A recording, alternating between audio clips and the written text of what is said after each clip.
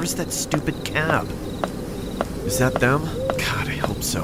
They're already 20 minutes late. It better be them. Damn it! Come on, where is this guy? That's it. I'm calling them.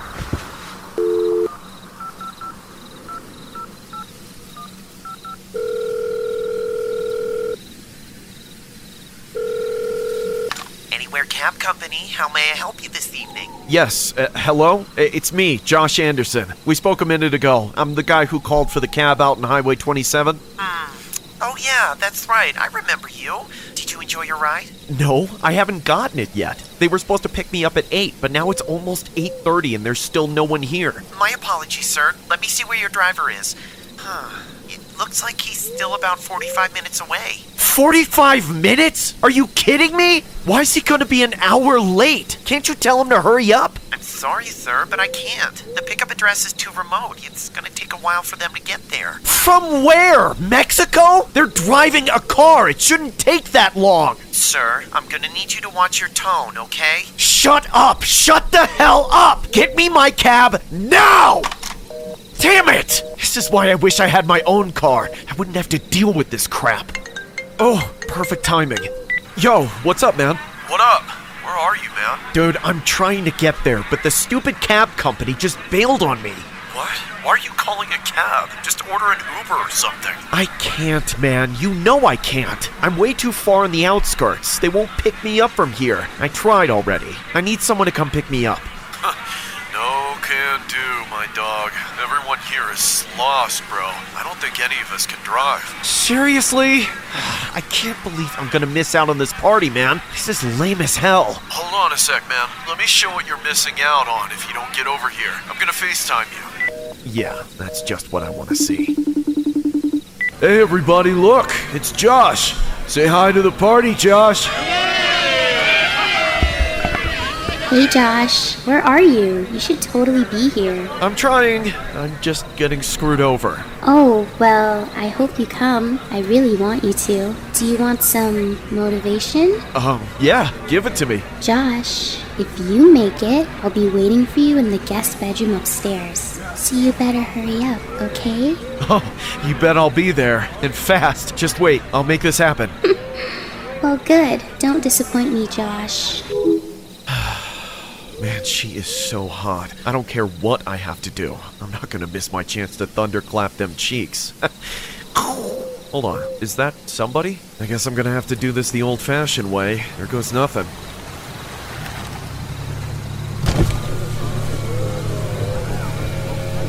Where you headed, bud? A house party by campus, like 15 minutes, tops. Alright, get in. Thanks for the ride. I was fresh out of luck back there. No problem. I'm glad I picked you up. It's nice to have a pretty passenger, you know. I used to be handsome like you when I was your age. Thanks. Of course. Hey, you said you're going to a college party, right? You want to pregame a bit? I got some drink in the cup holder there. No thanks. I'll be good when I get there. Suit yourself. I've got a good buzz going myself. You think I could go into that party with you? Oh, well, it's not really my place, so I don't think it would be cool if I invited any strangers. What? We're not strangers! I'm helping you out, goddammit! Do you really think it's fair that I'm giving you a free ride and I don't even get to hang out with you guys? Huh? I mean, I didn't mean to offend you. It's not my house, not my rules. Sorry. Whatever. It's fine. It's my bad, you know. I shouldn't expect a bunch of young college kids to want to hang out with an old geezer like me. Holy crap, dude! Slow down! You're gonna hit something!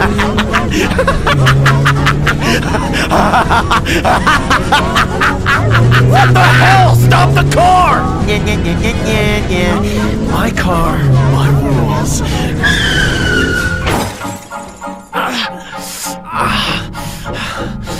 Oh my god. What was that? What was that? You know damn well what that was! That was your fault! It was all your fault! Give me your insurance and tell them it's your fault or I'll kill you right now! Get away from me, you psycho!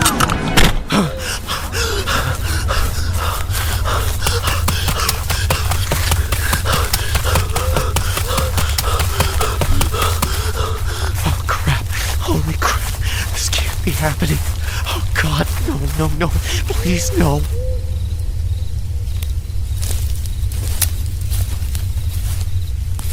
Where'd you go, you little jailbait? Come on out now.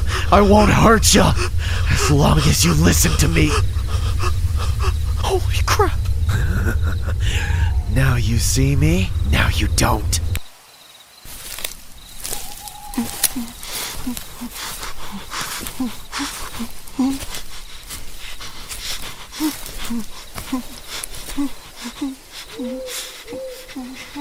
Hello! I found you! Ah! Someone help!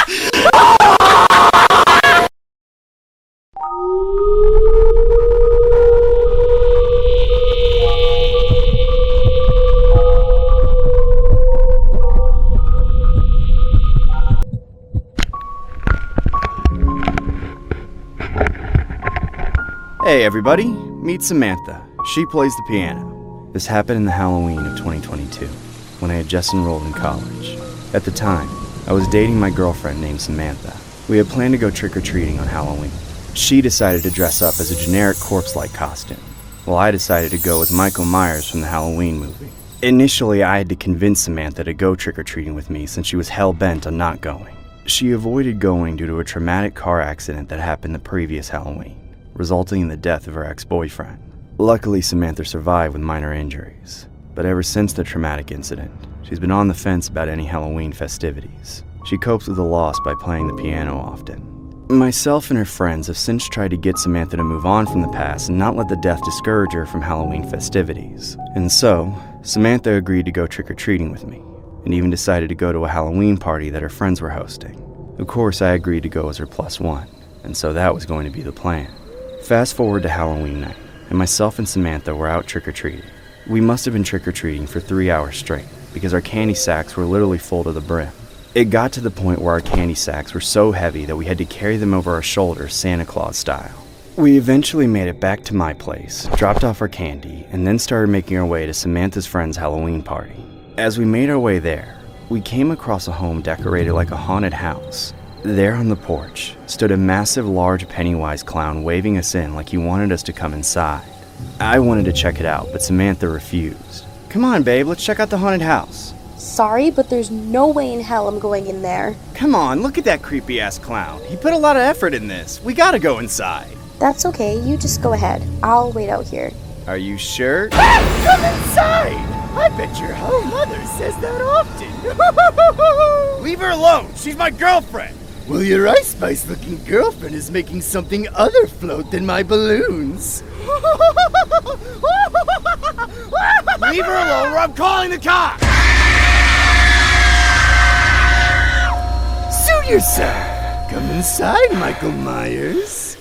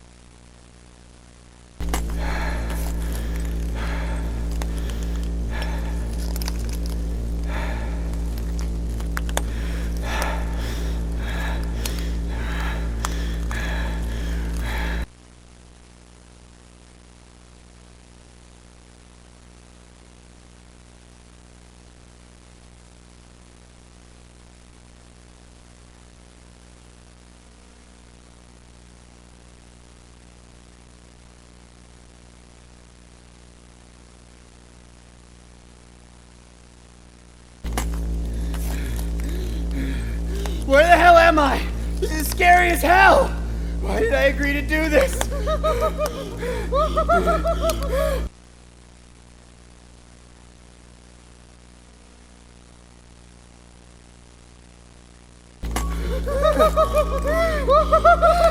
Dude, please let me out! I don't want to play this game anymore! What the hell is going on?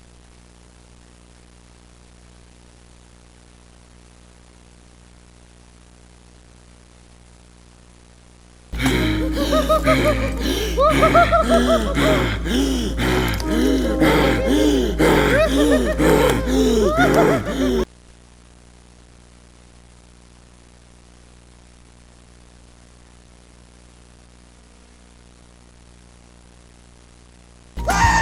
babe.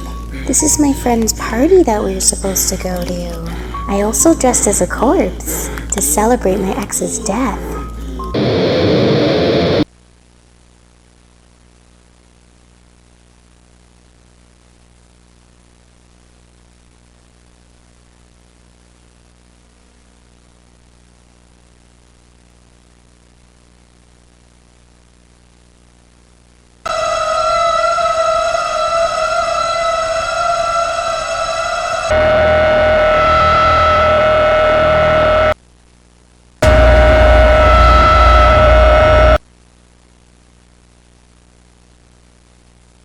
The story was inspired by one of the most disturbing cases that happened around Halloween. A female named Mackenzie Shrilla had intentionally killed her boyfriend and their friend in a fatal car crash, and then subsequently dressed as a corpse for Halloween just weeks after. The suspect survived and spent weeks recovering at a hospital, but her passengers didn't make it upon impact. The motive was that she allegedly wanted to end her toxic relationship with the victim. The victim's name was David Flanagan, whom can be seen below. Prosecutors described the suspect as literal hell on wheels. It was reported that the suspect had booked a hotel room with her girlfriends and dressed up as a corpse, merely mocking the victim. The victim's mother has since expressed her anger, stating she thought she was going to get away with it. They were in a hotel room having fun. There was just no remorse.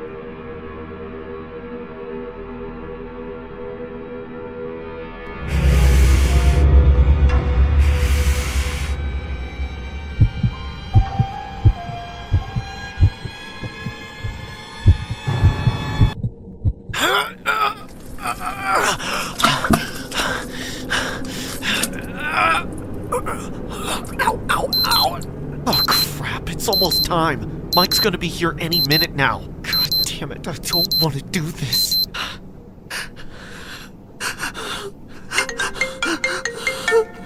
Screw off! Why the hell did I have to be friends with this psychotic incel anyway?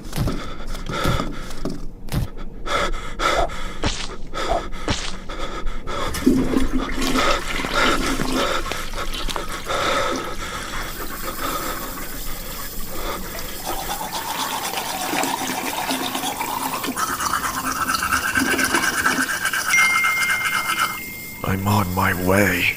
Oh God, no, no, no! Why did I have to agree to this crap? Pick up the phone. Hello? Hello? Hurry the f*** up! Leave me the hell alone, you piece of crap! Ah!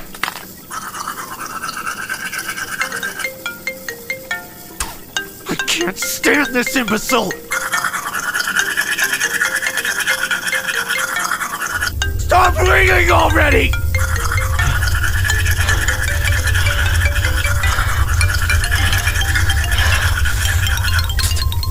I'm not doing this today with you, you psycho! Damn it! Does this idiot not have anything else better to do?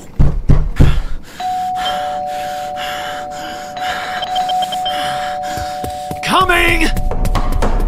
Hurry the hell up before I break down your door! I said I'm coming! Just give me a minute!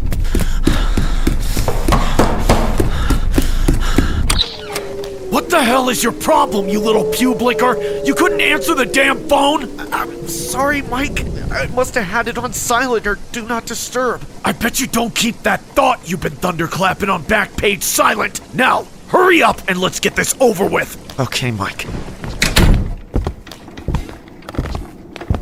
I hope you did the Ouija setup right this time. Yes, Mike. I set up the candles and left the music playing, just the way you requested.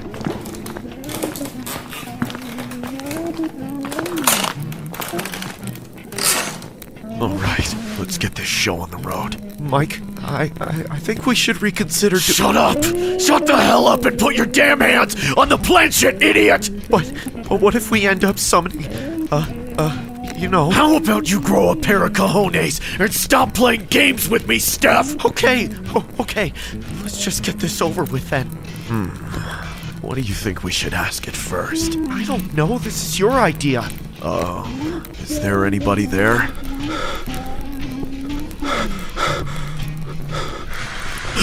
Oh, crap, holy crap. Stop moving the damn thing, Mike. This isn't funny. I'm not moving it, I swear. Oh my god.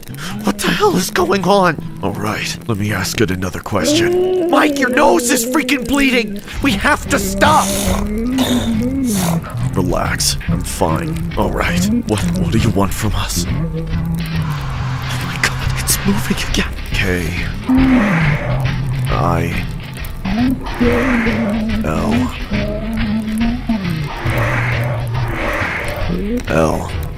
It read kill. What does that mean? Get me a knife! Get away from me!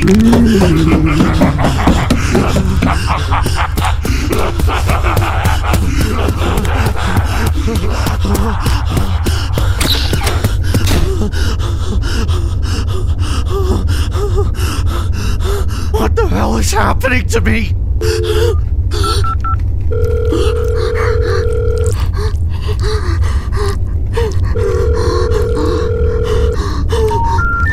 We're sorry, the number you have reached is not in service.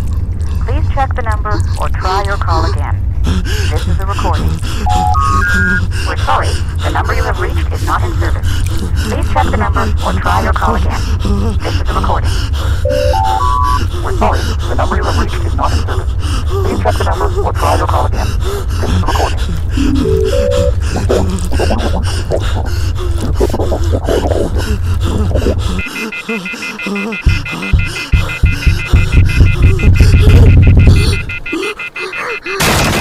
I'm back! Someone help me!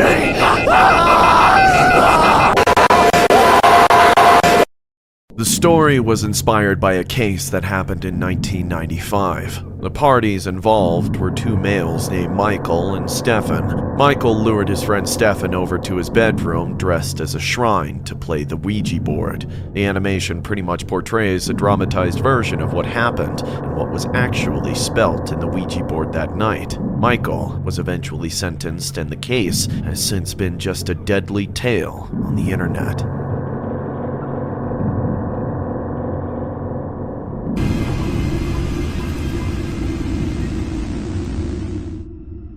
안녕. 오랜만이야. 얘는 아직 똑같아. 화장대에 앉아서 즉흥적으로 해보려고 카메라를 켰습니다. 아 시원해. 아직 머리도 안 말렸는데. My college career got off to a bad start.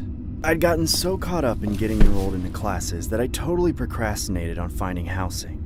I looked at my calendar and saw that there was only a week left until classes began and I had nowhere to stay.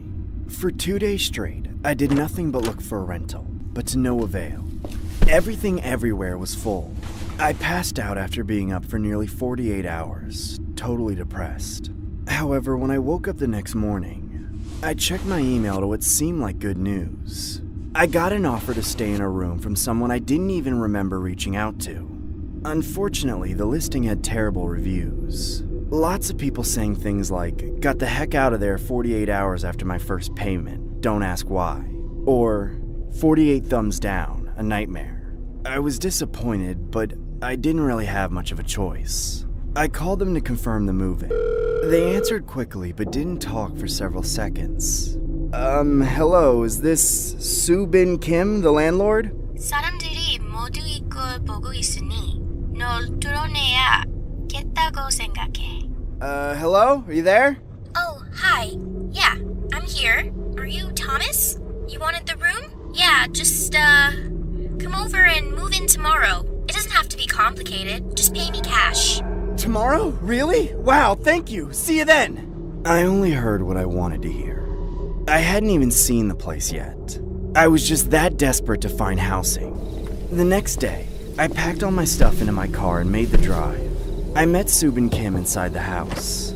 She was really good looking. in a heavily made-up fashion trend follower sort of way.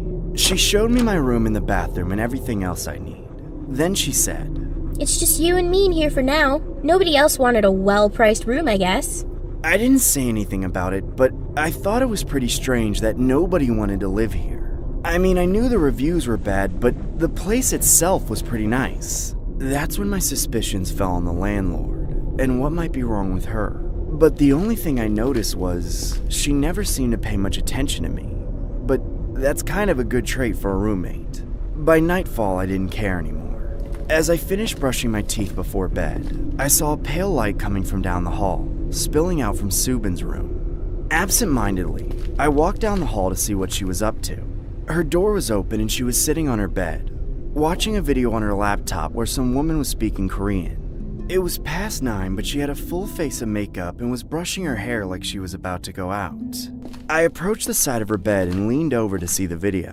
그래서 오늘 튜토리얼에서는 메이크업 루틴을 신속하게 보여줄게요. Isn't it a bit late to be getting ready? I mean, it's only Wednesday. It's morning in Korea. The video just dropped. Subin moved the mouse so the title of the video would come up. All the characters were alien to me. The only thing I recognized was the number 48. Then, right at the 48-second mark of the video, it glitched. It was like a strobe effect, how quickly the video buffered, flipping between the same 5 or 6 frames of her brushing her hair. I don't know why, but it gave me chills. It played some kind of trick on my eyes. I kept thinking the poor girl was about to slash her own throat with the comb, but then it would go back through her hair for a split second, only to threaten her neck once more in the next frame. Is there something wrong with the Wi-Fi? No, she's still talking. And look, the video bar is still moving. It was so strange. It was just some corrupted video file, but it was captivating. We watched it for almost a full minute, until at 1:48, it finally stopped. Subin went back to brushing her hair, returning to her habit of acting as though I didn't exist. I no longer felt welcome in that room. I left and went to bed with that glitch flashing behind my eyelids as I went to sleep. I woke up to the sound of something breaking. There was no going back to sleep.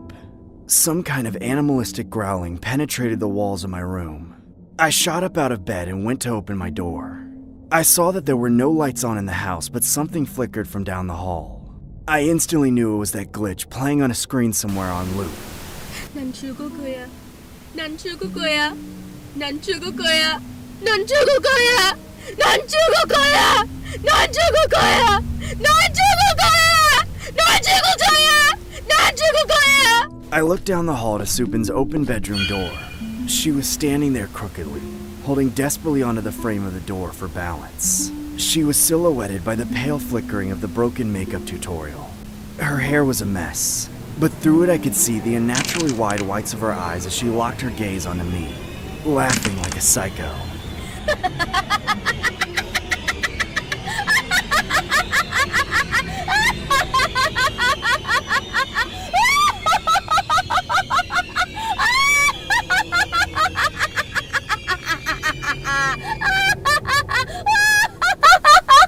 I then heard the sound of water hitting the floor. No, it wasn't water. It was urine. Subin lost control of her bladder. She slowly crumpled, landing on all fours with her stomach pointed toward the ceiling and her back arched so severely that I thought it would snap. And in that demonic stance, she charged at me.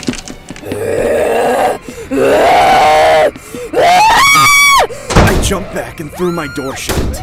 She slammed into it and began striking it with her body, all the while making this awful sound that was some mix of enraged growling and agonized screaming. I had no idea what to do. I grabbed my phone and my car keys and opened my window to jump out onto the grass below. I sprained my ankle, but with all the adrenaline in my system, it didn't slow me down. I crashed on a friend's couch. I didn't know what to do, but I knew I couldn't go back there. I tried to tell my friend what had happened, but he didn't believe a word of it. I called Subin a dozen times, but she never answered the phone. My friend tried to convince me that it was all in my head, a product of all the stress I'd put myself through. He offered to let me stay with him for a couple days, so I took him up on it. For the next 48 hours, I tried my best to relax and figure out what had actually happened. Then, at midnight, my phone rang. It was Subin. All I could hear over the phone was sobbing and screaming in Korean. 나는 48에 묻어 있다. 나는 48에 묻어 있다. 나는 48에 묻어 있다. 나는 48에 묻어 있다. She wouldn't respond to me, like she hadn't even realized she called me at all. I woke my friend up and had him drive me back to the house. I had to show him that I wasn't crazy, that this had all really happened. But when we got inside the house, it was worse than I could have imagined. Subin was on the floor of the living room, drenched in blood that had spilled from a gaping gash in her neck. The knife was still in her hand. Ever since then, whenever I close my eyes, I either see Subin or that woman from the makeup video. Apparently she died around the same time, about 48 hours after posting that glitched video. But I think it was more than glitched. It had to be cursed or something. I don't know the significance of the number 48 in Korean culture, but seeing it gives me chills. 아 시원해. 아직 머리도 안 말렸는데 진짜 리얼로 보여주려고 정말 평소에 쓰는 나이트케어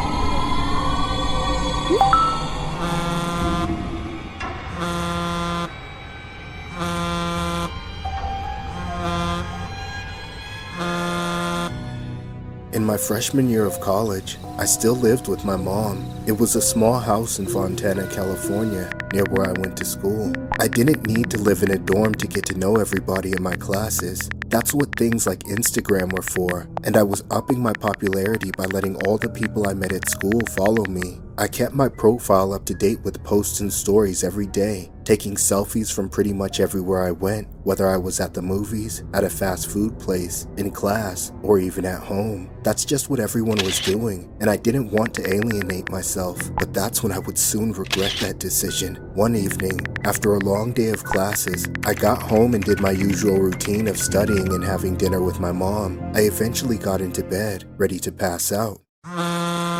That was when I heard my phone buzz on the nightstand, right as I was on the verge of falling asleep. I figured it was probably nothing, but I reached over and checked the notification, just in case it was a text from someone important. Unfortunately, it wasn't. It was just Instagram letting me know that I had another new follower. I was groggy and could barely read the username, but it was something like @JonathanW, and then a bunch of random numbers and characters. That, and the fact that they didn't have a profile picture, made it clear that this was not somebody who went to school with me. My curiosity led me to check out his page, and so I did. I could see that he was following hundreds of accounts but didn't have a single follower of his own. There wasn't even a bio or a link to anything. However, there were a few posts on his account. As I began scrolling, I noticed all the posts were of the same thing, a confusingly close-up shot of some kind of cotton upholstery stapled onto wood planks, like he was some kind of construction worker. The only difference between any of them was that it looked like some of them were taken at night, while others were taken from the daytime. I figured the account was either just some bot or maybe some random weirdo, so I put down my phone and tried to go back to sleep.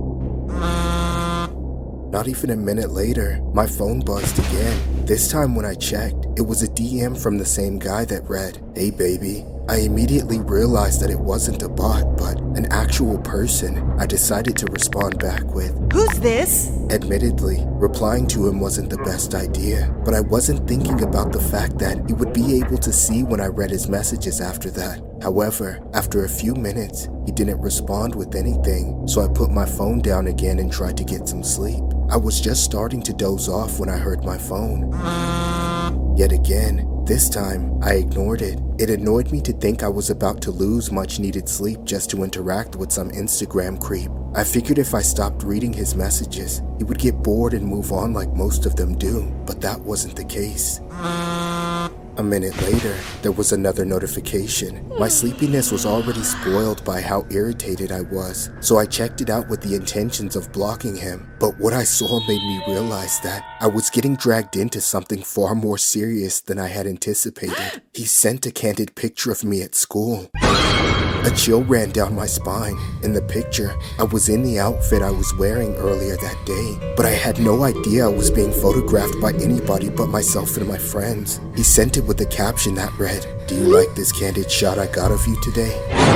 All of a sudden, this situation with seemingly just a harmless weirdo turned into something far more terrifying. I didn't know what to do, so I sent him a harsh text cussing him out. Who the hell are you? Leave me the f alone or I'll send this to the cops! Then as soon as I sent the message, I blocked the account so he didn't have time to respond. I threw down my phone for the last time and tried to finally get some sleep. But I was so horrified thinking that I now had a stalker on my hands. I had no idea who he was or how long it had been going on. Yet, somehow, I managed to put myself in enough denial about the whole thing and fell asleep. In the morning, however, I remembered everything. I told my mom about the whole ordeal before I left the house, and I could tell she was concerned for me, but also just as clueless as I was. I talked to my friends about it at school, but none of them have ever dealt with anything like this before either. Thankfully, when I got home, my mom had this idea of setting up a couple of home security cameras around the house. Neither of us knew what this creep was capable of, so she figured we'd have the extra measure of safety to help me feel safer. We made sure to put one of the cameras in my bedroom just before I went to bed for the night. I laid down and put my phone on Do Not Disturb. I was strangely feeling comfortable, like maybe nothing was that wrong after all. But just a few minutes after I turned off my lights, I heard my bedroom door creak open.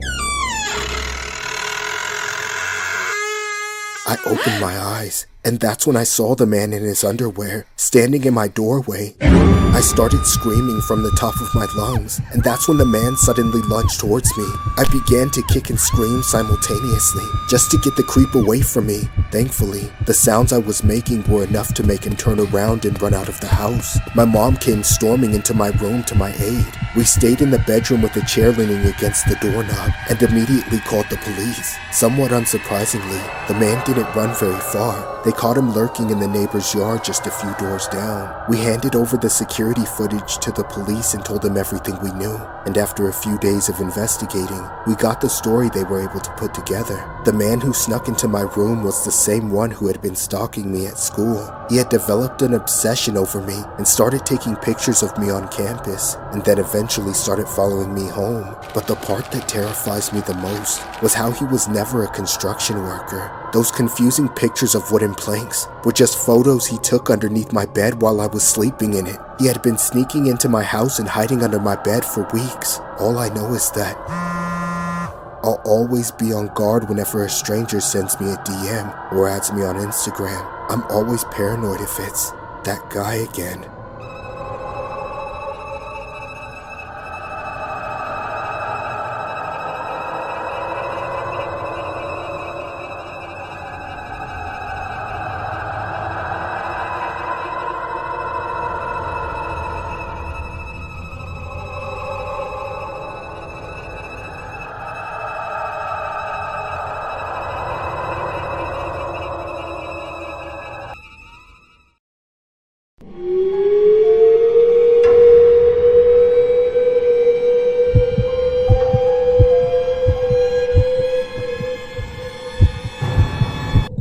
When I was a teenager, I went to visit my grandfather for Easter. I always dreaded visiting my grandpa's house on my mother's side of the family, because he was always a mean, bitter old pain in the neck for as long as I can remember.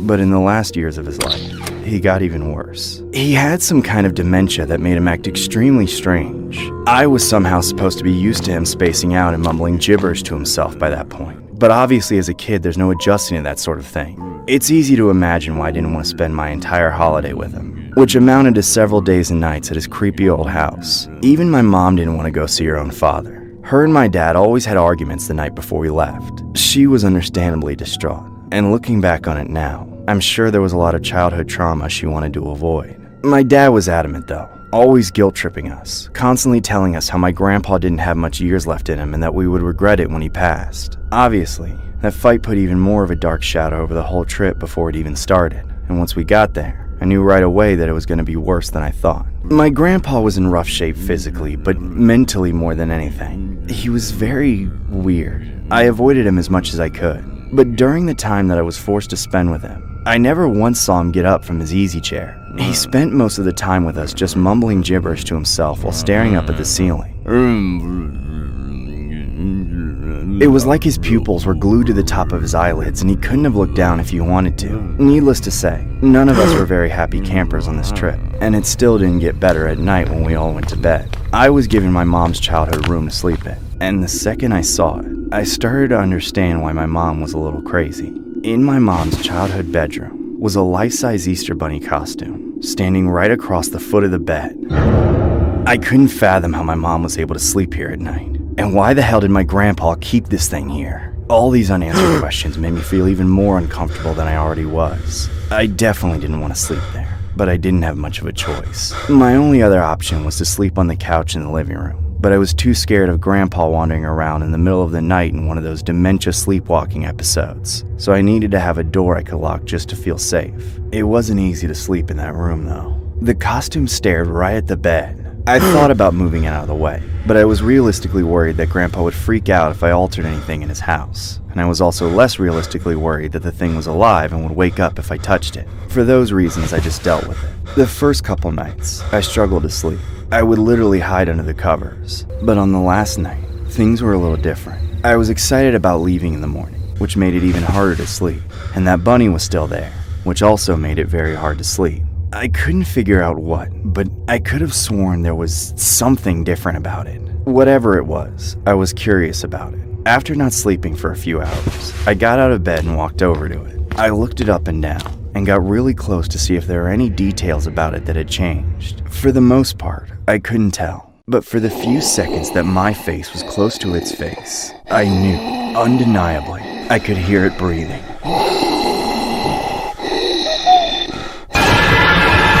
It reached out and grabbed me. It then lifted me up in the air and started violently shaking me, all the while screaming like crazy. I'm dead! Please help me! I fought back, but all my blows were softened by the fabric. It was all useless until I managed to plant my feet against him and push him back with all my might. The monster finally dropped me and I hit the ground. I scrambled to my feet while the Easter Bunny staggered backwards. Then, I sprinted out of the room and ran to my parents. I started to explain what was going on, but my mom barely let me get a word out. Mom! The Easter Bunny's alive! It's alive! Oh my god! I knew this would happen! What do you mean? Never mind. Let's just go. I'll get your things together. And just like that, we left Grandpa's house in the middle of the night with all our luggage. I never saw him again. He didn't last much longer after that anyway. He died just a few months later. For years, I held on to the secret of what I thought happened. For all I knew, that thing really was alive and tried to kill me. But obviously that wasn't true. Later on, when I turned 18, my mom sat me down and explained the reality. When she was a kid, Grandpa used to dress up in that Easter Bunny costume and stand in her room at night, just watching to make sure she was asleep. And if she woke up, he would attack her. She thought he had stopped doing that when she got older. But when his mental condition deteriorated to the point that it did, that nasty old habit came back, and I had to experience it. That was a lot to take in. It was my own grandfather watching me at night, like a total maniac. It was him behind the mask, and the Easter Bunny scarred me for life.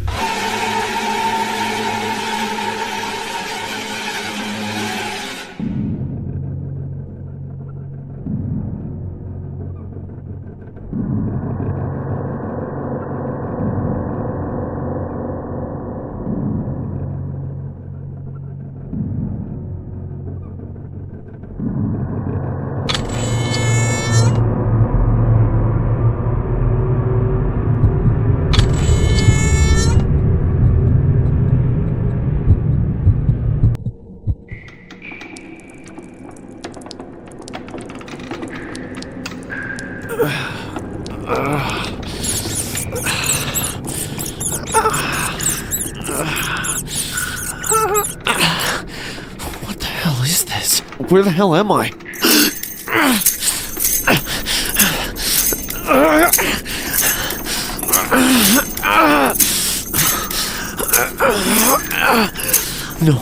No. This has to be a nightmare. This can't be real.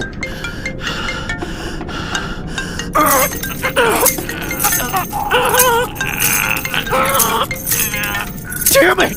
Why can't I wake up? Please, let me wake up in my bed. Please, I want to go home. No! Why? God, what's going on?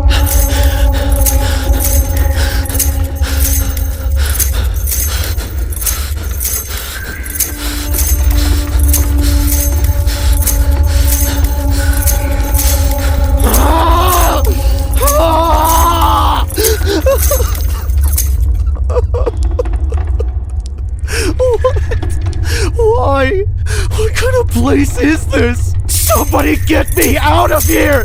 Please! Someone help me! I don't know what kind of sick joke this is, but it isn't funny!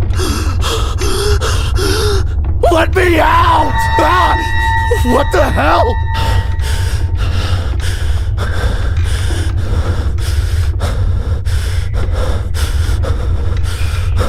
Hey, you! Help me, please! You gotta get me off this hook! Come on, get over here! If you help me, I'll help you! Just please get me down from here! I'll be quiet. I swear, I'll do whatever you want. Just please, help me! I can't move! Yes, come on, hurry! This thing hurts really bad! Fine, I'm sorry. I just don't know what's going on. Do you? What are you doing? Help me! Do something! I can't get down by myself! Don't just stand there, come on! You gotta be kidding me. Fine, if I stay quiet, will you help me for Christ's sake? Yeah, keep going.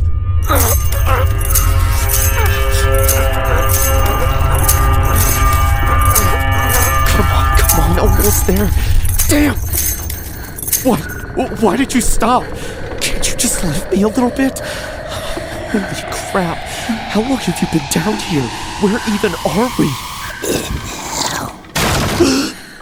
Hey, what was that? What's going on? Who's coming?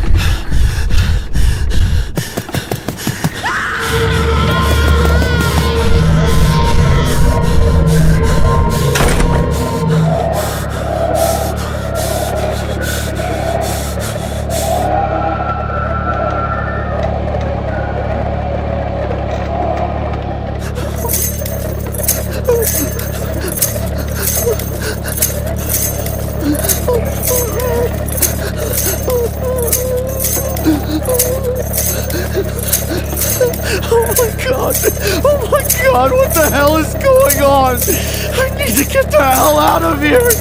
Please, someone save me!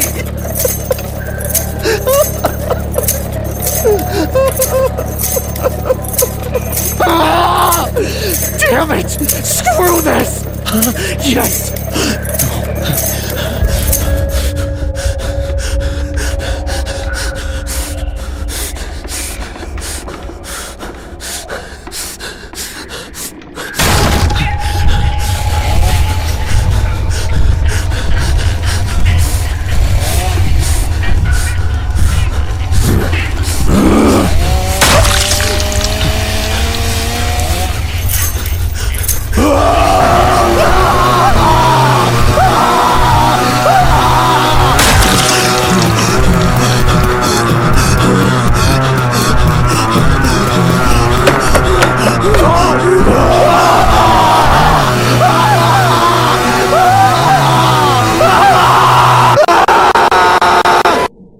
This story was inspired by an American serial killer named Ed Gein, whose gruesome crimes gained worldwide notoriety and inspired numerous books and horror films. He was also known as the Butcher of Plainfield. Ed's crimes gathered notoriety in 1957 after authorities discovered that he had dug up corpses from local graveyards and had made so-called trophies using their skin and bones. Ed had also confessed to the slaying of 2 female victims in the past. However, police believe it was a lot more than just that. This presentation may contain language and scenes which may be objectionable to certain individuals. Viewer discretion is advised.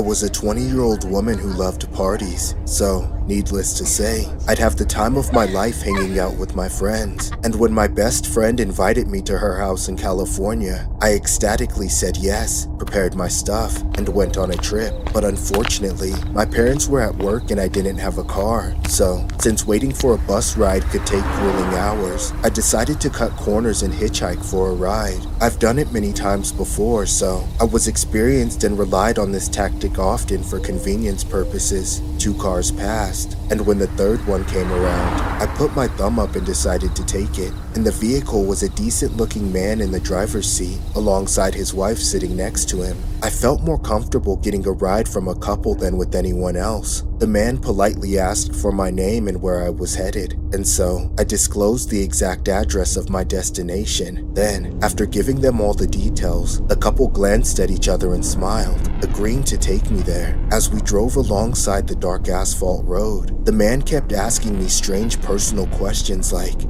"So, I guess you don't have a boyfriend?" No, I don't. "Does that mean you've never done it with a guy before? Like, you're a virgin?" I guess I am. I answered the man just to make things less awkward than they already were. The questions he was asking me were questions I thought he'd never ask in front of his wife. Despite that, I shrugged it off, thinking that perhaps he was only trying to make small talk. As we approached a nearby gas station, I asked if I could use the restroom, which the couple had no qualms with. While sitting on the toilet, a part of me wanted to just call a cab and abandon the rest of the ride. In the end, I figured I'd continue as my friend's place wasn't too far away. I reluctantly began making my way back to the car. When I got in, I apologized to the couple for taking too long. I felt at ease when the couple gave me no issues upon returning. We proceeded to drive off into the night, and that's when we began entering the not-so-busy highway. A few minutes later, the man abruptly pulled over to the side of the road. He then got out of the vehicle without saying a word. I sat there in silence, thinking he was simply going to check the car's engine. As I was about to ask his wife what was happening, to my surprise, the man aggressively opened my side of the door and started grabbing my shoulder with one hand and pointing a knife towards my neck with the other.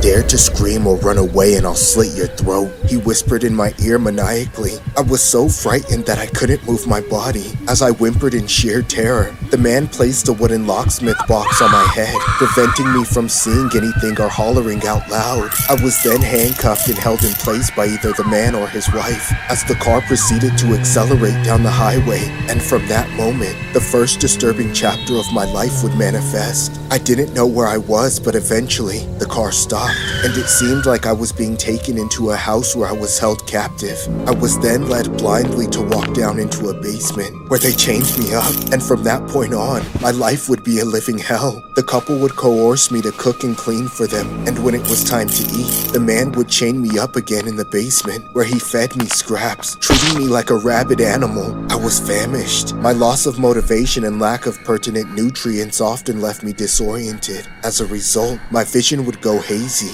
and as the couple approached me, I no longer saw them as human beings, but as monsters with distorted faces, bulging eyes, and sharp teeth. To make matters worse, the couple had the habit of placing me inside a box that resembled a coffin underneath their bed every night. Having my head locked in a box or chained up in the basement didn't make any difference. I was kidnapped to be a slave in a house far away from home. I struggled to keep my composure, desperately persuading myself that this was nothing but a horrible nightmare. However, one afternoon, as I was cleaning every corner of this tiny shelter, I noticed the creep entering the bathroom while his wife was watching TV. That was my window of opportunity, a once-in-a-lifetime opening where I could be free again. So, without a second thought, I ran for it, using up all of my strength as I dashed toward the back door, making my way outside. Help! Help! Somebody help me! As the wind brushed my face, I had a tinge of hope. I felt as though I could make it.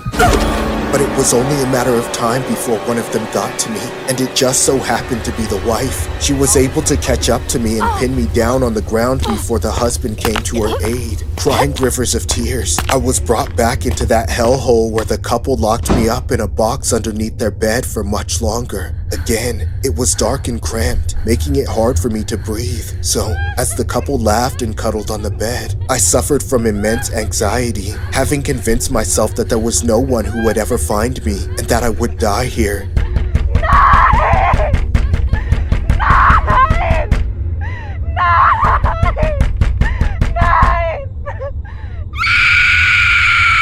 This went on for several years until, one day, the creep went out to buy some groceries, leaving his wife and me alone to chat. I tried to understand why they were doing this to me. After constantly prodding, I was able to discover that she was also a victim like me, and that she didn't have a choice but to play along with her husband to survive. Hey, we can't stay here. We have to leave now while we still can, I said. She looked around the house, a bit hesitant at first, but after several tense minutes, she finally agreed to escape with me. Moments later, we reported the man to the cops at a nearby gas station. The cops later arrived at the shelter, arresting the dumbfounded creep. I was fortunate to be alive, but since then, I have had a hard time sleeping on a regular bed, finding myself inside a dark wooden box to sleep in until further notice.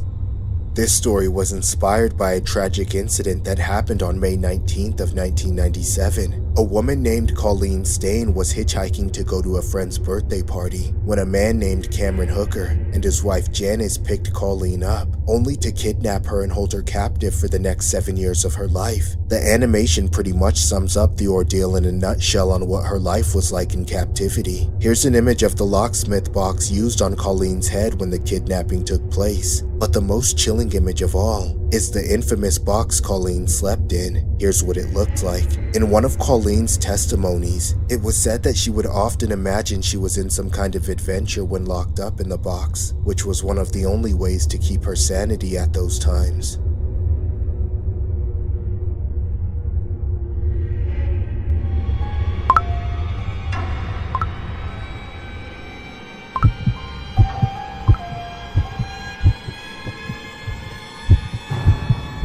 When I was in my last year of elementary school, that's when Snapchat started becoming super popular. Pretty much everyone had a Snapchat and was using it all the time. The teachers always acted horrified by us being on our phones so much, but we all thought it was just a cool, fun new thing to play with and didn't see the harm in it. I remember when I used to use Snapchat back and forth with this guy named Richard. He was one of those random people that could just pop up on the app and add you as a friend. These days, everybody knows to be cautious with adding people you don't know, unless you really just care that much about seeming more popular to everyone else. But back then it was different. It didn't feel dangerous to simply text people and maybe trade photos even if you'd never met them in person before. Plus, it was really cool that it was a possible way to make new friends that you didn't go to school with. Everybody was randomly adding people and accepting random requests to just have something to do. So, even though I never knew a Richard, I added him back and we started to talk. After a few weeks, it seemed like I might have really made a new friend,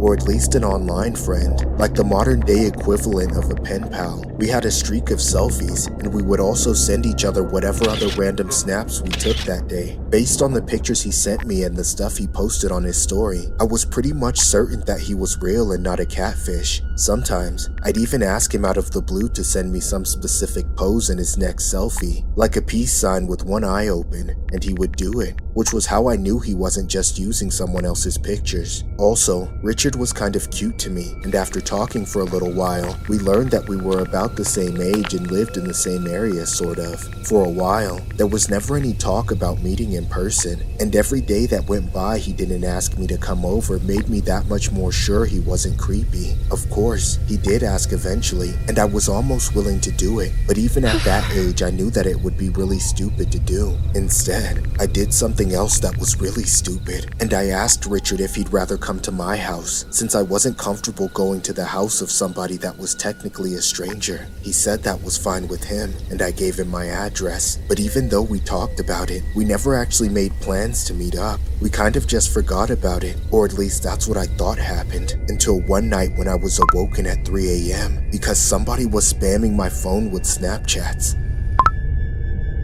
I finally got up and looked at the notifications and realized they were all from Richard. Confused, I opened them and saw a series of snaps of the outside of my house. They were captions saying stuff like, "Hey, you up? Let's hang out," or "I'm here, come outside." Right away, I was finally getting that something wasn't right about this, so I didn't respond at first. Instead, I got out of bed and crept up to my window to take a peek outside. My bedroom was on the second floor facing the street, so I could see the whole area and there wasn't a single soul out there except one person. A fully grown man in a hoodie standing outside my house with his white pickup truck parked in my driveway.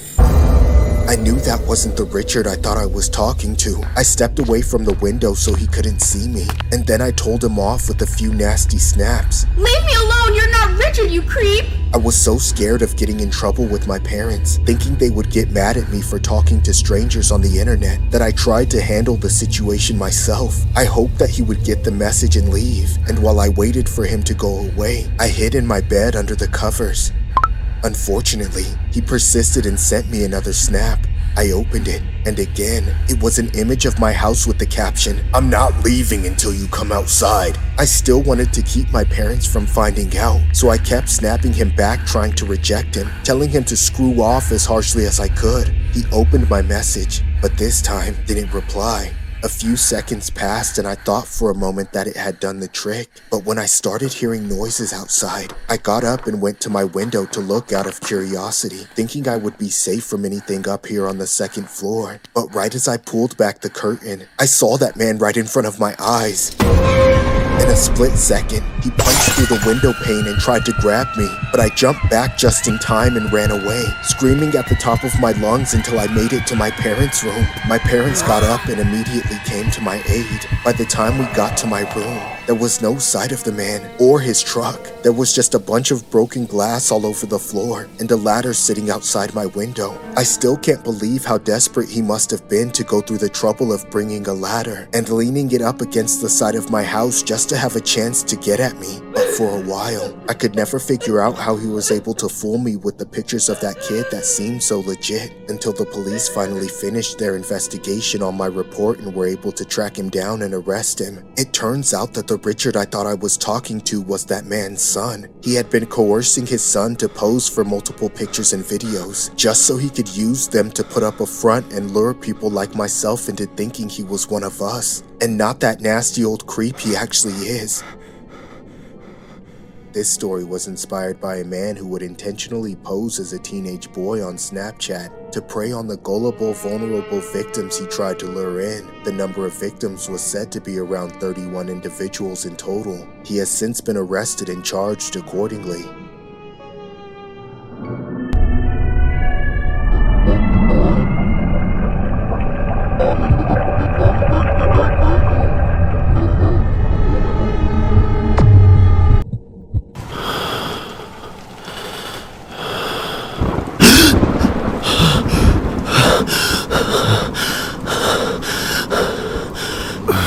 What kind of a storm comes through at 1 in the morning?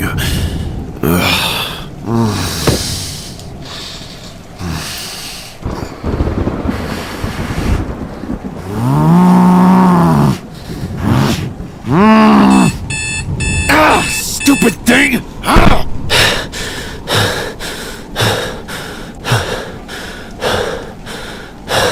What in the world? Did I actually sleep for 2 hours? No, it must be broken. Oh, sure Mother Mary will wake me up if I oversleep.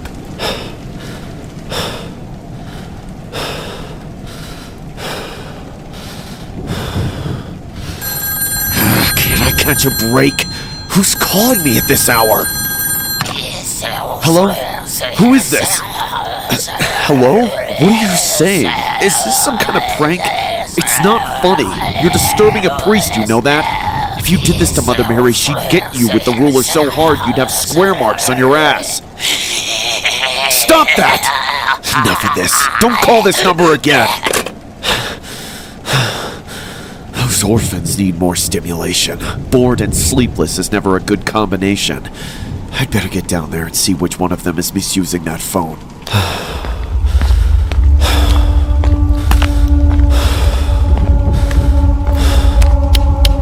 Huh, the storm must have knocked out the power. At least those kids can't cause trouble anymore. Oh no, what are they doing to the sisters? Why, these rascals have it coming now.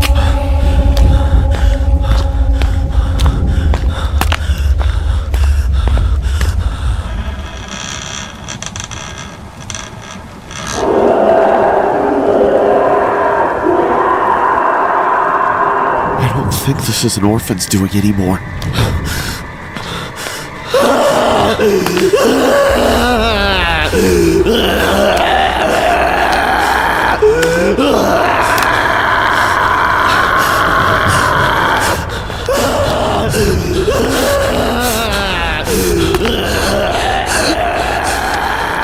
Righteously, if someone has invaded your sanctuary and laid an evil hand upon one of your sisters, bestow upon me the power to bring them to justice.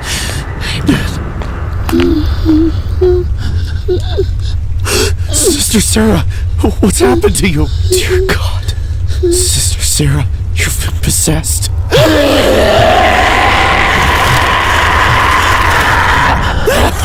Sister, stop this!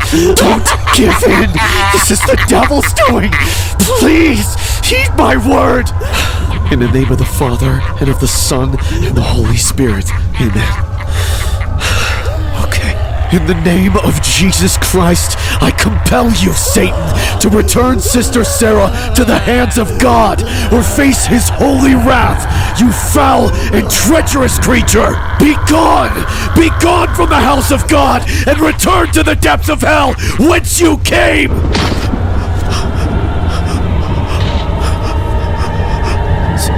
Sister Sarah?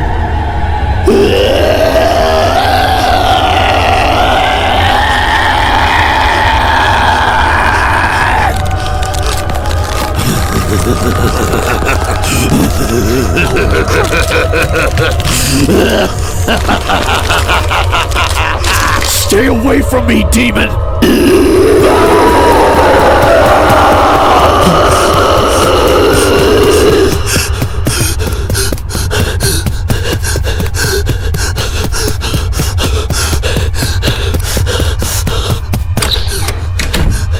Open this door, you coward! I'll never open a door for Satan unless it leads him straight back to hell!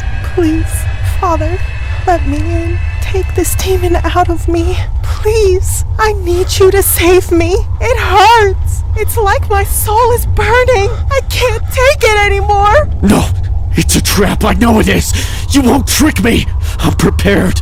I know you, Satan. I shall repel you with the words of God.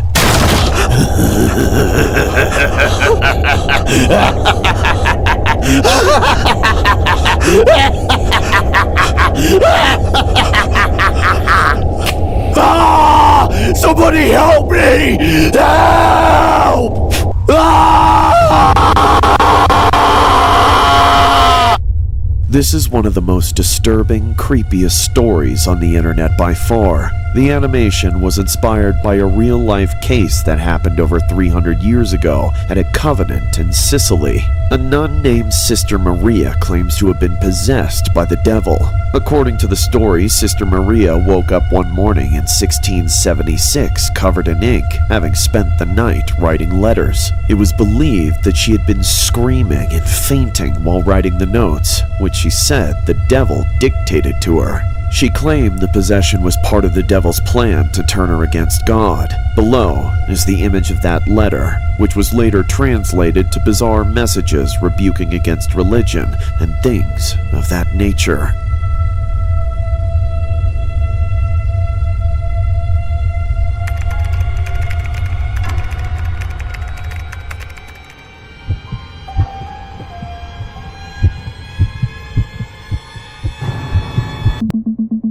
Back in 2014, I experienced something I still can't explain.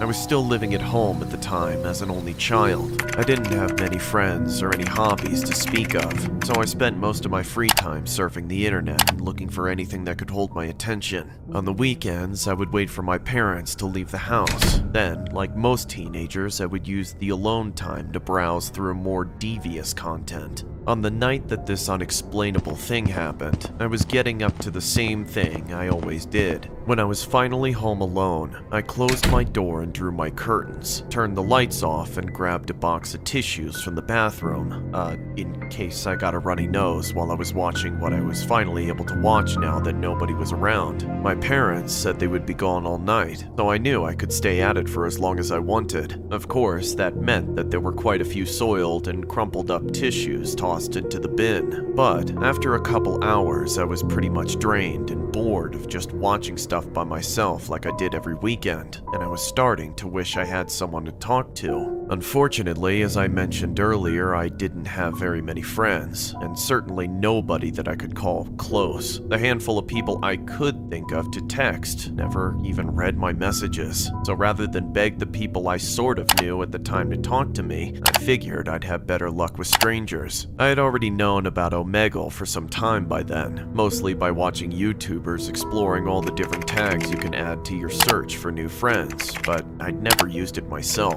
I didn't have friends because of my social anxiety, and that bled over to video chatting too, which I wasn't super comfortable with in the beginning, especially since they were all strangers. But it was better than tossing tissues all night, and I figured there was no way I'd ever see any of the people I met more than once, let alone run into them in person, so I gave it a shot. Obviously, just like anyone else would see, my initial experience on Omegle was getting flooded by a bunch of creepy old men asking for my ASL.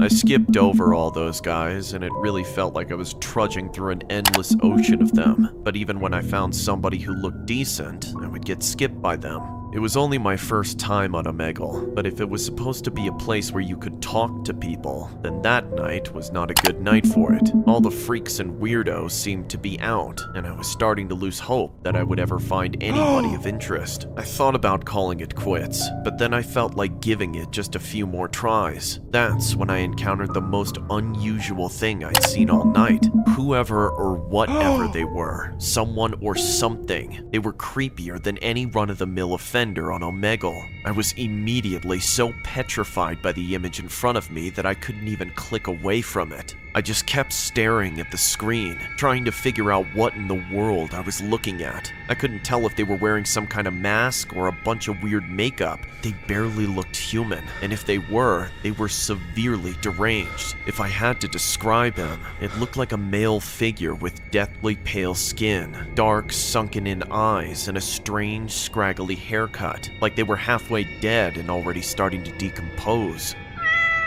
Then, out of the blue, the man started meowing, like he thought he was some sort of cat man. It creeped me out, but I was still suspecting that I was getting pranked somehow, although I had no idea how any of this was supposed to be funny. Hello? What's up with you? Why don't you talk like a normal person? After I tried speaking to him, my computer screen started glitching out, and that's when the Catman jumped from his seat to his desk, landing backwards on all fours like it was about to start spider walking in front of the camera like the possessed girl from The Exorcist. It happened so fast that I flinched and fell off my chair, but I continued to watch from the floor, completely awestruck. The Catman stared right into the camera, except his face was upside down now from the position he was in. He was still meowing too, which just added to the uneasy feeling that was building about this whole situation. I'd seen so many horror movies, and it felt like any one of them could come true at any moment. I half expected him to crawl out through the screen and reap my soul.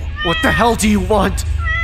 Why are you doing that? Do you think this is funny, sicko? He didn't seem to care about what I said, and if he did, I think it was only upsetting him, because it was then that his head began to twitch as he slowly craned to the side until it was totally horizontal, all the while shrieking with one long meow, opening his mouth wider and wider to the point that it looked like he had inhumanly large set of jaws. What the hell is the matter with you?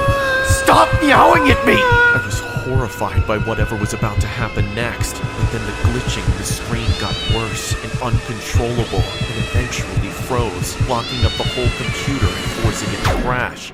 I breathed a deep sigh of relief that the computer shut itself off. I was still dumbstruck in the darkness and sitting on the floor, so I have no idea how long I would have let that go on before I came to my senses and skipped that psycho. I eventually picked myself up and left my computer alone for the night, deciding to get some sleep and see if I couldn't forget the whole thing, or at least put some mental distance between me and it. It was difficult to get to sleep after being so shaken up, but I did get there after calming down for a little while. The next morning, things almost seemed alright. I could still vividly remember the strangeness of the Catman, his annoying meowing and corpse-like appearance, but other than that, everything seemed normal. That was, until I stood in front of the mirror before stepping into the shower and noticed the deep cat scratches all over my body.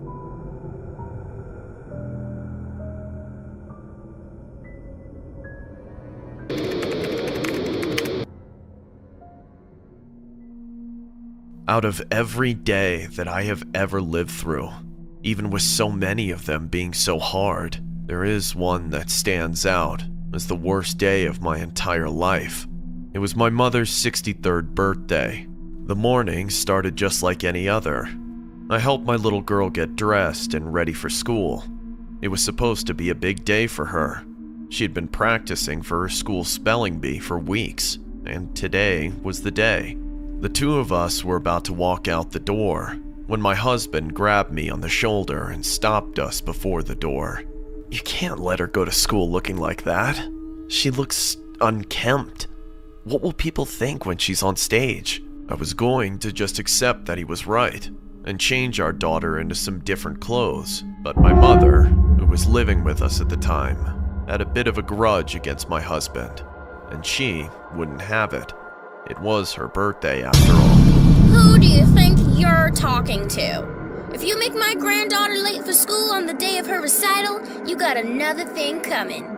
Go, baby, get out of here. Don't let that oaf tell you what to do. My husband looked a little dumbstruck by my mother's resistance to his remark. He was usually the head of the household, and he would always get his way. But ever since my mother retired and started living with us, she had fought him for control over every little thing. I didn't want to be caught in the crossfire between the two of them on that day, so I just left like my mother told me to.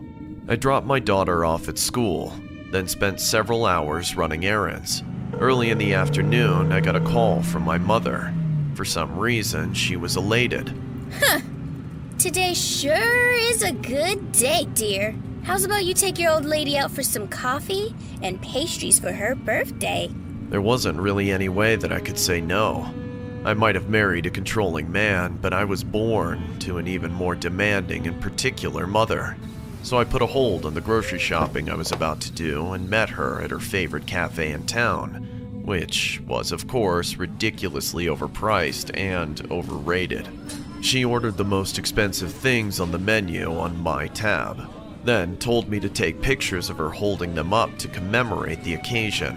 When I asked for a bite, she said, "Oh, give it a rest, honey. I've done enough for you today. I deserve this to myself." I was confused by what she meant, but I didn't bother to ask. I heard my phone go off from my purse, and I welcomed the distraction. I'd gotten a text from my sister-in-law asking where my mother was. I replied that she was at the coffee house with me, but I didn't get a reply. Instead, about 15 minutes later, the police pulled up. They marched inside with forlorn faces and told us to follow them to the police station, but they wouldn't tell us why. Now, I understand that they didn't want to make a scene at the place of business. When we got to the station, we were met by a man in a suit who spoke to us softly. "Hello, ma'ams. I have some very unfortunate news. If you would, I'd like to talk to one of you at a time in this room here. The other can sit in the waiting room with your family." Oh, let me go first. It's my birthday. Sure. Come with me, ma'am. And so, my mother disappeared into a windowless room with that man, as I was ushered into a larger waiting room where I found my entire family of in-laws sitting in quiet, sobbing despair. I asked them, "Do any of you know what's going on?" but none of them answered. They just looked at me with daggers in their tearful eyes. Confused, I found a seat away from them.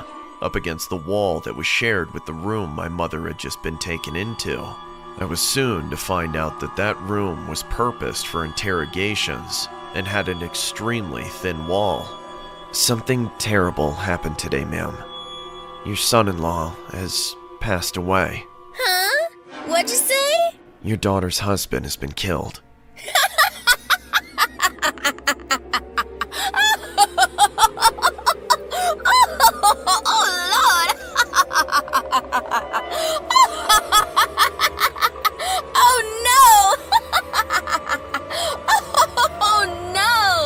In that moment, my world collapsed. I'd just seen my husband alive a few hours ago, but now he was gone. I couldn't think of a single person who would want to hurt him, but then it hit me. The last person I'd left him alone with was my own mother. So he's dead? Yes, he was killed. He was shot 12 times in his own home. Yay! Happy birthday to me. I did it, I did it. Everything after that is just a blur. They called my daughter out of school and made us go in the room with my mother. I remember her saying something like, "Aren't you so happy, baby? You're free now. No more of that jerk hanging around." But there was nothing I could say. I'm still struggling to recover from that day. Almost 10 years ago. I just can't believe how deranged she became. That she would do something so despicable and then celebrate it. She even made me take her out to lunch afterwards. I know I didn't marry a perfect man, but she had no right to do what she did. We could have worked things out, but now none of that is possible. But over everything else, it's my daughter I pray for. For her grandmother to take away her father like that and act like she was doing her a favor. I just don't understand what snapped in that woman's mind. What did you think of him? Okay, and why do you say that? That's the big thumbs down. You didn't like him. I want to tell you that just within the last 30 minutes, the judge did rule that there is now enough evidence for Cynthia Sidabaka to stand trial for murder. Is he dead? You tell me. He gotta be dead. Is he dead? He's dead. Oh, thank you, thank you, thank you, thank you, thank you. Oh boy, oh boy. Good. Oh, thank you, thank you. Did you check to see if he was doing it? I didn't care.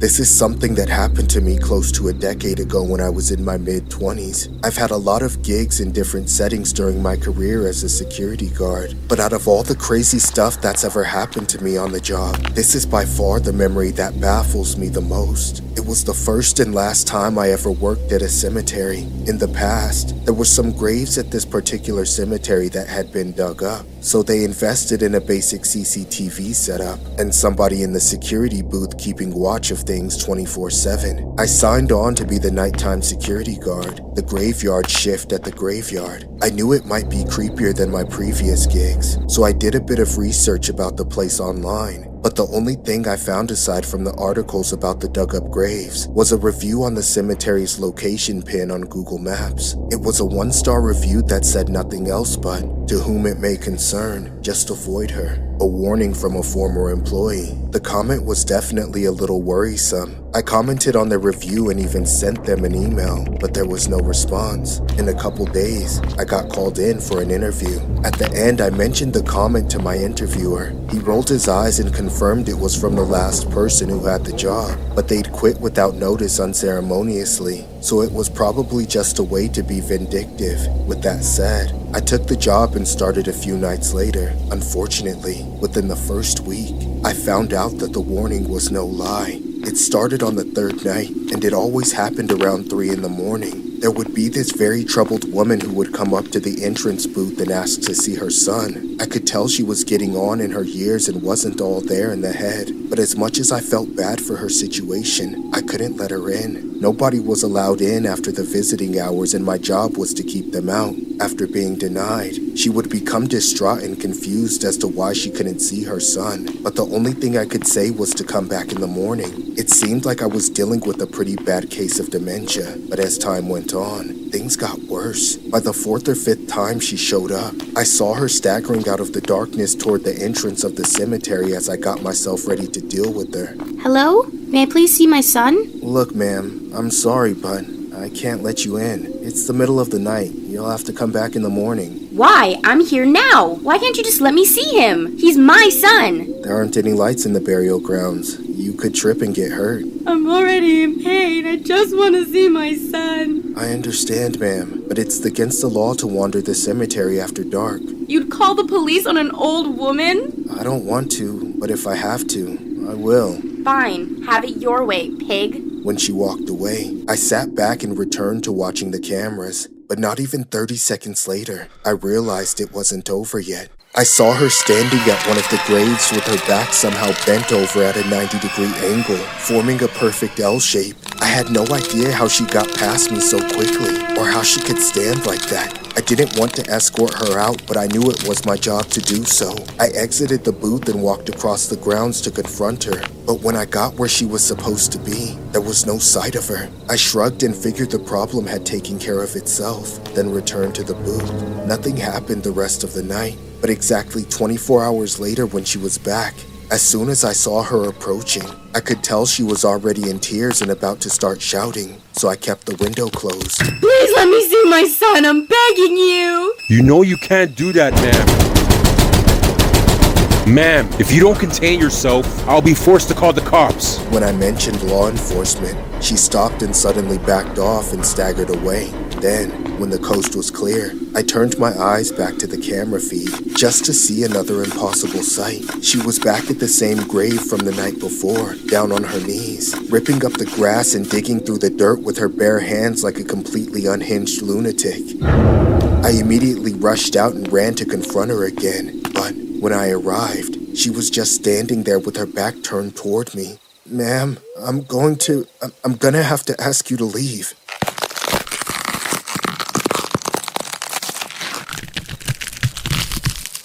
Let me see my son!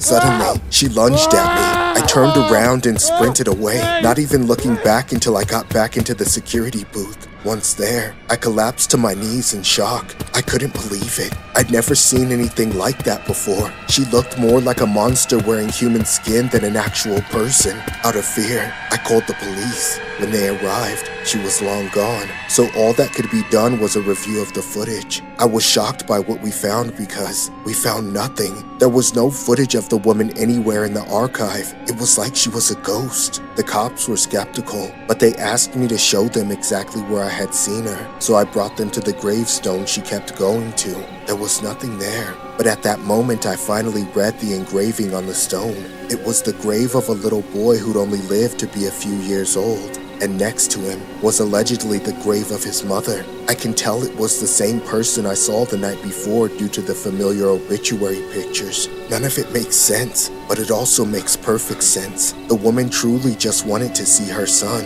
The next day, I quit without notice. I certainly won't be the one getting in her way.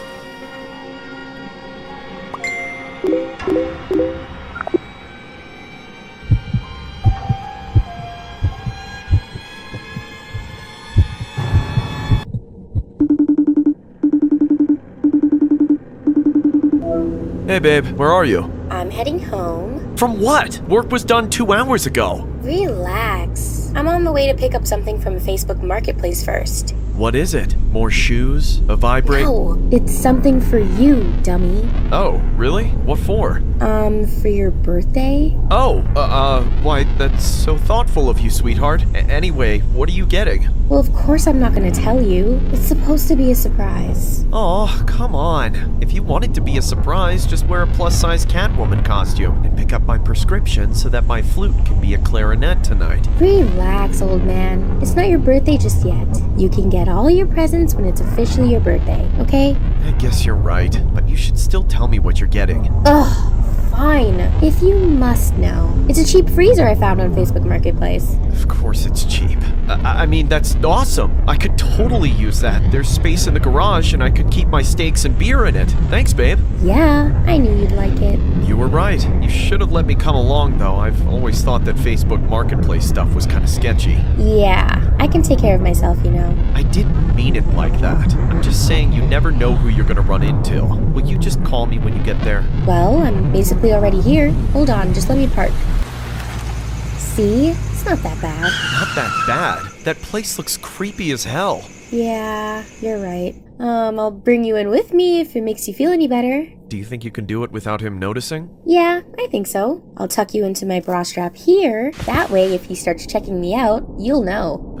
Yeah, that sounds great. Don't ever pay for some broken freezer either, alright? Why are you so bossy today? Of course, I was already planning on bargaining with him. You act like we haven't been together for 30 years and don't think the same way at this point. Alright. Just be quiet, okay? I don't want this guy to freak out if he thinks I'm recording him. I won't say a word. Good.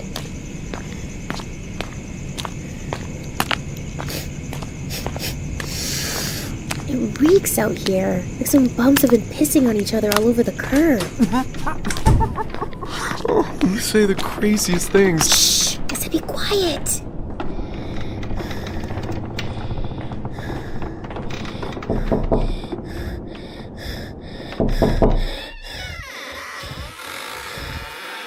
Hello? Hi, I'm looking to buy the freezer from the Facebook Marketplace listing. Oh, right. Come on in. Sorry about the place. It's a bit of a mess. No, it's alright. I don't mind. Well, here it is. I'll sure be sad to see her go.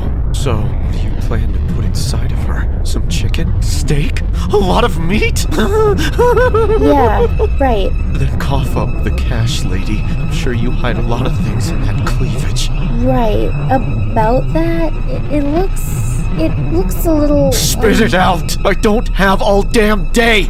Unless you're gonna stay over and pay some other way, woman. Please give me some space. I have a boyfriend. And I have a bottle of Grey Goose in a king-sized bed. Sir, the freezer's not quite in the condition as advertised in the picture. Yeah, and? What are you saying? I was thinking $350 is a bit much. Why don't we do $250? We'll do $350! You agreed to do that over the phone! That's before I saw it in person, though. If $250's too low, how about $300? That's fair, isn't it? Shut up! Don't try to tell me about fair when you're in the middle of ripping me off! I'm not ripping you. Hey, stop checking me out, you creep! I'm not checking you out, you ugly old tramp. Are you recording me? What? No! What the hell is this? A cop? No, that's my boyfriend. I was just FaceTiming him. Now give me back my phone. You've lied to me! Now you've really pissed me off! Take your stupid phone back! Stay away from me! Baby, what's going on? I'm coming to get you right now. I can see your location. Just stay safe. I don't know if I can. You can't hide from me! Baby, listen to me. I love you. I don't think I'm gonna make it out of this. Don't say that. I'm coming to save you. I'll make that sick bastard pay. You're gonna be alright. I see you! Here's Johnny! Please, no! Please, yes!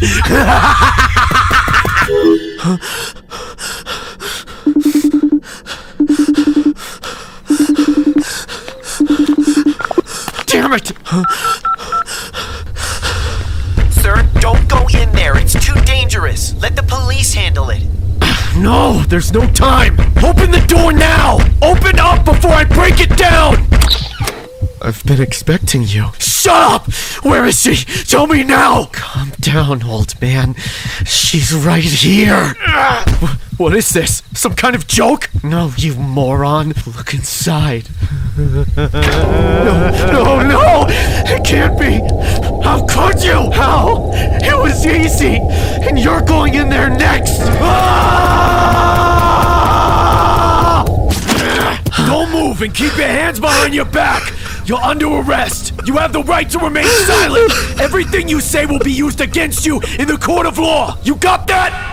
This story was inspired by a case regarding a 54-year-old woman who went to buy a fridge from a 26-year-old man on Facebook Marketplace as a gift for her boyfriend. Things unfortunately got heated when the woman and the seller had a dispute believed to be over the price of a refrigerator, which ended in a tragic fatality. The man has been arrested since and charged accordingly.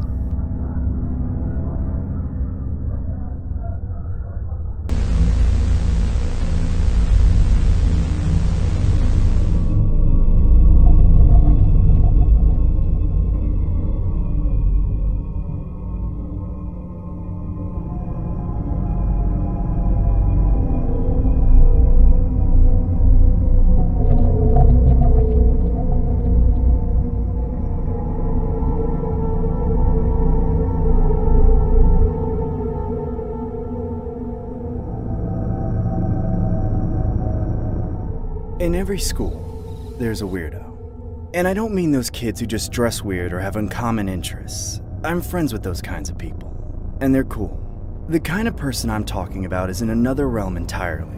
Those maladjusted freaks with hard, empty eyes who don't get along with anybody, who just sit motionless day in and day out. The breed of blossoming psychopaths that gives you chills you can't explain. These days, from what I can gather from my little brother's current high school experience, those kids are a well-known threat. But just 10 years ago, when I was a freshman in high school, there hadn't been quite as many school massacres, and we just had no idea what kind of vicious animals we were dealing with. My little brother says it's an unspoken rule to not mess with the quiet kid. They leave them be, as in, don't poke the bear. Unfortunately, my generation didn't have quite the same experience. We would make fun of those kids a lot, and not just behind their back, but to their faces too. We mimicked their weird looks and strange mannerisms and made them the laughingstock of the whole class. And in the end, somebody paid the price for it. And to make matters worse, that person surely deserved it the least. I remember my first half of my freshman year rather fondly. Things were innocent back then. I enjoyed my classes and teachers as much as could be expected. And I was slowly becoming part of a new friend group. The one exception to all these warm memories was a kid I'll just call Phil. We were in the same math class for 7th period. Aside from him, that was my favorite class. It was easy math at the end of the day with one of the school's best teachers. A young, pretty woman who went above and beyond to engage with students on our level, even having us get on computers from time to time. Everyone in the class was friendly with her, since she wasn't a huge stickler for the rules, but instead would go the way of being nice to keep us on task. Well, everyone except Phil. Phil wasn't friendly with anybody, and none of us were friendly to him. He spent most days in total silence, staring off into space, probably knowing that we'd tear into him no matter what he said. But one day, the nice teacher tried to get him to pay attention and participate by calling on him at random several times. Phil, could you tell the class the formula for a linear relationship? It's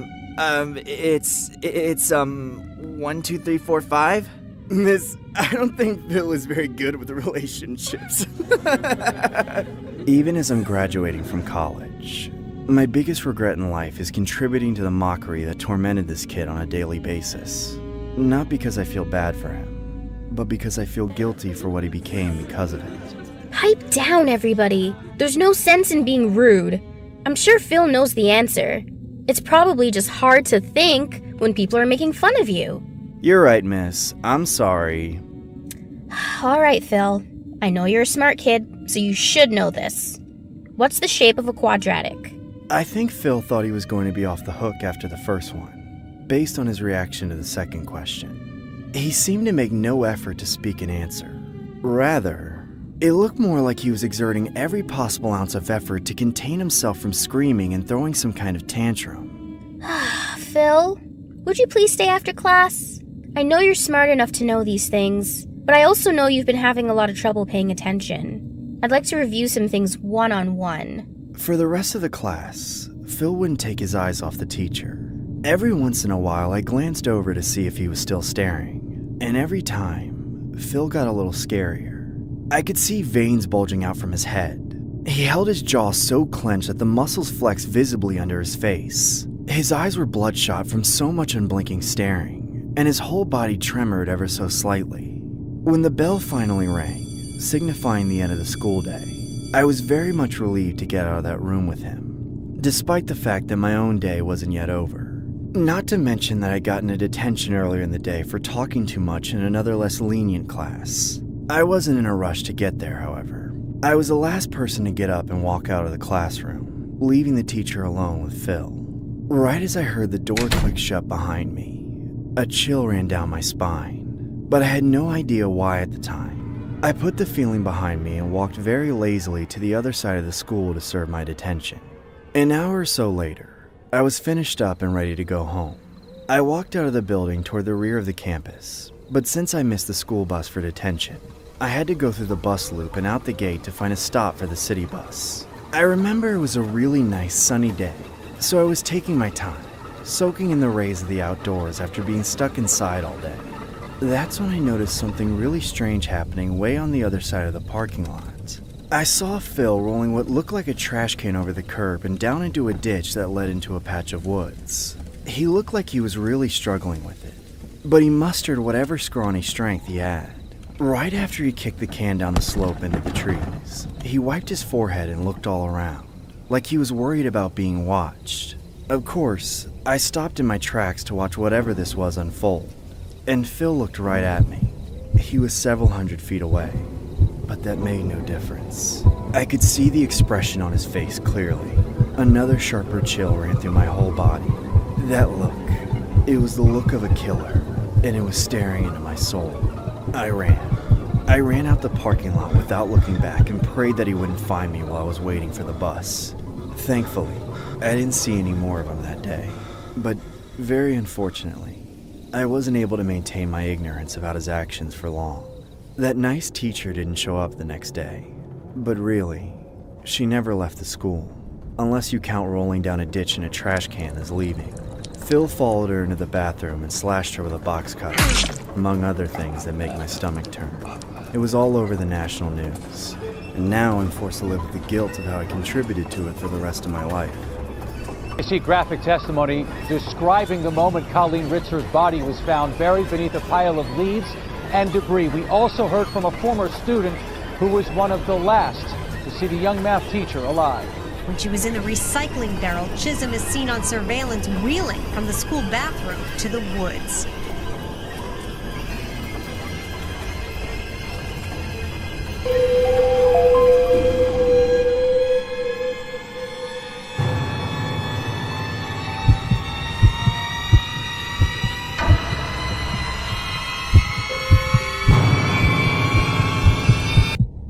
My girlfriend and I are so lucky to have found each other. We haven't been together long, but we have a tight bond. We go on a date almost every day and do everything with each other. Our shared passion is the TikTok account we created together to keep up with what's going on in the world, and to make sure the world knows what's going on with us. Our account is pretty popular, to say the least. Several of our TikToks have gone viral. It's because we look like such a perfect couple on camera. In reality, while our relationship is basically ideal, we do have our problems. Despite that, I think our problems aren't like most people, or at least we deal with our problems in ways nobody else would think of. That's what makes our love so special. The issue is that some people don't see what we have. The worst one of all is my girlfriend's dad. He's the biggest dirtbag I've ever met. Even his own daughter thinks he's a piece of garbage. It's so obvious that he needs to stop trying to control her life, but apparently, he will never learn. Ever since my girlfriend and I got together, her dad has been against it. More specifically, he's been against me. He hates me to my core, and I don't know what his problem is. At first, I thought he was just being an overprotective father, which I can respect, but that's not what it is. He's just a control freak that threw hissy fits whenever he didn't get his way like a toddler would, except it was with a grown man. I've been trying to convince my girl to take more control of her life, but she's got a bunch of walls up when it comes to her father. She's resistant to do anything, and every time I've tried to talk to her about it, she changes the subject. Recently, I took her somewhere there would be no distractions, which was our local crusty diner. We were the only people in there besides the employees, which was perfect, because I needed to get what was weighing on my shoulders for all these months off my chest. It was about 1 in the morning, which was the best time to talk about my plan, a way to get her father off our backs for good.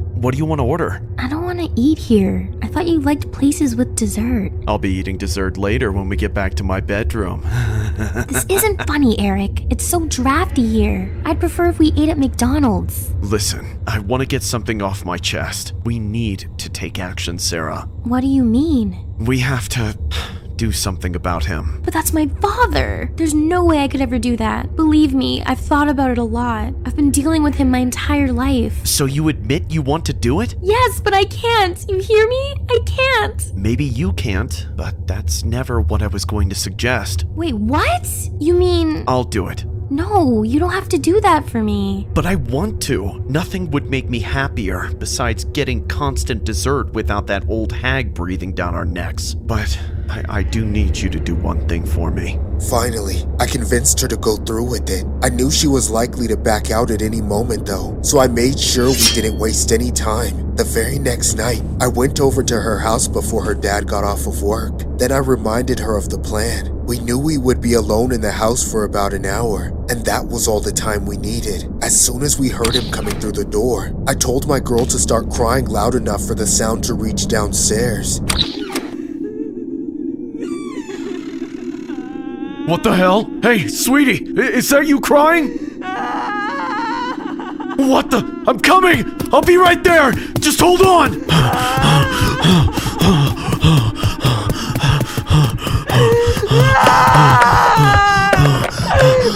What the hell?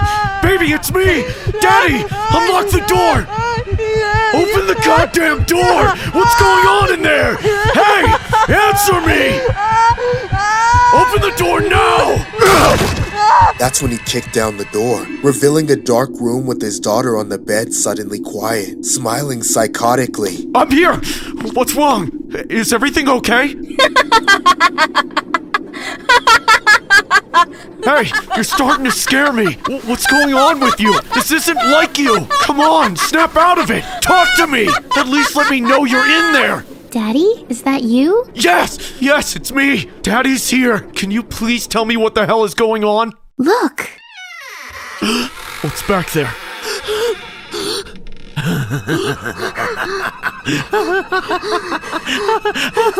It's you. What the hell do you want from us? Just stay away from my family, you piece of crap, or I'm calling the cops! Ah! People may say I'm not smart, but that plan was executed perfectly. It even made some good content, which happened to be our best TikTok ever. Our lives were so much better after that. A terrible weight was lifted from our shoulders, and I taught the love of my life how to take matters into her own hands. For a brief, beautiful moment, things were never better. But like all good things in life, it always comes to an end. First, it was just a few hate comments on our TikTok, but then it eventually got reported to the police. No one will ever know how worthless of a father he is. Or was. We unfortunately never got a chance to film our next TikToks, because it wasn't long before they came to tear us apart. This story was inspired by a fatal incident that happened in April of 2021. After committing their heinous crimes as portrayed in the animation, the pair attempted to set the house on fire and take the vehicle to flee, along with the victim's debit card to Salt Lake City. The couple were then found 4 days later and immediately apprehended and sentenced to life without parole. But what makes this case more chilling was how they made a TikTok in the aftermath of all the chaos. This is what it looked like. Day 3 after. Wow! Don't put that on the camera. It was worth it.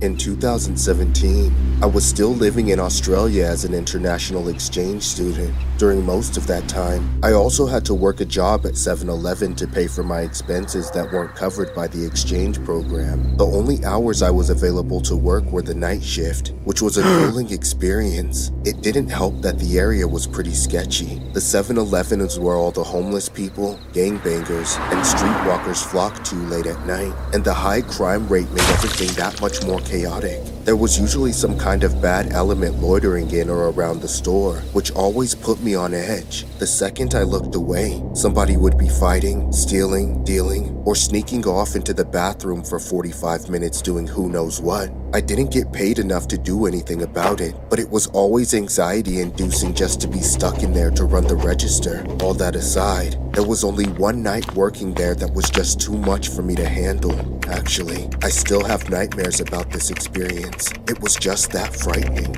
Oddly enough, the night started out as a better night than most, which to me meant there wasn't anything weird or sketchy happening outside and nobody was causing trouble inside. Everything was pretty bearable for about 2 hours, but then at around 1 a.m., the night took a turn for the worse. A trans woman walked in holding an axe. She gave me the creeps just from the empty look in her eyes, and the fact that she was carrying that axe was all the more unsettling. For a second, she just stood in the front of the door and stared at me.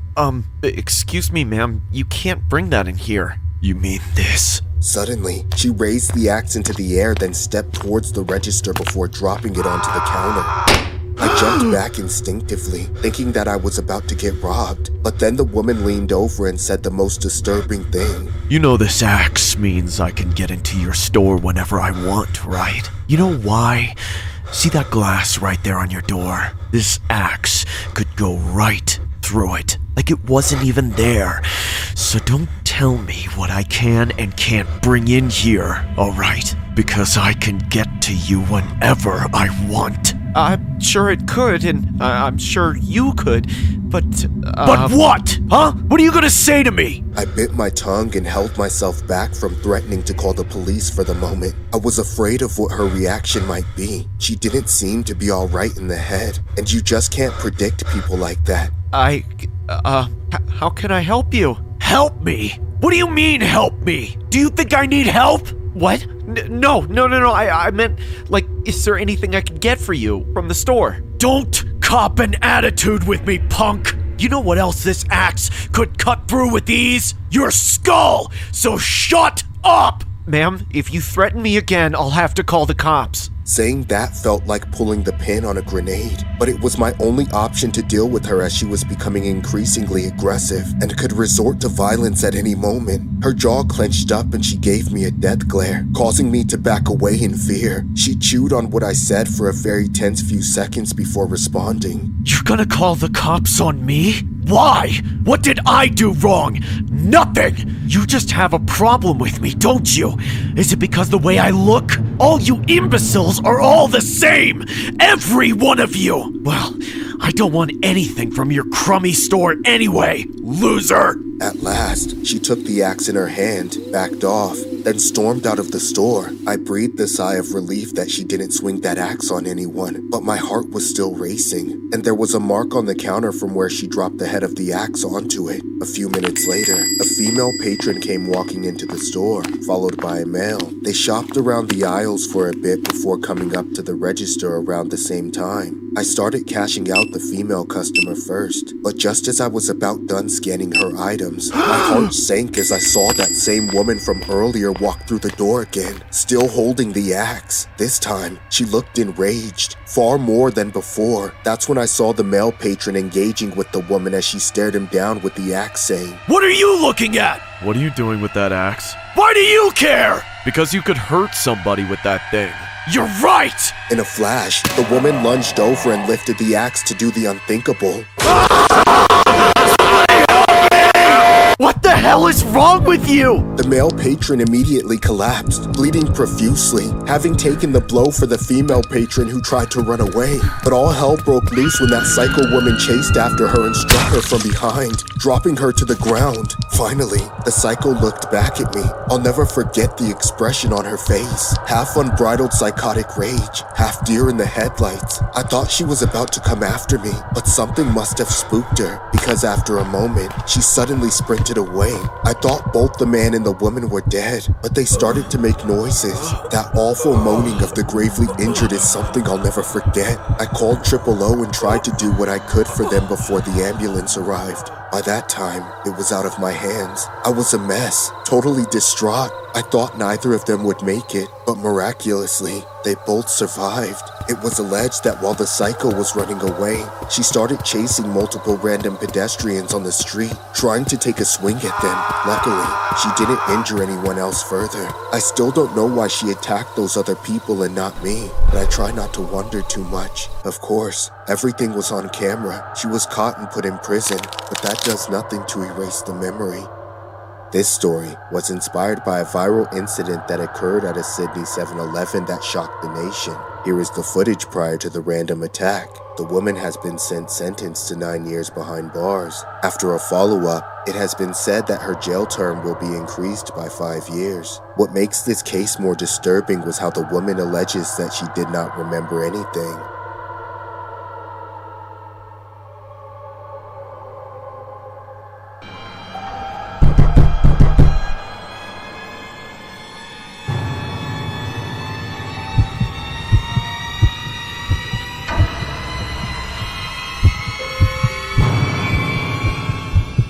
This story happened a few weeks ago when my girlfriend and I wanted to celebrate our 2-year anniversary together. So, there was no better way to do it than to go on a short getaway, far from the busy city life we were used to.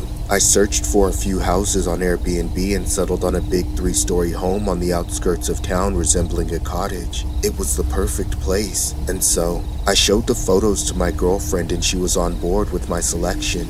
According to the app, the house was owned by an older gentleman that looked to be around his 60s. There was a brief set of rules that he put in the description stating that we could only access the bottom 2 floors, leaving the top floor off limits. My girlfriend and I didn't make a fuss about it as we were content with the price and what we saw in the photos. Nonetheless, we dropped by the following week.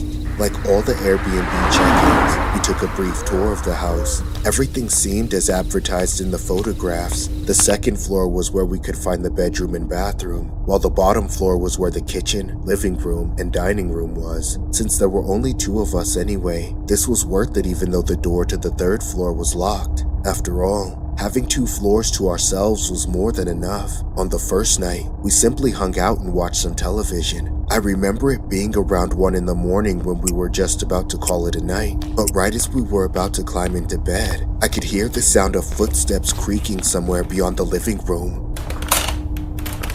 The sound seemed to be emanating from upstairs. I shook my head, unsure whether I was just hearing things, but when I turned to face my girlfriend, I could see that she heard it too. So, to put our minds at ease, I left my girlfriend in the living room as I headed upstairs to check where the sounds may have come from. I remembered hearing it again, but much more vivid. It seemed like the sounds were coming from the floor above me. I headed for the locked door on the 3rd floor, taking a deep breath as I walked through the pitch darkness. When I found the knob, I wrapped my fingers around it and began yanking it frantically, but no matter what I did, it wouldn't budge. It was totally locked. "What the hell are you hiding in here?" I whispered to myself. Then, to my surprise, the footsteps immediately stopped. I knew I must have scared off whoever it was up there. When I went back to my girlfriend and explained the ordeal, she instantly messaged the owner, alerting him about the strange noise. About a minute later, the owner responds, insisting that this happens all the time since there were a lot of raccoons in the area. So, to avoid ruining the special occasion, we decided to take his word and enjoy the rest of the night. The following night, we watched some TV again without any interference. This time, no odd sounds were coming from the third floor. However, as we flipped through the channels, a video of an empty room with night vision was displayed on the screen. At first, I thought it was just one of those reality shows, or perhaps a lame horror movie, so we quickly changed the channel after that. Now, we were watching a house from a first person's point of view, like the camera was near the doorbell. It got us thinking about how bizarre it was for some of these channels to share similar features to the home we were in, and that's when we started putting two and two together. We flipped through the channels again and were shocked to see surveillance camera footage all over the house, but the most appalling video of them all was an aerial view of the toilet. We couldn't tell if it was the same bathroom as ours, so I began recording with the camera on my cell phone and waited in the living room while my girlfriend headed to the washroom. As she made her way upstairs, I could literally feel my heart beating out of my chest. I didn't want to believe it, but my fear became a realization when I saw my partner on the TV as she entered the bathroom. My heart sank in utter terror. It became evident that the footage we had seen was of the house, which the Airbnb owner must have set up. All of our intimate moments were recorded, our most private thoughts and possessions exposed.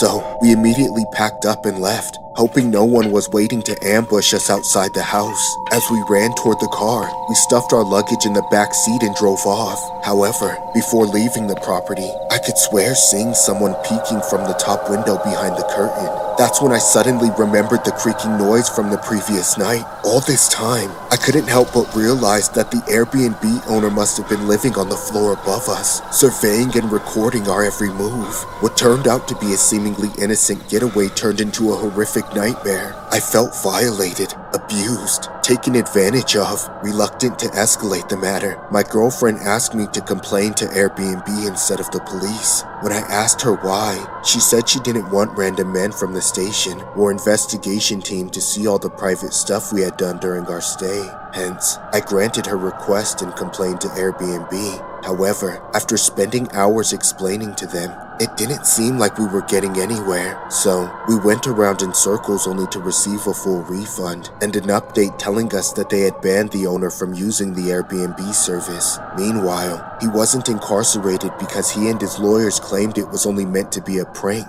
and that my girlfriend and I had no physical injuries. My girlfriend was satisfied with the outcome, but for me, I wanted to see him behind bars. Since then, I'd sweat and tremble whenever I saw a camera, forever traumatized by the experience.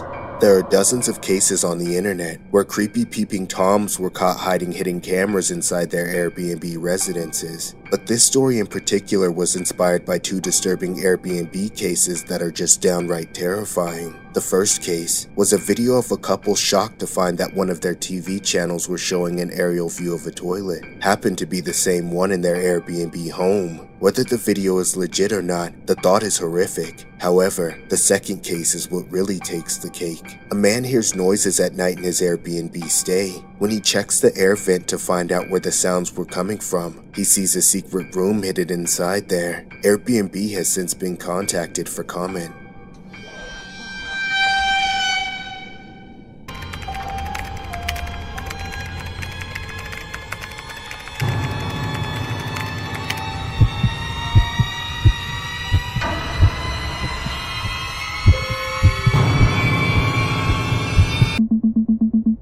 I was always told that college would be this super foundational time where you have fun and form critical memories. But 5 years on it from now, at 27 years old, there's only one memory that sticks out.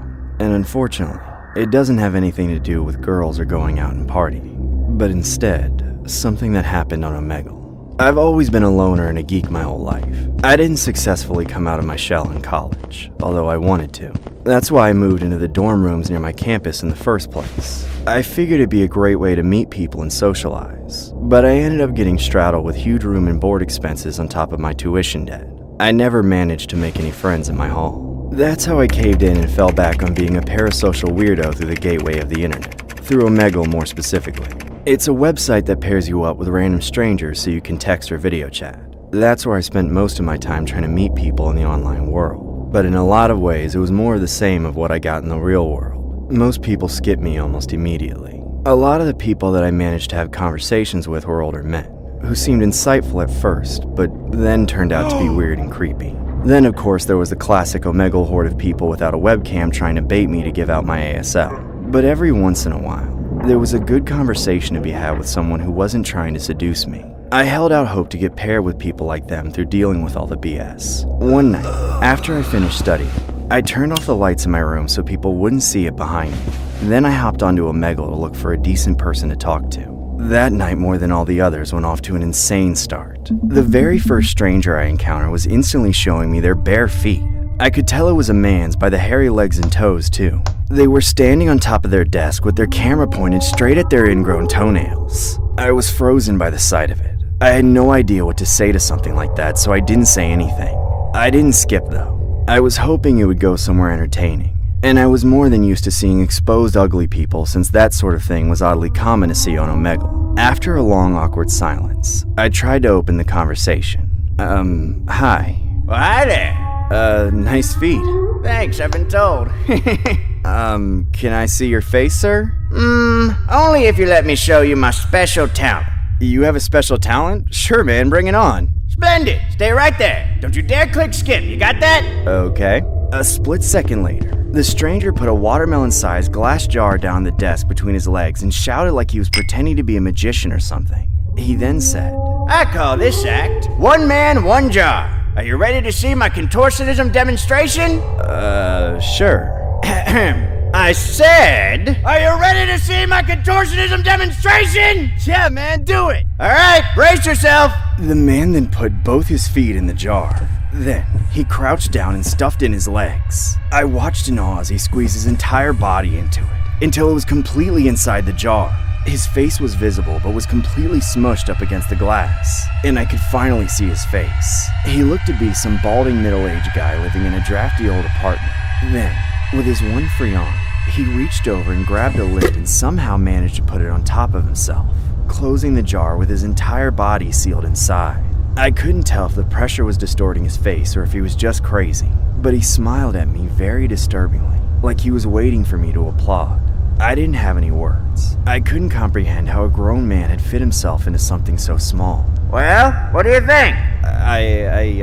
That's very cool, but can you get out? Can I get out? Of course I can get out. Watch! That's when he tried to push the lid off, but as soon as I saw it not move, the man's smile started to slowly vanish from his face. I knew something was wrong. He kept trying to push himself up to get the lid off his back, but he wasn't able to budge it. He was too tightly packed in there to maneuver, and he couldn't get any leverage from the position he was in. All of a sudden, panic was written all over him. His face turned red and puffy, and he frantically tried to move whatever he could, but all of it barely amounted to anything more than rattling his cage. Quickly, it started to seem as though he was having trouble breathing, too. Help me! I can't move, I'm stuck! Oh God, I'm stuck! Help! I don't know what to do! Get me out of here, please! But I don't know where you are! Tell me where you are and I'll call the cops! After the reality had set in that he was completely stuck, the panic had turned into utter despair. He was sobbing incoherently, completely incapable of forming words. Tears and snot and drool streaming from his face and down inside the wall of the jar. What is your location? Tell me! I'm in my apartment. Please come find me. Please. Come find me. What's your address? Please, that's all I need to know and you'll be okay!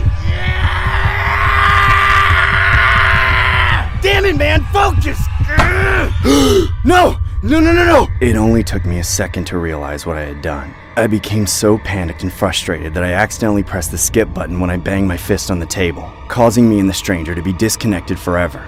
I'll never be able to properly describe that sinking feeling I felt in that moment, knowing I had just doomed that man to his unusual fate of slowly suffocating, trapped, alone, unable to move. My hands were shaking uncontrollably. I didn't think there was anything I could do.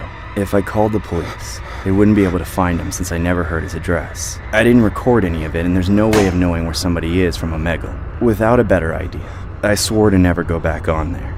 I tried to forget that I was ever on Omegle in the first place. I actually got drunk for the first time that night, in hopes that I could go to bed and sleep without much trouble. But God knows, even after all these years, there's nothing that will get the image of that trapped man in a jar out of my head. It's been haunting me for so long. Every day I wonder what happened to him, if anybody ever came to rescue him, or if those moments he spent with me over the internet were his last moments with anyone. These days, I remember one man, one jar, as a friend.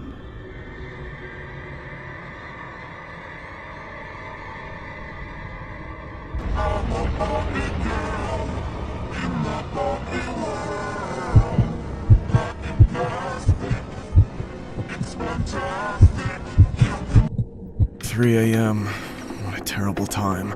I just need to get some sleep. No, not at all. 3 a.m. is a good time. The perfect time to take what's mine.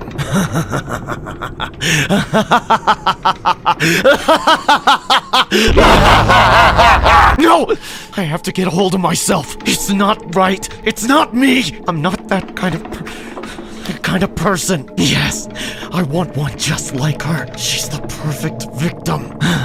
And then she'd be mine. My little plaything. My perfectly helpless toy to do whatever I want with. No, stop it. I can't. Get a grip, man. Come on, fight the urge. But I don't want to fight the urge. I want to satisfy it. Well, you can't. I said get a grip. Go ahead, look again. No, you can't make me. Just look.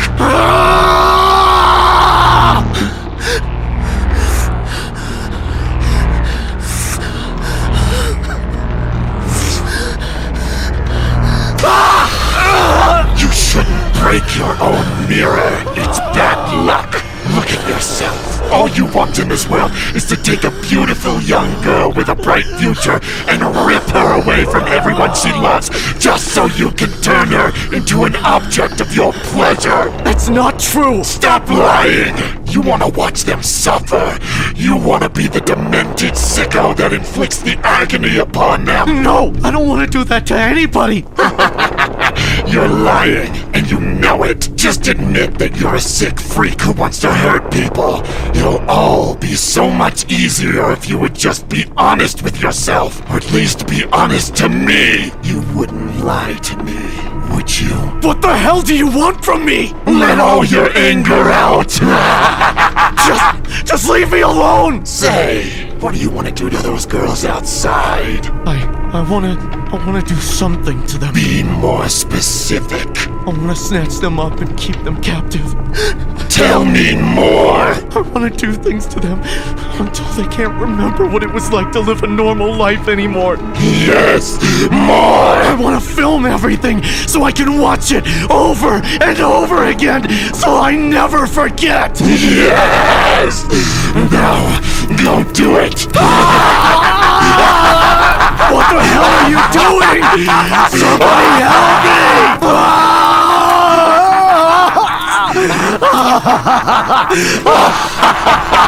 Go! Bring me the sweetest one you can find! Yes! Anything for you!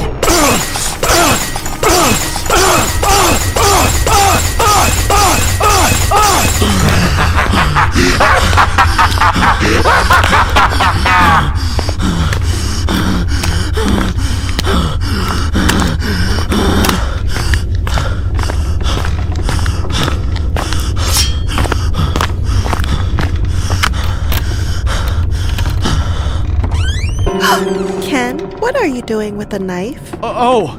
Nothing. Nothing. I was just gonna go do some gardening. I guess I grabbed a knife instead of a trowel by accident.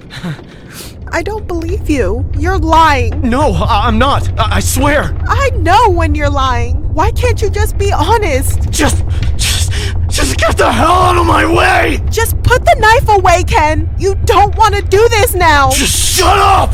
I'm sick and tired of you always trying to interfere with whatever I'm doing. Just get out of my way before I make an example out of you!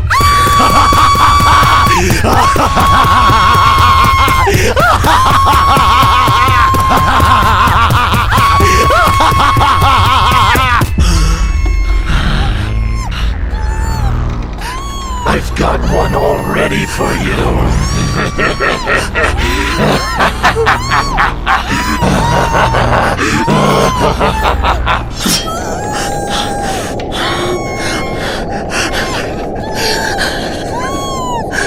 This must be my luckiest day ever. Get the camera, Barbie. Go get the camera!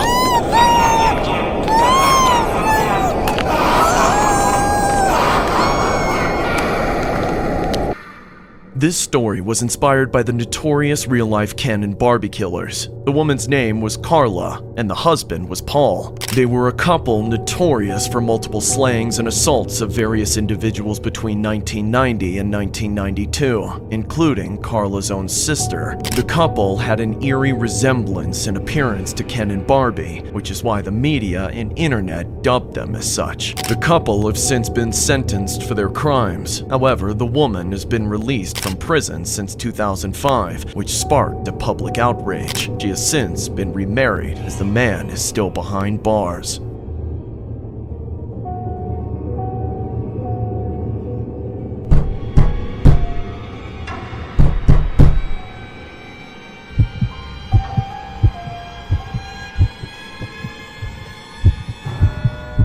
This happened back in 2015 when I used to live in a 2-bedroom apartment. My roommate had recently moved out, so I was suddenly struggling to pay rent on my own. That's when I was swayed by the thought of renting out my spare room as an Airbnb on the weekends. My parents helped me furnish the guest room, and when I had guests over on the weekends, I would go over to their place and stay with them. Things were fine for a while, until the first time I rented out the room to some guy named Kenny. He was a few years younger than me and looked like an edgy incel with a wannabe rock star haircut. It was clear that he was at least a bit of a creep from the beginning, but at the time I wasn't concerned enough about who I let stay in my home. I knew my profile picture would probably attract a lot of men to the listing, but I didn't really care. I was gone while the guests were there, so nobody could ever create a problem. But Kenny found a way. He would constantly text me strange things like, "What kind of soap do you use in the shower?" or "Which bed do you sleep on?" It was annoying, but I knew he would be gone in a couple of days or so. But just when I thought I'd seen the last of him, he booked the next weekend immediately. I rolled my eyes about it, not expecting this to become a routine thing, but this was only the beginning of Kenny being a regular guest. In fact, once he showed up, he was basically the only guest. This meant I didn't have to worry about not getting the rental income, but it came at the cost of having to deal with every unbearable interaction with him at check-in. He got in the habit of showing up 2 hours early, while I was still preparing the room for him, and he would just sit outside my front door, waiting for me to come out. At 3 p.m. sharp, the actual check-in time, I would squirm out of the door awkwardly and give him the keys, then rush out of there like I had somewhere really important to be. "Hey, where are you going? You can talk to me. I'm a nice guy." I didn't look back. I got out of the building as quickly as possible. I didn't know if the guy was mentally ill or not, but I wasn't trying to stick around to find out. But unfortunately, things got more disturbing from that point on. One night, I started hearing things while falling asleep. There would be a noise somewhere in my apartment, making me feel like I wasn't alone. I remember getting up and shuffling through the dark to check my front door. A huge weight came off my shoulders seeing that the door was still locked. I would then go back to bed assuming the noises were coming from the hallway and that I was just getting paranoid because I let strangers stay in my home. After this repeated itself a few times one week, I decided I needed to take a break from the whole Airbnb thing, so I made the room unavailable for a weekend. I still went and stayed over by my parents' place, just to make sure to completely avoid Kenny. I honestly remember feeling refreshed after not dealing with him for a weekend. At around 9 p.m. that Sunday, I made my way home and was excited to have the evening to myself. I locked the door behind me and set my things down. Then I went to the bathroom to get ready for bed. And when I flicked the switch to turn the lights on, I could see Kenny standing there, holding one of the kitchen knives. The blood drained from my face as he held it against my throat. "You're all mine now. Nowhere to run, nowhere to hide." Please don't do this, Kenny. You can stay here as long as you like. "Don't bargain with me. I'm gonna get exactly what I want." I tried to back away, but he closed the distance between us and started to force me backwards, cornering me into my bedroom. There, I tried to scream for help, but it was already far too late. Kenny shoved me onto the bed and forced me down, holding me with one hand and keeping the knife at my throat with the other. All I could do was plead for my life, hoping he would let me go, but he didn't. I was trapped and held captive in my own apartment with a monster. I continued trying to get away, but Kenny wasn't wasn't budging, holding me against my will.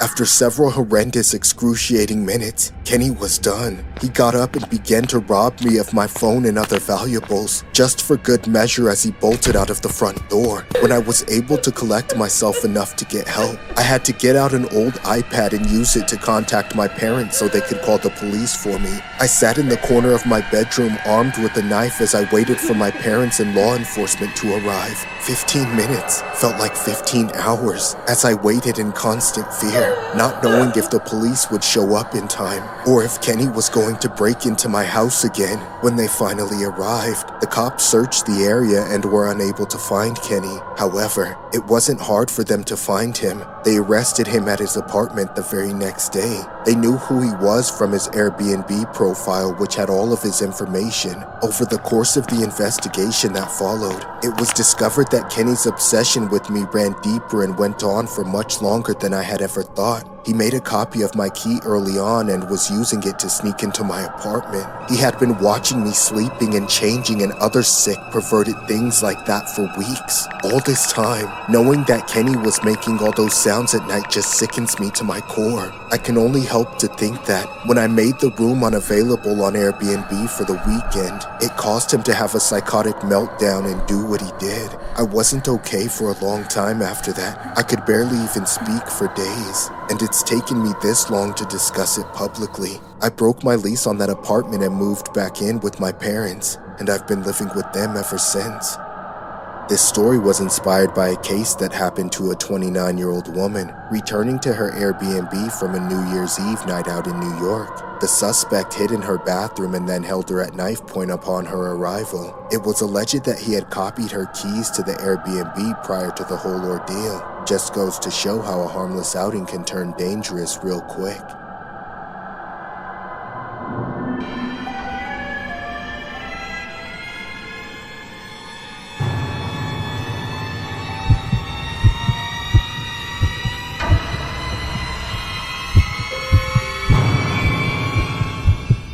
It was around January 2016 when it happened. I felt lonely since I had been single for a long time, and despite the advice of my family and friends, I went on Match.com to meet someone who could finally make me feel whole again. As cheesy and small-minded as it may sound, I just wanted to spend my Valentine's Day with someone special instead of keeping my eyes glued to the television all day while munching on some Cheetos all by myself. After browsing every profile, I finally stopped looking when I found Emma. Everything about her was attractive. She was definitely my type. At that moment, I felt she was the perfect match. So, with no time to lose, I messaged her immediately, hoping she wouldn't give me the cold shoulder. Hours passed, making me feel edgy, but the wait was worth it. When she finally replied, my heart skipped a beat, and we have kept in touch ever since. We called each other day and night, talking about everything and anything, and as the weeks passed, I felt we had grown closer. So, 2 days before Valentine's, we decided to meet up. Of all the fancy stuff going through my head, taking her to a hotel was the best choice. It meant good food and a luxurious room, but the most exciting part was yet to come with her and I on the bed. So, I checked in a day earlier, intending to spice things up a little as I set up the room to create the perfect atmosphere. The following night, Emma was set to arrive.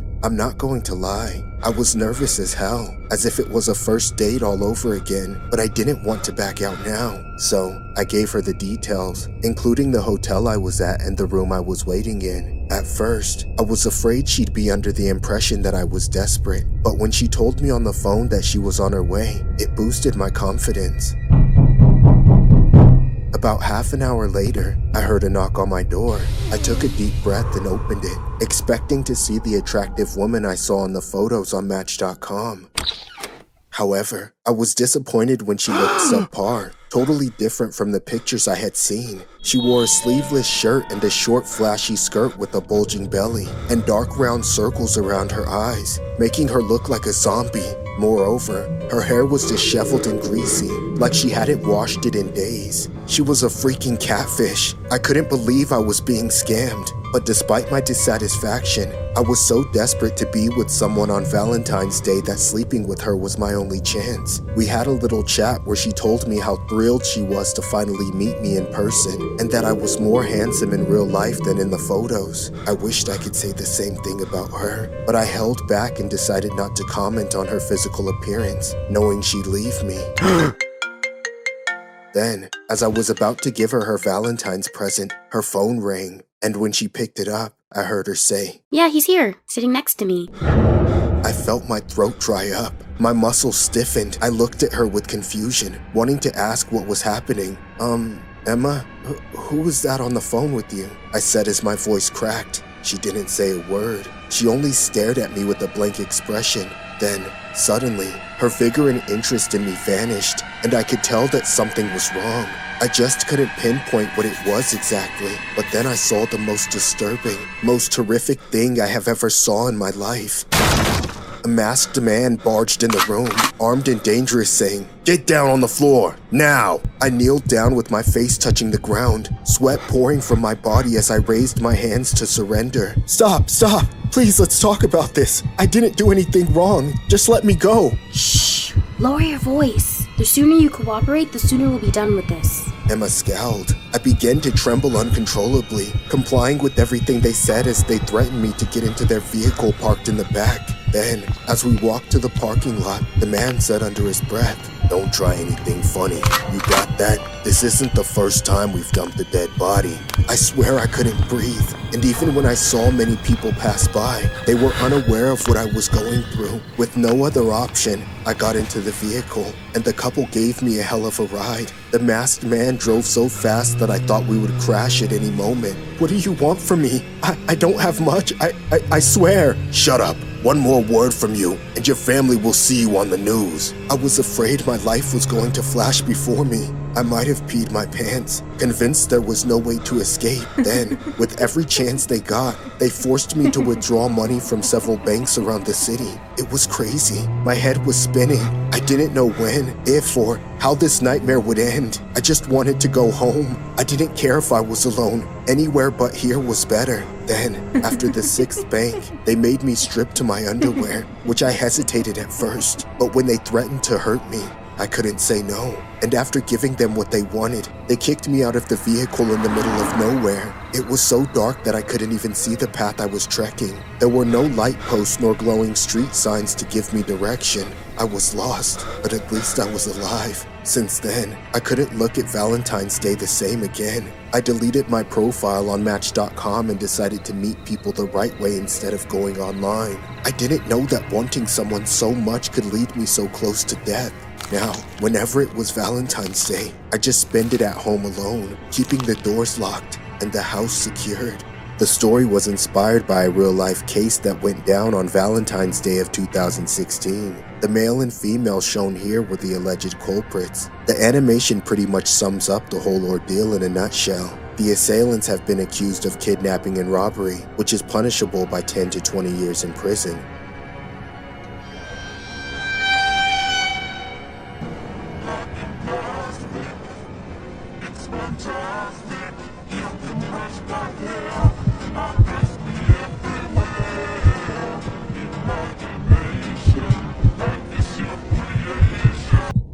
My girlfriend was a Barbie doll. At least that's what she went by. She was an OnlyFans model known to the public as the fake Barbie. I guess it was a little strange, but I thought it was kinda hot most of the time. I like to think of myself as Ken, but behind closed doors, our relationship was very bad. We would argue all the time over just about everything. Dishes left in the sink, how we were spending money, really just anything. Sometimes it would even lead to physical altercations. It had gotten to the point where we were on very rocky terms. I wasn't entirely happy about her selling herself on OnlyFans, but she always insisted that it was the best way for her to make money. I don't like how these guys in these comments talk about you.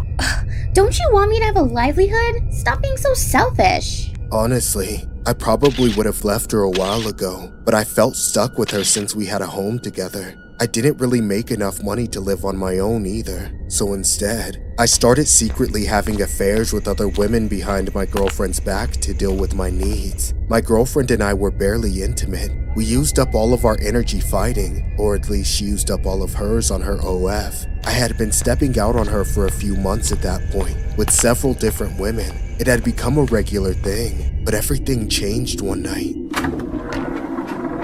I was sneaking back home after my affair. It was very late at night. The house was dark, pitch black in fact. I quietly closed the door and took my shoes off so that I'd make less noise. I had done this many times, but I wasn't entirely confident that she wouldn't wake up. She was a fairly light sleeper. Still, I hadn't been caught yet. I made my way to the front of the house and started heading upstairs to the bedroom. I walked slowly, trying not to make too much noise, but the stairs were very creaky, so it took me a little while. When I finally got to the hallway, the whole thing was completely dark. I could barely see in front of me. I got to the bedroom and opened the door as softly as I could. Then I shut it behind me and crawled into bed. About a minute later, I heard the door creak open. Hey! No one answered, so I turned on the side table lamp, only to find my girlfriend staring at me. She looked creepy as hell. I screamed out of shock and asked her what was wrong. Next thing I knew, we were locked in a shouting match. She started accusing me of infidelity and told me that she knew what I had been doing. I didn't deny it, which somehow seemed to make it even worse. She started to get hysterical, so I tried to physically calm her down by grasping her shoulders. But that made her go completely berserk. She pushed me away and started sobbing as she ran downstairs. I didn't really know what to do, but she was so crazy at that moment that I figured the best thing was to just leave her alone. I laid in bed and could still hear her crying downstairs. I felt guilty as hell. Hours went by as I laid there waiting to see if she would come back, but she never did. I finally couldn't stay awake any longer and I passed out completely. Later that night, I was fast asleep when I was suddenly startled awake by something. I wasn't sure what it had been. It sounded like the door had creaked open again. I sat up for a second and looked around the room, but it was too dark to see anything. Hello? I figured it had just been my imagination, so I laid back down and went back to sleep almost immediately. All of a sudden, I was awakened by a horrifying wail out of nowhere. I jerked up, totally disoriented, and went to turn the lamp on. I was still mostly asleep, so I fumbled with the switch for a few seconds before I actually got it turned on. I was not expecting what I saw. My girlfriend was standing over me completely motionless like a total psycho. It was just like the last time, but she looked so much more deranged. The look in her eyes sent chills down my spine. I screamed really freaked out saying, "What the hell are you doing? You scared the shit out of me!" That's when I noticed that she was holding a knife. I froze for a minute. I just couldn't believe it. My brain couldn't process what was happening. She then started running towards me with the knife over her head, looking completely insane.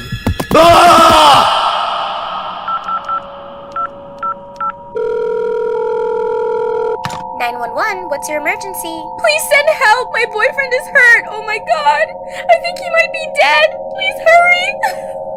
The police arrived a few minutes after she hung up the phone. They found Barbie standing in the room covered in blood and tears. Her boyfriend was taken out in a stretcher and immediately rushed to the hospital, where he later died of his injuries. Police questioned her about what had happened. She never went into much detail. All she said was that she came home and found her boyfriend on the floor. She didn't give any insight into how it could have happened. The cops who questioned her recalled how gaunt she remained throughout the entire ordeal. She hardly expressed any emotion at all. After further investigation, the police located a knife in the room that had Barbie's fingerprints all over it. She was later arrested and charged accordingly. They determined that she had fabricated the story in order to save herself. This story was inspired by a fatal incident that happened around October of 2022. A British OnlyFans model who the internet dubbed as Fake Barbie was sentenced to 18 years for her heinous actions towards her ex-boyfriend. The animation pretty much sums up what went down in a nutshell. The incident happened just hours after he broke up with her. The woman claims it was an act of self-defense, but prior to these claims, she told the operator that her boyfriend accidentally injured himself.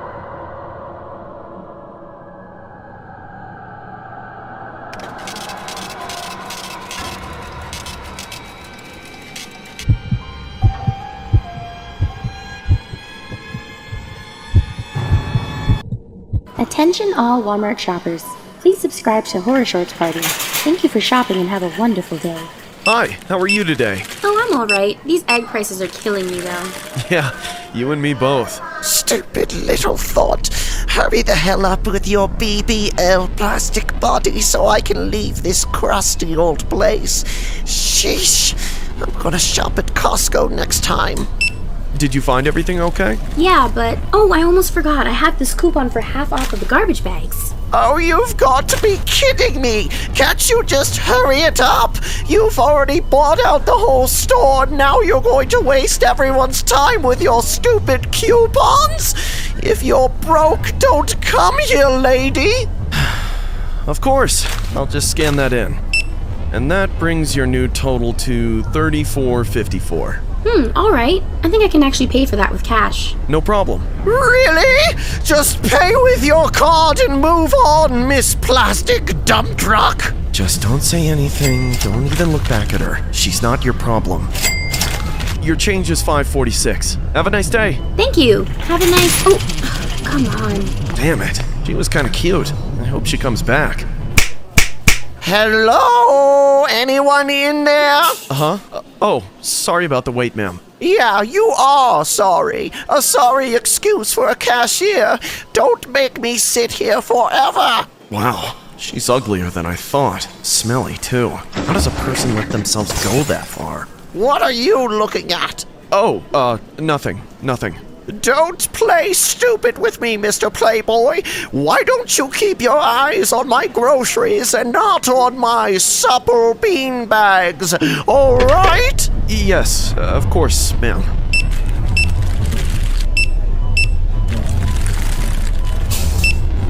Hey, slow it down! You're not getting paid to mishandle my groceries and charge me twice for an item. I want to speak to your manager if you screw up again. Got it? Ma'am, please let go of my hand. You know what, Aaron? You better be glad I don't have you by the balls for the way you've been treating me. I'm sorry my service has not met your expectations, but please, just let go of me. Why should I? Why don't I just ignore you like you ignored me earlier, huh? I'm sure you wouldn't like to be disrespected like that. Ow, stop it! You're gonna break my wrist! Don't you dare raise your voice at me! Jesus Christ, let me go! Don't touch me! Leave me alone or I'm calling the cops! Help! Someone help me! I will be respected, and no one is going to get in my way! But that's impossible because you're in everyone else's way, lady! What did you just say? Get away from him, ma'am. Get away from me, pig! Don't touch me! What in the world is going on? Get on your knees! Get on the ground and put your hands behind your back! Shut up! You're all gonna learn to respect me when I come into this place! This is your last warning! Get down on your knees and put your hands behind your back, lady! I will not get on my knees for you! You're not my husband! Get down on the ground now! I demand to be treated with...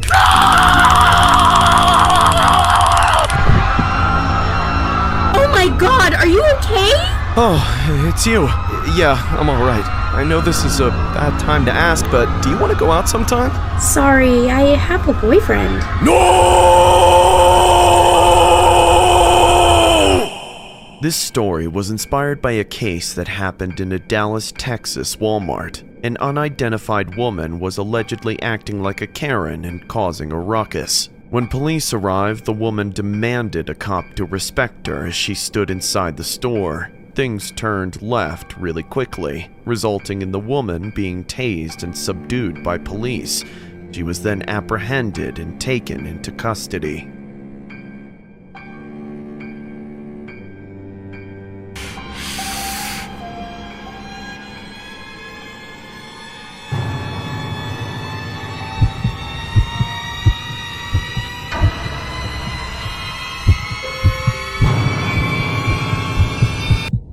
A few years ago, my friend Donald invited me over to his house to spend the night. It was the weekend, and we didn't have anything else better to do than play board games all night, as neither one of us could afford a video game console. Throughout the night, we spent countless hours in Donald's living room playing games like checkers, chess, and Connect 4, until we eventually got tired of it. I remember Donald's mom going to bed early, which meant we had most of the whole house to ourselves to do whatever we wanted. We ended up digging through the junk closet by the kitchen, which was full of a lot of miscellaneous stuff like spare blankets, home appliances, childhood toys, and stuff like that. Among all the mess was a stack of weird, knockoff board games that Donald didn't even know he had. But at the bottom of that stack was an Ouija board. I'd never seen one in person before, so it gave me the creeps. Donald then pulled it out saying we should use it. I argued against it at first because I didn't think we knew what we were getting ourselves into, but Donald was persistent. Reluctantly, I agreed to try it at least once since we were going to call it a night soon anyway. We set the Ouija board on the kitchen table and lit some candles around it. All the lights were off, and as far as the living were concerned, we were the only ones in the whole house who were still awake. We put our hands on the planchette and Donald told me to ask the first question. I was trying not to take it seriously, so I jokingly asked the open air if Donald was still a virgin. After a few seconds, the planchette started to move. At first, I thought Donald was pushing it, but then I knew that couldn't be the case because it wasn't moving towards no, and he would have definitely lied to protect his ego. Then, he told me to knock it off, but I told him that it honestly wasn't me either. Slowly, the planchette moved all the way across the board and stopped right on top of the word yes. We both knew that that was the truth, and I knew that I hadn't been cheated, so for the first time I started to feel legitimately disturbed. Of course, we laughed it off like it was still the joke it started out as. Then I thought for a second that we would be smart and just quit while we still could, but that's when Donald moved the planchette back to the center of the board and said we should keep going. Then, he blurted out something I never expected him to say. Should we become serial killers? My jaw immediately fell to the floor, and I looked at him in disbelief. However, before I could say anything about it, the planchette started to move again. I wanted to take my hands off of it, but it felt like they were stuck, like they were being dragged outside of my control. And of course, the board replied once again with yes. I looked Donald dead in the eyes and shook my head seriously, basically begging him to stop, but he didn't. He asked another question. Who should we kill first? There was almost no delay in the response this time. I watched in horror as the planchette slid back and forth across the board, spelling the word Mom. Suddenly, Donald ripped his hands away and I did the same. Then we were stuck staring at each other in a terrified silence for what felt like hours. Even the temperature in the room seemed like it had fallen by 10 degrees. Finally, one of us broke the spell of quiet, saying, "We have to do it." What? Are you crazy? No, we don't. Yes, we do. The board said so. You're kidding, right? It's just a stupid old board game. Shh, don't say that. It's more than that. We have no idea what we communicated with. Depending on what it is, we may not have a choice. Dude, are you really going to take out your mom? I'm not going to. We're going to. You're lying. You're joking. You can't be serious. Unless you're willing to admit you cheated, I'm dead serious. Now come on, get up and do this with me. I was left dumbfounded at the table while he got up and grabbed 2 knives from the counter. Then he put one in front of me. The look in his eyes dispelled all hope that he was messing with me. Still, I didn't want to believe what was about to happen. In that moment, I was more scared about what he would do if I said no. He looked crazy. I went ahead with it at first, grabbing the knife and following him upstairs, waiting for him to turn around at any point and say that he got me, but he never did. We got all the way to the doorway to his mom's bedroom, where we could see her sleeping. I realized that if Donald actually did try to go through with this, that I would be the only person who could stop him. It would be up to me to take him out with the knife if I thought he was really about to do it. But then, it was like he'd become frozen. He looked over to me and I was able to see just how afraid he really was. Second thoughts were all over his face. Man, I can't do this. You go first. Not a chance. I didn't even want to do this. This was your idea. It wasn't my idea. It was theirs. Whose? The evil spirit? Get over yourself. That thing's not real. For a moment, I thought I was finally getting to him, but right as we were about to take it all back, that's when we realized we had already crossed the point of no return. It came like a crash of thunder over our heads, with a voice saying, "Hurry up and do it!" This story was inspired by an incident that happened in 2007. Two male individuals named Joshua and Donald played the Ouija board one night and asked it a series of questions as shown in the animation. No one knows if it was merely a case of a mental breakdown or an external entity coming into the equation that caused what happened to happen. The culprits were then later arrested and convicted for their heinous crimes.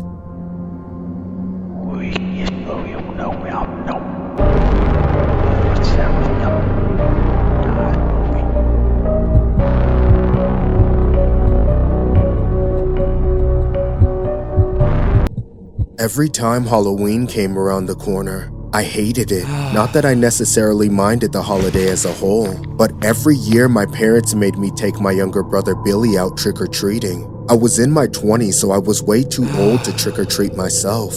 I was just stuck playing the parenting role somehow. My mom said that it was a good bonding experience for my brother and I, but I just think that she didn't want to do it. Most of the time I ended up having to take my brother's friends too. That just made it worse since I had even more kids to keep track of. This year it would be just me and my brother though. We had just recently moved and didn't really know anyone in our neighborhood. The whole area was new to us, and we'd only just started to become more familiar with it. Honestly, I was a little worried about getting lost while we were out.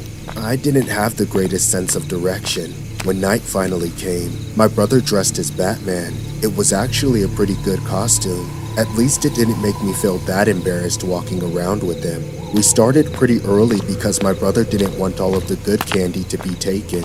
I walked him around the neighborhood for a good while. I noticed that all of the houses seemed to be a little older here.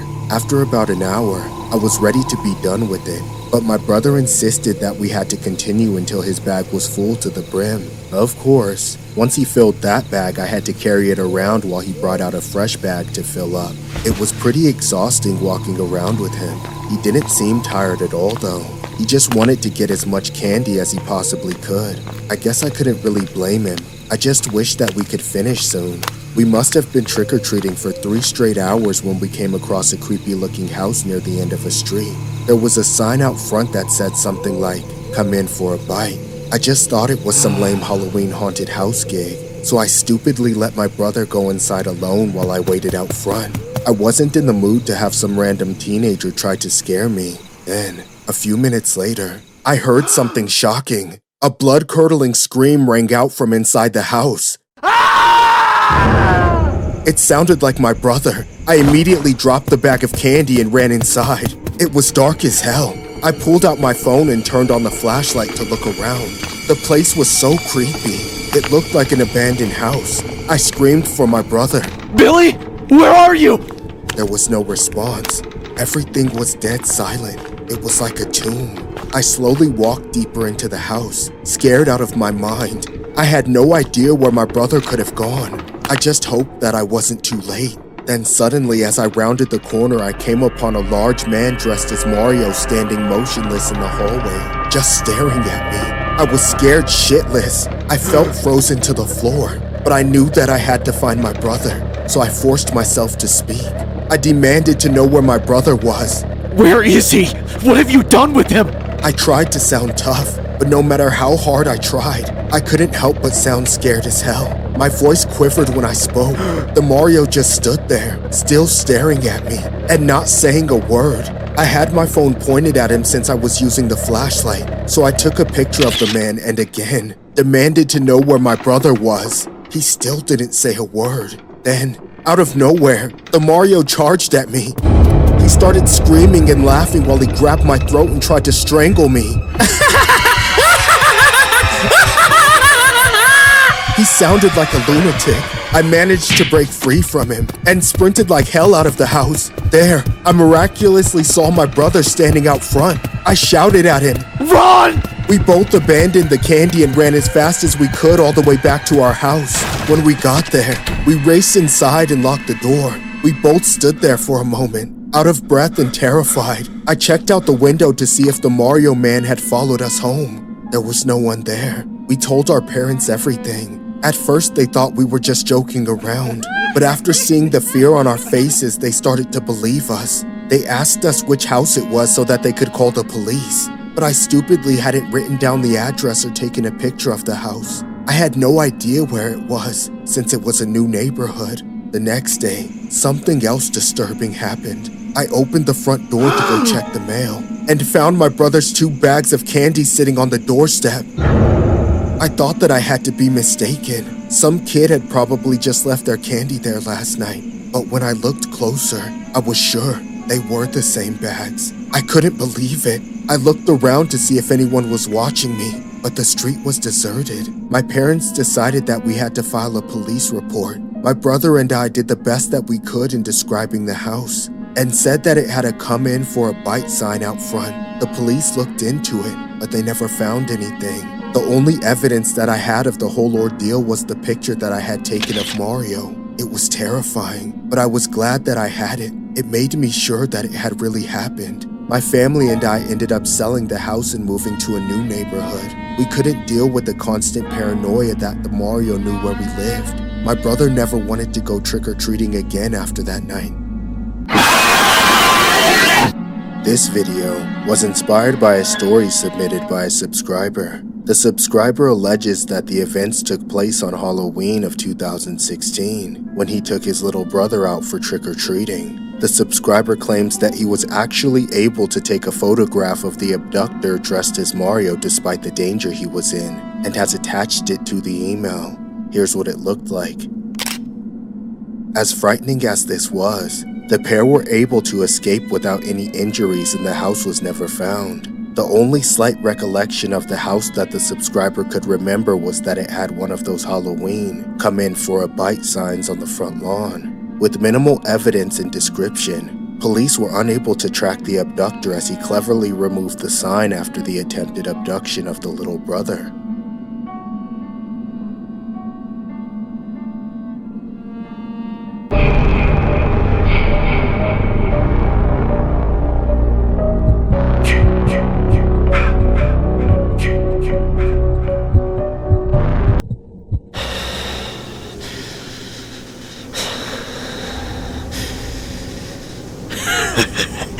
They're so dumb.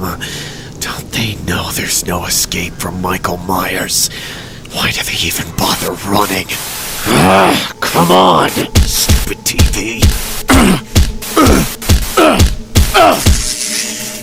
I'll be like him someday. I want people to make movies about me.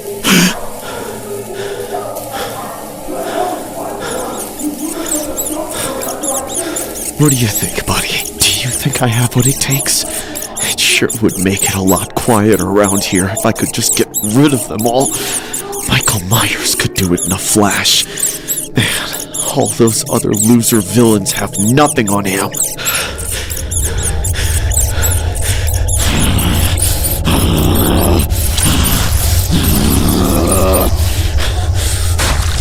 I can't believe Dad won't let me go trick-or-treating on Halloween. That piece of old trash won't let us go out. What does he think I am? Some kind of powerless little wimp? If he would just leave already, it would be fine.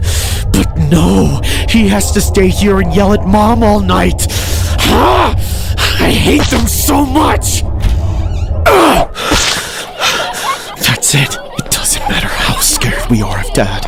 Michael Myers isn't scared of anybody. Everybody is afraid of him. If we have to wait much longer, Halloween will be over, and we won't have gone trick-or-treating at all. So if Dad won't leave, then I will. And where are you going, you little creep? To go trick-or-treating. What do you think? You idiot! You know neither of us can leave while Dad is still down there. Shut up! I know you're not going trick-or-treating. You just want to see your boyfriend. What is he, the 4th one this week?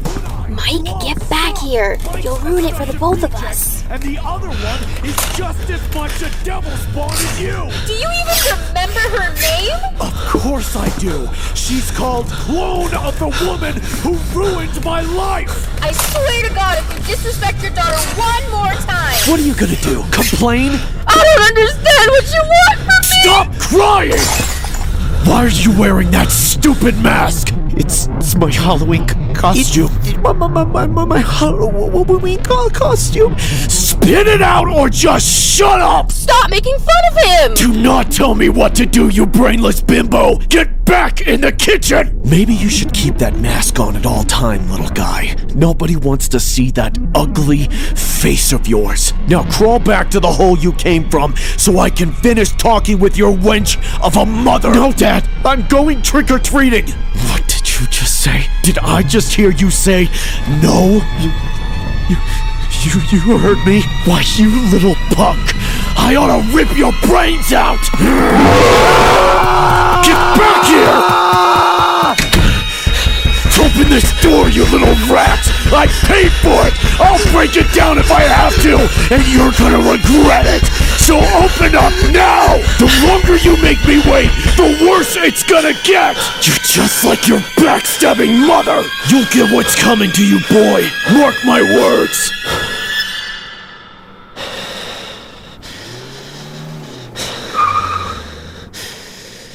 I hate you, Dad, but I can't wait for you to come home and see what you made me do.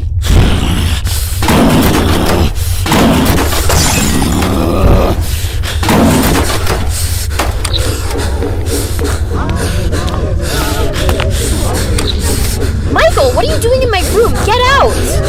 Michael? Stop it! Don't come any closer!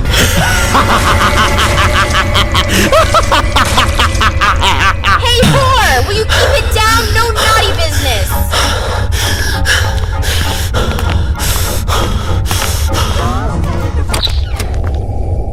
Hank, is that you?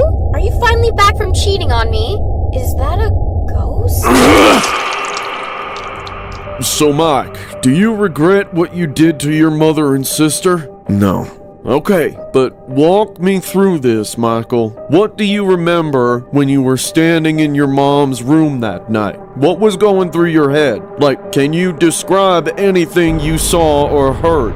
A wet thud. I see. Do you really believe that you are the real Michael Myers?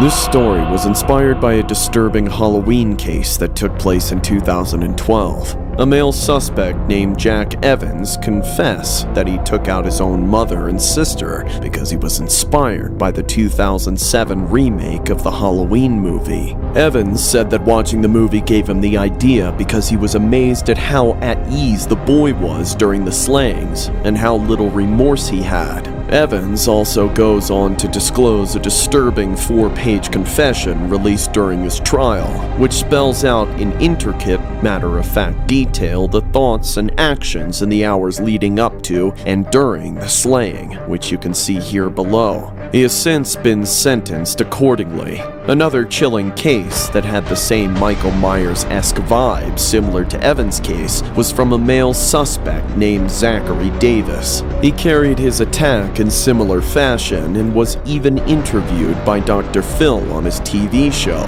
Both suspects have been highly compared on the internet as the real-life Michael Myers. And what did it sound like? There was this wet thumping sound.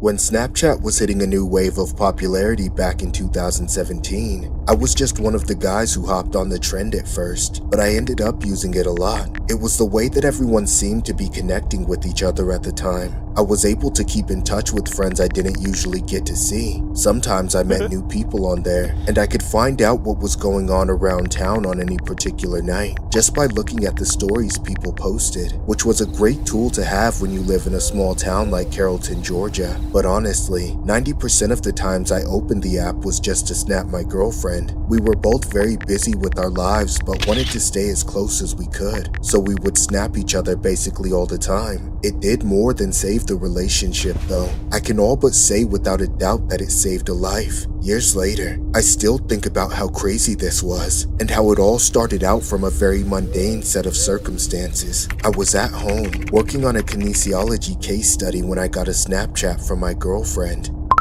It was just a car selfie with no caption, but that was what most of our snaps back and forth were, just so we could see each other's faces, I guess. I took a quick selfie on my own and sent it back, then tried to go back to see what I was working on. But within about 30 seconds, I got another one from her. This time she was in a line to check out at the grocery store, taking a selfie over her shoulder at the people in line behind her. There still wasn't a caption, so I was a little confused as to why she showed me the random strangers that were just going shopping. So I sent back a confused selfie with the caption asking what she was saying. The next snap was of her walking through the parking lot to her car, but this time she said she was on her way to see me. I smiled and looked over at the picture of her for a few seconds before it expired, but then at the last second, I noticed something disturbing in the background. There was a creepy man walking behind her, clearly checking her out. I immediately snapped her back, telling her to call me right away, but despite us going back and forth for a few minutes, there was all of a sudden no reply. I then tried calling her, which I guess I should have done in the first place, but she didn't pick up. She also hadn't opened my message yet, so I assumed she was talking to a friend or too busy driving to use her phone. I knew she was on her way to my place, so I decided to forget about it and tried to get some work done before she arrived. At that point, I ended up getting a little too focused on what I was doing, because before I knew it, over half an hour had gone by. And then out of nowhere, I had finally gotten a notification from my girlfriend, except she hadn't really replied to me. It was her sharing her Snap Map location with me, but the odd thing about it was that she was nowhere near my house. She was almost in Atlanta, which was at least a 45-minute drive from Carrollton. I was very confused at this point, and I had a bad feeling about it, so I replied right away, urgently asking her why she was 50 miles away in Atlanta. There was a full minute of no reply in which my anxiety started to fester. She finally replied with a Snapchat. I opened it up, unveiling one of the most disturbing, blood-curdling pictures I had ever seen in my life. It was a selfie of my girlfriend crying, with the caption of the most gut-wrenching single word I have ever read saying, "Kidnapped." That's when I began to lose my mind. I couldn't register what was going on or what logical thing to do next, as my stupid brain didn't think to just call the cops immediately. Instead, I tried to keep the communication going with her over Snapchat. I begged her to tell me that she was joking, but then the next picture made my heart sink even further. She had the camera pointed to the side, showing her in the passenger seat of her own car, with that same creep from before in the driver's seat. And the caption, I could almost hear her voice saying it from the look of fear in her eyes. It read, "Don't let me die." I paced around my room in a panic, racking my brain, trying to figure out what to do.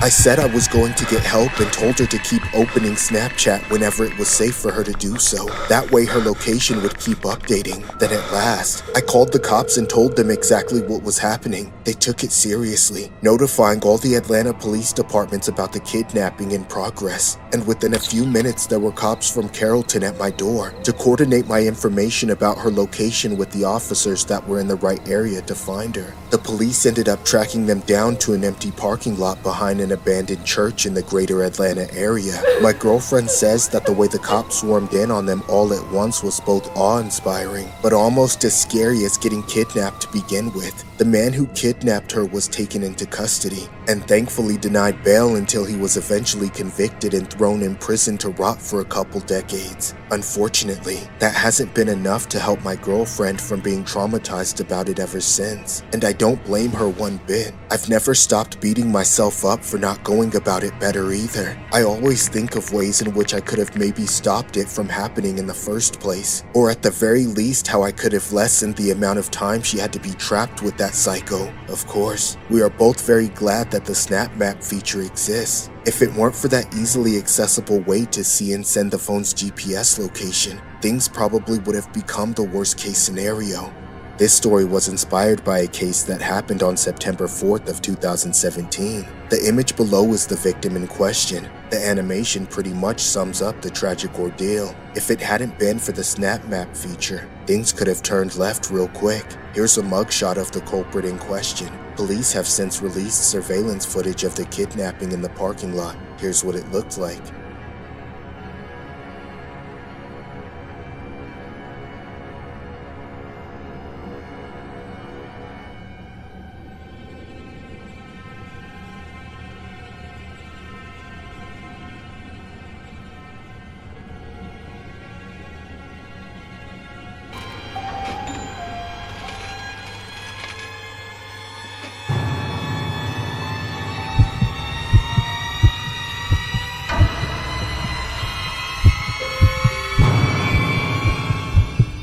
My first job out of high school was the night shift at a 7-Eleven on the outskirts of town. For the most part, it was the most boring job imaginable, and I'm pretty sure I was half asleep for the majority of my time on the clock. What made it a lot more simple than the same shift at other locations was the fact that after midnight, I was only allowed to let customers into the store if they were paying for gas with cash at the register. Otherwise, the store was functionally closed for most of my shift, and my job had more to do with cleaning and replacing things to prepare for the morning shift. That was the perk of being right by the interstate exit. I barely ever had to deal with people, and that was great for me because I've always had more than a fair deal of social anxiety. However, it's not like my first real job helped me get over any of it, in all honesty. What happened during my last shift there definitely set me back several years. It started out like any normal shift. Monday nights were always super dead. A few cars came through to get gas in the first hour, but nobody came into the store. I was so bored that I had already started mopping before the store even closed. About halfway through the aisles, I realized it was a few minutes past 12, so I stepped away to go lock the front door and flip the sign from open to closed. Right as I did this, I took another look outside, and that's when I saw the creepiest night shift freak I've ever seen, walking through the pumping station toward the front door.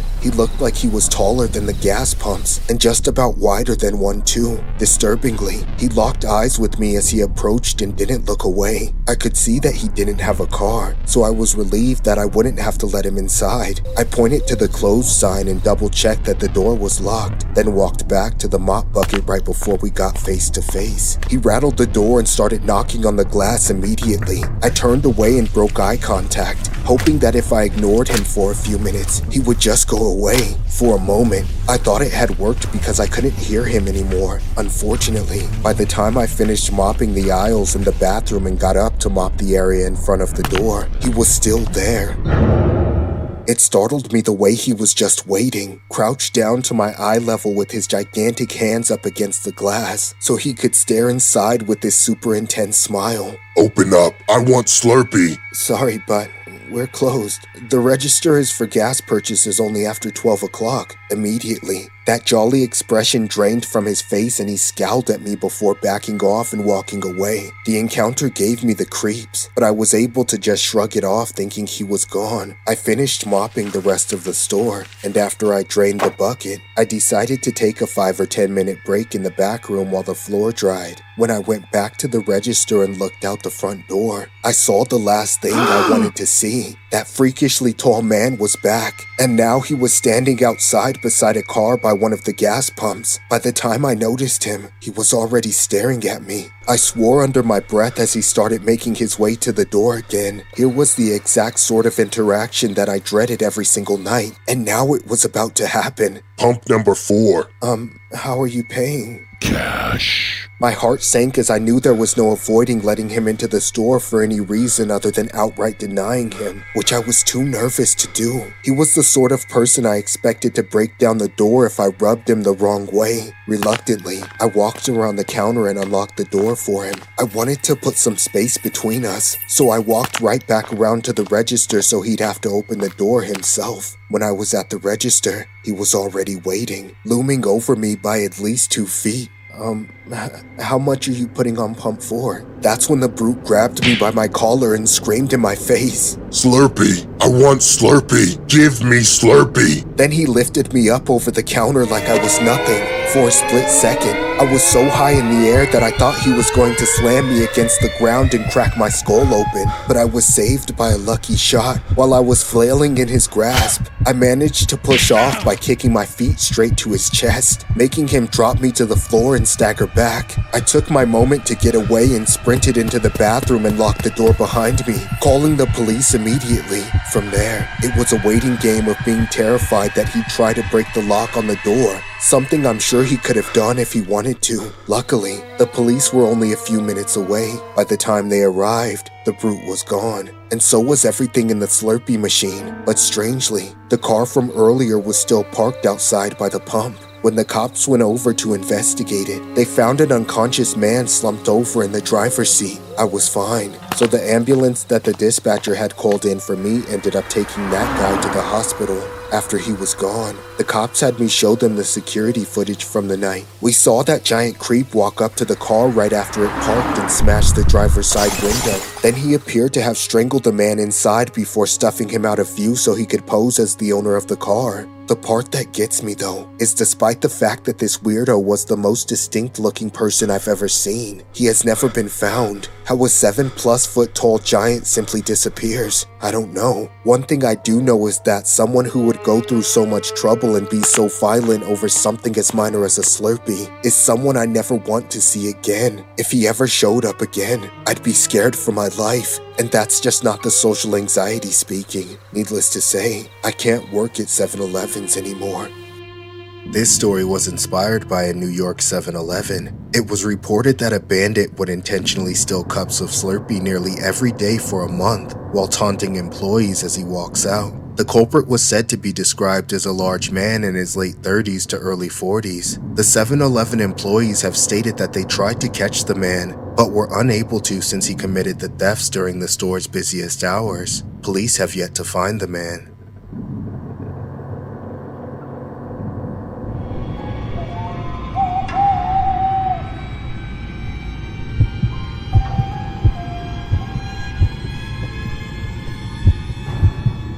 This happened a few years ago when I used to work at the pharmacy section at a local convenience store during the night shift. I didn't do much as business wasn't so busy during these hours. It was literally just me and my colleague Sean who worked the cash register by the front of the store. I worked at the back and would assist customers if they needed help finding their prescriptions. Everything was mundane until one night, as I was working, I saw an old woman approaching me from the aisle in the front of the store. Her eyes locked onto mine, but in a creepy way. I raised my hand to wave and forced a smile to greet her, but she didn't say anything. Instead, she reciprocated my kind gesture with a grin, her mouth wide open as she stared at me intently. Awkward and spooked out, I decided to take another step forward and offer her my assistance since she was still a customer, and I had no intention of offending her. Hello, ma'am. How may I help you?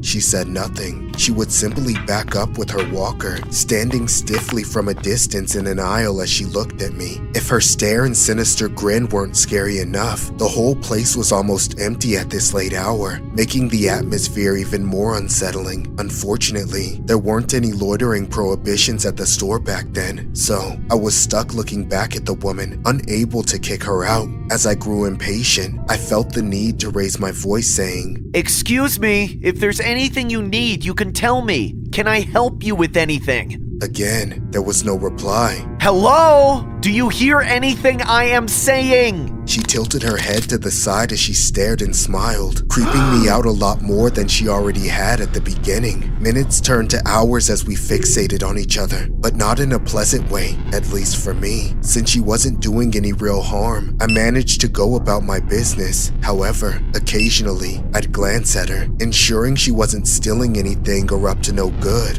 Then, the night ended there. The woman eventually left, and it was time to close the store. I heaved a hefty sigh, wondering if the woman was mentally ill or suffering from dementia. Either way, I immediately discarded the thought, hoping to never encounter someone like that again. However, the following night, the inevitable would occur. The old lady returned, engaging in another staring contest that made me uncomfortable for the rest of the night. What the heck is your problem? I hollered, unable to help myself. Then, moments later, the old lady began to do this weird hip roll as she smiled at me. I was convinced she was nuts, like she was some patient who escaped an asylum. Confused and afraid, I yelled, "Stop it! You're harassing me! I'm going to call the cops if you don't stop doing that!"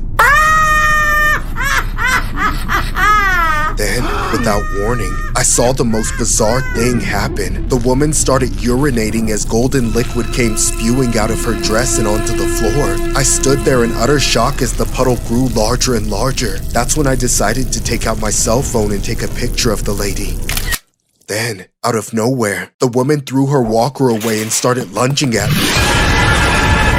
She jumped over the counter and tried to grab a hold of my neck. That's when I raised my arms to protect myself and restrain her simultaneously. "Leave me alone or I'm calling the cops! Somebody help me!" Moments later, I could hear my co-worker Sean dashing across the aisle. Sean then started pulling the crazed woman away from me. He tried to reason with her, but the strange woman wouldn't stop attacking me. After a minute of sheer terror, Sean was able to yank the woman completely off of me. She then ran out of the store, leaving her walker behind in the aisle as she faked her disability the whole time. Afraid she'd return, we locked the doors and immediately called the cops to give a police report. About 15 minutes later, the police arrived. I answered all of their questions and even gave them a copy of the CCTV footage. However, even after explaining the details, little has happened since. I would call back for months, but the cops never got a credible lead. In the end, they wanted to convince me that it was just another homeless woman whose name hadn't been registered. Fortunately, in the days that followed, the old woman didn't return. I was finally able to focus on my job, eventually forgetting her. A few months later, I went to a family dinner at my parents' place for the holidays. While exchanging stories at the table, I brought up the occurrence and even showed the image of the woman I took from my cell phone. As they gazed at the photo, my parents shrieked, disgusted by what they saw. Their bodies trembled as if they knew who this person was. Confused and baffled, I was compelled to ask them about the bizarre lady. "What's the matter?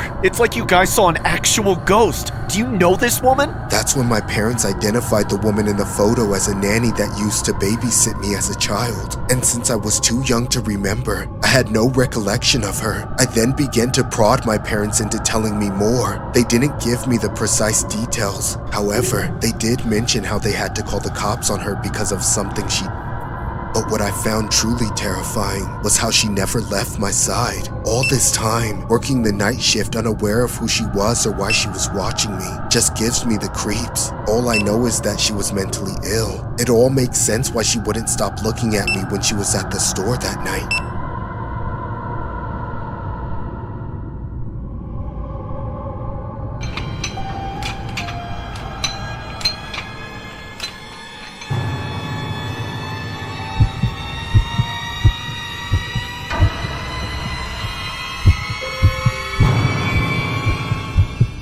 I live in a condo in Tampa with a fairly nice gym near the leasing office that's open to residents 24/7. It's free and less than a minute from my front door, which makes it a very nice amenity to take advantage of whenever I want. Since I work long hours during the day shift as a nurse, I tend to work out at night, and typically by the time I get to the gym, I'm the only person there. But I wouldn't have been half as comfortable being there by myself if it wasn't for my neighbors I saw in there. However, things didn't always pan went out that way. On one occasion, just before I entered the gym, I saw a guy through the glass door and immediately sensed that he didn't belong in there. He wasn't working out, and judging by how skinny he was, it didn't look like he ever worked out. He looked like some skinny, mid-20s African-American male who wasn't wearing any sort of gym clothes, only jeans and a long-sleeve t-shirt. He just sat hunched over the bench press without a single weight near him, none on the bar or on the ground. All he did was turn his head to stare at me. I automatically scanned my key fob and started to go inside, but I never opened the door. I stopped myself for a few seconds with my hand on the bar. I had this strong feeling that I should just call off to the gym while he was there, and that's exactly what I did.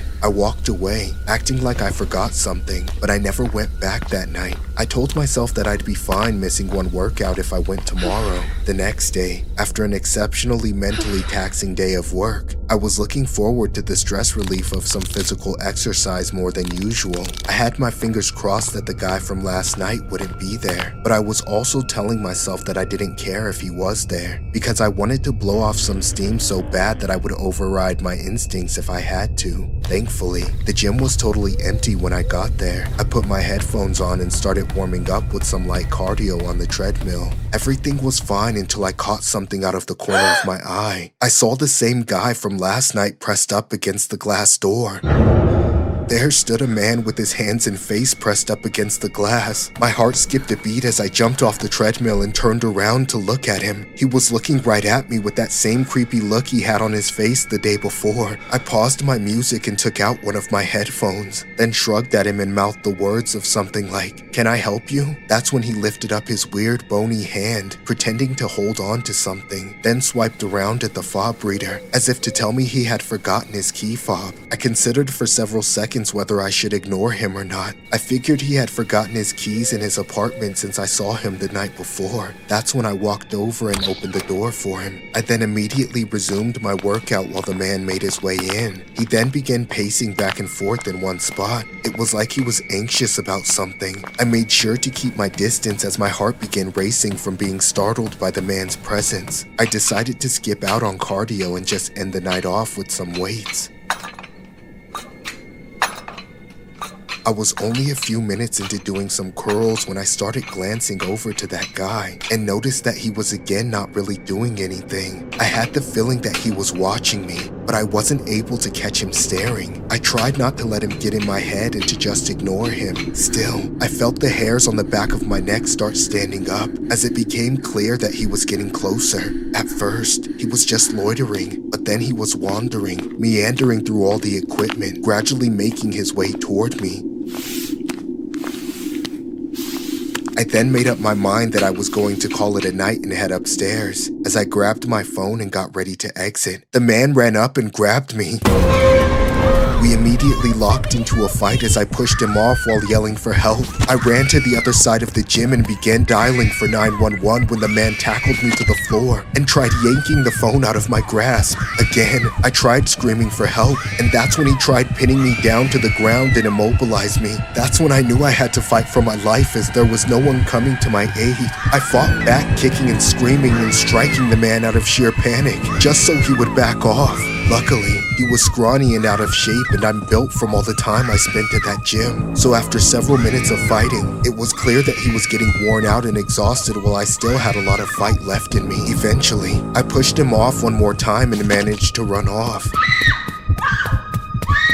I looked over my shoulder as I went out the front door and saw that he still hadn't got back on his feet. I ran straight home to my condo and locked the door before calling the police. When they arrived, they took hold of all the security footage, saw what they needed to see, then had that creep arrested the very next day. However, the story doesn't quite end there. As it turns out, when they did a further investigation, they found that he had been stalking several young women in that gym for months. He had been finding out when each of them routinely went, and then started going in after them for the sole purpose of watching and waiting for them to leave, just so he could follow them home.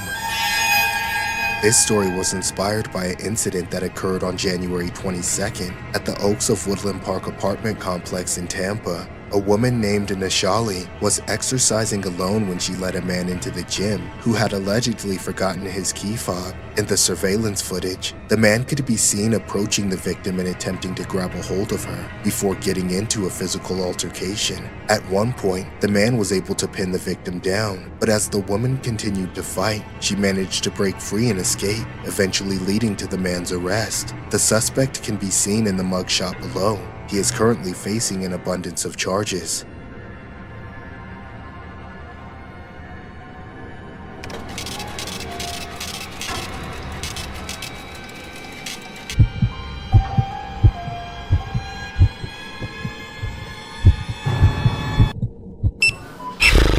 Sure is a slow night around here. Almost completely deserted. I bet there's nobody else but these two guys, and all I've got is this pack of gum. Maybe I should get something else. It would be less awkward. Plus, I could go for some cinnamon rolls. I don't know. I do know one thing, though. That cashier's got a weird vibe about him. His smile looks so forced. Thank you for shopping at Walmart. Have a good rest of your evening. Ah, crap. It's my turn. Hello, how are you doing tonight? Oh, you know, hanging in there. How are you? Are you sure that's all you want to get? Well, alright, maybe. Just hold on a second, I'll be right back. Dang it, why did he have to say that? Now I feel bad. I shouldn't, though. I'm allowed to get what I want, and what I want is a nice big canister of ready-to-bake cinnamon rolls to treat myself. You just can't beat the perfect consistency of that stuff that comes out of the can. Oh, yeah. And there it is, the Holy Grail. Oh, scrumptious rolls, just like my ex Big Beth. I guess this'll have to do.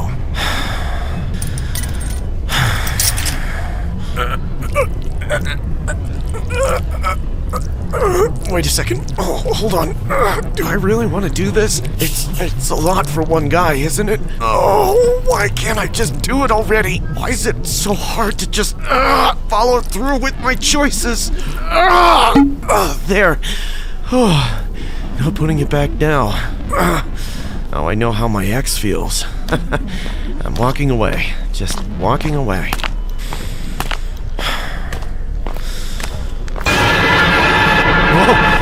What are you doing there, man? You almost scared the rolls, I mean crap out of me. Oh, I'm just wondering if you needed any assistance. Did you find what you were looking for? Yeah, dude, thank you. Really? Are you sure you don't want those cinnamon rolls? I saw you looking at them real hard. You saw me? Wait a second. Why were you watching me, you creep? It's just customer service. I want to make sure your shopping experience goes smoothly. Well, I don't need any of your help, thanks. I haven't found what I'm looking for yet, so just leave me alone, okay? Holy crap, what a freak. He could have just left me alone, but no, he had to follow me. Sir? Excuse me, sir. I can help you find whatever you're looking for. Just leave me alone! Oh, come on. Don't you want a couple of these? They're really big, you know. A great bang for your buck. I already told you I don't want your help. Now stop following me. You really can't run any faster? You look like a pretty fit guy. Crap. I gotta lose this guy and get the hell out of here. He's so persistent. What the hell is his problem with me? I just gotta duck around a couple corners and break his line of sight. Oh, come on, he's right there. Looking for a new gadget? I can help with that. Listen, little guy, I really just want to... I need you to come back to the front cash register immediately. Please and thank you. Damn it. All right, I'm coming back. Come on, you idiot. Yes. Saved by the bell. That schmuck forgot he's still at work and can't just follow me around the whole time. You've got customers to ring up, you jerk. Now, time to shop around like a normal customer for a little longer and gradually make my way toward the exit. God, this whole situation has really stressed me out, though. And that's not good. It's fine.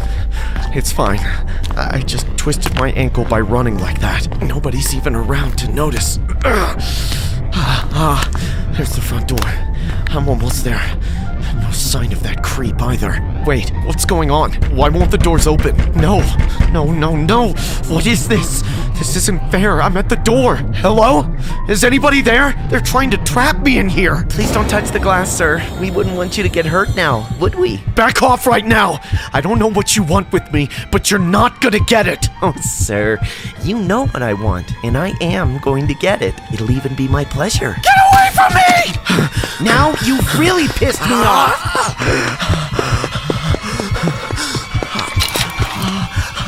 Where did that freak go? He just disappeared. I just need to be very quiet and calm down. Sooner or later, he'll think I got out somehow. Sooner or later, he'll have to go home. But where is he? Let me just have a little peek. He's not out there. Not over in that direction either. Not over here. Not even out there. What's going on? Where could he have gone?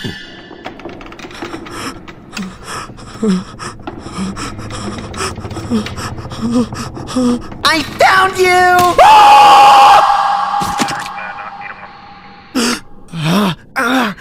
What happened? Did I just see that? Oh no, I think the impact might have popped the cinnamon rolls. Hey, genius! Next time, just buy the rolls, and don't ever shove it up your hole! I'm gonna be all over the news.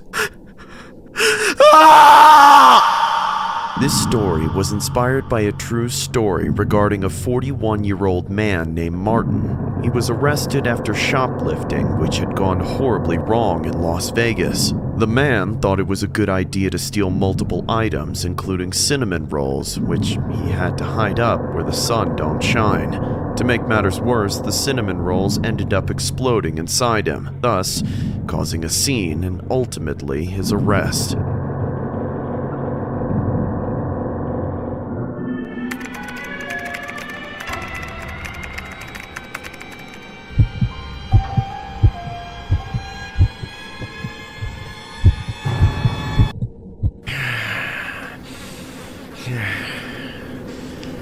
Oh, I can't wait to see her. Nothing makes me happier but her. What do you want, Dad? Are you seriously waiting to talk to that girl again? I thought I told you to get some sleep. And I thought I told you that you can't tell me what to do anymore.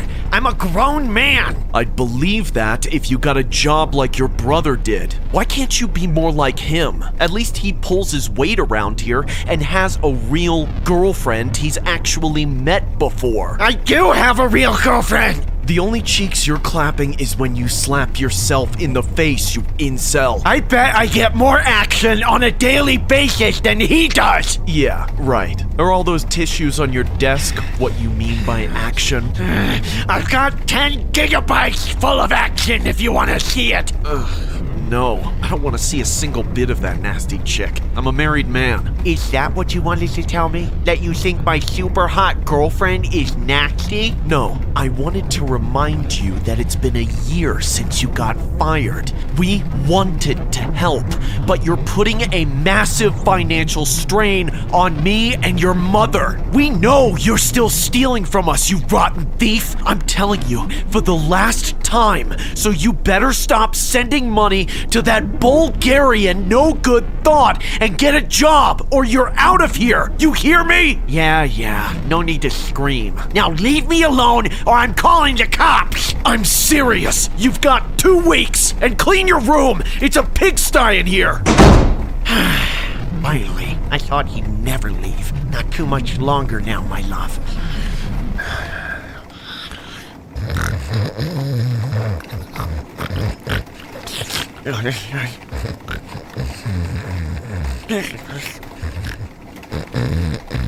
Sweet.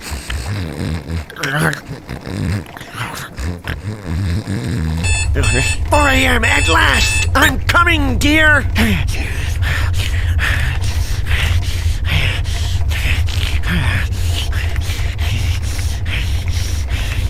Oh, yes. I'm so excited to finally see you, girl. It's almost noon. Are you still up for our scheduled call? I'm always up for you, baby. Okay. Hey, baby. It's so good to see you. It's good to see you, too. Are you doing all right? You look a little tired. Yeah, I'm okay. It's just my family. They've been on my back non-stop. Aw, for what? They don't believe we have a real long-distance relationship.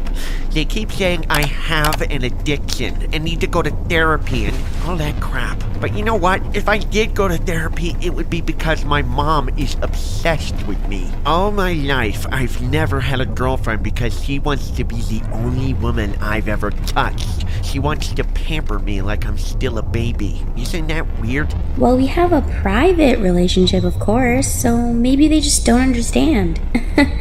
You have gifted me almost 200K, so I get why they feel this way. Because you're the love of my life, my sweet little princess. I give you the world. The money means nothing to me. I have millions. You do? Really? I really do. Unfortunately, it's all tied up in assets, so I can only liquidate small amounts at a time. Of course, although I wouldn't call $5,000 a small amount. Is that how much I sent you last night? I had already forgotten about it. Tell me, what would you like tonight? Oh, you don't have to. No, baby, I insist. Tell me anything, and it's yours. Well, okay. Let me send you a link. There's this new toy I really want. It's kind of expensive, but if you get it for me, I'll send you a video when I get it. There is no if for you, sweetheart. I'm already sending you the money over PayPal. Really? Oh my goodness, thank you so much. Don't even mention it. I'd do anything just to see that beautiful smile. Aw, that's so sweet. Let me see if it went through already. Son, what is the meaning of this? Did you withdraw $5,000 from my retirement savings? What the hell is wrong with you, you idiot? How many times do I have to tell you to leave me alone? I'm talking to my girlfriend. That's it. I've had it with that wench. Let's see if you can still talk to her if I destroy that lousy computer. Don't you dare touch her. What are you doing? Put that away. What's going on? Who's that yelling? Babe? I'm not letting you get in my way anymore!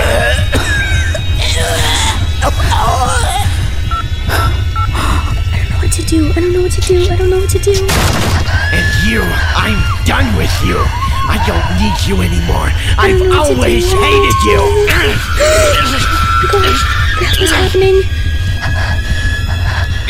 Sorry for the wait, babe. So, where did we leave off?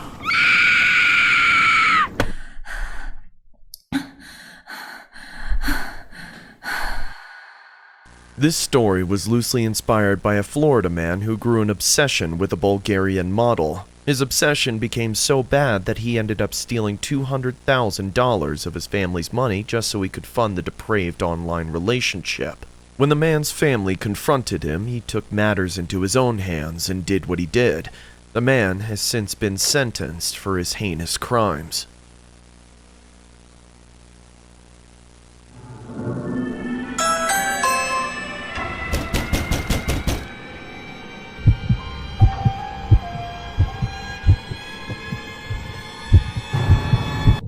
This happened several years ago, when I was still in high school. It was during summer vacation, in the middle of July. My parents were celebrating their 20th anniversary, so they left me alone in the house for a week while they went on a retreat to some secluded place hours away. I was an only child, so I was used to house sitting. It wasn't like I was worried about it though. I knew not to answer the door for strangers, and we had plenty of food. Plus my parents had a Ring doorbell, which meant we had a camera at the front of the house just in case. I was actually kind of annoyed at the presence of that thing because it meant my parents could easily find out if I brought anybody over without permission. Unfortunately, that meant no parties. But honestly, after the 4th of July weekend, I was done with partying for a while. I looked forward to kicking back, relaxing, and doing nothing for a whole week. The first 3 days at the house were uneventful. All I did was eat, sleep, watch TV, and play video games with my friends online. However, the nights got weird. I had a lot of trouble sleeping. I would toss and turn until sunrise before I finally slept. But whenever it was dark, I was squirming with anxiety.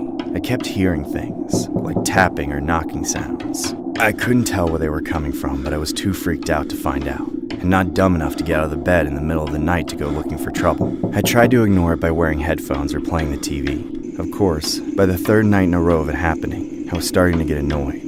On the 4th night, though, this inconvenience morphed into something much worse. I was in the living room watching TV, and the whole day that led up to this moment, nothing made it seem like anything unusual was about to happen. But then, at 1 o'clock in the morning, the Ring camera bell rang.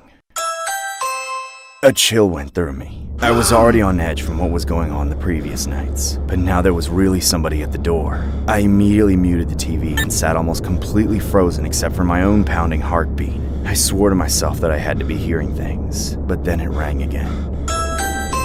Panicking, I jumped up and turned off the lights in the TV, but right away I realized the mistake I made. Turning everything off and trying to hide in the silent darkness was no use. Whoever was out there would have definitely heard the TV go silent and clearly see the lights go off, making it obvious that I was inside. I kept thinking over and over again like a crazy person. Why is there someone at my door at 1 a.m.? Who rings the doorbell at 1 a.m.? That's when I finally thought to check the Ring camera through my phone. And what I saw was the most bone-chilling thing I've ever witnessed. There was a psycho at my door dressed as Ronald McDonald the Clown. He was looking straight into the camera. The sight of it alone petrified me. I didn't know whether I should answer him through the doorbell or just call the cops right then and there. But all I ended up doing was watching as he rang the bell again and again and again. He just kept smiling while tilting his head to the side, waving creepily. I couldn't take being on the same level as him anymore, so I bolted upstairs to my bedroom and locked the door. I sat there in the dark, watching him on my phone and hoping to God that he would just leave. But he didn't. He did the opposite. He started talking to me. I know you're in there. I can hear you. I saw you. I can even almost smell you. You're in there somewhere. And you're all alone, aren't you? Just kidding. I know you are. The sound of his voice petrified me. I had no idea who he was or what he wanted with me. I was scared out of my mind. I'm sorry, are you hard of hearing? I said open the door, dipshit! I was so afraid that I started to cry. I crawled on the floor of my closet and hid there as the clown continued to torment me. That's when he took his hands out from behind his back and flashed a huge machete in front of the camera. I know you can hear me, you spoiled little brat. Just open the door and I'll give you a free Big Mac. What do you say, kid? Just open the door, or I'll have to open it myself! I knew by then that this man was completely psychotic. Suddenly, he raised the machete into the air and pounded it against the door. I heard that awful thud ring out through the entire house, but it wasn't just one. Once he got started, it was like he really couldn't stop himself. I could see the splinters flying off the door onto his face. He was making his way through, and it wouldn't be long. I cursed myself for not calling the cops earlier, as I knew the clown would already be inside. I then forced myself to go to my window and open it up while screaming for help at the top of my lungs, saying, Help! Somebody! Someone's breaking into my house! Help! I screamed until I was completely out of breath. Then I checked my phone to see if the clown was still at the door, but he wasn't. There was just a pile of wood chips left in the foyer. Another chill went through me as I realized he could have left, or he could have made his way in. I hid in the closet again and called my parents to tell them what was happening. They started making their way home and notified the police immediately. They told me not to make a sound until the police arrived. All I could do was spend the last several minutes in an absolute hell, just waiting in isolation and total fear. The cops eventually came before long and did their investigation, only to find out that my attacker had fled as soon as I started screaming. The worst part of it was when we checked the Ring doorbell footage from the previous 3 days. We saw that he was there every single night, taunting with the machete, just smiling and waving like a psycho. But what makes this even more disturbing was how I now knew he was the one making the sounds at night. I just don't understand why he did it, and unfortunately, he's never been found. This story was inspired by a disturbing Ring camera video of a man wearing a clown mask while menacingly tormenting someone's home. What makes the footage more unsettling was how the clown had a machete on hand and would tap the owner's camera with it during the middle of the night. The clown has since been at large and unidentified.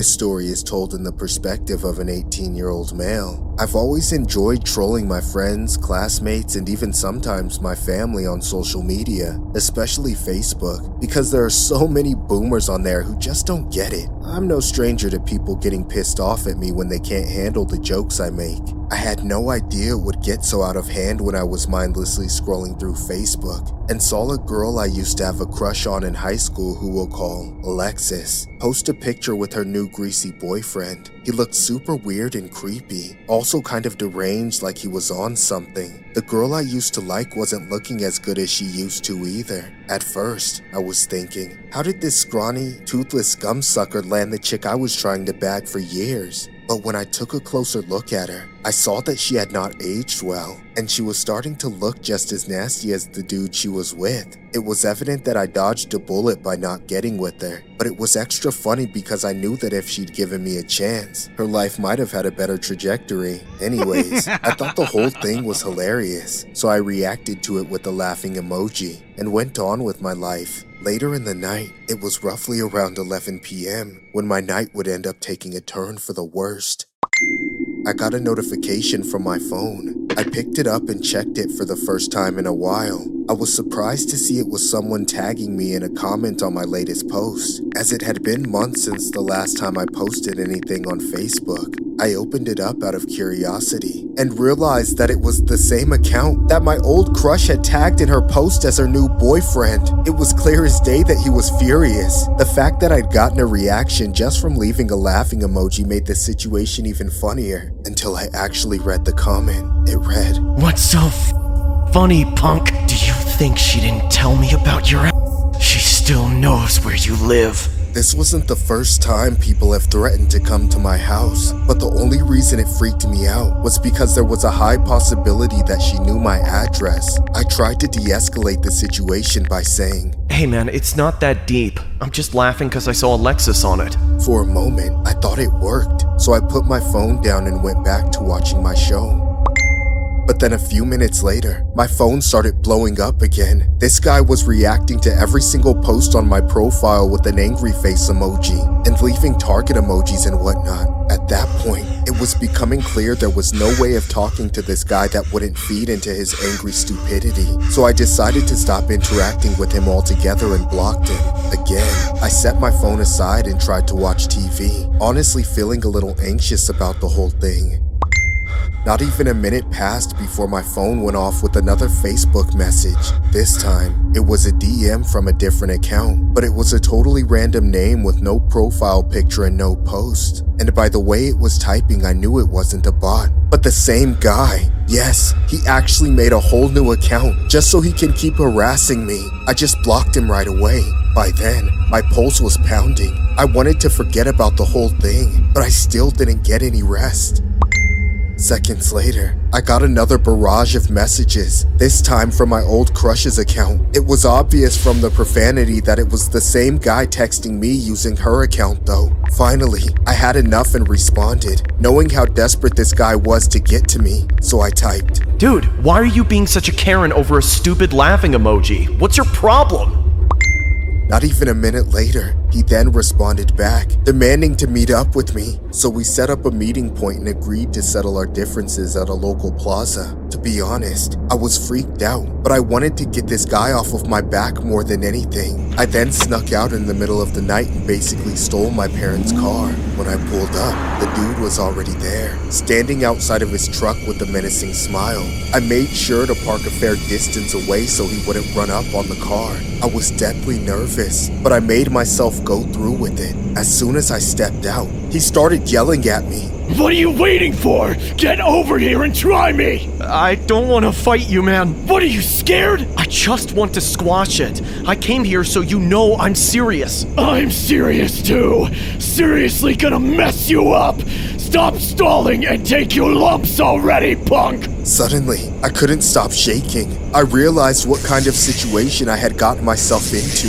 It was dark out, and nobody was around. It was just me and this psycho tweaker with a senseless grudge against me. That's when I realized that this was not the kind of guy that would listen to words. But it was already too late. "Come on, man, we don't gotta do this!" Ah! Out of nowhere, the freak broke out into a sprint straight for me. I screamed and tried running away, but he closed the gap in an instant and grabbed me with a vice grip. Guess who got the last laugh now? This story was inspired by a true story regarding a tragic incident where a man named Isaiah reacted to a Facebook post with a laughing emoji. The post was of a male named Tanner posing with his girlfriend. It was believed that Isaiah reacting to the post with a laughing emoji could be misconstrued as someone making fun of it. Tanner did not like the emoji reaction at all and decided to meet Isaiah at a park to settle matters. Things went left, and Tanner has since been arrested and charged accordingly.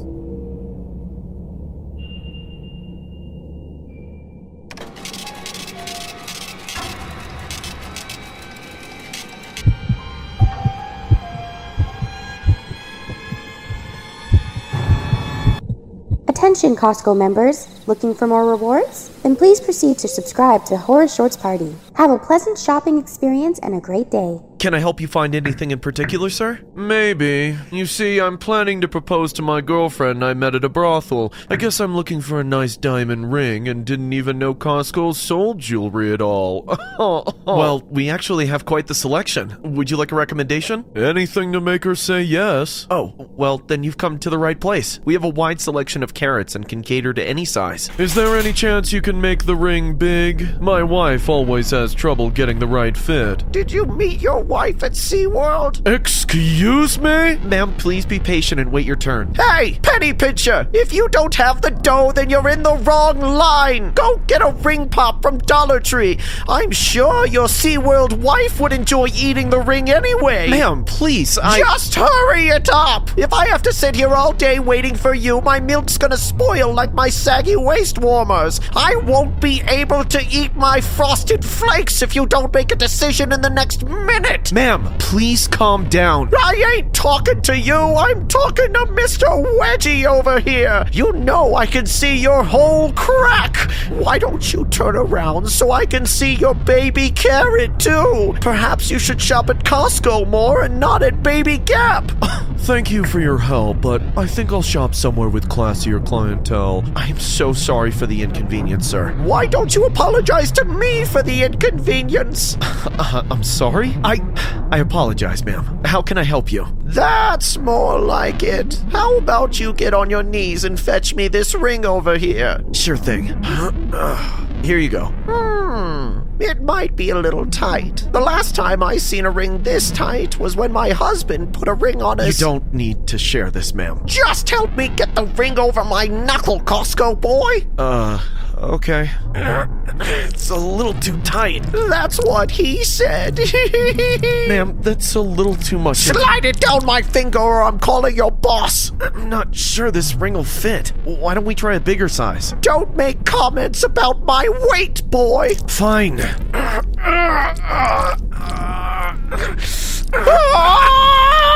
Just get me another ring the size of your magic wand before you make my finger look more saggy, idiot! Sure, ma'am. You sure do look good down there. I could definitely get used to that. Can we please keep this professional? I don't know. Can we? I definitely can. Here. Don't start copping an attitude with me, boy. And this ring looks too big. This one's too small. That one's kind of dull, but ooh, yes. This one looks just perfect. Quickly, put it on for me, Daddy. I'm not your daddy. And hurry up so I can vomit at break time. Oh, so amazing. I love it. So does this mean we're engaged now? What? Hell no. Oh, come on, Costco boy. They say 80's the new 20. You know, my husband wouldn't even be able to put a ring this size on, right? It would just fall right off. He must have some kind of shrinking disease. So tell me, princess, is it going to fit? Lady, please. I already have a girlfriend. Just get your ring and stop trying to pick up people at Costco. Fine! You don't know what you're missing out on. I want a divorce. I think I decided I don't like this ring after you ruined it for me. Grab me one of those colorful rings behind you. Maybe I'm not a diamond girl after all. You got it. Here, wait a second.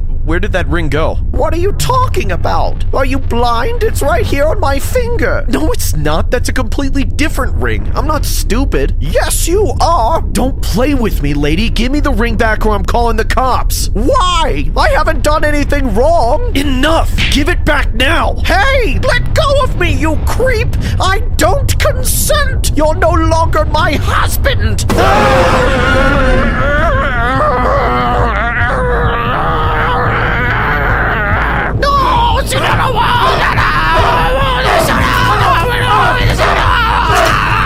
Get back here! Get away from me, boy! Somebody get my wheelchair!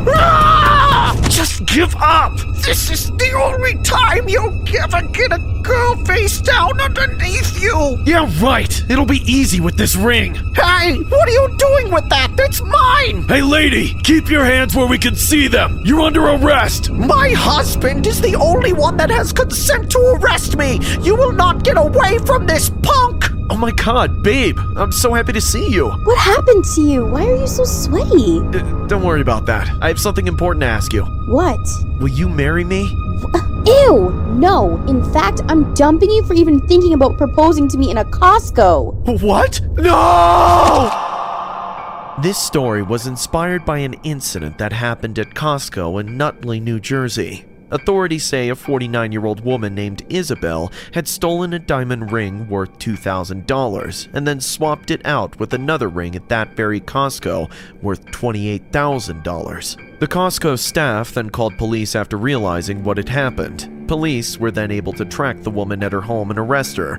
She has since been charged with theft.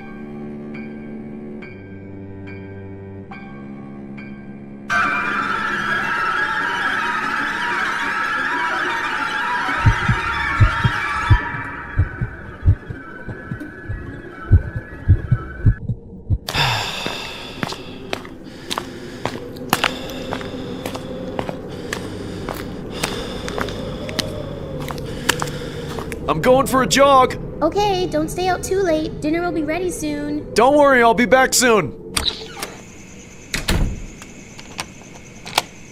Okay, gonna try for 3 miles this time.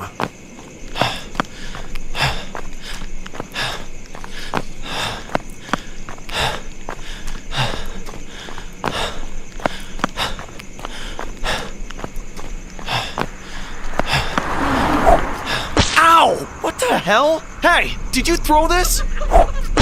Keep running, fatty! Hey, stop that! Or what? You gonna catch us? Yeah, get back here! Ow! Damn! Come back here, you punks! What a bunch of jerks. Can't believe this crap. Ah! Oh. What do you want, man? Jeez, who pissed in your cereal? It's nothing. What's up? You want to play some COD? Nah, not right now. I'm running.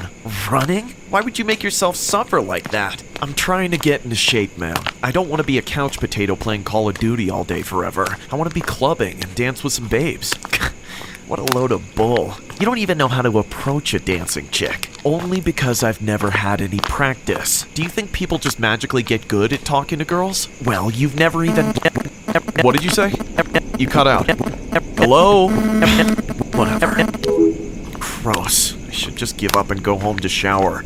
No, that's what those jerks want. I'll keep going, X and all.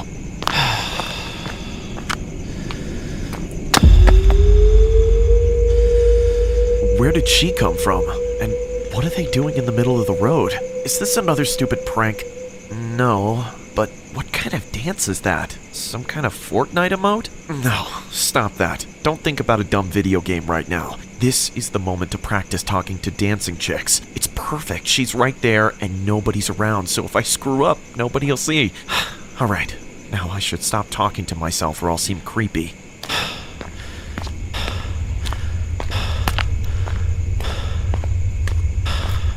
Not like I'm covered in raw eggs or anything. She looks a little older than I thought. What is she wearing? Where are her shoes?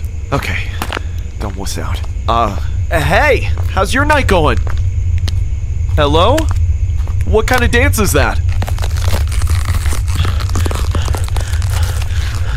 You You should have never left your mother alone. What? I didn't. I just left. What are you talking about?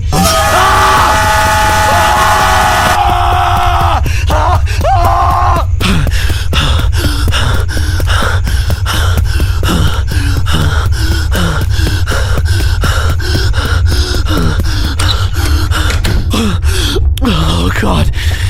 Please don't still be out there.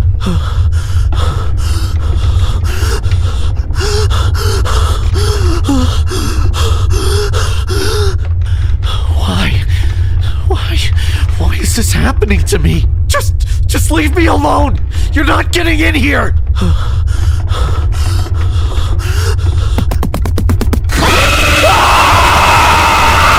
Mom, help me.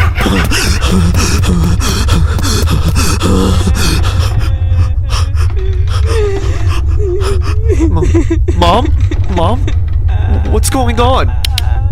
Mom? No, not you two. Please, stop. Why are you doing this? I don't understand. Please just look at me.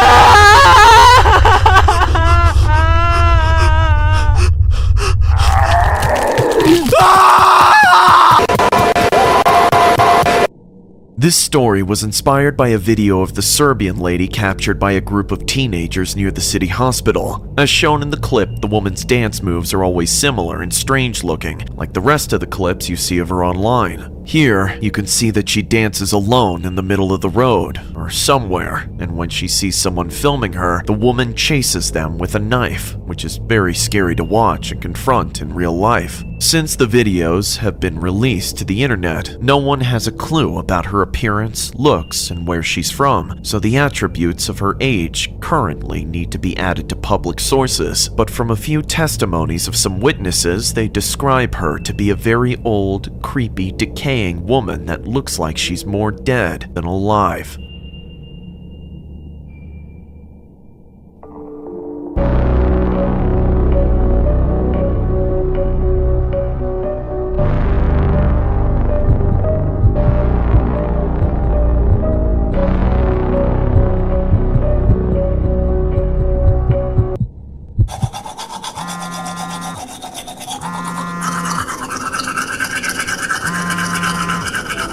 Happy Halloween, homie. This is gonna be your best birthday ever. Thanks, bro. What do you mean by that? Oh, don't worry. Just know it's gonna be killer. I'll explain when I get there. Wait, are you headed here now? I guess I forgot to let you know. Surprise!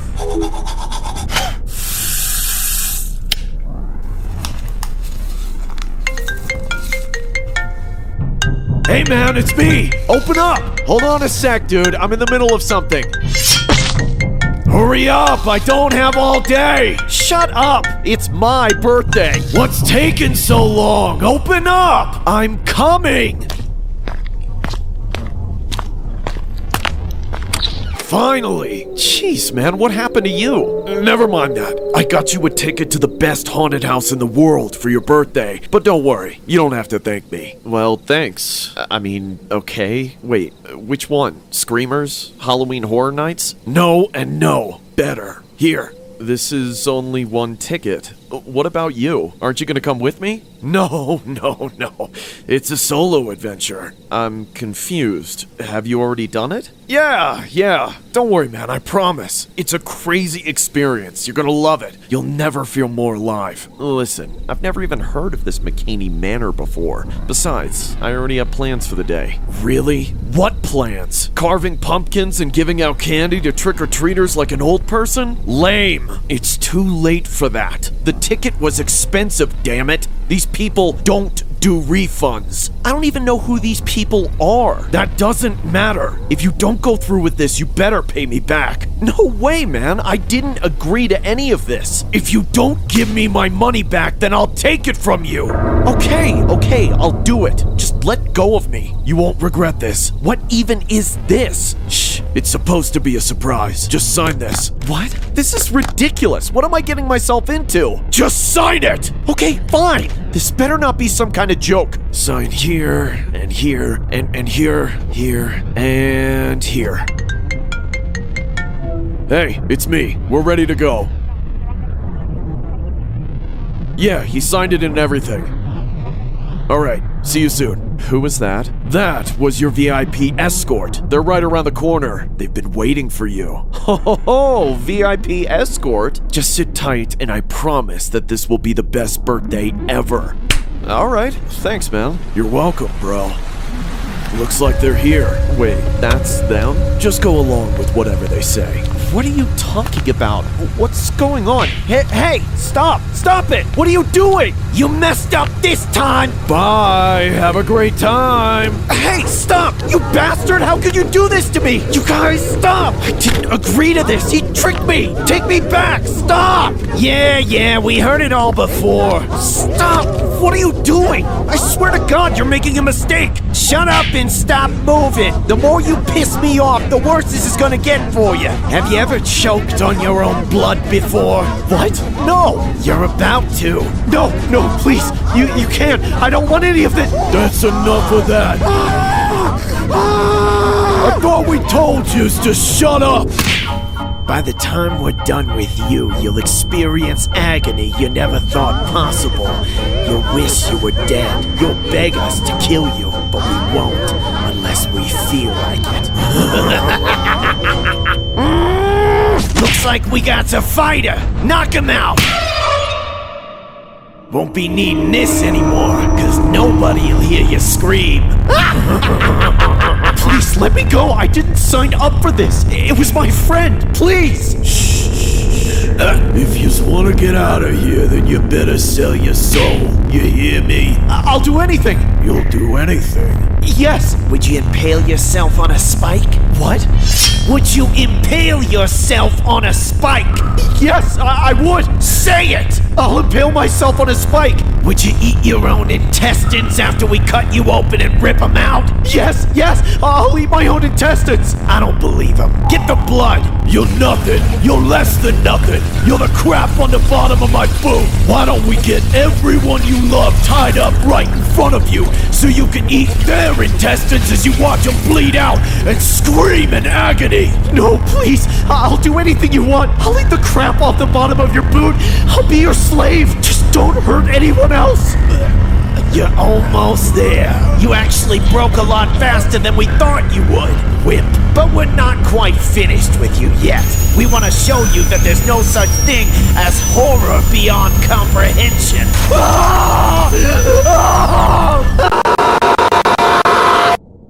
This story was inspired by an American haunted house attraction called McCamey Manor, which is ran by a man named Russ McCamey. The house operates year-round, offering visitors a tour that can last up to 8 hours. The attraction is a survival horror-style haunted house which is known for its extreme forms of scaring its guests, including various forms of physical and psychological torture, including having bones broken, teeth removed without anesthesia, and being sedated with undisclosed substances. The scare tactics are so extreme to the point where guests are forced to sign a liability waiver to participate. Items on the waiver include the inability to leave the experience without the staff's permission. McCamey Manor has attracted significant controversy, criticism, and media scrutiny around the world, but despite this, they're still running and open for guests in Nashville, Tennessee, and Huntsville, Alabama.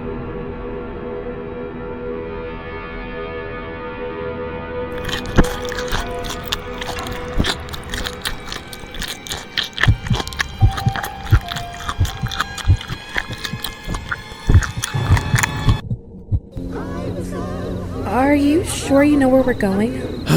For the millionth time, yes, I know where it is. I've been there before. Jeez, I was just making sure. It just feels like we're going nowhere. We're not going nowhere, we're going to the middle of nowhere, which is just one more thing that makes this house the perfect hit. The nearest police station is 20 miles away, even if there's a new security system installed. Wait, there might be a security system? I don't know, maybe, but who cares? I told you it doesn't matter. Nick, I don't think it's a good idea to hit the same house twice, especially so soon. Relax, Heather. No one ever expects to get robbed twice in 1 year. Besides, this place is worth the risk. I just don't feel like taking any risks right now. It's Thanksgiving. Can't we just have a feast with our family like normal people?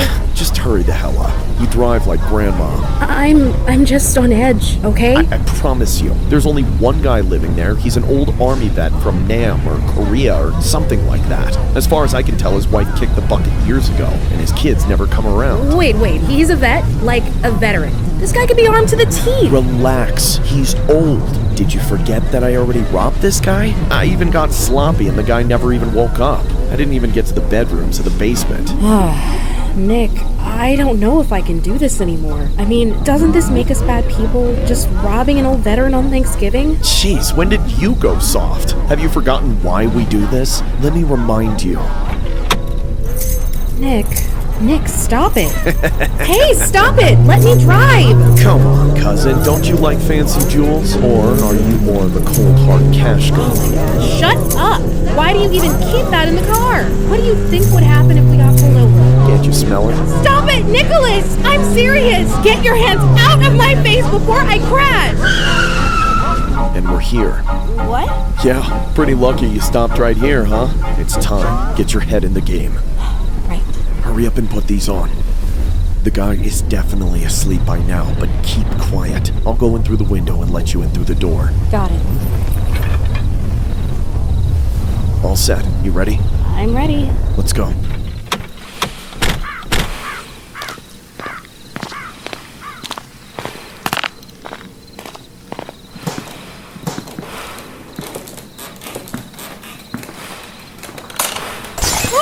You scared me. Shh.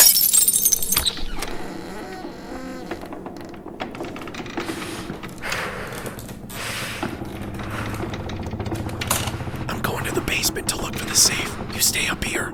Okay.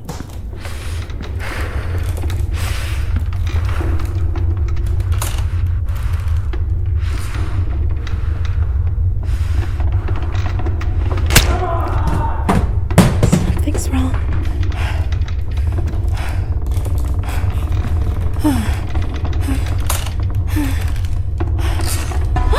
Nick, what's going on?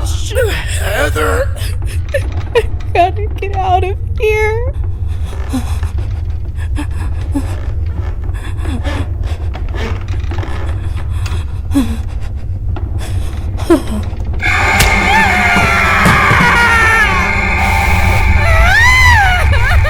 I'd say I'm still pretty good at what I do, don't you think? Please! Let me go! I'm so sorry! I'm sorry! Oh, it's far too late for that, Missy. Why don't you stay for dinner? Don't you know it's Thanksgiving? Screw you! Now, just where do you think you're going? Away from you! Anywhere but here, you monster! I'm not the one who invited myself in. How about you show a little respect, huh? Just leave me alone! Leave you alone? That's exactly what you punks should have done for me. Although, I guess I ought to say thanks to you two for letting me practice the skills I never thought I'd get to use again. No! Get away! Get away!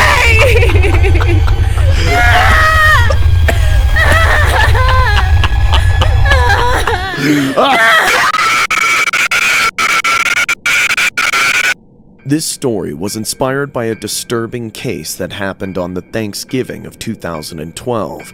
Two individuals named Haley Kiefer and her cousin Nicholas Brady broke into the home of a 64-year-old man named Byron David Smith. The incident took place in Little Falls, Minnesota. Smith took out the separately and 10 minutes apart as they entered the basement where he was, later stating to police he was worried about them being armed. Smith could be heard in the videotape taunting the victims, saying stuff like, "I don't see them as human, I see them as vermin." The day after, Smith would keep the victims' bodies in the closet. On April 29, 2014, he was found guilty for his actions. The case sparked debate over the castle doctrine, which allows homeowners to defend their home with lethal force. The prosecution alleged that Smith's actions in recording the incidents unfolding showed premeditation and that he used excessive force after having neutralized the threat. He was convicted by a jury and sentenced to life in prison since.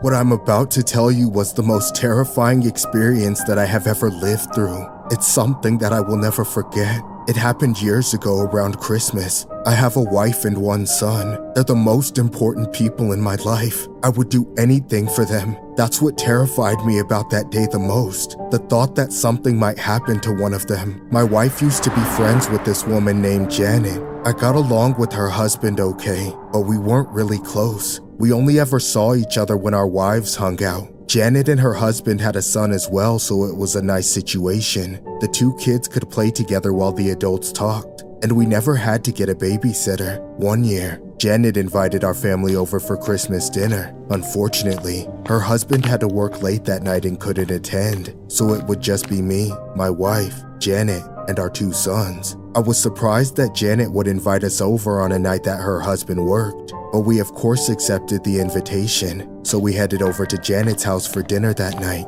It all went well at first. The food was delicious and we had pleasant conversations. Janet seemed slightly on edge, but I assumed that it was just the stress of the holiday getting to her. I knew I felt burnt out from all the preparations. Then something strange happened. I heard creaking noises coming from upstairs as we ate.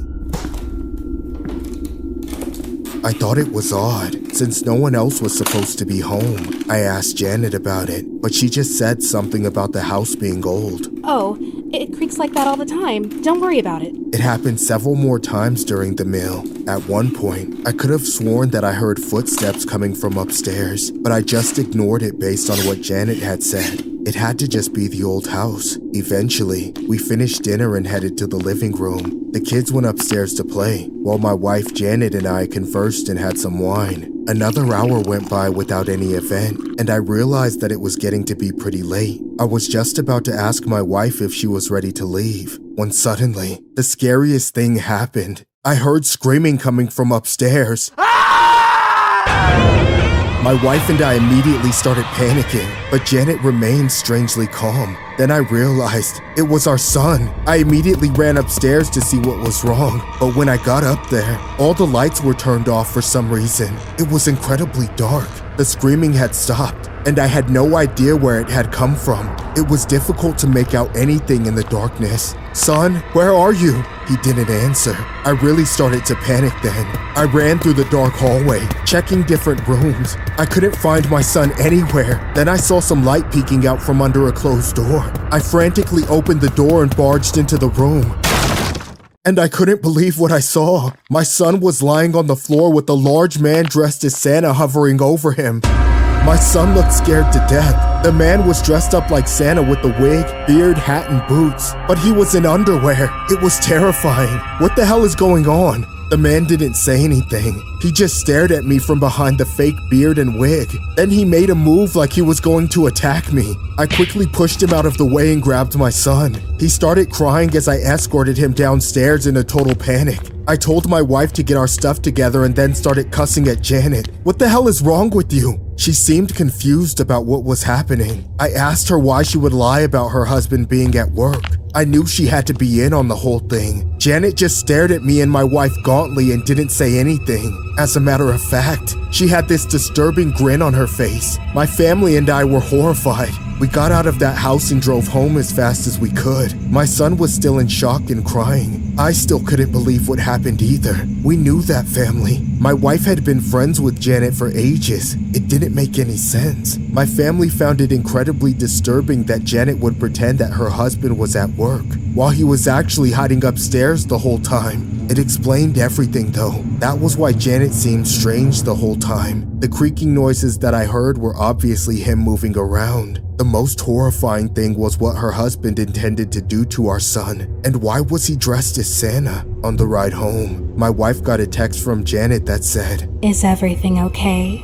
We were totally disgusted. The family had to be completely insane. Why was she still playing innocent? My wife texted back and told Janet that her and her husband were sick and needed help. Janet left it on read, and that was the last time they ever spoke. Janet hasn't responded since. My wife completely cut her off as a friend, of course. We still couldn't understand how they got along so well for such a long time. We tried to report them to the police, but they said that it was just their word against ours. There was nothing they could do. My son was in shock for a long time, but he eventually got over it mostly. I, for one, am still scared. I can't imagine what would have happened if I hadn't made it to that room in time. I just know that there's something extremely wrong with that family, and that they need help. This is downright one of the most disturbing stories. It was a fan-submitted story regarding a viewer who claims he and his family experienced when invited to his mother's friend's Christmas dinner during the year 2016. Allegedly, the viewer's family opted out of not to file any charges against the dad or family. The viewer remains traumatized about the ordeal and shares his horrific incident every Christmas.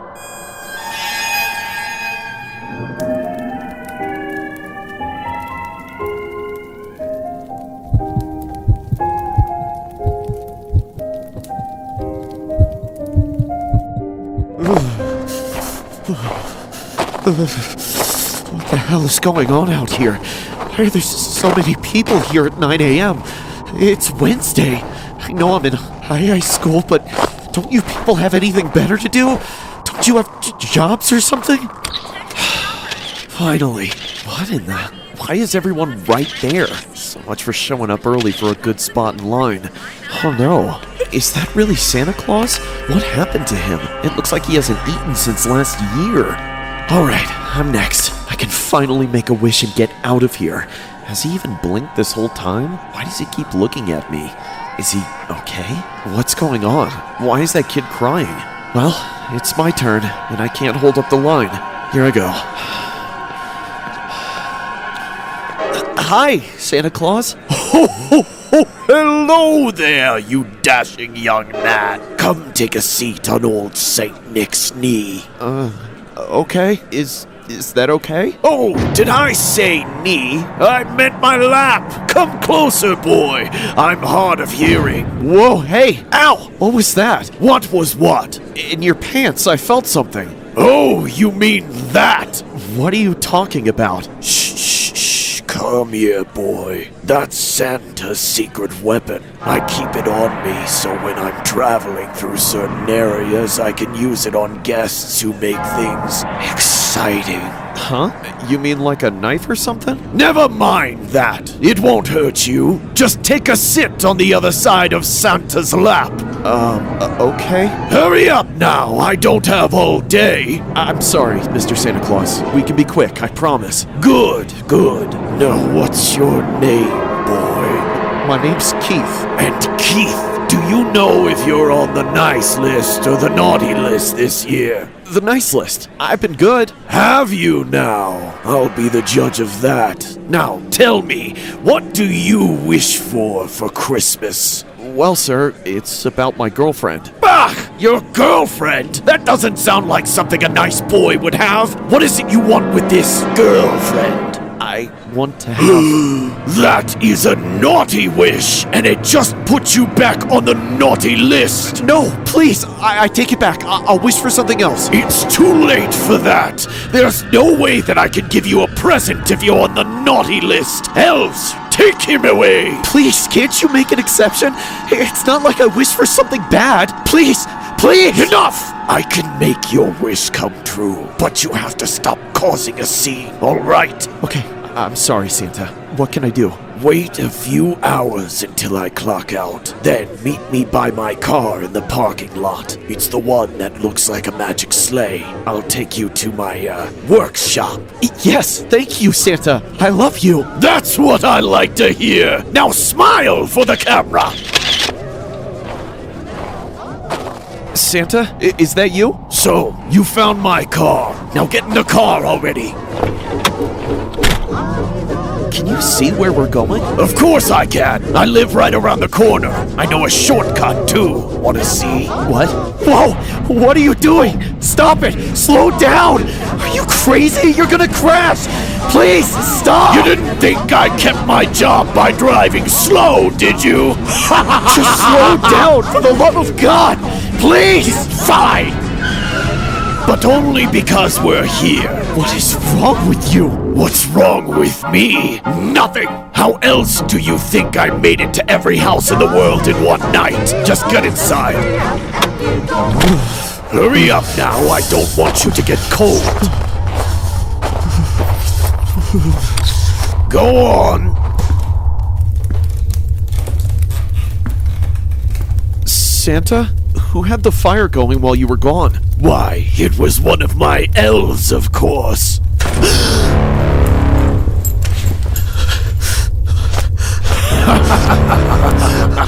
You're so naive. There's no escape for you now. You're going to become real familiar with my North Pole. Get back here! I just want to show you where the compass points! Stay away from me, you freak!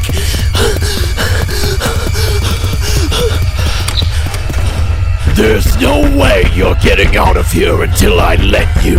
And that's not happening for a long time. So just stop making this harder on yourself. Ho, ho, ho! No, no, no!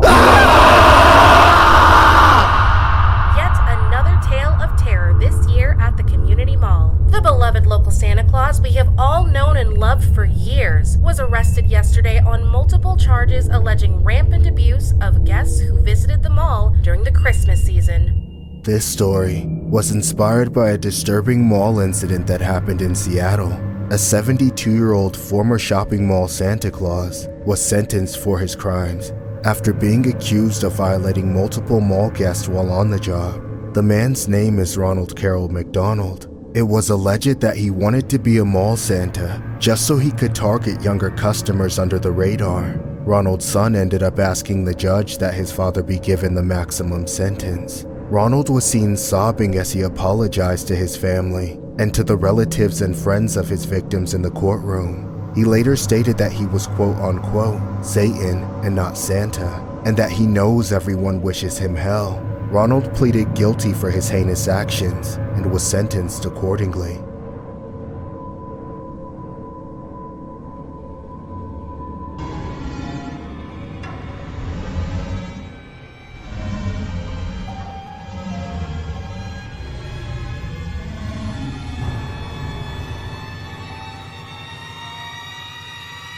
Where are you at? I have to go change out of my clothes, okay? Okay. Just hang out at the bar for a second. It's a little late to be prowling around these parts. This story was inspired by a creep who has been quite the meme online for some time. From the video, you can clearly see his bizarre resemblance to the fictional character Mario. The man enters a house through a sliding door and communicates with someone who appears to be old enough to be the creep's kid. What you don't see is the eerie intentions behind this interaction. This is an animation inspired by the infamous Super Mario lookalike.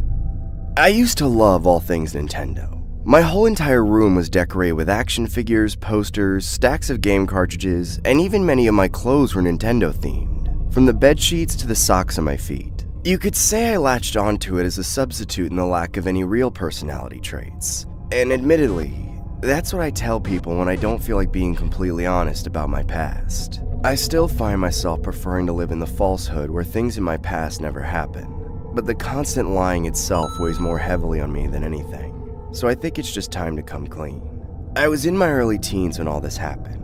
Even then, I was a huge Nintendo nerd. The problem for me at the time, however, was the price of the DS. At $150 whole, it was something my mother was reluctant to get for me. But I didn't want to wait for Christmas, even if it was only a month away at the time. Even though I didn't have enough money on my own to buy it with, I still went to the GameStop every day on my walk home from school.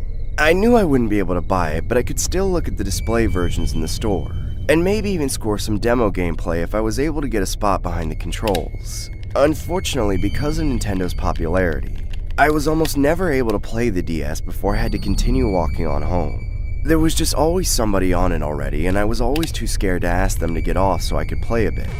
There was one guy who I often saw there who seemed a little more approachable. He seemed to be about as big a fan of Nintendo as I was, at least initially, because he dressed like he was Mario himself, and he was pretty good at the Super Mario demo that was available on the store's DS. It started on a Monday, when I was having a pretty bad beginning to my school week. I had begun to recognize the guy who always looked like Mario as he'd play the demo several days out of the week. Eventually I decided since I couldn't play it myself, I'd just watch these other people play. More often than not, I was looking over the shoulder of the Mario lookalike, and it didn't take long for him to notice the shadow. "Hey there, sport! You been waiting to play?" "My mom says I'm not supposed to talk to strangers." "Oh, you don't have to worry about me. But you're probably wondering why I look like Mario, right?" "Well, actually, Mario looks like me." "Yeah, right. No, I'm serious. I'm the guy that based Mario off of, believe it or not. I'm just coming in to make sure they did a good job representing me." "Wait a minute. If you're the one Mario is based on, then that means you're Mario?" Yes. It's a me, Mario. "Are you actually a plumber?" "I sure am, kid. You got any plumbing questions you'd like to ask me to make sure I'm really the original?" I don't know anything about plumbing, but I know a lot about Mario." "Alright, ask me anything." I sat there and grilled the guy about all of Mario's backstory, and he really knew his stuff. He actually told me some information that wasn't even in the manual to the Game Boy version. He actually got me to believe that Nintendo had based the character of Mario on his likeness and personality. After talking for a little while, I told him that I had to go home before my mom got worried. But he told me he'd be back at the same time tomorrow if I wanted to hang again. I said that I would, but I was a little worried. I'd never really talked to an adult like that before. He seemed like he understood what it was like to be a kid more than a teacher usually did. And that was nice, I guess. But to be honest, what really made me go back and talk to him again was the DS. I knew he had money because he was an adult. I just needed to figure out a way to get him to buy the DS for me. It seemed like a far-fetched possibility, but I was willing to give it a shot. Somehow, though, it was almost like that guy was reading my mind. The first thing out of his mouth the next time I saw him was, "Hey kid, you're looking to score one of those new DS's, right?" Yeah. How'd you know?" "I can see it in your eyes, little guy. You won't stop looking at the DS demo." "Alright, what's the matter to you?" "Well, I was just thinking, why don't we have a friendly competition?" "Oh yeah? Like what?" "Well, how about we both play through the Super Mario demo, and whoever gets the higher score wins. The loser has to buy the winner the new DS. Sound good?" I nodded and agreed to the challenge, knowing I didn't have the money to buy the DS if I lost. But I was pretty confident in my skills as a gamer. I played Super Mario on the GBA every day, and all I had to do was figure out how to play it on the DS, and I should have been able to win. He let me go first, starting at 1-1. Then, my heart sank as I realized how different the controls of the DS felt. This was the first time I'd ever touched one, and I had no idea what I was doing. I lost all of my lives before I even got to the first world. When the man was ready to play, I was hoping he would take pity on me, but he didn't. He absolutely crushed my score, getting 3 times as far as I did before finally stopping. "Well, looks like I won. Sorry, buddy. What's wrong?" "Oh, you probably can't afford to pay for the DS, can you?" "Well, that's okay. There's another way you can make it up to me. How would you like to play another Mario game that I created? If you play it with me, I'll buy the DS for you. What do you say, kid?" "Okay, I'll play." "That's wonderful. We'll have to go to my house to play, if that's okay. I can give you a ride home after so your mom won't be mad." "Okay."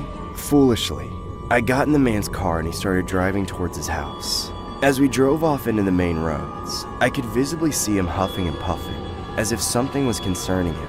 But what made things even more odd was how he began to stick his tongue out like a panting dog, while his face became drenched from the amount of sweat dripping from his head.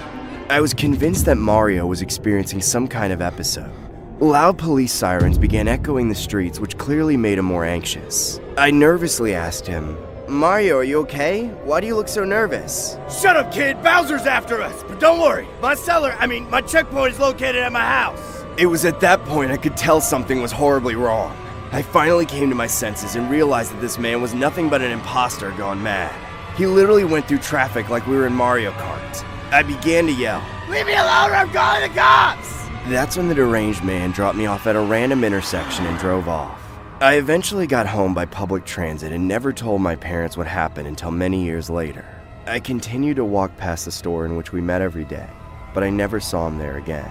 I guess he got as far away as he could, but he couldn't run from himself. A few years later, when this was still a secret only I knew about, I saw his face on the TV. The program To Catch a Predator had caught him committing the same evils he tried to do with me, trying to traumatize another little gullible soul for the rest of their lives for his own demented and short-lived pleasure.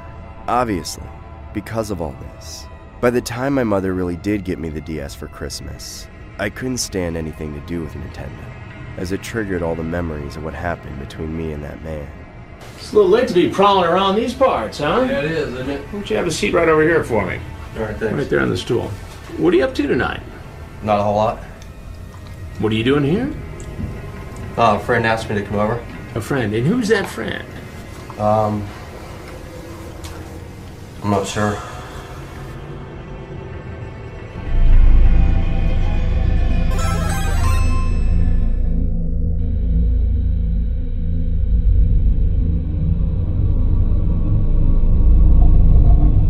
There are hundreds of doorbell video clips revolving around clowns, but the backstory behind this video has got to be the most disturbing. Here you can see the clown in front of a house while holding what appears to be a large kitchen knife. The following story portrays a dramatized reenactment of the encounter. Here's what the story looked like. In the last several years, it felt like a lot of the big dramas and outrages have been started by what are called jokes by the people that are saying and doing the things that are getting negative attention. Historically, you'd find a guy like me sticking to the side of, let people joke how they want and don't get offended if you personally don't find it funny. Quite a few people have tried to persuade me out of believing this. Some of them were level heads just trying to get me to understand why people are sensitive to some things, but others were a little more aggressive in their statements to me. Of course, I never really listened to the people who were trying to have a productive conversation. I genuinely loved to jump into the fray and troll people who I thought were taking their opinions a bit too seriously. And I wasn't just this way online. The digital presence of a troll that I put up was an extension of who I was in real life. But I always knew that most people would describe me as having an attitude problem, being a little crass, or just a jerk. I didn't mind being seen that way. It was all verbal stuff anyway. I never threatened or hurt anyone physically. But the thing about always being negative like that is, well, it builds up a lot of bad karma, as I've come to learn. And eventually all this bad karma caught up to me. I never saw it coming, but once it happened, I started reflecting on my actions and how they got me in that situation. It was all pretty obvious. On Fridays I didn't have work, so I'd always get a head start on my weekend. I spent most Fridays lounging around my house and doing some chores at a very leisurely pace, sometimes pre-gaming for the parties I was going to find myself at come nighttime. This was one of those occasions on which I started getting rowdy pretty early in the day. I was getting my mail around 3 p.m., a drink in one hand as I stepped out the front door to check the box. I remember being rather annoyed with the bills I received in the mail that day. I'd gotten a ticket for running a red light, which arrived at the same time as my utility bill and HOA dues notice, so quite a few expenses popping all at once like that soured my mood pretty bad. That's when I saw one of the neighborhood kids biking down the road, probably going home from school. I saw that kid a lot. My house must have been on his commute to school. From time to time, I'd call out to him and try to make some jokes, but he never seemed to appreciate them. He'd always give me the evil eye or throw me the bird or just ride on by pretending he didn't hear me. On this particular day, he looked worn out, dejected, seemed like the perfect target for a little joshing around. I took a guess as to what was messing with him and tried to dig at it. Yo kid, maybe if you ditched the raggedy old bike and got a car, that girl wouldn't have curved you so bad. Suddenly, the kid did something I didn't expect. He hit the brakes hard and skidded to a stop, swinging out his back tire and looking straight at me. Maybe if you got a life and minded your own business, I wouldn't have to take you down a peg. What does that even mean, kid? You can't say weird stuff like that. You'll never make any friends that way. You better sleep with one eye open, jerkwad! In the moment, I couldn't help but laugh. A threat never feels emptier than when it's shouted at you from someone 10 years younger than you on a bicycle. However, though I guess I can never prove it, I'm pretty sure that threat was real. A night or two later, I slept soundly. I didn't give any mind to that kid. I have about 15 security cameras and a bunch of high-powered floodlights all around the exterior of my house, which I had installed for reasons you could expect for someone of my personality. I always knew my antics could create enemies who might want to try and get back at me through my house, but I never thought the cameras would capture something as strange as they did. When I awoke the next morning, I couldn't shake this feeling that something was wrong. Every time I rounded a corner in my house, I got the chills, and I couldn't tell why. To alleviate my suspicions, I decided to check the security footage from the previous night, thinking there would be nothing of any concern. I was wrong. Late in the middle of the night, around 2 in the morning, an unidentified figure approached my house. He or she was dressed in a clown costume, looking just like one of those creepy killer clown sickos from all those weird videos that were surfacing in 2016. They were armed with a ridiculously long knife, which they brandished in front of the cameras. First, they snuck up to my front door and tried to open it, jostling the handle to see if it was locked. Of course, it was locked and they weren't able to get in from there. The microphone on my doorbell overheard their deranged conversation with themselves. You locked the door? How dare you? I know you can see me through your little camera, you vermin. Take all the screenshots and footage that you want. This won't be the last time you see this face. Even as they talked to themselves like a crazy person, they were extremely quiet. Still, the motion sensors on the floodlights lit them up all the same. This clown character wasn't spooked by the lights, however. They seemed to be familiar with the layout of my house, like they'd seen it before. They did an entire lap around it, checking the lock on every single window and door, peering inside and scratching the walls with their knife. You really dodged a bullet. Or should I say, a knife. But the weirdest part is, as quietly as they appeared, they also just left. It's very disturbing to know that I was completely unaware of all this as it was happening. I have an alarm system in my house, but all it would have taken was one unlocked door to give them enough time to sneak in and slit my throat before I'd even woken up. It's pretty embarrassing, honestly. I can't say for sure, but based on when this all happened and how popular those killer clown videos were with high schoolers at the time, it makes perfect sense to me that the one kid on the bike would be the culprit. But again, I wasn't 100% sure. The fact that he strolled around the perimeter of the house made it seem as if it wasn't his first visit. But for the first few days, I didn't connect those dots, and I was worried half to death that I was being stalked by a real sicko. After seeing the footage, I really did sleep with one eye open for a few weeks. Just goes to show you should be careful who you mess with. It certainly taught me a bit about who I choose to make jokes about, and when. I know it's punching down to mess with a high schooler, but that doesn't mean the kid can't be dangerous. I mean, the kind of kid who would do something like this just for getting teased is the same kind of kid who might just snap on a whole different day, in a much worse way, given a different situation.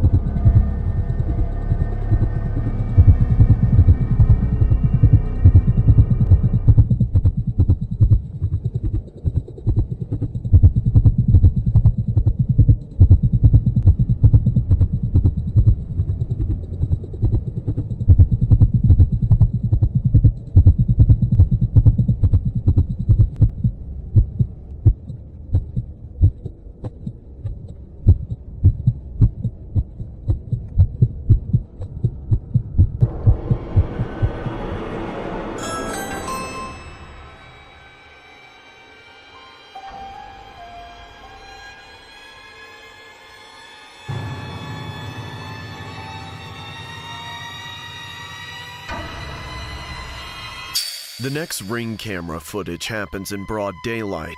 There appears to be nothing unsettling about what's being shown here. It just looks like a male holding what appears to be a box of candy, like one of those people that go door to door and try to sell you something to help support their cause. But what happens next will blow your mind. Here's what it looked like. I've seen many freaky Ring camera footages online, but nothing beats what I'm about to tell you. If there ever was a Candyman that existed in the real world, you're about to witness it.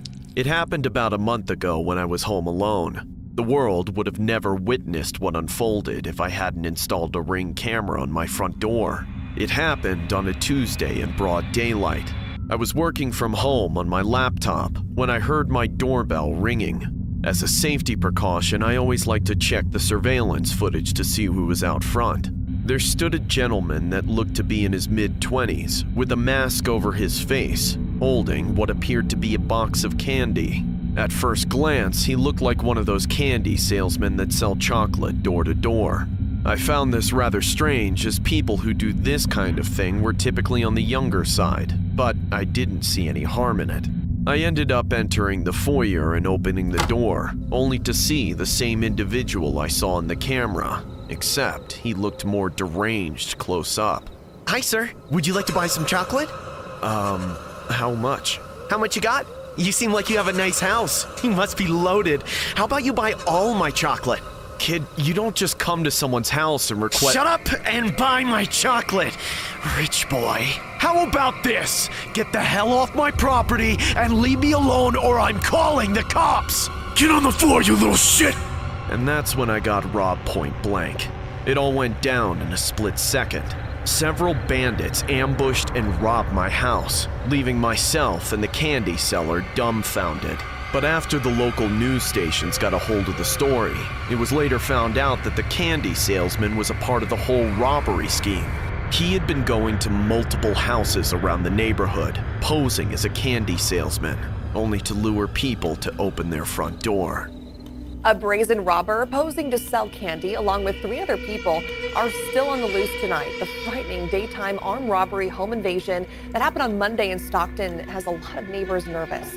What appeared to be a young man selling candy in a North Stockton, Murata area neighborhood quickly turned into a homeowner's worst nightmare. This neighbor, not the one robbed, captured video through his own Ring camera about 5 minutes earlier of the alleged candy man coming to his door. He watched a live feed on his home Ring camera as the phony candy seller came to his door.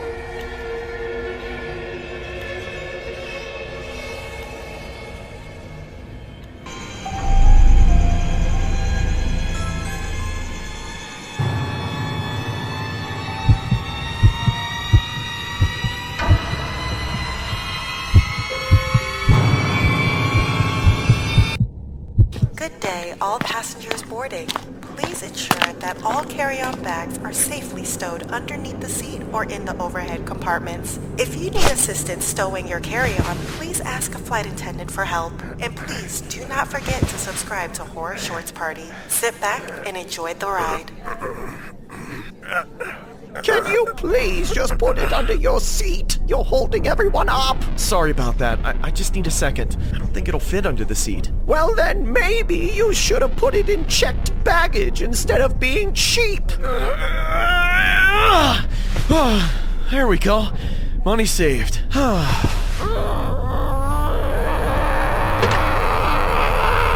Stupid bag! Why can't you fit inside this stupid little slot? I didn't pack that much bikini bathing suits. Darn it! It must be all the lotion and toys I got from Naughty and Not.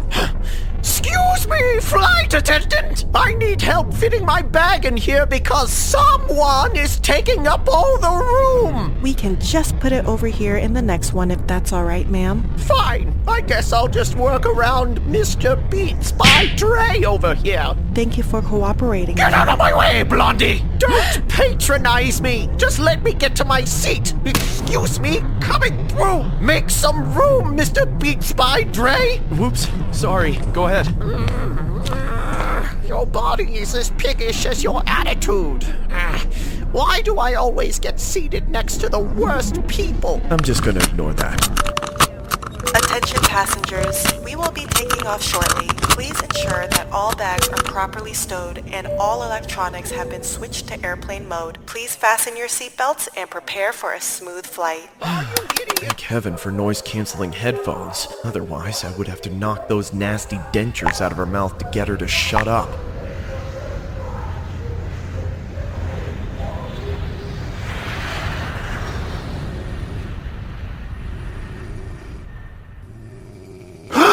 Man, 50% battery already? Hello. Would you like any refreshments, sir? Yeah, could I have some coffee? Sure thing. Thank you. And for you, ma'am? Do you have any good wines, or do you just have the cheap stuff? Well, we have some Pinot Grigio, Pinot Noir, Merlot. So, just the cheap stuff? Whatever. Give me a Pinot Grigio. Absolutely.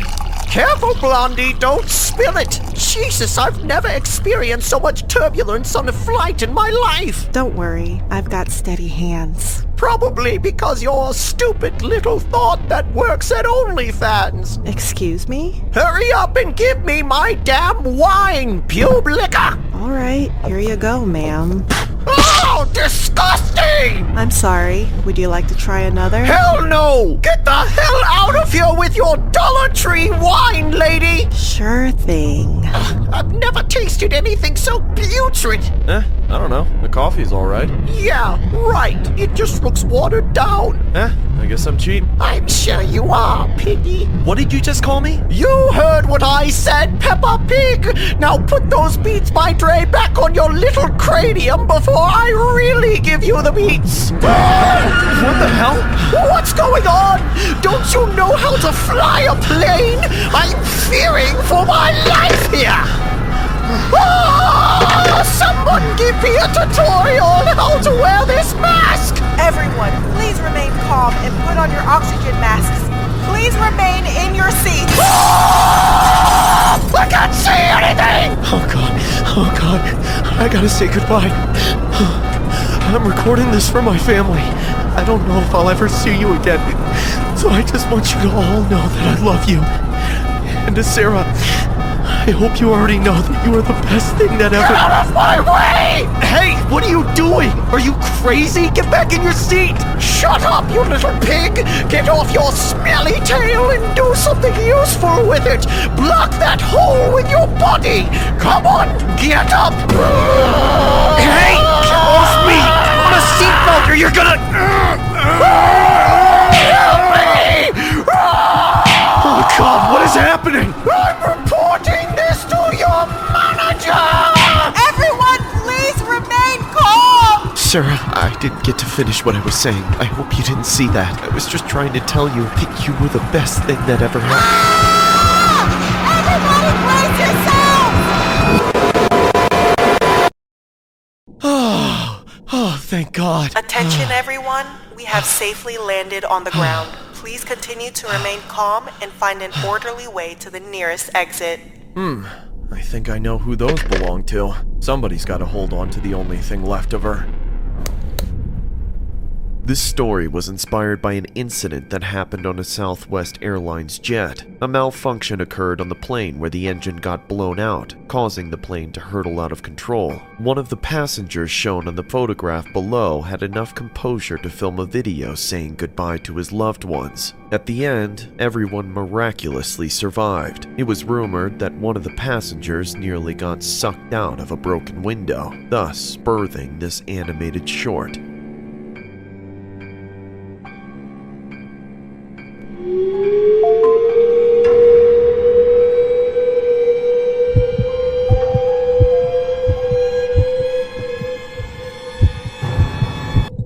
I moved out of my parents' house in my early 20s. I wanted to live alone so I could learn to be independent. Things were ideal for a while.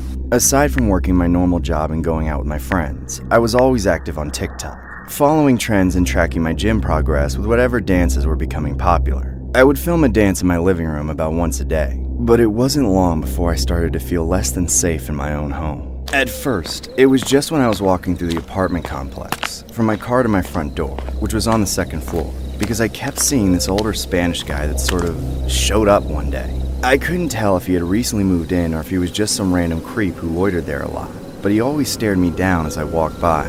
I completely ignored him, of course. My apartment complex doesn't have security and isn't in the best of areas, so I always spend as little time as possible in the outside area. Of course, like a lot of women, I'm no stranger to creepy dudes with starey, prying eyes, so at first it didn't freak me out too bad. It wasn't until I started seeing him almost every single day that it got under my skin. Just thinking about going anywhere made my blood pressure spike, because I knew I would have to walk by my car with a 99% chance that this guy would be waiting outside in the common area and watch me walk by without looking away or blinking even once. It didn't help that he was unbelievably crusty too, always wearing the same unwashed clothes and looking like he hadn't showered in weeks. After a few weeks, I started seeing him in my dreams. I went crazy over it. One night, I was having so much trouble sleeping that I could barely keep my eyes closed. That's when I looked up at my closet and saw the man's face staring right at me. I felt my heart jumping in my throat. But when I blinked, he disappeared. I couldn't tear my eyes from that spot for so long afterward. I just waited to calm down, hoping beyond hope that I was only hallucinating and he hadn't actually found his way into my apartment. Eventually, I pulled my covers over my face and managed to sleep it off. The first thing I did when I woke up was leap out of bed and check to make sure there was nobody in my closet. Thankfully, there was nothing there but my clothes, and it didn't look like anybody had been in there rearranging my stuff. I breathed a sigh of relief and went about my day, convinced that I just had an overactive imagination. However, this wasn't a one-time thing.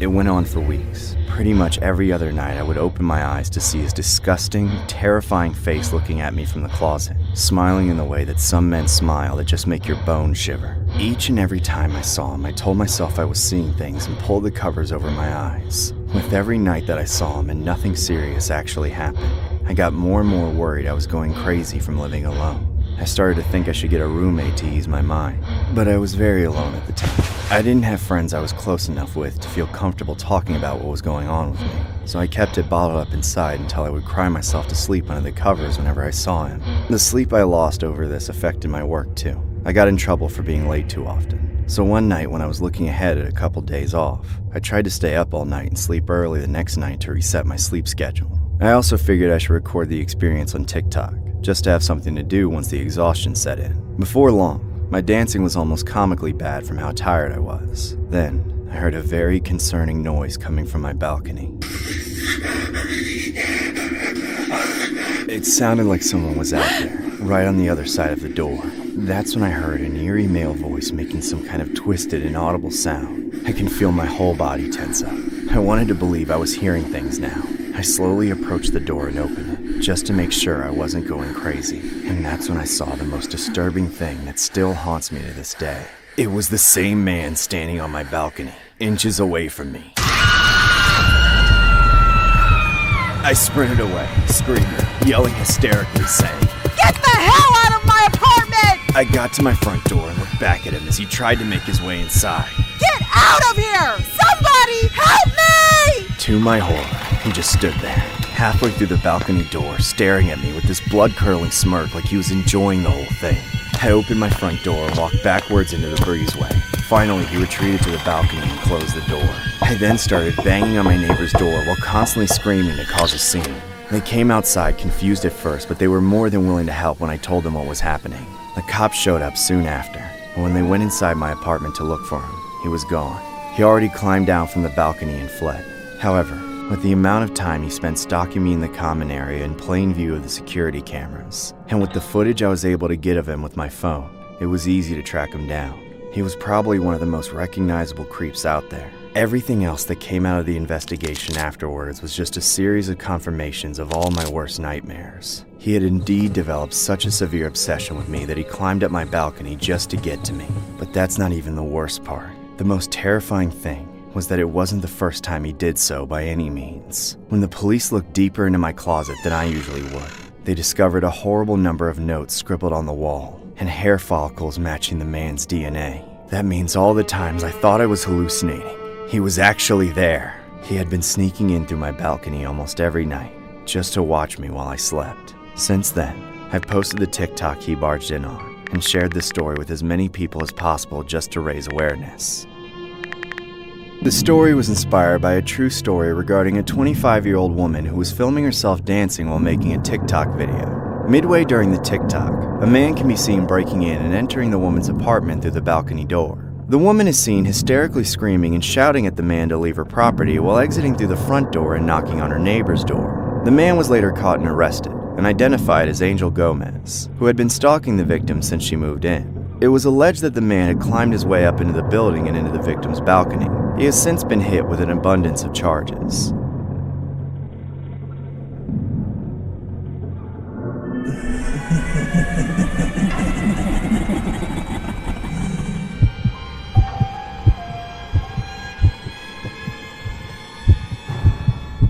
This is a story that I heard from a friend of mine that's become something of an urban legend. It happened to a guy who I'll call George. I'll do my best to retell the original tale exactly the way I heard it the first time, since it's all mutated into something else since then. I used to go for a lot of walks at night, since I didn't have a balcony or a yard at my condo. I was more comfortable walking during the night since there was less people around. But after what happened, I don't think I'll ever feel that way again. It started a few years ago on St. Patrick's Day, when I was on my usual walk in the middle of the night. I wasn't aware of what the occasion was at the time, so I wasn't wearing any green. I never cared about that stupid rule anyway. It wasn't like I was going to a party. The park that I walked to was empty and peaceful that night. Well, until I saw somebody a few meters down the path from me. He was staggering, so I assumed he was some drunk. I was really hoping we'd walk past each other. However, when he got closer and I got a better look at him, I saw he was covered in leaves and blood. As soon as he noticed I was there, he started to hurry towards me a bit, but he still wasn't moving steadily. In my head, I was thinking he was delirious enough that I could do what I usually do with messed up people. Just flat out ignore them and keep moving. I kept walking, trying to slip past him at the last second. But then, he lunged out of nowhere and grabbed me and started screaming in my face. Run, man, go! Go! You gotta get out of here! What are you talking about, dude? You're crazy! No, I'm not. They're crazy. And they're gonna get you if you don't get the hell away from here and go home! Listen to me, man. You gotta believe me! Whatever, man. Just get off me! I pushed him away and the man stumbled backwards. All of a sudden, it was like he heard something, jerked his head around to look over his shoulder, then just ran away. He was still stumbling like a drunk, but in that moment, he was rushing like his life depended on it. I stood there for a few seconds, stunned, but I also kept looking in the direction where he'd snapped a glance so nervously before running away. I didn't see anybody or anything there, though. I was a little shaken up by the encounter, so after giving that guy a minute head start, I turned around and went home. I figured he was just some unfortunate homeless man that was looking for trouble. I hadn't heard anything about it in the news or from anybody I knew, so after long enough, I just tricked myself into believing he was crazy. Fast forward a year later, and I was in the same situation, walking through that same park around the same time of night, and it was just like the last time. I was totally alone, until I wasn't. Just like before, I saw a man come around the bend of the path ahead of me, also covered in leaves and bleeding. But this time, he was sprinting, running away at top speed. But somehow, the leaves were sticking to him. Barely a couple seconds after I saw him, he was already blowing past me, yelling, "Run!" Then he was gone. I stopped in my tracks for a second, debating whether that was even real or not. I thought about turning around and going home again. But then, for some reason, out of pride or spite, I decided to keep going. I walked on for a little while and didn't see anything at first. I almost started to get comfortable enough to laugh. But just before I did, I heard someone else laugh. No, it was singing. It was happy and cheerful, but creepy at the same time. I got up to the top of a small hill, and from there I could see a large portion of the park. That's when I saw him. The person who was singing was a man dressed as a hideous leprechaun. He was dancing in circles around a big pile of leaves. In an instant, I was on edge again. But I couldn't understand why I should be afraid of some guy dressed as a leprechaun. Plus, he seemed really focused on his dance around the pile, so it seemed like it would be easy to walk around him without him noticing. I shouldn't have thought that, though. I should have just gone home, but I didn't. Instead, I walked down the hill a little faster than I was going before. I got near him and he didn't stop dancing, so I thought the coast was clear. I powered through and was just about to pass the pile when he jumped out in front of me. You there! Why aren't you wearing any green? Excuse me? Don't you know what day it is? It's St. Paddy's Day today. And you're not wearing any green at all. Do you want to get pinched? No. I don't really follow that rule, I guess. You don't follow the rule? Why not? I didn't know it was that serious, dude. Ridiculous. Well, enough is enough.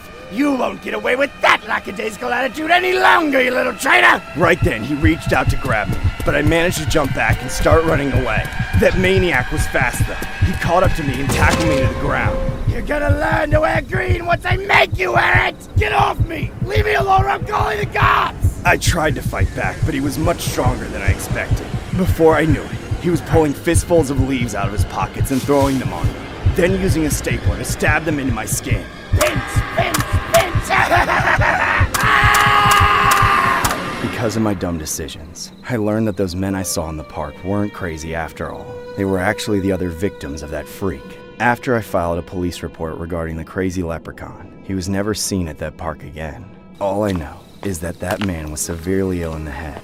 I can only imagine him relocating to some other park and attacking more innocent civilians on the next St. Patrick's Day.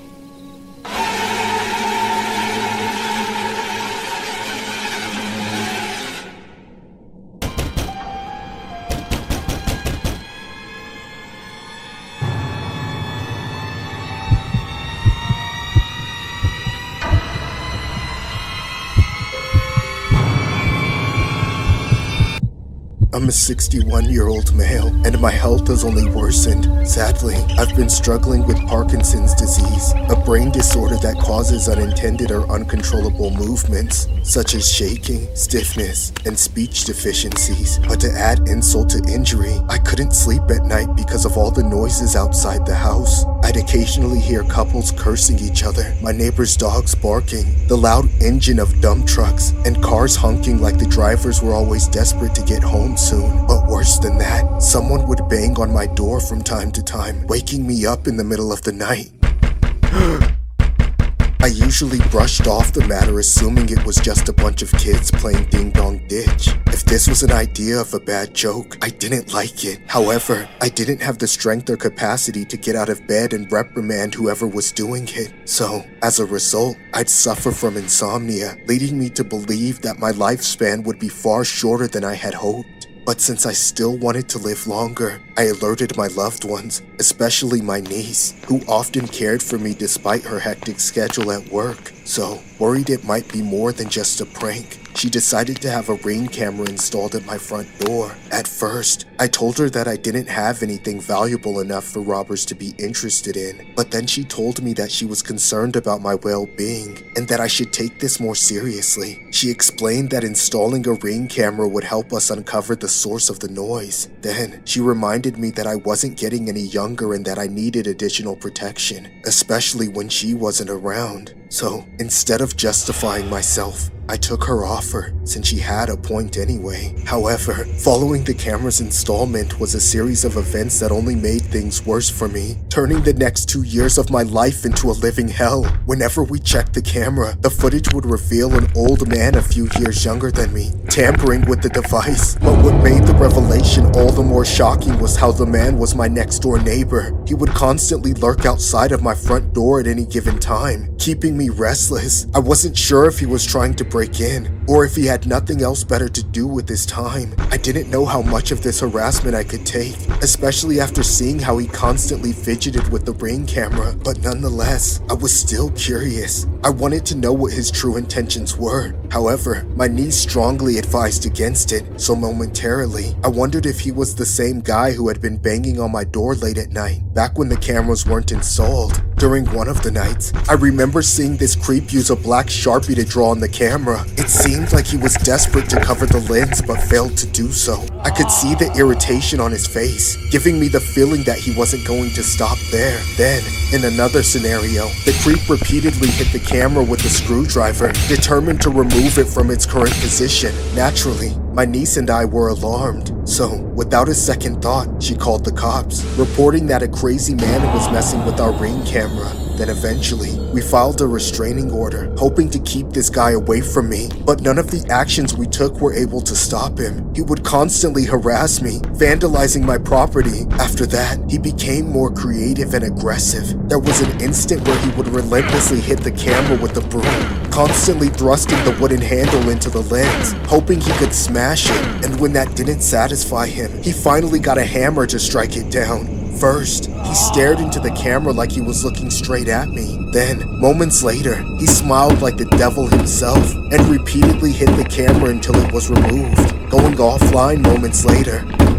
But to be honest, it was his blatant stares that kept me on edge. He'd display his gaunt face without a tinge of reluctance, remaining silent and manic for hours upon end. I couldn't make out what he was thinking, and occasionally, my niece would talk to me about moving to the countryside with our other relatives, but I didn't want to cause trouble for anyone, so I respectfully declined. Then reluctantly, my niece brought me another Ring camera, reminding me to keep an eye out for the lunatic who destroyed the other one. But as soon as the new camera was installed, it was only a matter of time before my deranged neighbor would show up again. One night, around 3 in the morning, I could hear thuds coming from my door. It sounded like my neighbor was up to no good again. I then opened the Ring camera app on my phone and saw one of the most disturbing sights I have ever seen. I could see my neighbor run face first like some unhinged psycho. It was like he was possessed, displaying zero emotion on his face as he slammed into my door. I remember cowering in my bed until the banging stopped, hoping the silent treatment would eventually persuade him to stop. After hours of constant banging, he would eventually stop. I then alerted my niece about the occurrence and even provided the Ring camera footage which she provided to the police. Days later, the creep was finally apprehended. When the cops investigated his house, they discovered a room where he had binoculars next to the window. The authorities speculated he had been observing me for a long time, but that wasn't the only thing they found that was strange, because in the next room, they found a dozen photos of me scattered across the table with my face colored in black, as if he was trying to erase them with his black Sharpie. When the cops asked me more about the creep, I could only tell them that he was my neighbor and nothing more. Whatever that man's intentions were remained a mystery, and since then, my niece has added Ring cameras in and out of the house, hoping there wouldn't be another crazy person watching me from afar.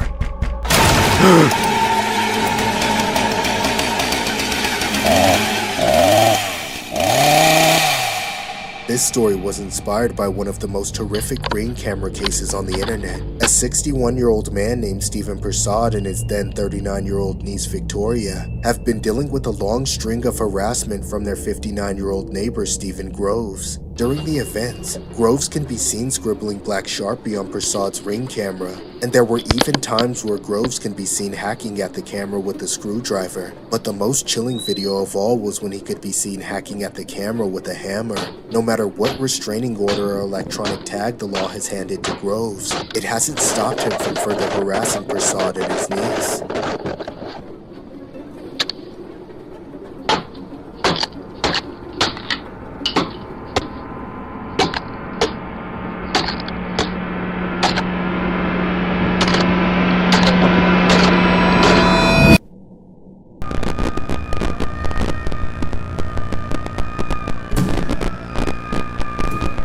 This amateur sketch resembles what many of you say the Rat Man looks like. Right there. This is the remarkable story of the Rat Man. Ollie, just hold on. Rat Man. The next story was inspired by a viral fictional movie character called the Rat Man. For those that haven't seen it, we encourage you to check it out. We figure it would be appropriate to include him in this segment, as this is a live stream video after all. Here's our take on the legend of the Rat Man. The following footage was discovered deep in the woods by a search party that went looking for two missing college students. This was all that was found of the vanished. Those who uncovered the tape and were the first to watch it decided the world would be better off if nobody else ever witnessed the contents of the video. Years later, it has fallen into the hands of someone who thinks otherwise. The original footage has been deemed too graphic for public consumption. This is a shot-for-shot adaptation of the events dictated in the footage. Viewer discretion is advised. These woods are pretty creepy, right? This'll work great for the movie. You think so? What about me? How do I look? Pretty good. A very fair virgin for the witch's sacrifice. You creep. Come on, let's go deeper. We were just trying to make a short horror movie for our drama class based on the Blair Witch movie that had recently come out. The forest on the outskirts of the town seemed like the perfect place for a dark and mysterious setting. These woods were home to their fair share of urban legends from people around town. Of course, we didn't take any of that seriously. We just thought it would build a good atmosphere. Ah! Ew! Oh my god! Look at this! What? What is it? Just point the camera here. I stepped in something. Oh, man. Is that a deer? I think so. God, I think I'm gonna be sick. It's only half a deer. It looks like something was eating it. Must have been a bear. We stepped in its leftovers. Shut up. Don't get all investigative on me. This doesn't have anything to do with the movie. Not unless we improvise. What do you say? Do you think we can work this into the script? I was trying not to seem as shaken as I was, but there was something in the back of my mind that I couldn't deny. If a bear had killed that deer, it would have just left the carcass out in the open, but for some reason, it had been partially concealed by dirt and leaves. Well enough that we walked right into it. I didn't want to say it, but I knew that only a human could do such a thing. Well, what do you think? Can we... Shh! Look over there, by that tree. Holy crap! That's when we realized we were being watched by the most inhuman-looking person either of us had seen. He was hairy enough to be mistaken for Bigfoot and covered in filth on every inch of his body. The worst part was that he was almost left exposed except for a few shreds of torn-up underwear. Hello? Sir, are you okay? What are you doing? Don't talk to him. What do you want me to do? I'm improvising. Fine, whatever. What's your name, sir? Do you live around here? Do you need anything? Like maybe some clothes? Ratman. That's disgusting. Ratman? Who the hell is Ratman? What if that's his name? Is that your name, Ratman? Ratman. Live there. Ratman. Ratman. There. By that point, we were both horrified. We never expected to actually run into something so awful after just a few minutes of walking through the woods, but there we were. The deranged man, if he even was a man, pointed to a well. I don't know what possessed me to do this, but holding the camera made me feel like I just had to get a shot looking down the well. Can you see anything? Not really. It's too dark down there. Turn on the night vision. Ratman! While our back was turned, that animal pushed us both down the well. We fell on top of each other in a shallow puddle of filthy water. Somehow, the camera managed to survive with just a cracked screen. All we could see was the light from above us, and that horrible man looking down and screaming hysterically. Ratman! Ratman! Ratman! Ratman! Come on, let's get out of here! I realized that well actually led down into a tunnel, so I grabbed my friend's hand and dragged her away from that psychotic hobo as fast as I could. Very quickly, all the daylight pouring in from the well's opening diminished and disappeared, leaving us in complete darkness. The only way we could see anything was by using the night mode of the camcorder and its puny little flashlight. But even without being able to see, we knew where we had ended up, just by the smell of it. That awful stench of raw sewage was suffocating, and what started out as a knee-deep sludge only rose higher and higher as we trekked deeper through the tunnel, looking for a way out. What kind of well draws from a sewer? I just want to go home. Please promise me we're gonna make it out alive. I promise. Just hang tight. We'll find an exit shortly. None of this was funny anymore. We weren't trying to adapt any of this for our little film project. We didn't say much to each other despite how confused and scared we were. I think we were both worried that if we started talking, we would start panicking, and then we might just realize that we were already in too deep, and there was no getting out of this situation. The only thing that kept us from freaking out was ignorance. How could we possibly know just how much trouble we were really in? How could anybody expect to see what was lurking in that sewer? After what felt like hours, we finally reached something different.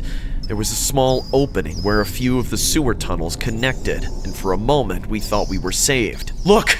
I see light! We found a drain! Oh my god, there's something there. We thought that man from before was so wild and insane that there could never be another person as far gone as he was. But we were wrong. We'd just run into all of his friends, and they were squatting in a circle, devouring the other half of the deer we saw earlier. But then, of course, they noticed us.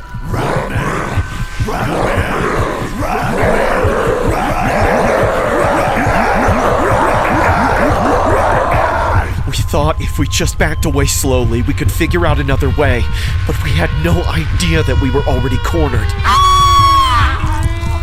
That's when I saw my friend getting devoured in one bite by the unholy Ratman creature, a demon spawn from the sewers of hell itself. That thing, it was a horror beyond the most twisted imagination. I turned tail and ran as fast as I could, screaming for help and forgetting about the camera. Ah! Somebody help me! Please! Ah! Ah!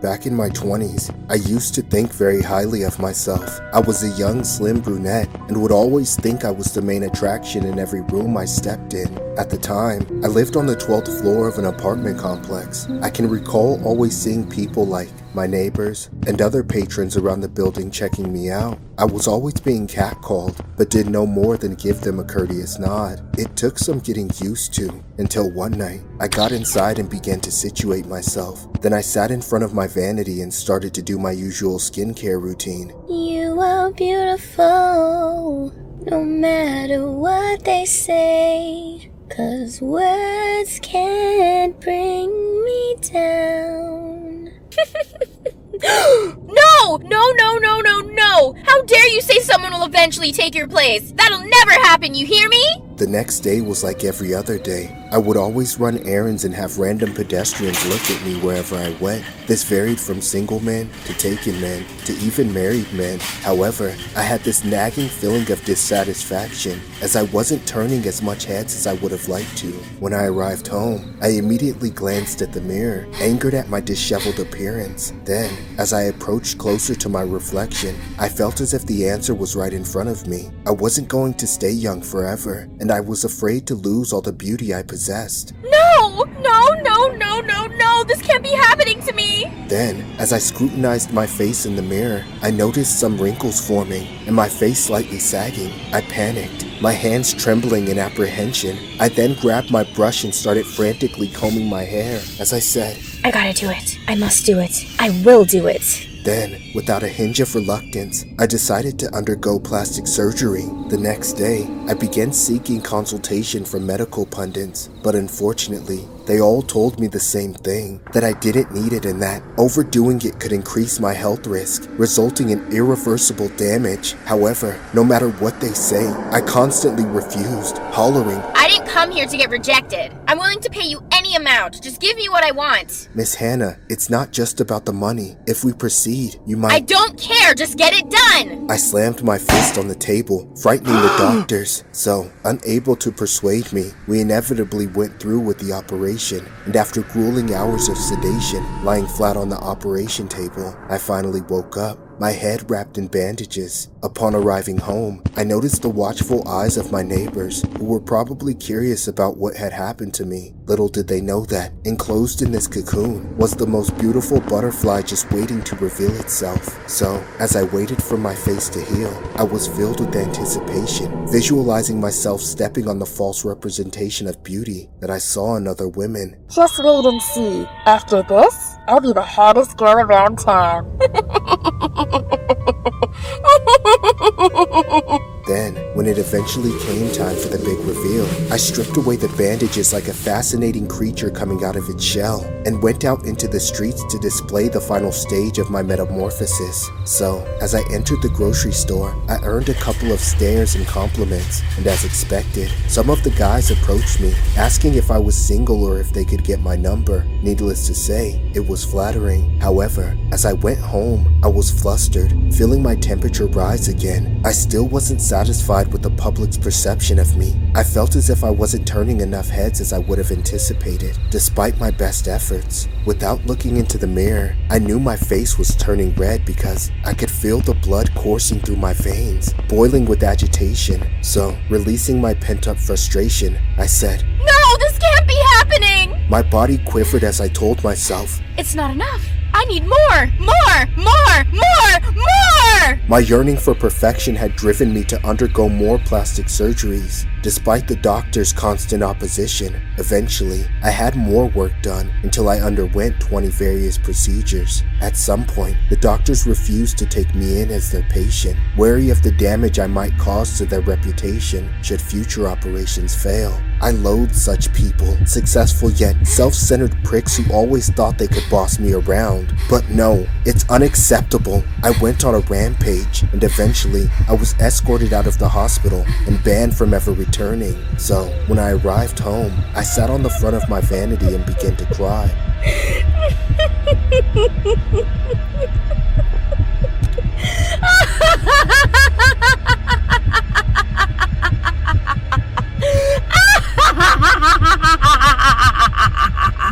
But as tears poured down my face, I laughed like a lunatic, infuriated by the doctors who had the audacity to refuse me. I paced myself apprehensively as I thought of what to do next. At that moment, I was drowning in anxiety, visualizing myself as an invisible woman that people would bump into without ever noticing me. So, without a doubt, I searched the black market, bought what I needed, put my latex gloves on, and did the deed. The following day, I was getting ready to step outside of the house to display a kind of beauty that was unparalleled. That was until someone knocked on my door. Upon opening it, I noticed it was the neighbor from down the hallway. However, instead of coming closer, he had this horrific look on his face, as if he had seen a ghost. Offended, I asked, "Why are you looking at me like that?" Stupid neighbor. I can't stand beta men like him. You are beautiful, no matter what they say, 'cause words can't bring me down. This story was inspired by a 28-year-old woman who was a successful model and singer. Before her descent into plastic surgery addiction, there were multiple doctors that refused to work on her anymore. Before she took matters into her own hands, she then returned to Korea. Her parents could not recognize her. She has since received psychiatric help.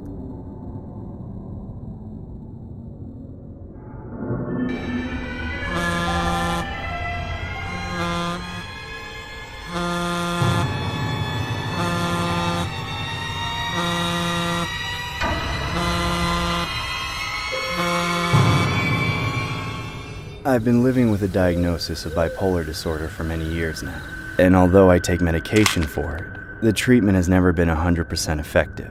I don't even know what normal is supposed to feel like anymore, but apparently, I'm not. At least, that's what the people in my life keep telling me. The love of my life was the one who threw it in my face the most. We were together for quite some time, and we used to love going out every chance we got, even after I started seeing my psychiatrist. We did it all. Movie dates, dinner dates, hikes through the nature and trips to the beach. The whole romantic ringer. And it was often documented by Instagram selfies and that sort of thing. Anybody who knew us based on our social media would have guessed we were a perfectly happy couple. But the reality was not so rosy. Like any couple, we had our ups and downs, but our lows certainly outweighed our highs. Every single argument we ended up getting into got heated and out of hand. Sometimes even devolving into physical altercations. You're not listening to me! Shut up! I'm not talking to you while you're throwing things and screaming at me! I'm not screaming at you, I'm just upset! Over what? I don't even remember anymore. Just leave me alone! When things started to blow up, it always ended with her refusing to speak to me and running off into the bedroom, which kept me locked out for hours. I hated being shut out. But when I eventually cooled off and heard her crying to herself on the floor, I always forgot whatever it was we were fighting about, and did what I could to let her know that at the end of the day, all I wanted to do was be there for her. Baby, I'm sorry. Let's not do this again. It was your fault! It's always your fault! I know it was me. I don't understand myself either. I wish I could for you, but you have to believe me. I'm trying. I don't keep trying. Just please let me in. I'll come out in an hour. Just give me some space. I can't even remember how many times that scenario played out, but every time, we swept the issue under the rug and pretended like everything was okay.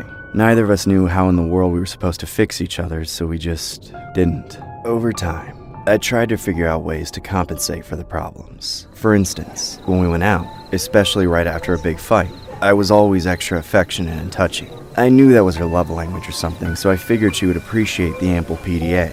I thought maybe it was working because it always made her smile. But then I slowly realized that it was a fake smile out of awkwardness. And that was the moment I realized she was thinking about leaving me. That made my blood boil. But I was dead set on not fighting in public anymore. So I kept it bottled up and acted like I couldn't notice her rolling her eyes and making me feel like some clingy psychotic boyfriend. But when other men looked at her, I snapped. All the pent-up anger blew up in the face of whatever stupid schmuck had the balls to look at my girl with some dopey smile. What do you think you're looking at, punk? That's my thing! You better stop staring unless you want a pavement facial, you got that? Stop it! What's wrong with you? What's wrong with me? I'm not the creep who's eyeing something that ain't his!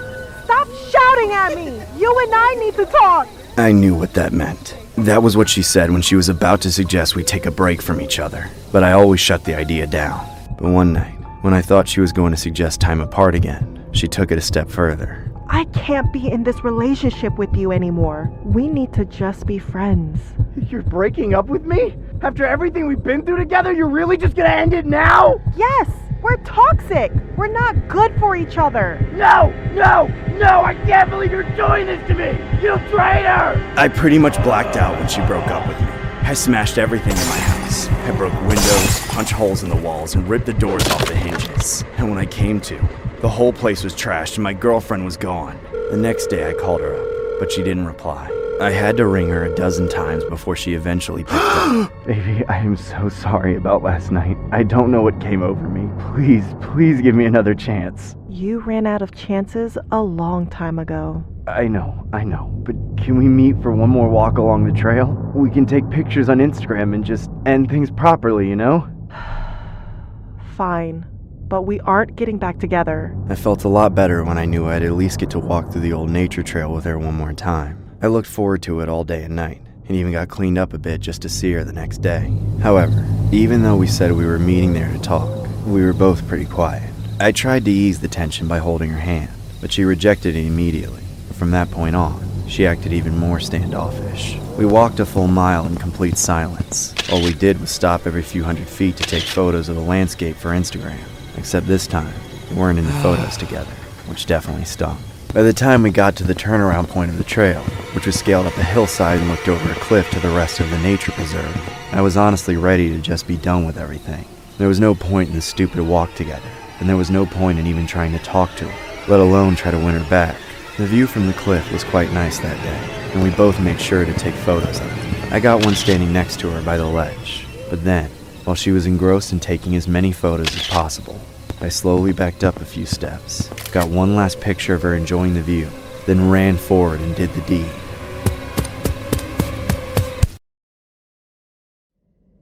Here's the alleged photograph of the girlfriend. It was the last image shared via her boyfriend's Instagram. I guess you now know the disturbing backstory behind this candid photo.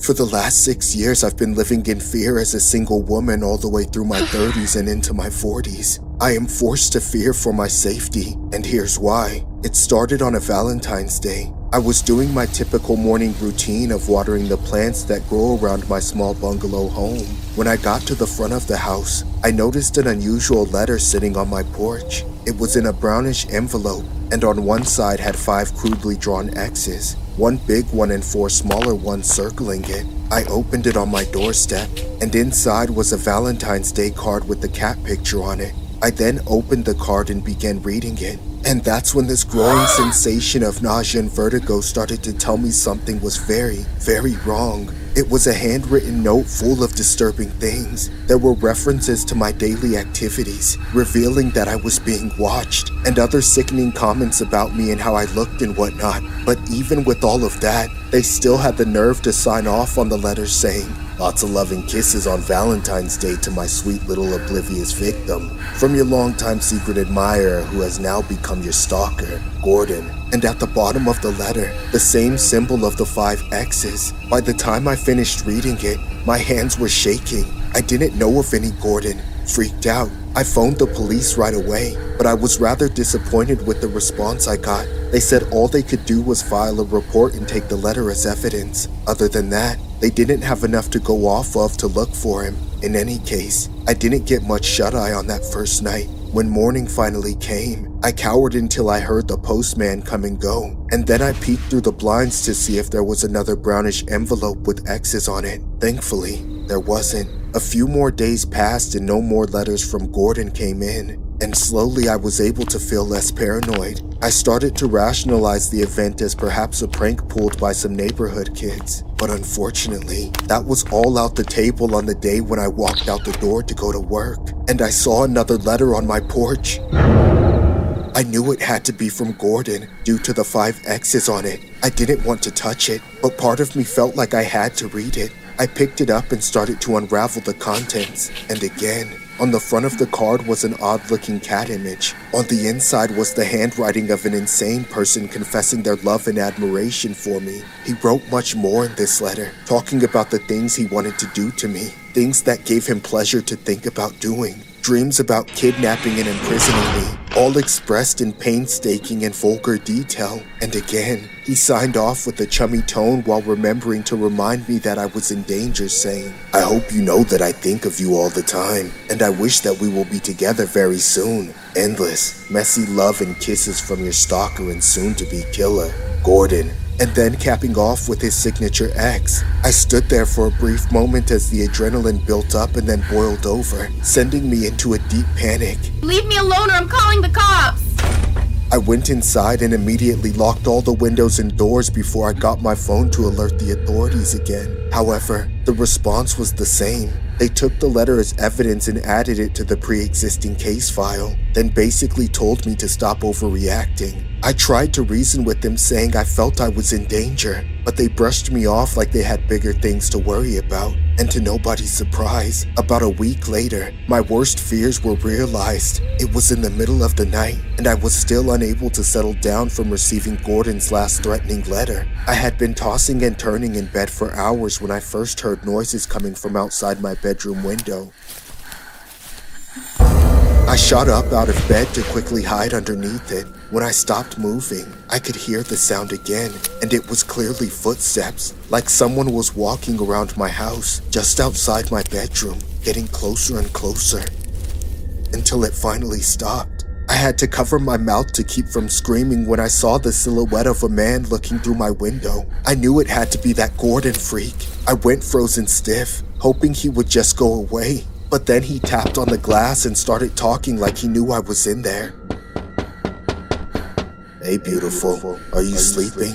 I forgot to give you something from last Valentine's Day." I wanted to vomit, but I was forced not to move a muscle. I just waited in agonizing silence, praying he would just go away. After several excruciating minutes passed, I never heard him walk away. His silhouette was gone, but I felt he was still outside my house. I could feel the fear inside me growing, convincing myself that if I continued to let him stand out there, it was only a matter of time before he couldn't resist the temptation to break in. At last, I made a break for it, climbing out from under the bed, grabbing my phone from the nightstand, and running to the other side of the house as I called the police yet again. I stayed on the phone with the operators as I cowered in my linen closet, waiting for help to arrive. I was quite disappointed when the cops came and Gordon had already left the scene. All they found was another letter on my doorstep, but I didn't bother picking it up.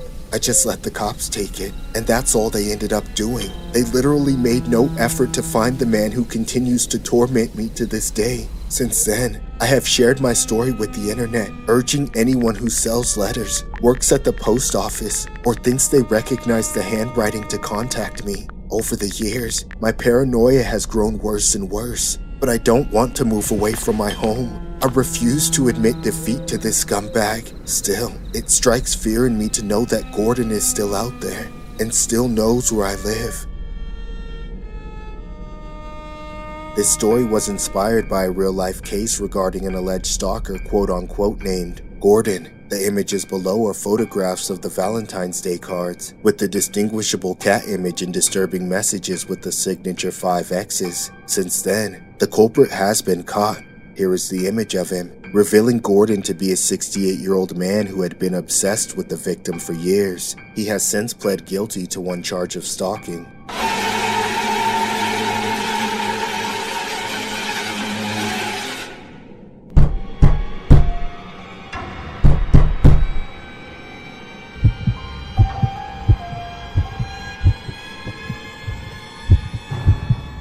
This happened several years ago around the holidays, which was also my girlfriend's birthday at the time. I wanted to do something romantic for her and get us a nice place to stay at for a few days as a present. It was a good idea in theory. Having a relaxing getaway with just the two of us in the middle of all the holiday traveling and family visiting. Unfortunately, it didn't go as planned. My first mistake was not booking far enough in advance. By the time the idea came to mind, it was already December and everything was sold out. When I didn't have any luck with traditional hotels, I resorted to checking Airbnb. There weren't many Airbnbs available either, but but I eventually came across one that was a cottage type, kind of out in the woods. It didn't have a good rating, and the host was this mid-40s decrepit-looking male, but overall he seemed harmless, and it was the only option I had. So out of desperation, I booked it. Fast forward a couple weeks later, and it was my girlfriend's birthday weekend. When we finally checked in the Airbnb retreat, the first thing we noticed was just how big it was. Aside from that, I thought it wasn't in the greatest shape, but my girlfriend was enamored with the cottage aesthetic, so I was glad she was enjoying her present. We met the host briefly at the front door. Then he showed us to our room and basically left us to our own devices. Although, as he was leaving, he mentioned something I didn't quite register in the moment, not until after everything else went down. I'll leave you two be now. You won't even know I'm here. I'm pretty good at going unnoticed. Thank you. That was weird, right? Meh, at least we have the whole place to ourselves. Yeah, you're right. Come on, let's check out the house. We spent the next few minutes touring the entire house, which took us a while as it was a fairly big property. Everything was decent enough to my standards, and it seemed like my girlfriend was content with the Airbnb. However, there was one problem that was very unsettling once we noticed it. On all the windows in the house, there were no blinds or curtains of any kind. There were rods above the windows which made it obvious that there had been blinds there, but they had all been taken down. There wasn't even a curtain on the window in the bathroom. Obviously at that point, we were a little freaked out and concerned for our privacy. I texted the host and told him this was a serious problem. A few seconds later, the host responds back, more or less shrugging it off. He said that we were so far out into the woods that there shouldn't be any chance of a person coming by and trying to look through the windows. And also that with all the tree coverage, none of the windows got very much light anyway. Obviously that wasn't a satisfying response for me or my girlfriend, but we tried our best not to be worried about it so we could be focused on having a good time. We turned in pretty early that night, as we'd had a very long day. Of course, the window in our room didn't have any curtains or blinds either. I remember falling asleep with my eyes half open and looking at the snow coming down outside. For some reason, it was like I was hypnotized by the lack of curtains, and that's when I passed out. Hours later, around 4 in the morning, I woke to the sound of several notifications coming through my phone. I was very groggy and delirious, but I figured it might be important, so I forced myself to roll over and check it. It was Airbnb messaging me, and when I saw what my phone read, I couldn't believe it. Airbnb was telling me to pack all my belongings and leave the property immediately. It felt like my entire world was crashing down before me. It almost seemed like I was dreaming. But what made the situation all the more disturbing was when the Airbnb advised me not to notify the host until we were gone. That's when my heart sank to my stomach. Maybe it was something that Airbnb knew about the host that we didn't. A million thoughts raced across my mind. I assumed the man had to be a serial killer or something. I turned over to my girlfriend and began to wake her up, shrugging at her until she was finally awake. I tried desperately to explain what was going on, but that's when I saw her eyes get super wide. And then, she gave the most horrific, blood-curdling shriek I ever heard. There's someone in the window! I turned around in horror, and that's when I saw him. It was the host, peering inside our room with his hands cupped around his face. Ah! I screamed and jumped back. That sicko didn't budge. He just stood there watching us while pressed up against the glass. Enraged, I charged at the window and banged my fist against it, nearly shattering it, saying, "Leave us alone or call the cops!" My girlfriend pulled me away from the confrontation, and we frantically began packing up all our things and got dressed. All the while, this creepy old man watched us through the window the entire time. Within a couple of minutes, we left the room in a rush. I led my girlfriend through the house, running by the kitchen to grab a blade from the nightstand. As we cautiously made our way outside, I could feel the tension in the air. I didn't know if the creep would pop out of nowhere. Thankfully, we didn't see any sign of him as we headed to the car. Me and my girlfriend quickly threw all our stuff in the back seat, and we got inside and locked the doors. But just as we were about to leave, the man slammed his hand on the side of my window. I frantically drove off and never looked back. On the way home, my girlfriend was already drafting a serious complaint to Airbnb, asking why this guy was allowed to host people in his house in the first place. The only response we got back was that they had received numerous complaints from other guests about how he broke Airbnb rules and regulations on multiple occasions. It just so happened that they revoked his status as a host while we were there. Either way, it's no mystery to me why that place had such bad ratings with that guy around. He strikes me as the kind of guy that probably has his dead wife stashed somewhere in his house. The story was inspired by an incident that happened to a couple sometime last year. The couple claims that Airbnb instructed them to check out immediately and to not alert the host. In one of the messages, Airbnb stated that the host wasn't aware of the situation, making it all the more alarming. The couple then departed the house, and that's when the host reached out to them, asking them to ignore any quote-unquote dangerous allegations that Airbnb might have disclosed about him.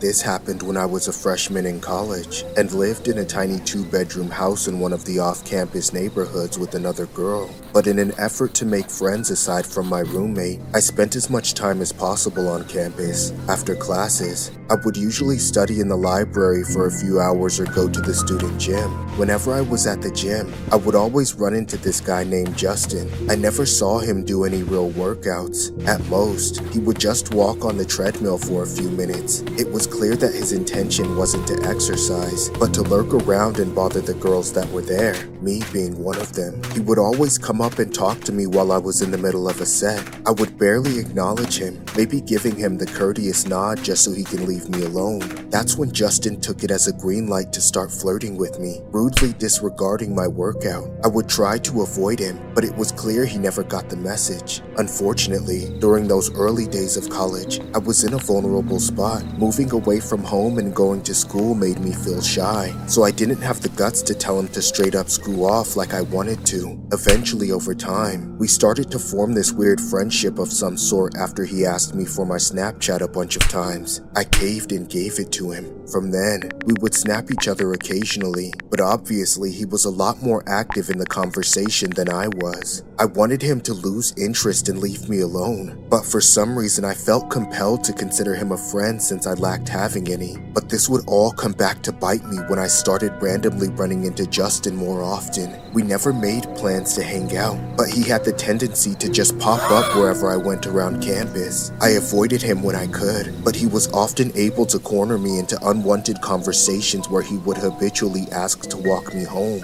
I always found some way to decline. There was no way I wanted him to know where I lived. However, by the time I started to realize how creepy Justin was, it was already getting to be too late. One night, at around 2 in the morning, I was woken up by a notification. I would usually sleep through that, but I was having trouble sleeping that night because of all the stress from Justin low-key stalking me, so I rolled over to check it out. To my severe disappointment, it was a Snapchat from Justin. I should have left it on delivered for that night, but in a momentary lapse of thinking, I opened it. I was shocked. It was a picture of him standing in the bathroom mirror with nothing but a towel, and he was soliciting me with his caption saying, "Send a nude?" I was so disgusted that I couldn't stomach replying to it, so I left it on read and went back to sleep.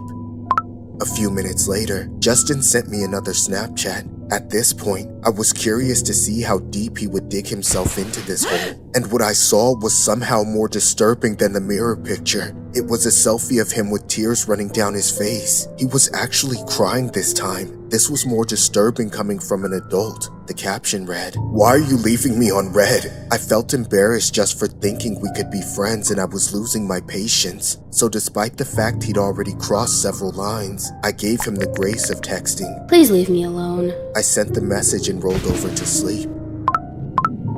That's when I heard multiple Snapchat notifications from Justin, but I ignored them for as long as I could. However, the whole situation was causing me to toss and turn, but without ever getting any good rest. Finally, after about an hour, I gave up and checked my phone. The series of snaps I opened in that moment made my blood curdle. The first one was a picture of his feet up on a public bus with a caption saying he was on his way. But what was seemingly just a harmless back and forth interaction became all the more disturbing when I saw his next Snapchat. It was a snap in front of my house saying he was here. I freaked out and sat up in bed. It was clear he already knew where I lived, but it wasn't over yet. That alone was bad, but it was the third snap that made me know I had to get the police involved. It was a picture looking through a gap between a set of doors. A picture of me sleeping in my bed with the caption, "You look so beautiful when you're asleep."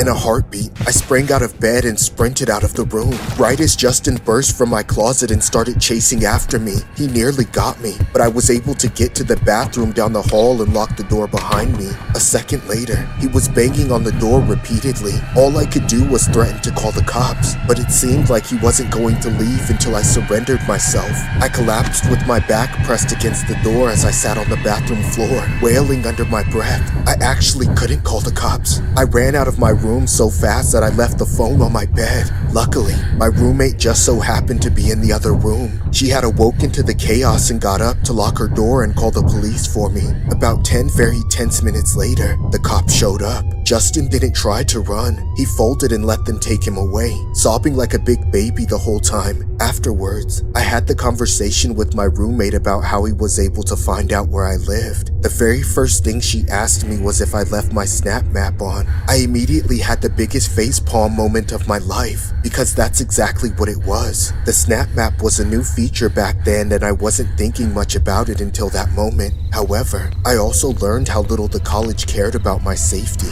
When the cops ran Justin's background, they found multiple instances of aggravated stalking, yet somehow he was allowed to just wander around campus all the time. This story was inspired by a real-life event where a male suspect would use the Snap Map feature to locate and trace the movements of a female who he had grown an obsession with. When the female started to realize the more random and frequent bump-ins with the male, she knew something was wrong and immediately reached out to law enforcement. The male has since been given a restraining order. The person who submitted the story has attached screenshots of the alleged Snapchats.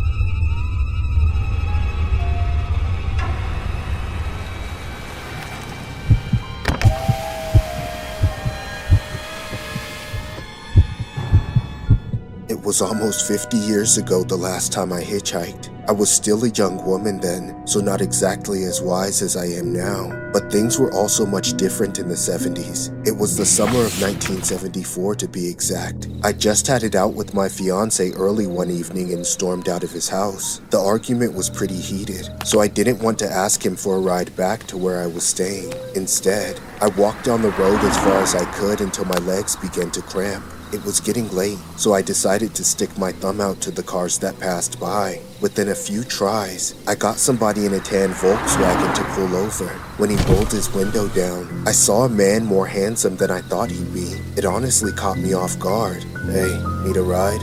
Come inside. It's getting cold out here. I'm only going about 3 miles. Is that alright? That's just fine. My name is Ted. Nice to meet you, Ted. I'm Samantha. Hop in. I'll take you wherever you need to go. I was admittedly feeling a little nervous, but the man was rather good looking, so I decided to get in. I told him where my parents' house was and he started heading in that general direction. It wasn't long before he grabbed a beer from the case in the back and offered me one. He hadn't asked me my age, but I wasn't going to bring that up, so I accepted the offer and we both started hammering them back. But that's when the night started to get a little off course. Why don't we go for a ride? Okay.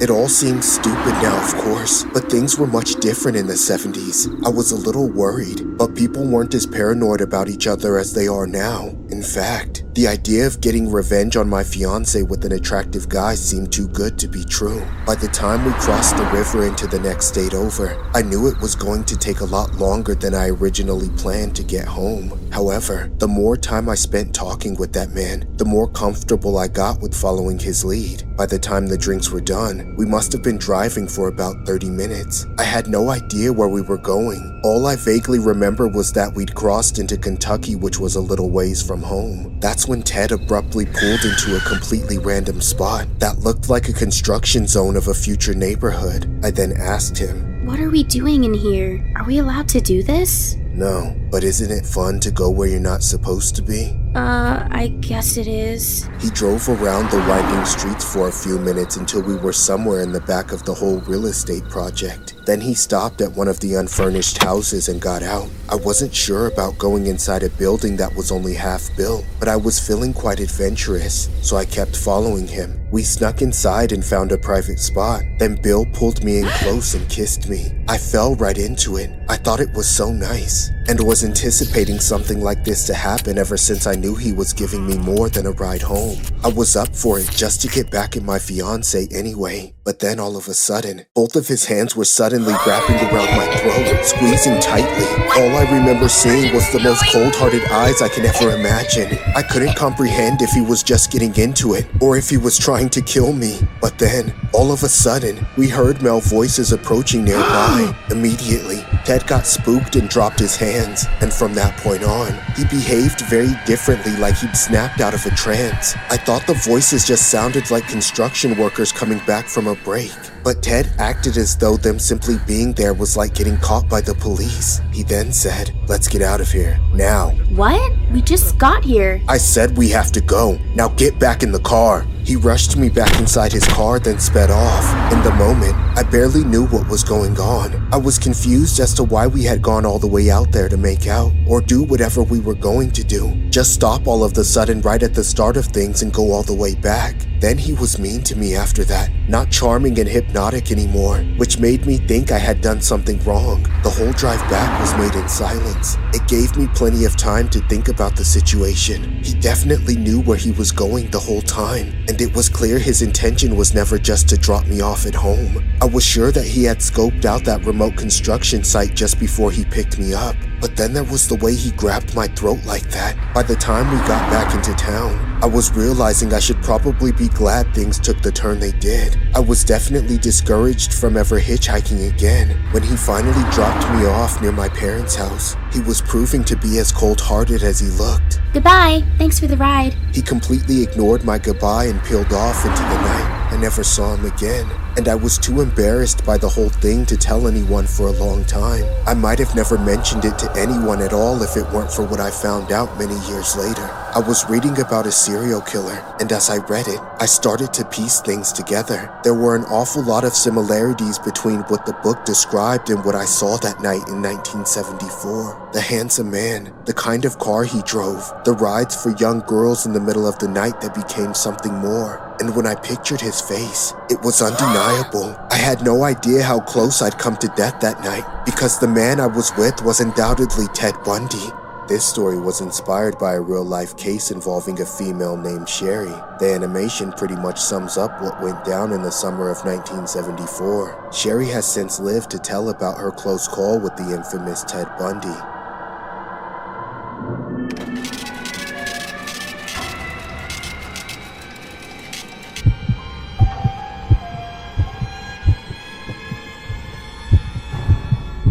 I was driving through town to visit some close family when I suddenly needed to pee, and so I made a pit stop and pulled over at the nearest gas station, which happened to be a 7-Eleven along the way. I've made that trip 1,000 times, so the people who work there know me by now, but on this particular day, I was caught off guard by the atmosphere I walked into. The clerk didn't even greet me or say anything to me. He was frozen stiff and just stared at me with this deadly serious look in his eyes. It stopped me in my tracks. I looked around in confusion and noticed that the lights were particularly dim too, like the store was closed, but there were a couple of other customers inside still. One was in the chips aisle with his hands in his pockets and his eyes glued to the ground, and the other one was by the coolers, leaned over with his forehead resting against the glass, but neither of them looked like they intended to grab anything anytime soon. It was so strange. I remembered that I still had to pee, and I could figure out what was going wrong with everyone else after I took care of myself. I made my way to the back of the store and toward the restroom, avoiding the person by the coolers. I was just about to walk up to the door and get my relief, when out of the corner of my eye, I saw another man crouching down behind the shelf right next to me. I didn't have time to react before he sprang out and stopped me. He pulled up his shirt and revealed a gun tucked into his waistband. Then he said, "Don't move, lady, and don't say nothing either." I nodded at this threat. Of course, I wasn't going to say anything. I was just then realizing why all the people in the store were acting so gaunt and petrified. I'd walked straight into a hostage situation. I could feel my soul leaving my body as the man said, "Now go back to the front door and don't take your eyes off the hot food. You hear me?" I nodded once more and turned my head slowly to shuffle my way to the counter. As I got to where I was supposed to be, I traded a moment's glance with the clerk. We knew each other sort of, and it was like he was trying to tell me he was sorry, but I felt like a moron for not picking up on what was going on sooner and getting out of there while I could. Instead, I became another hostage in this store full of mannequins, forced to stare at those revolving metal trays with the spinning hot dogs under those obnoxious radiator lamps, just watching them go around and around endlessly. All the while, the robber was rifling through everything in the store right behind me. My heart hadn't pounded like that in years. There was so much adrenaline in my veins, and as I couldn't even move, it was all turning into a panic. I had just come into the store to use the bathroom, and now I had to go even worse than before. I started to worry if I wouldn't be able to make it. As the seconds dragged on, my judgment became more and more clouded by fear. It seemed like he was never going to finish what he was doing and let us be.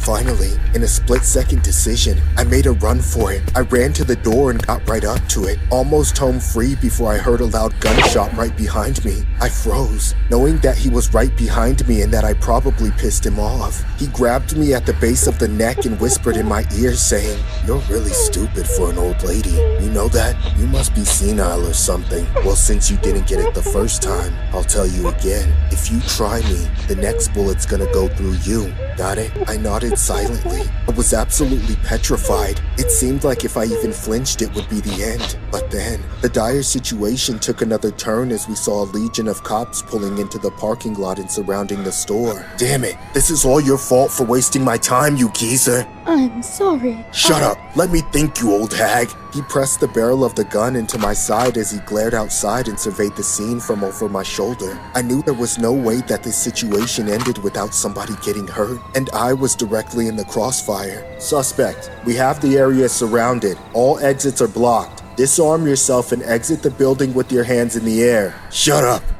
"Alright, listen to me. Here's what's gonna happen. We're gonna walk out of this store, and I'm gonna get in my car. Those pigs out there are gonna let me walk away from this because you're coming with me. Got that?" I nodded and then he pushed me forward. I slowly fumbled my way out of the door, and as soon as we were outside, the cops started screaming at him with their guns drawn. "Let her go and get on the ground, now!" The man didn't even heed them at all. He kept pushing me along toward one of the cars that was parked in front of the store, the one I assume was his. I didn't have any other choice but to go along with it, but even then I knew that this was all about to get out of hand no matter what I did. I was positive that I was about to wind up dead, when out of nowhere, somebody ripped the gun out of the robber's hand and tore him off of me. I immediately ran away, looking back to see that it was the clerk who'd come out of the store and taken the thief by surprise. That's when the pandemonium ensued, as the two of them wrestled over the gun while the police swarmed in a mass of screaming, shouting angry bodies. Eventually, everything was untangled and the low-life thief was dragged away in handcuffs. Then, a couple of the cops asked to take my statement at the scene, but I said, "No, take me to the nearest precinct. I have to pee." And that was true. Aside from the toilet at the police station, I've never been able to use a public restroom ever since. This story was inspired by a hostage situation that went down at a Denver 7-Eleven. A woman was held hostage alongside two other patrons in the store. After hours of negotiation, the police were able to handle the situation accordingly, leaving no injured hostages except for the suspect himself. The suspect was later taken to the hospital and eventually died of his wounds.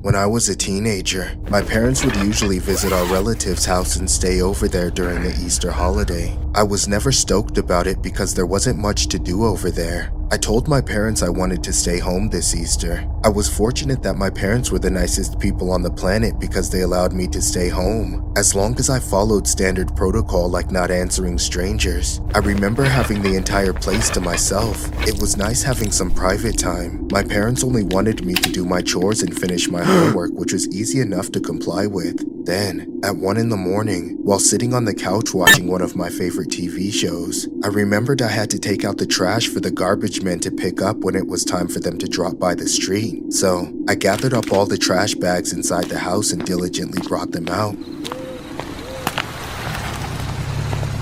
Then, moments later, a car pulled up in front of the driveway, creeping me out quite a bit. I knew my parents weren't scheduled to come home so soon, so I knew it couldn't have been them. I had no idea who this person was. It was like a silver Honda or something like that. The door and windows remained closed the whole time. The lights were kept on and the vehicle was running while parked in the middle of the street. Then, moments later, I heard the door click. And when it swung open, a person who appeared to be an old hag emerged from the car. Her hair was long, disheveled and gray. She wore a long black dress, staring at me from a distance. Her eyes were blank and round. Then, seconds later, her lips curled into a maniacal smile. I was in shock, my entire body paralyzed by fear. This type of scenario was something I often saw on television, so having experienced it myself, I didn't think it would stir me up this much. And while my mind was trying to process what was happening, I didn't know what to do. Then suddenly, my heart dropped when the creepy old woman dashed toward me. The old woman was mere inches away from grabbing me before I ran inside the house and slammed the door shut, locking it immediately. The woman then started pounding at the door, laughing like a psycho. Stay away from me, you freak! I'll call the cops! I swear! Despite my doubts, I tried to be more assertive, hoping this crazy old hag would leave me alone. Then, a few seconds later, the banging and laughing stopped. I then peeked through the curtains on the window and saw the woman going through my mailbox. I wanted to cuss the lady out but knew better than to open the window, afraid she would suddenly attack me. So, my best option was to call my parents. As I was about to dial my parents' number, I could see the creep still rummaging in the mailbox, giggling like a lunatic.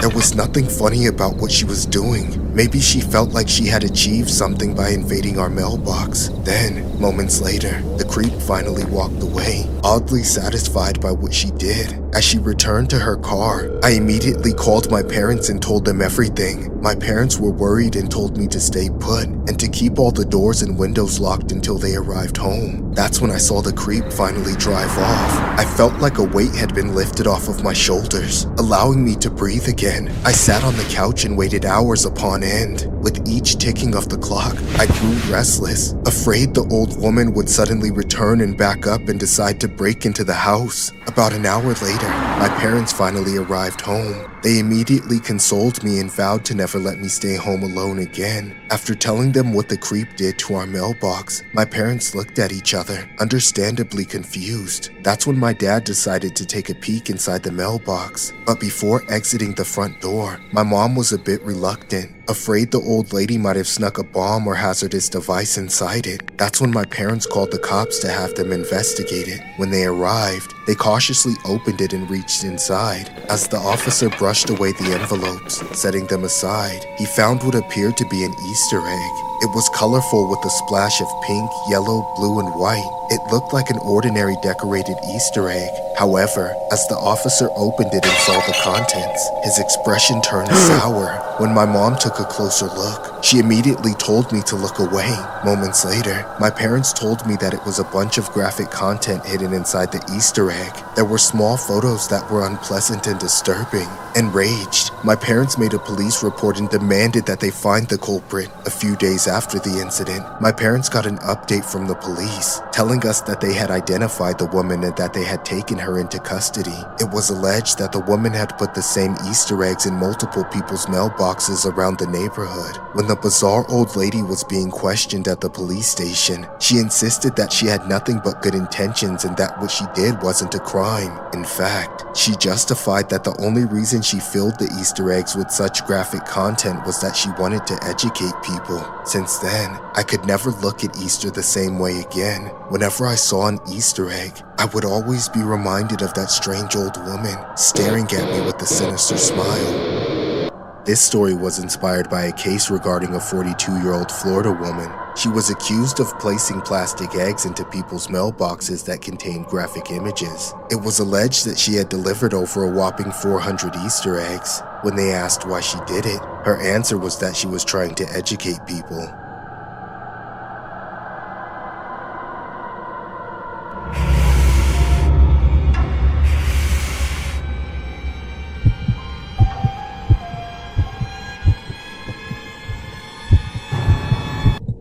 My mother, who suffers from dementia, has been living with me for the last several years. Her cognitive condition has declined to the point that most nursing homes are reluctant to take her in, or will charge an arm and a leg that neither of us can afford. In a different time, she would have ended up in a mental asylum a while ago. Due to the severity of her dementia, she's prone to violent outbursts and can't function in public. Having to be her day-to-day caretaker has gotten in the way of my ability to focus while working from home. I'm afraid to think what would happen if I still had to leave the house to go to the office. As it is, she already thinks I'm dead and refuses to acknowledge my existence in the physical realm. She doesn't watch TV or listen to music, and she doesn't have any hobbies. The only stimulation she gets is from an Ouija board she always has by her side. When she started going off the deep end, the thing just showed up one day, but she always claimed it was a family heirloom from generations ago. That was when she still talked to me. These days, it's like her eyes are shut to everything in the real world, and her hands are bound to that planchette of that Ouija board. She's always sitting at the living room table talking to it, sliding the planchette all over the place a mile a minute, like she's taking down the entire life story of whatever ghost she thinks she's communicating with. If I so much as have the nerve to walk in from the grocery store, or come out of my bedroom and interrupt her focus by just moving around, she won't realize it's me, but she'll think something's wrong and start screaming out some weird esoteric name, asking why it killed me. Brandon, why do you take my son? Why? I don't understand it. It's almost no use trying to reach the real person trapped in there anymore, and definitely not when she's like that. I've tried everything I could think of, but it's like I'm a ghost to her. Mom, why are you crying? I'm right here. Listen to me. Look at me. I'm right here. Please don't forget about me. At this point, I don't even try anymore. I feel guilty about it. But even if I could afford to get her help, or even if I had any idea how to help people with her condition, I seriously doubt I would do any good. It's far too late to stem the tides, as they say. The most I can do is just let her be. But recently, I swear it's more like she's possessed. I know her brain is deteriorating, but I worry about her soul too. Sometimes, I think she'd be better off with a priest or an exorcism than a doctor and medication, especially at night. She never sleeps as far as I can tell, and quite often the noises she makes keeps me up for hours, and when it doesn't, I can still hear it in the nightmares it gives me. Tonight, it was especially disturbing. I thought I was used to it, but some of the things I heard gave me chills. At some point, even though I didn't want to risk making things worse, I was really in need of a glass of water. While trying not to make any noise, I reluctantly opened the door and stepped out of my room.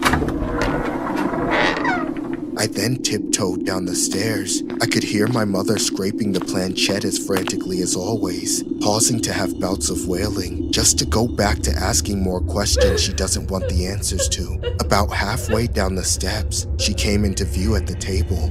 I then stopped to watch her from the distance. All the lights in the house were off, so it was pitch black darkness except for the little bit of light bleeding in through the windows from the streetlights outside. I then started tiptoeing my way towards the kitchen. It was literally like a scene out of a horror film. I didn't want her noticing me. Just the mere thought of startling her was downright terrifying to me. Luckily, She was facing away from me, so if I could just get the glass of water and get back to my room without making too much noise, I wouldn't set her off any worse. I successfully crept into the kitchen unnoticed and picked up the glass of water that was sitting out on the counter. I made sure I was extra careful not to knock into anything. I put the glass under the tap and braced myself. Turning on the water was the only thing that made noise that I couldn't avoid. My mom was crying softly in the other room, so I figured she wouldn't hear it over her own voice. I turned it on at a quiet level and waited.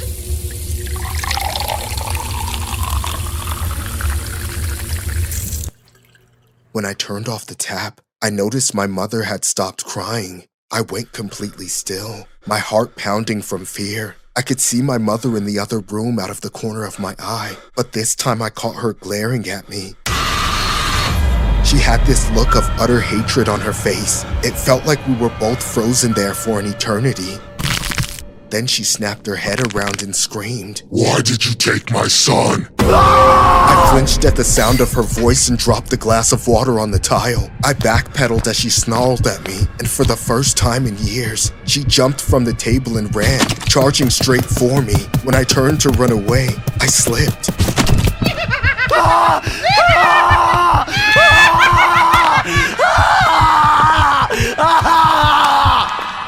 This story was inspired by a case that went down in 2001. An old Oklahoma woman named Carol played the Ouija board and felt like she was receiving a message from a higher power. She then did what she did and has since been taken into custody. What makes this story even more disturbing was how Carol's close relatives have mentioned that she has no history of mental illness or odd behavior.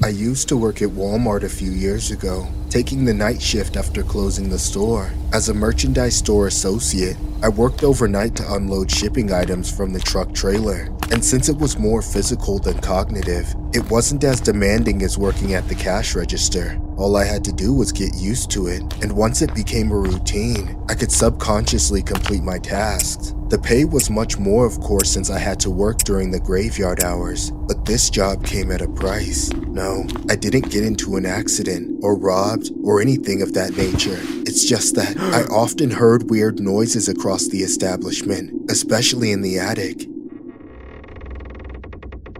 I'd always come across stories about paranormal activities occurring in the attic, for reasons I couldn't understand. It seemed to be a popular dwelling place for ominous entities. I had never been assigned the attic. In fact, no one really goes there anyway, so I imagined it was simply a storage room for a lot of stuff we no longer used. But occasionally, I was caught off guard by creaks, scratching noises, and sounds that gave me the impression that something was being dragged across the floor. However, before getting any crazy ideas, I repeatedly told myself that the building was either old or that raccoons were getting in somehow. The bad news is that since I started working here, my boss constantly ranted about losing inventory in the food section, including clothes and appliances, which I had checked multiple times during my shift, only to find out later that some of them had gone missing. A series of similar events had been occurring quite frequently at the store, and without a logical explanation, it eventually became a mystery to me, since I didn't steal anything and was sure I punched the numbers in correctly. I almost lost my job because of what was happening, but every time I was accused at work, I told my boss that I was only doing my job with no idea what the hell was going on. Then, one night, I heard the same weird noises again around the store while doing the usual routine. But instead of ignoring them this time, I decided to investigate. As I roamed around the store, I looked up and down each aisle, at the electronics section, the toy section, and finally around the food aisles. But I couldn't find anything. That is, until I reached the frozen food aisles and saw one of the most disturbing things that made my heart stop. It was two individuals crouching next to the freezer, stuffing their faces. One of them appeared to be an old lady, and her companion appeared to be an old man. They didn't care to stop eating, despite being caught red-handed. I was in utter shock, coming to the realization that I wasn't alone and potentially in danger. Do you guys need any help? I asked them. No, can you just show us where the chips are? The man said. I then pointed towards the chips aisle and nervously said, It should be over there. I cautiously stepped backward as the couple proceeded to continue eating while looking at me with the most crazed stare. When I finally backed up enough to the point that I was out of view, I made a run for it, dashing across the store until I locked myself inside one of the office rooms, hidden underneath the table. I took out my phone and immediately called the cops. I stuttered as my mind went blank. It didn't seem like the pair had followed me. The operator remained on the other end of the line as she dispatched a few units to the Walmart I was in. As I sat there, desperately waiting for the cops to arrive, I could feel my heart pumping out of my chest. Every minute of just sitting and waiting felt like an eternity as sweat began trickling from my forehead. I could hear noises from outside, but could not identify what they were. Despite my fears, I remained still, preventing myself from panicking. And moments later, I could hear someone turning the knob violently, like whoever was on the other side wanted to come in. I thought of calling out to the person to ask who they were, but hesitated since it could only get me in more trouble. Convinced I was going to have to fight for my life, I grabbed a pair of scissors, holding it up like a knife. It was evident that the person behind the door was getting more desperate. They started banging on the doors as if they were trying to break it down. Just then, the door busted open.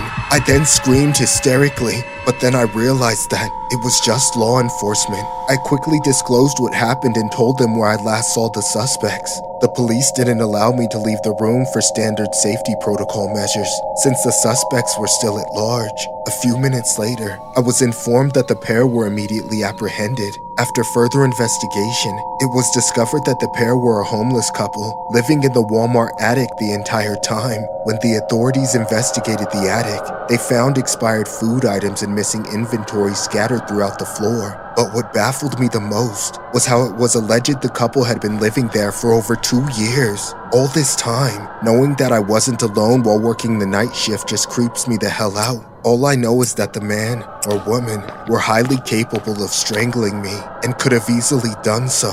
And because of that, I never felt safe working at Walmart ever again. On December the 1st of 2015, 2 homeless people had been found living in the attic of a Walmart in Tennessee for over 2 years. The mugshots of the culprits are shown here below. The couple has since been charged and arrested for their crimes.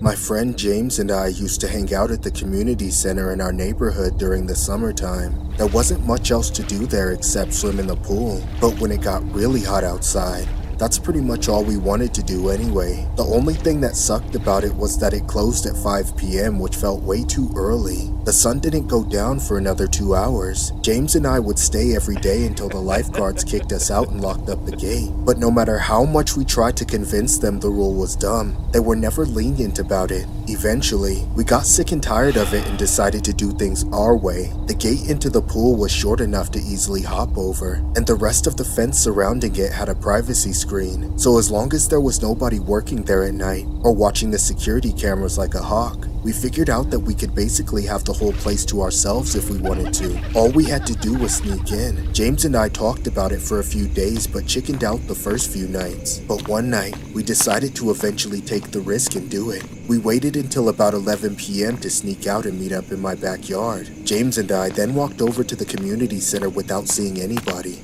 The coast was pretty much clear when we got there. I then gave James a boost as he hopped over the gate first. Then it was me. I was a little antsy being this mischievous, but I knew the fence protected us from being seen by anybody. Besides, it was so dark that we even doubted the cameras could see us at all. James and I took off our shirts, shoes, and socks, and then jumped into the pool. We started swimming while being quiet, of course, and normally the lifeguards would get nasty if they caught anyone jumping in while trying to do tricks. But now that wasn't a problem anymore. James went first, while I stood outside of the pool to judge. That's when he got a running head start and jumped into the air whispering, "Cannonball!" James was submerged for a few seconds, sinking to the bottom as one should when doing a cannonball. But then, as he began surfacing out of the water, he immediately started screaming at the top of his lungs, saying, "Help! Get me out of here! Help!" He then swam to the edge in a panic and scrambled out of the water. But even when he got out, he still wasn't in control of himself. I rushed over and tried to figure out what was going on. Dude, calm down. You're being too loud. You're gonna get us caught. But James couldn't even put words together. He was more freaked out than I've ever seen anybody freaked out. He was hyperventilating while crying. I tried prying the answer out of him as to what the hell was going on, but it wasn't working. Finally, James looked back to the pool with utter terror on his face and pointed into the deep end, saying, "There's something in there!" James' scream was bone-chilling. I looked over and tried to see what exactly he was pointing at, but the water was too murky from being swam in by a bunch of sweaty people all summer, and with how dark it was that night, we couldn't see a thing. What do you mean? What's down there? No, I don't want to. It's... Stop being such a wimp. Just gotta go down there and see what it is. No! Please, don't. Shh, be quiet. It'll just take a second, you big baby. I was ragging on James a little bit, but I was actually genuinely scared of what I might see down there. It had to be something serious to rattle James to the bone like that. A big part of me was hoping that he was faking it and trying to pull a joke on me. I dove in and plunged to the bottom. Slowly, the murkiness gave way and a strange shape did start to come into focus at the bottom of the deep end. I got in closer for a better look, and getting that close to something I will regret for the rest of my life. That's when I realized what it was at that moment. It was a woman.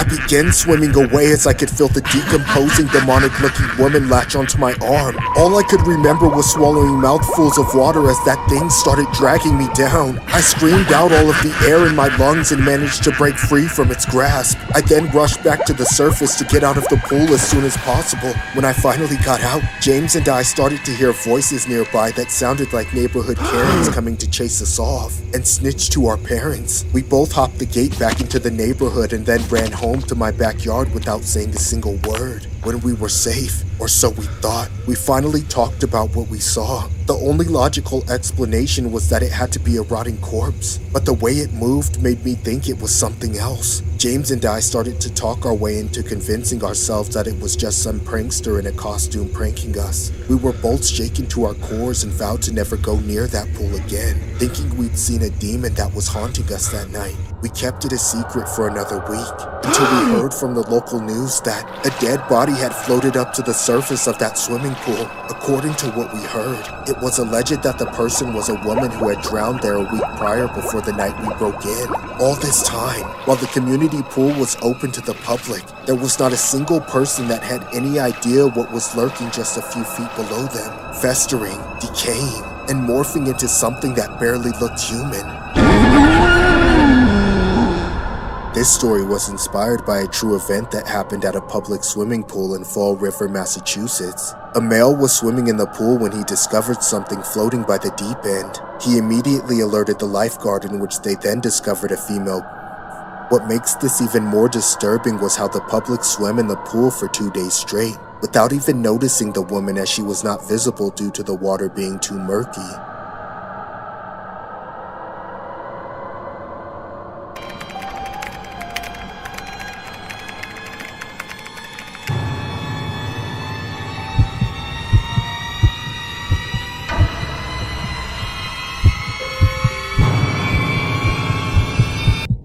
This happened in the early 2000s, when webcams were slowly becoming more common. At the time, I was just a teenager who was lucky enough to have one, and what I did with it was more or less what any teenage boy would think of. I tried an early proto version of Omegle and Chat Roulette, which was just a typical chat room of the era with webcam capabilities and a randomizer for connecting with strangers. Like most guys, I was mainly hoping to run into a girl, but on par with the average chat room experience, I more often got connected with random creepy old dudes. I still managed to entertain myself by trolling them until they got butthurt, I don't remember the name of the site, and I'm sure it's not up anymore, but it was still fun enough for me to spend most of a whole weekend surfing through the current of random strangers. However, on the third night or so of messing around, I found out just how disturbing things could get. I came across this really hot brunette chick, maybe in her mid-20s, who was wearing a tight-fitting t-shirt and eating an apple. I blinked in disbelief at first, completely expecting her to be gone from the screen when I opened my eyes. But to my surprise, she didn't skip me. I immediately put myself on my best behavior so she would stay. Unfortunately, I was out of practice with talking to girls at the time, so I was pretty nervous. I remember my attempt at flirting not going well at all. How do you like them apples? It's good, I guess. I bet I taste better than that apple.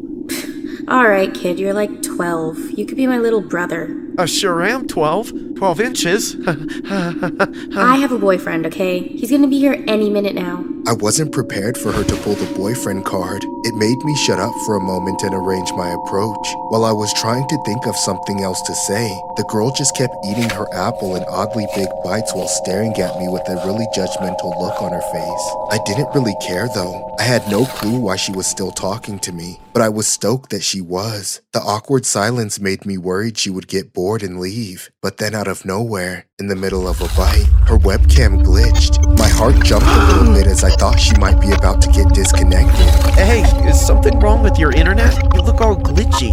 Right as I spoke, it got worse. The glitching distorted her face and made her look disturbing. She was twitching back and forth and the audio was stuck on loop as it deteriorated more and more. Is something wrong?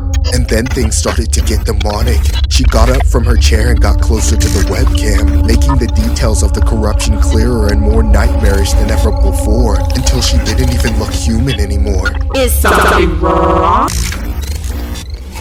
I didn't know what in the world was going on. I assumed it had to be a problem with the connection.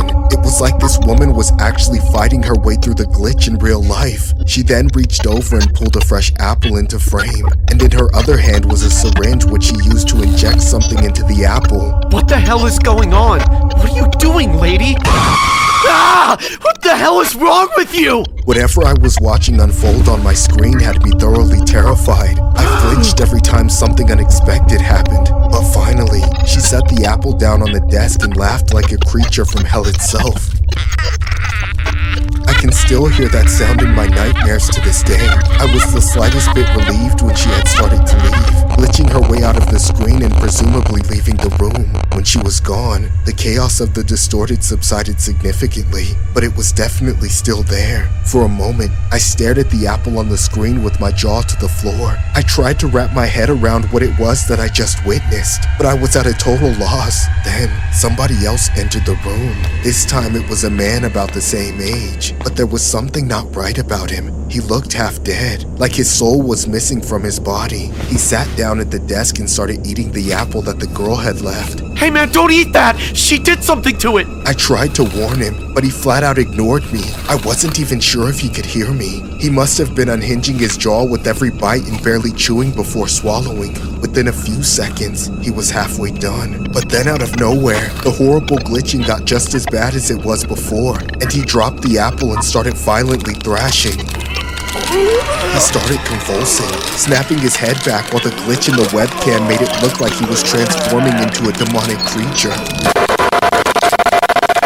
I couldn't take it anymore. I closed the window and shut off my computer, then unplugged it from the wall for good measure. I was sweating profusely and hyperventilating. All I could do was slink into bed and wait for my nerves to calm down. But I didn't get to sleep at all. I was unable to see anything in the darkness except for all those horrible images until the sun came up in the morning. I still see it in my dreams all these years later. For the longest time, I wanted to convince myself that what I witnessed was just some crazy fluke due to some rare bug in my computer or theirs, or some kind of crazy glitch in the internet connection. But I know what I saw, and I've never seen anything like it before or since. I don't usually tell anyone about this because I know they'll think I'm a delusional liar, but I honestly believe that I was involved in witnessing something more than a homicide. I truly believe that girl really did have a demon inside her that made her do it, and all that glitching in the computer was just a telltale sign that she was something that was not meant to be seen. or something not of this world. This story was inspired by a true story regarding an incident a young man faced when on chat roulette.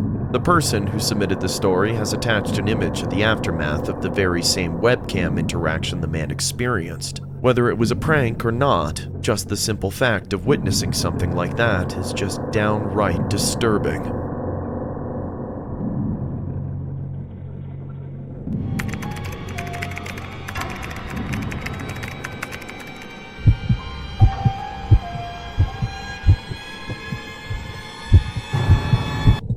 A few months ago, my girlfriend moved to Canada to study at university in the Chinese-Canadian exchange program. Things were going well between us until she left the country, so we agreed to keep the relationship going long distance. Most of our connection was kept over Skype, which we used to call each other at least once a day. During one particular video call, the conversation started out totally normal, but this call would end in the most horrible of ways. In the beginning, we were just making small talk about our day-to-day lives. I briefly mentioned how things were going back in the homeland, but most of the interest was focused around my girlfriend's experience since she was the one living in a foreign country. We also kept each other updated on how we were doing in school. That night, she had just gotten a printed report for all of her grades, so I asked her to show it to me. She went looking for it in her desk, bending down out of view for just a few seconds. That's when I saw something in the window behind her that made me shout. It was the face of a man looking inside with his hands pressed against the glass. Look behind you! There's someone in your window! My girlfriend jumped up in surprise to me yelling,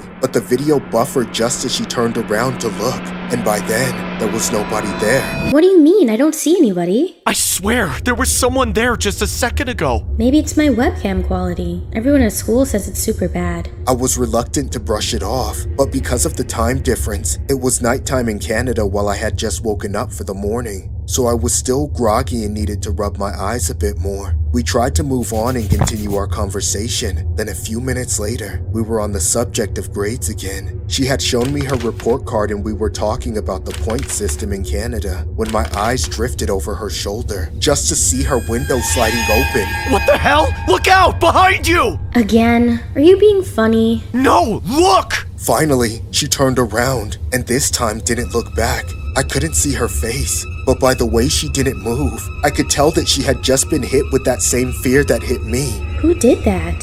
I don't know, babe. Just be careful. It must be the same guy that I saw before. She got up and slowly walked to the open window. There was nobody in view out there, but there was no telling how close they could be lurking. As soon as she got within arm's reach, she grabbed the window and slammed it shut, then double-checked the locks. When she got back, she tried to play it off, but I could tell she was concerned. I recommended to her that it was wise to have the cops on speed dial, just in case anything happened. I felt a tiny bit of relief as she went looking for her phone, but I kept a close watch on the video feed. But then out of nowhere, a rock came hurtling through the glass and smashed right into the webcam.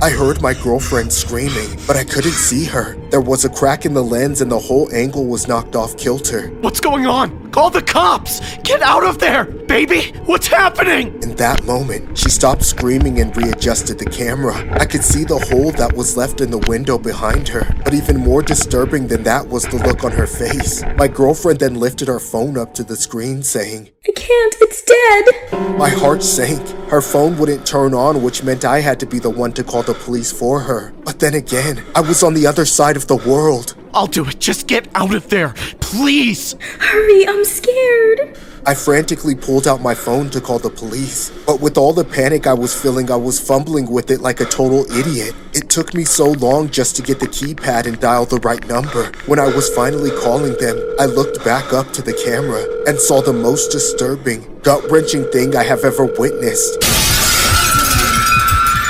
The window was smashed open by that horrible creep, petrifying my girlfriend with fear as he crawled through. Before I knew it, he charged and tackled her to the ground off screen. Her screaming was unbearable, and there was nothing I could do. I couldn't see her anymore, but then that rotten freak stood up into view and noticed me on the screen. I remember his face was so gross and vile. I couldn't believe the pleasure he was obviously getting out of this, and it was the last thing I saw too. He flashed a smile at me right before smashing the webcam to bits, causing the image to freeze right on his face. The call then disconnected and I was left at an absolute loss. That's when I finally noticed the emergency phone operator was trying to get my attention through the phone. Hello? Is there anybody there? Hello? Please, you have to help me. My girlfriend was just attacked. Where's your girlfriend? In Canada. Canada? This is a local number. There's nothing we can do for someone in Canada. What do you mean? I don't know who to call but you. You have to do something. Sir, please calm down. No, don't tell me to calm down. You do something. Do your job. She needs help and you're not helping. Please. Please, you have to help her. She needs to be okay. Somebody help her! This story was inspired by a case that happened on April 15th of 2011. A man had been chatting via webcam with his girlfriend when he saw an intruder force his way into her room and do what he did. The image below is a photo of the victim. The next photo is a photo of the ex-boyfriend who had to witness the whole ordeal. The final image is a photo of the assailant. He has since been sentenced for his crimes.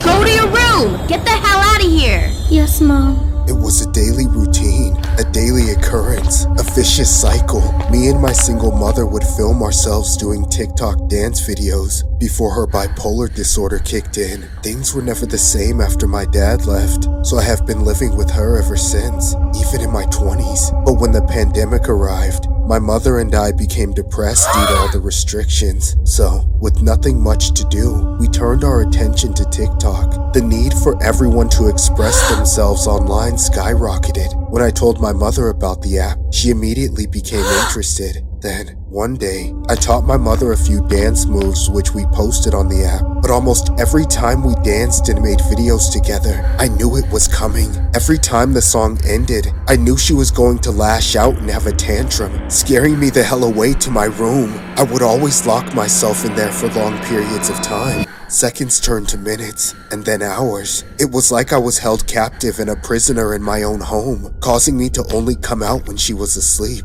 and on the next day, and the day after that, and so on and so forth. It would repeat again and again. She always went berserk and snapped in the middle of every TikTok. It was like she was being possessed, and would always tear down the house by breaking glasses, toppling tables and chairs in the room. After that, she told me to go to my room while constantly ranting. Her words completely distorted. Get the hell out and go to your room now! So, without thinking twice, I ran to my room, locking it to protect myself from her. I crouched next to my bed as my body shook in fear. Then, while I was crying, I could hear my mother making so much noise in the living room. It sounded like she was destroying the house. I was afraid that if I didn't move out that she could do something even more drastic, like start a fire. Then, suddenly, the noise stopped, and the house was eerily quiet. As I approached the door, thinking about whether I should take a peek outside, I heard a knock.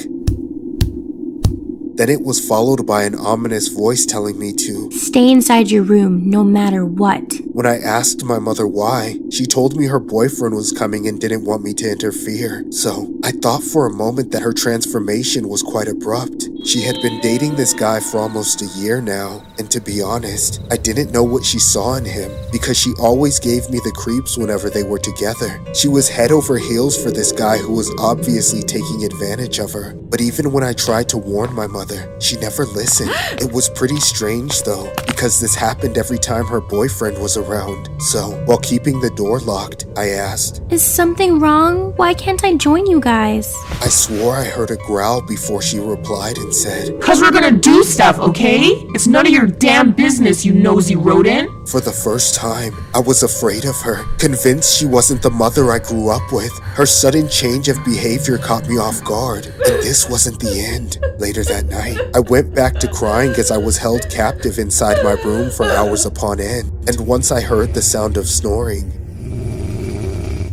The worst part was that I'd starve while waiting for them to finish their business. It was my only chance to leave. So, I would slowly tiptoe on my way to the kitchen area and living room, where my mother and her lover passed out, sleeping beside each other.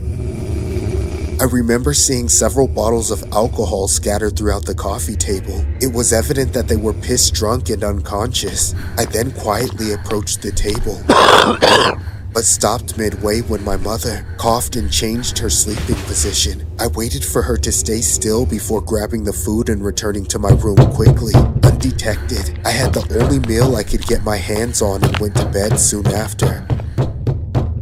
The following day, I heard someone banging at my door. When I came to look closer, my mother cheerily invited me to do our daily TikTok dance. I was disheveled, confused, and couldn't handle this bipolar persona any longer. One moment, she was obsessed and aggressive, and the next she was jovial and optimistic. I would notice that she was kind and gentle whenever her boyfriend was away, but whenever he dropped by to stay for the night, she'd transform into a different person like Jekyll and Hyde, forcing me to remain in my room while they did more stuff. I was baffled by how that man could change her so much in such a short amount of time. I didn't want this cycle to continue because it was hurting my relationship with her. So, one day, I stood up to her while she was washing the dishes in the kitchen. I approached her saying something like, "I've had enough of this. I want you and your boyfriend to break up. He's turning you into a monster."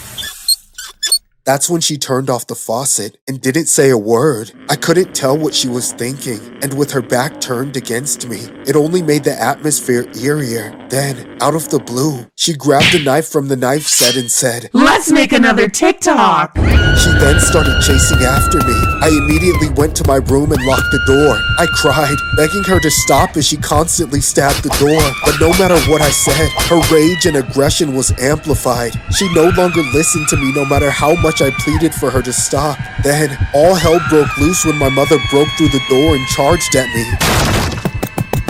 This story was inspired by a true case involving an evil mother who posted a sick TikTok video claiming to be apologetic and saying she was sorry to her parents because of how bad she messed up. Below is a screenshot of the alleged TikTok. And if things weren't already disturbing, the TikTok was filmed only 1 month after committing the heinous crime. It was alleged that the woman's motive for her actions was because apparently the victim was getting in the way of her love life. In addition, the woman has since been sentenced along with the boyfriend for his involvement.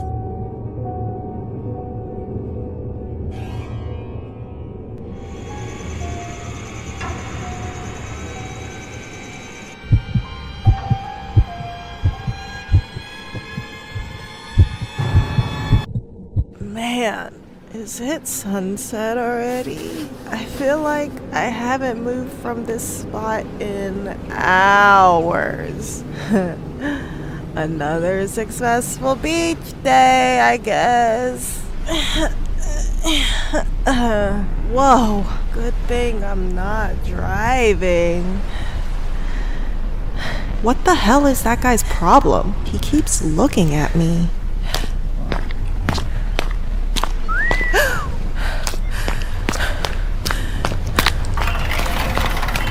Is everything all right, ma'am?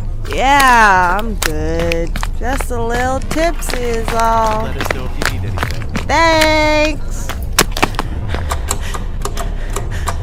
Come on. Hurry up. He's gonna be here any minute now. Hey, how you doing? I'm fine, thank you. Just fine? At a resort like this? You should be a lot better than fine. Well, you know, there's always room for improvement. Huh, I guess you're right. What would improve your mood? Some companionship? More like some solitude. You're so funny. I like you. I love making friends on vacation. Don't you? Oh no! I hope we don't get separated. Sorry. Excuse me.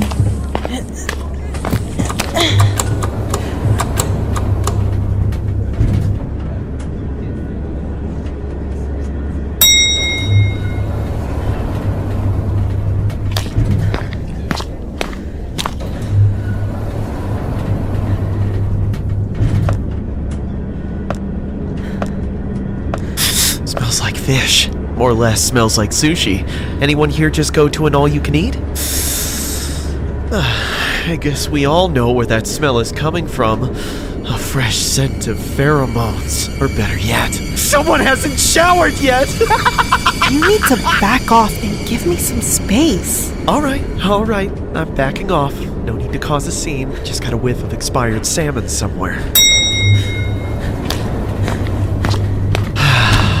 That's better, isn't it? Just us two, and none of those other randos. Did I tell you how much I like you? Did you forget to push your floor by any chance? No, I'm sure I didn't forget a thing. I'm going exactly where I want to go. So then your room is on the 30th floor, right? Jesus Christ! What's wrong with that guy? Why can't he just leave me alone? Come on! Where is that thing? There! Holy sh! You can't get rid of your old friend that easy! Squirrel off, you weirdo! I don't even know you! Yeah, you do. We go way back. You remember? What are you talking about? We go way back from the beach days. About 20 minutes ago. You're crazy!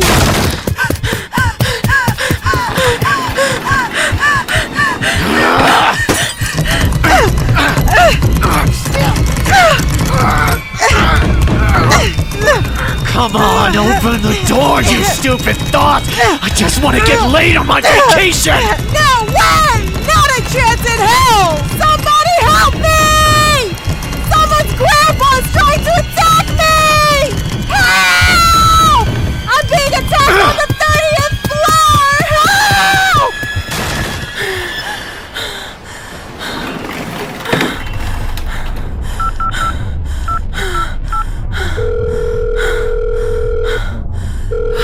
Thank God. Paradise Palms Resort Concierge, how may I assist in your relaxation this evening? Excuse me, but you need to call the police right now.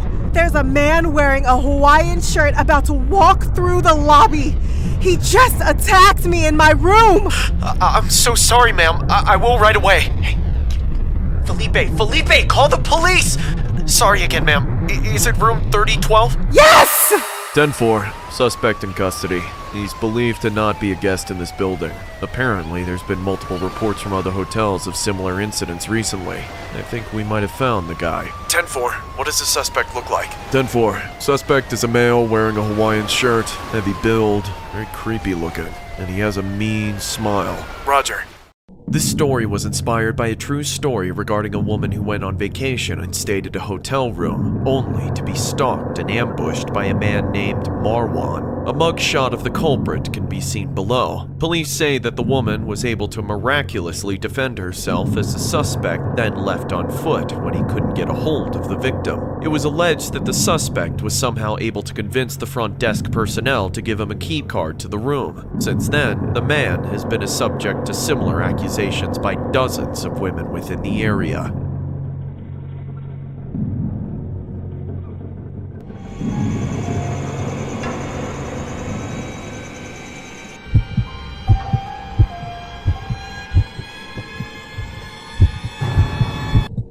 Last summer, I visited home from college for the first time. I expected to be able to stay in my old room, but at the last minute, my parents told me that they had other guests that were also coming over, leaving no room available for me. I was a little ticked off by this, because my school was a few too many miles from home to go back and forth every day the whole week. so I booked a cheap hotel the night before I left. I was thinking that it could be a place where I could look forward to being alone, but I quickly had second thoughts about that. I knew it wasn't going to be a 5-star hotel or anything, but it was a lot dingier and draftier than I expected. However, what caught me most off guard about the place was the staff. I got a weird vibe from them immediately. They all had this soulless look in their eyes, like they were all dead on the inside. Strangely, they were dressed up in the uniforms I'd expect the staff of a super fancy hotel to wear, but there wasn't a smile in sight, just 1,000-yard stares. The most awkward of all was the guy who followed me to bring my luggage up to my room. I didn't expect them to do that based on how cheap the room was, but then again, there wasn't a word traded between us the entire time. Not in the lobby, not in the elevator, and not in the hallway. I couldn't help but stare at him though. I had no idea if he was the manager or the concierge, but whoever he was, it was obvious that the hotel was sucking the life out of him just by the way his hair was thinning out and how his face was drooping to one side. He wouldn't even look at me. He even opened my door for me but still wouldn't open his mouth to say as much as an "after you." I'm no Karen, so I wasn't about to get on his case about it, but I certainly thought it was weird. Once he stepped inside and set down my luggage, he lingered for a moment while finally making eye contact with me. I hesitated, not sure of what was going on, but then as soon as I figured he was waiting for a tip, I started pulling out my wallet. Would you like a tip, sir? I like the tip of something else. The man then turned around and walked away, leaving the door wide open. As uncanny as the whole staff interaction was, I shrugged it off and chalked it up to the fact that maybe they weren't so good with English or something. For the rest of my vacation, I would head over to my family's for a while and then back to the hotel after dinner. The only thing I did was watch TV, but I struggled to find anything entertaining on the outdated catalog they had. I also never slept well in that room. I tossed and turned for hours just trying to get comfortable. I kept waking up in the middle of the night, hearing strange noises that made it difficult to relax again. But the real unsettling thing I was dealing with was waking up with inexplicably slimy toes. I seriously could not for the life of me figure out what was happening, but every single morning, the first sensation I woke up to was wet feet, specifically my toes. I figured it had to be some kind of leak from the ceiling. I called the front desk to ask if there were any problems with water leaks, but they said that there was no chance of that. I tried to shrug it off like I did all the other weird stuff that was happening at that hotel, and I might have been able to if it had only happened once, but it didn't. It happened every night. I would always wake up with slimy toes. Between that and not having a place to sleep at my former home, I didn't have anywhere to rest or relax for my trip, which made it a real vacation from hell. As much as I wanted to get away from my family at the time, I dreaded going back to that hotel even more. On my last night before checkout, I had even more trouble getting to sleep than all the ones before. The sleep I managed to get was so light and fitful that I finally woke up at the right time. Or maybe at the wrong time. I opened my eyes and witnessed the most gag-inducing sight I have ever seen. It was that same decrepit-looking guy that took my bags up to my room, crouching at the foot of my bed with my feet in his mouth. Ah! For a moment, I thought I was having a nightmare and that the guy was my sleep paralysis demon, but then I knew it was real when I felt his tongue flicking around in between my toes. Ah! What the hell are you doing, you sick freak? I smelled smoke. I was just checking for a fire, I swear. Get the hell out of here or I'ma call the cops! I'm leaving, I'm sorry, I'm really sorry! Keep your dirty mouth shut, you desperate sicko! Hey everyone, watch out, this guy's out here sucking toes without consent! Don't let him get to you! He's lying, that's not true! What in the... just... why? After I emptied the contents of my stomach, I called the police and had them arrest that weirdo. As it turns out, he was actually the manager of the whole hotel, which kind of explains the condition it was in. After further investigation into the security footage, it was confirmed that he had made a spare key to my room and had been sneaking inside every single night I was in there, just to do what he did. I still can't believe I didn't wake up from him violating me sooner. This story was inspired by a true story regarding a guest that was asleep at a Hilton hotel in Nashville, Tennessee, only to be woken at around 5 a.m. to a man allegedly sucking on his toes. The man has been identified as the hotel night manager named David Neal, who claimed they were checking on the guest after smelling smoke. But unfortunately, there were no other reports of guests or staff smelling smoke at the hotel. He is now charged with aggravated burglary and assault according to the police.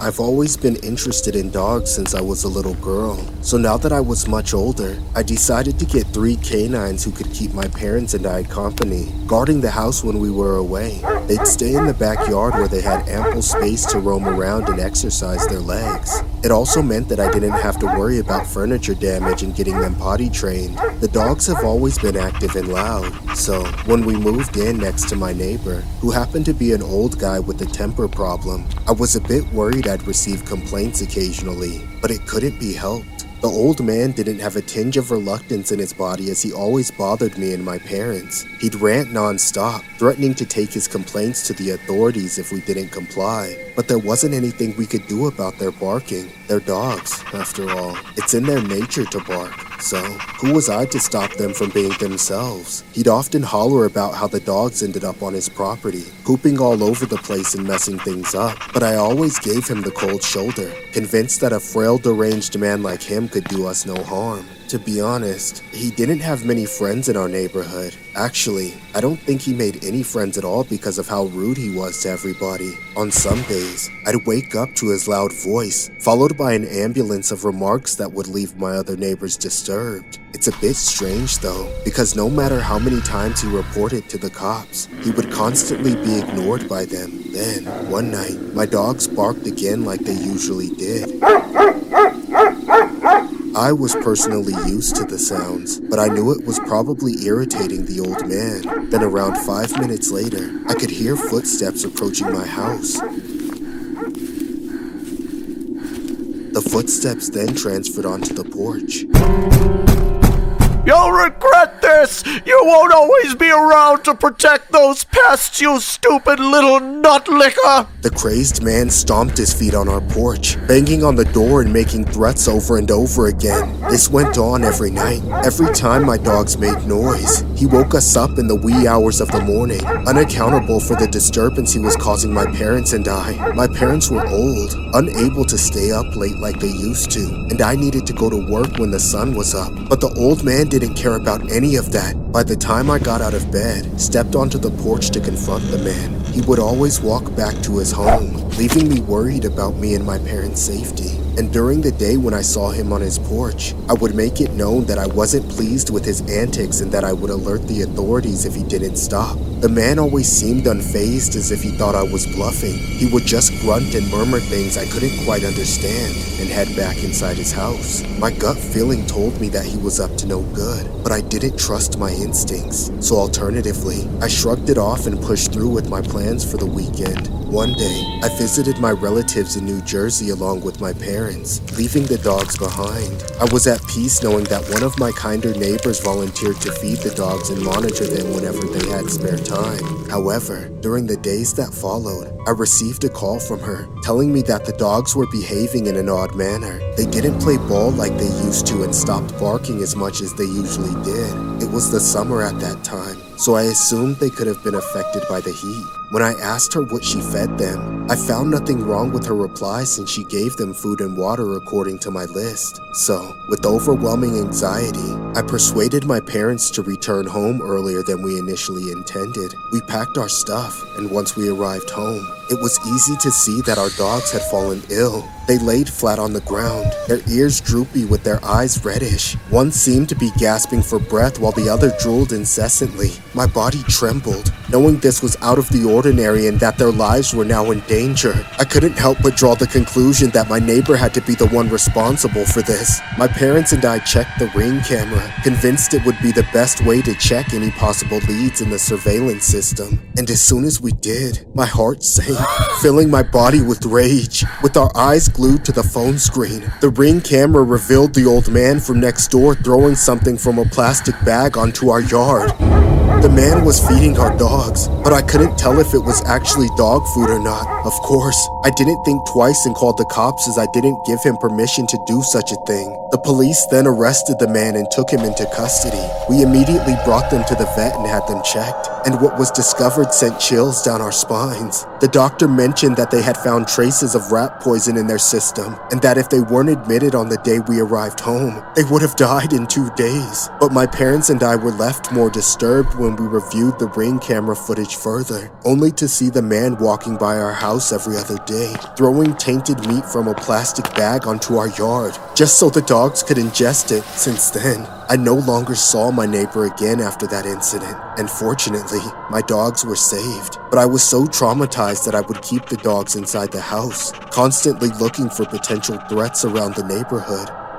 On February 6 of 2023 at around 5 p.m., a couple caught their neighbor on their Ring camera throwing meat laced with rat poison into their yard. Luckily, the couple and their 3 dogs were visiting family in New Jersey at the time of the incident. The man then left a chilling written note apologizing for his actions, alluding that he did what he did because of the dog's constant loud barking. The man has since been charged and is facing the possibility of being sentenced up to a year in jail.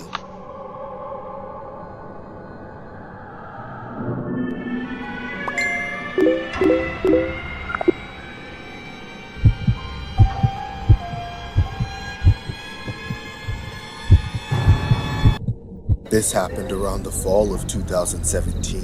I'm a family man. We always threw these big get-togethers often. Almost everyone was pretty easygoing, with the exception of one individual, and that was my aunt. For as long as I've known her, she's always been the black sheep of the family. She always chose to be distant and act like the outcast. She always resented my mother for being the one who drags her out to the reunions. But my mother only does that because she wants her sister to feel included. Despite that, my aunt can always be found standing awkwardly in the background, avoiding everyone and squirming out of all of the family pictures. Whenever anyone tries to make conversation with her, she just gives them the cold shoulder. The other elders in the family have advised me to keep my distance. She never accepted help or went to therapy, but I always assumed that she had some kind of mental condition. That, or that there was something much worse going on in her life that nobody knew about. One night, after a family get-together, she had a little too much to drink and couldn't drive home. She was very upset about having to leave her car there since she lived almost an hour away,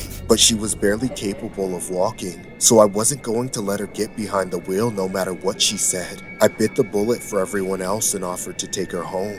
It was already late, and I was exhausted, but I still tried to use the opportunity to make small talk. Unfortunately, she wasn't any less cagey just because she was intoxicated. On the contrary, she was even more bitter and explosive with her anger. So, anything new going on in your life? Shut up! You don't care about my life, so don't pretend to! Of course I do. I wish I knew more if you'd let me. I said I don't want to talk, so just shut up and drive me home! The whole drive was the most awkward thing I've ever gone through in the last 20 years, and I've walked in on my son doing all sorts of things in his bedroom. And just to top it off, as soon as I parked in front of her house, she immediately jumped out of the car and ran inside the house like she was fearing for her life. Needless to say, I was left dumbfounded, but I shrugged it off and drove home. By the time I got there, my family was already asleep, but I was honestly pretty wired, so I wanted to absent-mindedly scroll through Facebook until I felt like I could sleep. There were tons of recent pictures from the reunion which I enjoyed looking back on. I kept scrolling until I reached some old posts, and that's about when I decided I was ready to go to bed. But then, at the last second, I accidentally refreshed my feed, leading me to see the most disturbing thing imaginable. It was a post from my aunt being gagged and tied up in her home, like she had been kidnapped. The post was uploaded 5 minutes ago, and the kidnappers were posting pictures of her in that state like some sadistic freaks. She looked absolutely terrified. I knew she lived alone too, so there was nobody to help her but whoever saw her post. I immediately called up a bunch of family members on a group chat to tell them what was going on, and they all agreed that I should head over there since I was the one who lived the closest, while they called the cops. I didn't bother getting dressed. I ran to the garage in my underwear and peeled out in the middle of the night. I didn't want to be distracted by my phone while I was driving, but I was so anxious that I couldn't help but keep checking Facebook for updates. The worst part was, it seemed like her captors were taunting not just her, but all of us, posting videos of her crying for help. I tried to call her, but it went straight to voicemail. That's when I took the risk of filming a video while driving, tagging my aunt so I knew those sickos would see it. Listen to me right now, you sick freaks. I'm on my way to deal with you right now.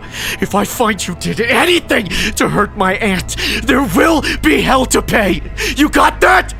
Get ready to meet your maker! While taking the video, I almost swerved into a ditch. Several agonizing minutes later, I arrived at her house, but it was already swarmed by cops. I didn't want to get in their way, so I waited outside. I was never close with my aunt, but I still cared about her just as much as anyone else in my family. Worse still, I felt guilty, knowing that she must have been ambushed right after I dropped her off. I felt like I should have gone inside with her, but it was too late to take anything back. I had to let law enforcement do their job. Unfortunately, it seemed like the kidnappers had escaped when the cops came out of the house. There was nobody being dragged away in handcuffs, which was disappointing. Later on, I remember seeing my aunt being escorted to a cruiser, presumably being taken to the safety of the police station and interviewed for the investigation. However, to the shock and awe of everyone who cared about her, the truth was that she had faked the whole thing. The videos of her being tied up, gagged, begging for help was being fabricated and staged for attention. I couldn't believe it. My friends, family, and close relatives were all heartbroken, especially when we found out that she was charged with a crime for faking something so serious. All I know is that my aunt is seriously ill in the head and needs to get some help. The whole family has been traumatized by this, especially myself. This story was inspired by a case regarding a 38-year-old woman who intentionally faked her own kidnapping by posting disturbing videos on Facebook, showcasing her being bound and gagged while crying hysterically in a basement. A few of the screenshots of the video can be seen below. This eventually prompted terrified friends of the family to call the cops. During the interrogation, the woman claims that a man named Tony had taken her hostage, but it later became apparent that she fabricated the attack to get attention. The woman has since been charged with making a false alarm, which carries a maximum of 10 years.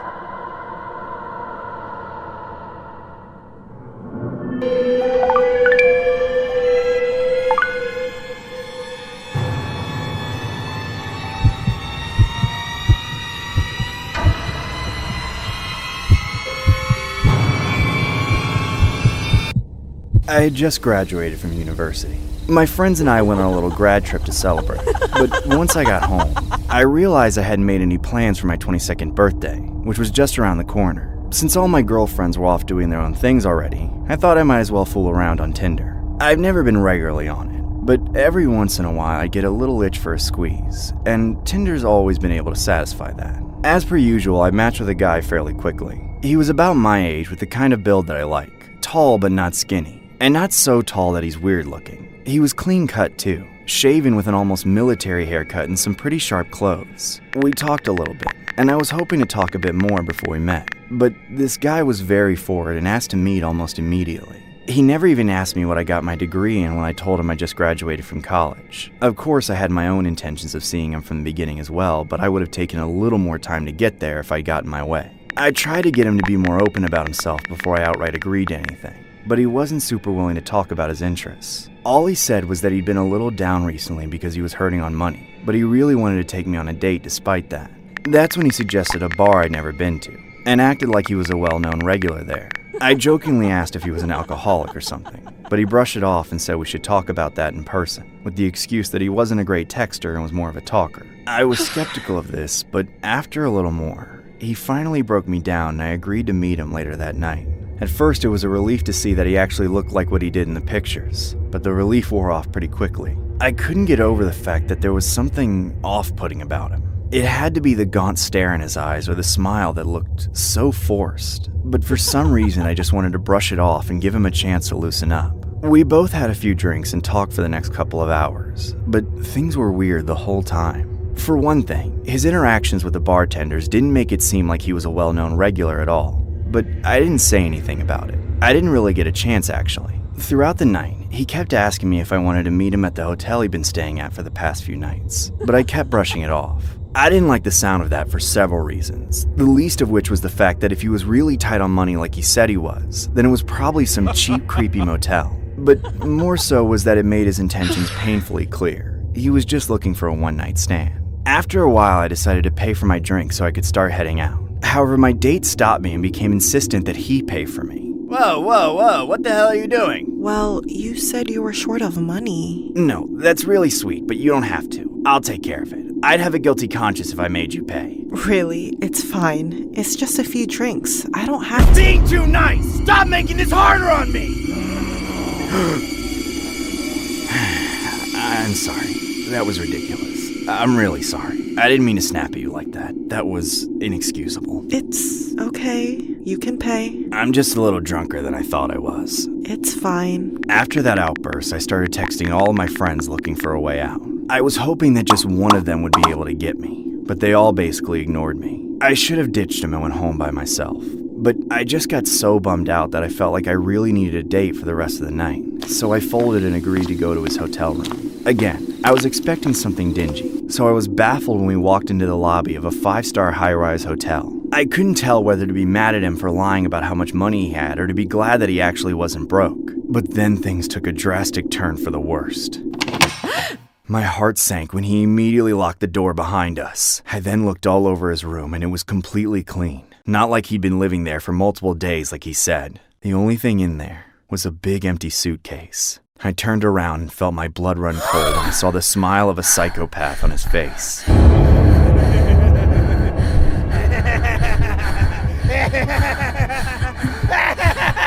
Why are you laughing? Where is all your stuff?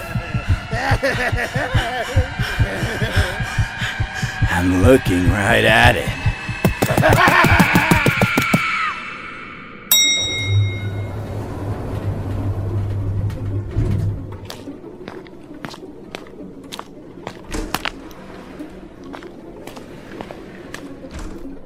And since then, the suitcase has been retrieved within a nearby forest. The story was inspired by a tragic Tinder date gone haywire. As portrayed in the animation, a woman named Grace meets up with a man on Tinder named Jesse. In the footage below, the pair can be seen meeting at a bar and grabbing drinks, and even going as far as hooking up. The pair then head to the man's hotel flat. Hours later, the man can be seen as the only one that appears to leave the flat, without a trace of the woman. The man was seen holding a suitcase while checking out, which prompts investigators to only assume the worst. Police have since apprehended the man who has now been serving jail time.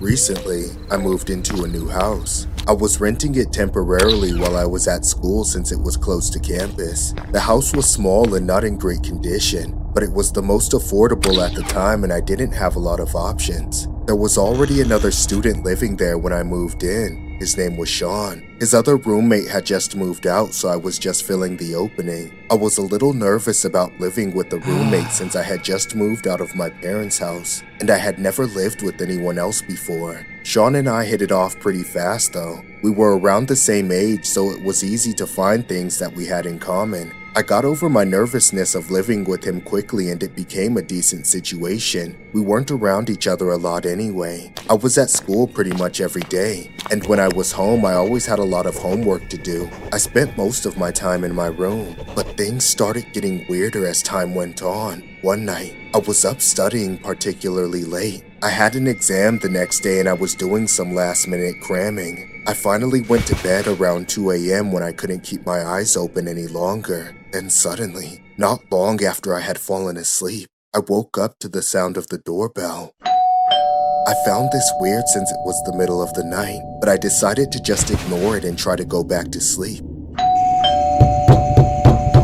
I'm sure not even a minute later, the doorbell rang again, except this time it was followed by loud knocks. I was pretty annoyed by this as it was extremely late and I had my exam tomorrow, so I needed to sleep. I went to check the door totally confused as to why someone would be ringing the doorbell at this time of night. I slowly approached the door, ready to catch whoever it was in the act. But when I opened the door, there was no one there. Hello? Is anyone there? I said. Of course, no one answered. I looked around outside and didn't see anyone even remotely close by. I didn't know what to think, so I went back to sleep and didn't hear anything for the rest of the night. The following day, I asked Sean if he heard the doorbell last night. He said he had, but he didn't seem too worried by it. I told him how I had checked the door and there had been no one there, but he brushed it off, alluding it to probably some kid playing Ding Dong Ditch. I agreed that it was more than likely just some kid who lived in the neighborhood. But from that point on,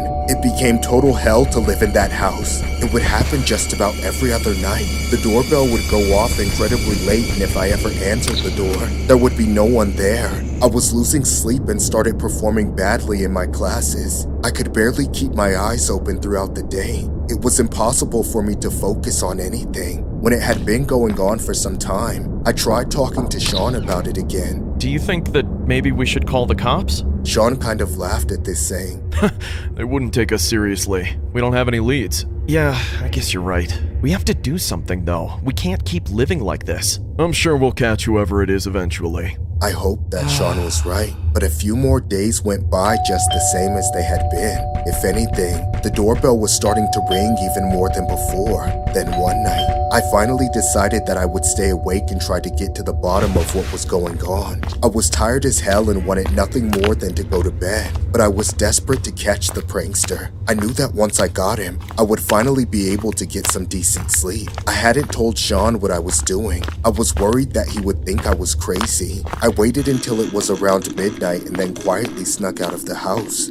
I slowly crept over to my car and got inside it. I slumped down in the seat so that I wouldn't be seen and waited for the culprit to show themselves. It was pretty creepy sitting in my car by myself in the middle of the night. I was so tired that I felt like my eyes were playing tricks on me. It seemed like hours went by with nothing happening. I was starting to feel cramped and stiff from sitting in the car for so long, but I had come this far and wasn't about to give up now. All I could do was wait and watch discreetly. Just as I was feeling so tired that I could have fallen asleep at any moment, I saw movement beside the house. I sat up a little, excited. This was it.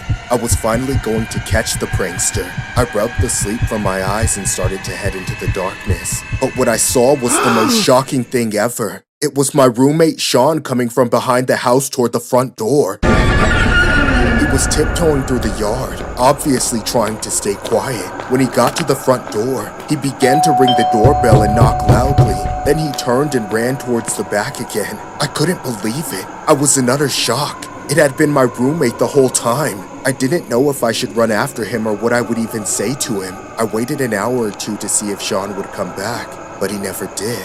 I finally headed back inside and collapsed into bed, totally exhausted. The next day, I packed up and immediately got the hell out of there. I could not stay in that house for another night. With everything that happened, I ended up dropping out of school and moving back in with my parents. I still regret ever moving in with that freak named Sean.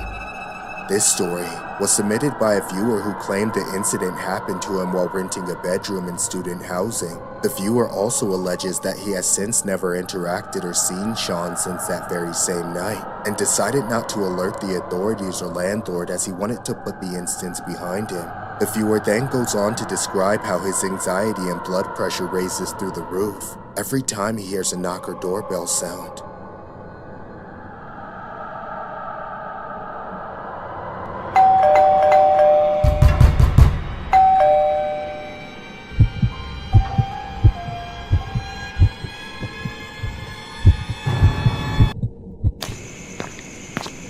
So how far do you think we are from Jason's? Bro, how do you not know where we are right now? Haven't you walked this way like 100 times? Yeah, but everything looks different in the dark. We've never come out this late before. Speak for yourself, Mr. Virgin Mobile. I've been seeing a girl I met on Tinder. And who's that? Your second cousin? Dude, shut up. How's the celibate life going for ya? Whatever. It's kind of creepy out here, don't you think? Dude, grow some hair on your nuts. It's not that bad. We should have been sneaking out like this a long time ago. As long as we don't get caught. We're fine, Rick. Quit worrying. You're such a buzzkill. You know what we should do? What? We should go and ring someone's doorbell, then run away. You know, ding-dong ditch. What? I don't know, Joe. Come on! It'll be hilarious! Dude, I'm not a runner or a track star. And if you think it's such a good idea, then you do it. Fine, I will. Wait here, loser. Dude, I was bluffing. Please don't do it.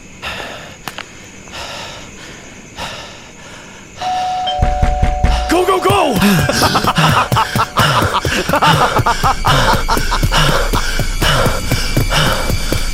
Dude, I didn't think you were actually gonna do it. I'm not a coward like you. I think we should head to Jason's now. But I'm not done yet. What do you mean?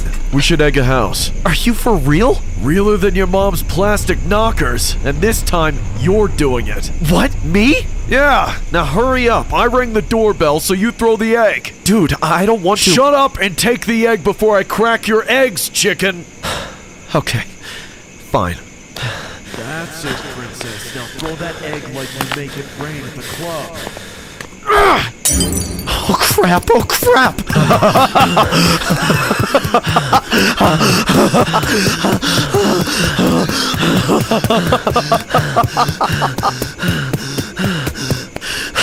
What the hell happened?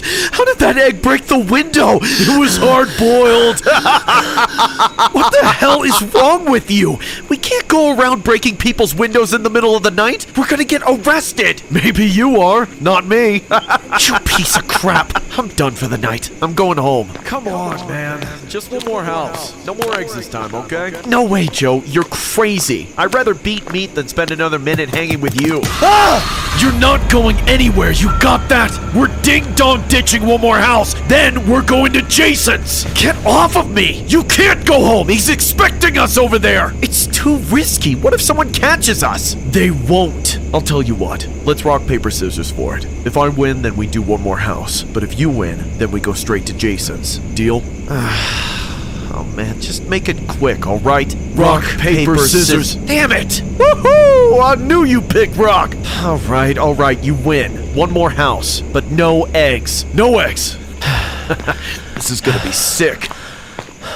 Whoa, you should do that house, dude. Hell no, their lights are on and there's a silhouette of someone right there. Let's pick another house. This one is too creepy. Stop being a wimp. When are you gonna man the hell up? Dude, I just don't want to go to jail. My parents would spank the hell out of me. I'm sure they already do. Just wait here and watch this. I'm gonna show you how it's done and what separates the boy from the men. Be careful, Joe. Shh! Dude, you gotta get the hell out of there.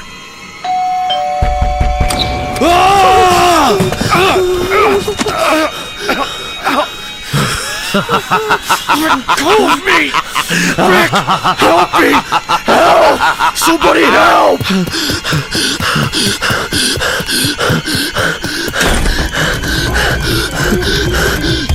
Open the door, you creep! Let him go or I'm calling the cops!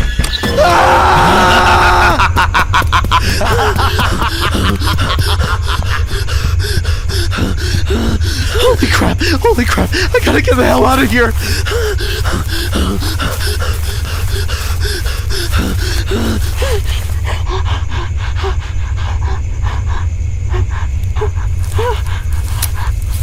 smell a rodent. Come out, wherever you are. Let me ring your bell since you like playing Ding Dong Dick so much.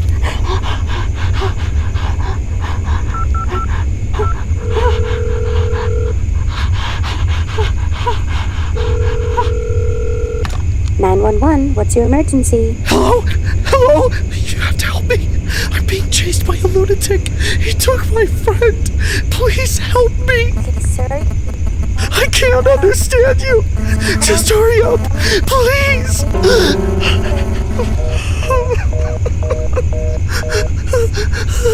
Oh God, Joe. Hang in there, buddy. The cops are on their way.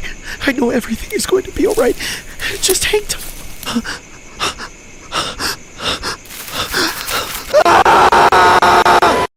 This story was inspired by an incident that happened in Naples, Florida. It was alleged that a few individuals were playing Ding Dong Ditch and happened to run into the house of a 78-year-old man named Roger. When one of the individuals rang his doorbell and ran away, the individual slipped down a tall flight of stairs that led to his porch. The man was then able to capture the individual and hold them hostage. Deputies advised Roger that he had no right to hold the victim against their will and arrested him. He later explained to deputies that the only reason he did it was because there had been repeated instances of people ringing his doorbell and running away, returning several times during the course of the day.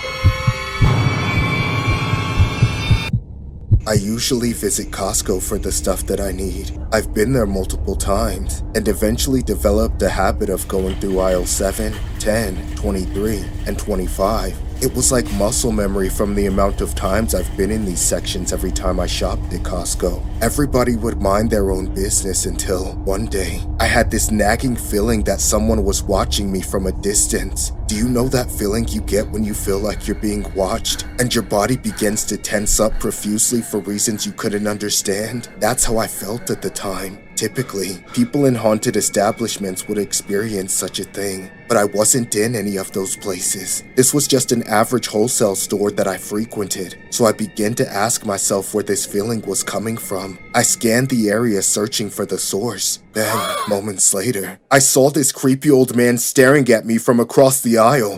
He was this old, rugged, decrepit-looking guy. He had a scruffy beard and a bowl cut like something from the 80s. His face was wrinkly and his eyes were dark, like he didn't sleep properly in weeks or was under much stress. I don't know. Something was definitely off about him. I couldn't tell if he was checking me out or if he was looking at an item beside me. As I went through the apparel and the clothes department, I noticed the same man still looking at me. He never once averted his gaze. He had that same gaunt stare and expression the entire time. I wanted to ask him what the hell his problem was, but hesitated because I didn't want to cause a scene. I tried to reason with myself, looking behind me to see if there was someone the man could be looking at instead of me. But upon turning, nobody was there, and since I was the only person in the aisle, I quickly ruled out this possibility. Then, another thought came to mind when I considered he might just be interested in purchasing one of the clothing items. But this was rather strange as this was the women's section, and it didn't seem like he was a cross-dresser,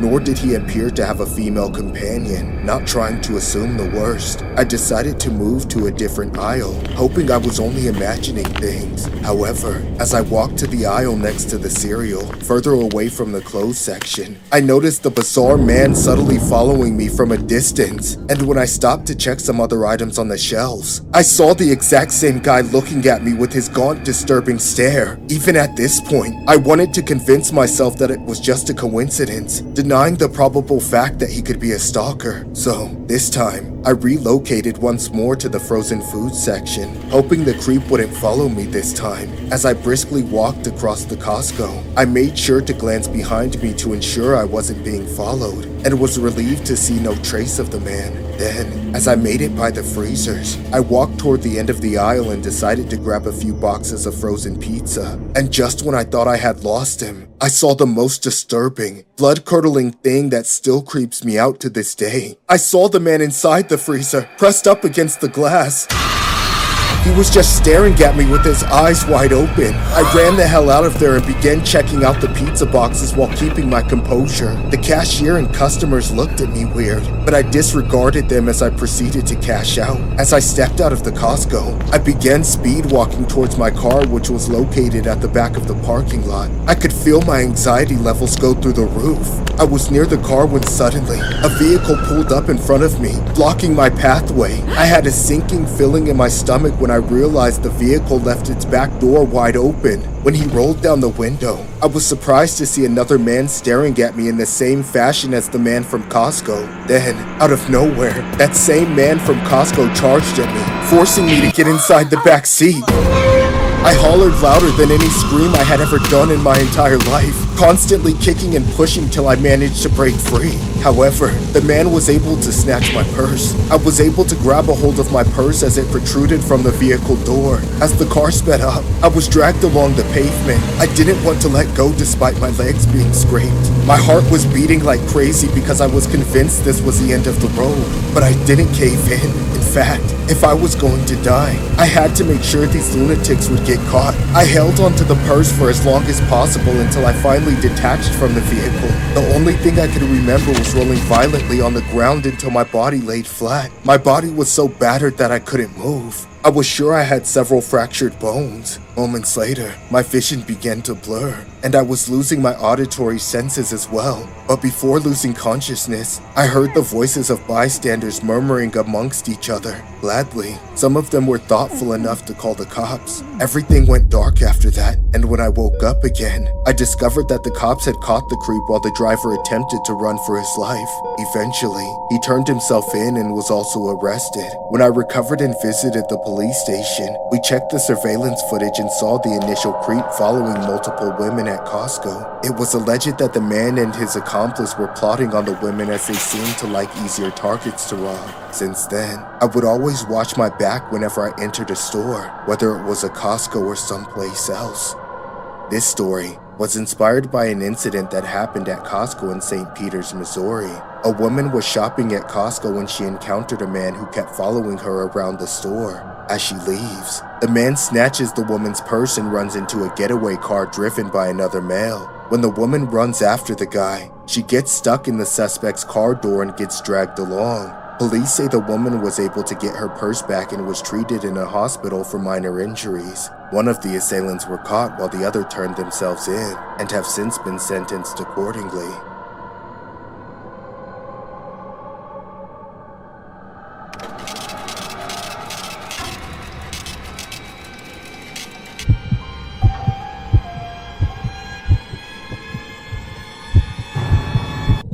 Chili powder. Chili powder. Where could it be? Shouldn't it be between the cayenne and the cumin? They should really have all this in alphabetical order if they're gonna have 10 million of these things on one shelf. Huh! Ah, crap, that scared the hell out of me. You on your way home yet? Soon. Man, where is a Costco employee when you need one? At this point, I'm about to just buy some sriracha. If I don't find this crap in the next 5 minutes, I'm gonna order Uber Eats next time. God damn it. I'm about to just give up. Oh, there's one. What the hell? Jeez, I guess their hiring standards have gone down. Whatever. Excuse me, could you help me find something, please? Here goes nothing.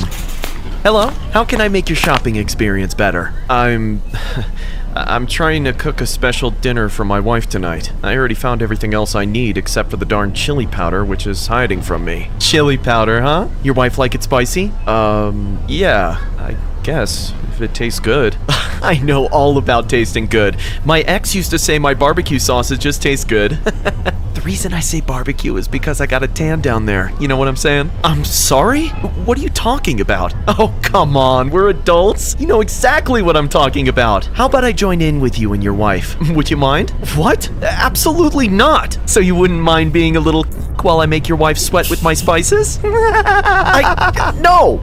Yes! Damn it, stop twisting my words. You're not doing anything with my wife, you disgusting creep. What makes you think I'd let you into my house?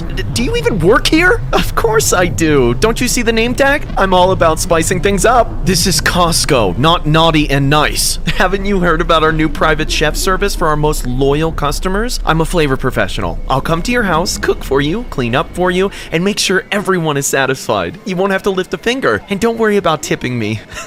My tips are always on the house. You cannot be serious. Who do you think you are? Some kind of Riz god? If you ever lay a finger on my wife, I'll cut off your hand and cram it down your throat like a stuck pig, you sick freak. Don't make empty threats against me, sir. Then do your job and tell me where the stupid chili powder is so I can pay for my stuff and get out of here. So you're looking for some spices, huh? Yes, that's the first thing I said to you. Get a nice close look then at some fresh ground black pepper.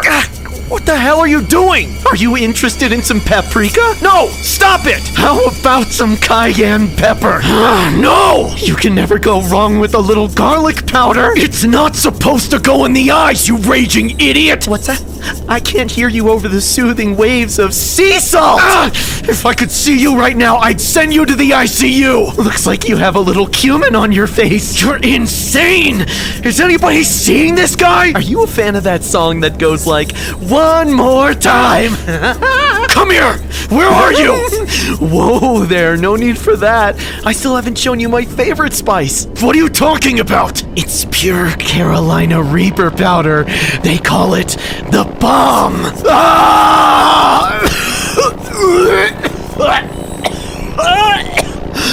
Get away from me!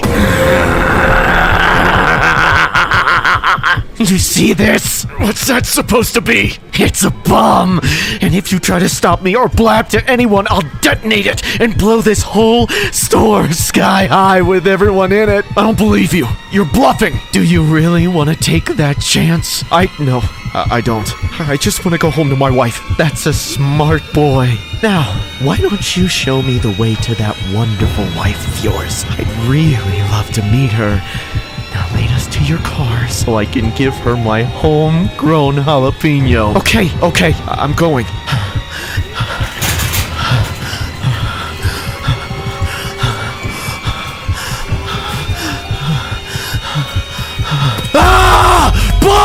Bomb! He's got a bomb! Everyone get out of here! You're gonna regret that, you dirty snitch! Get back here! Help! Somebody get that guy!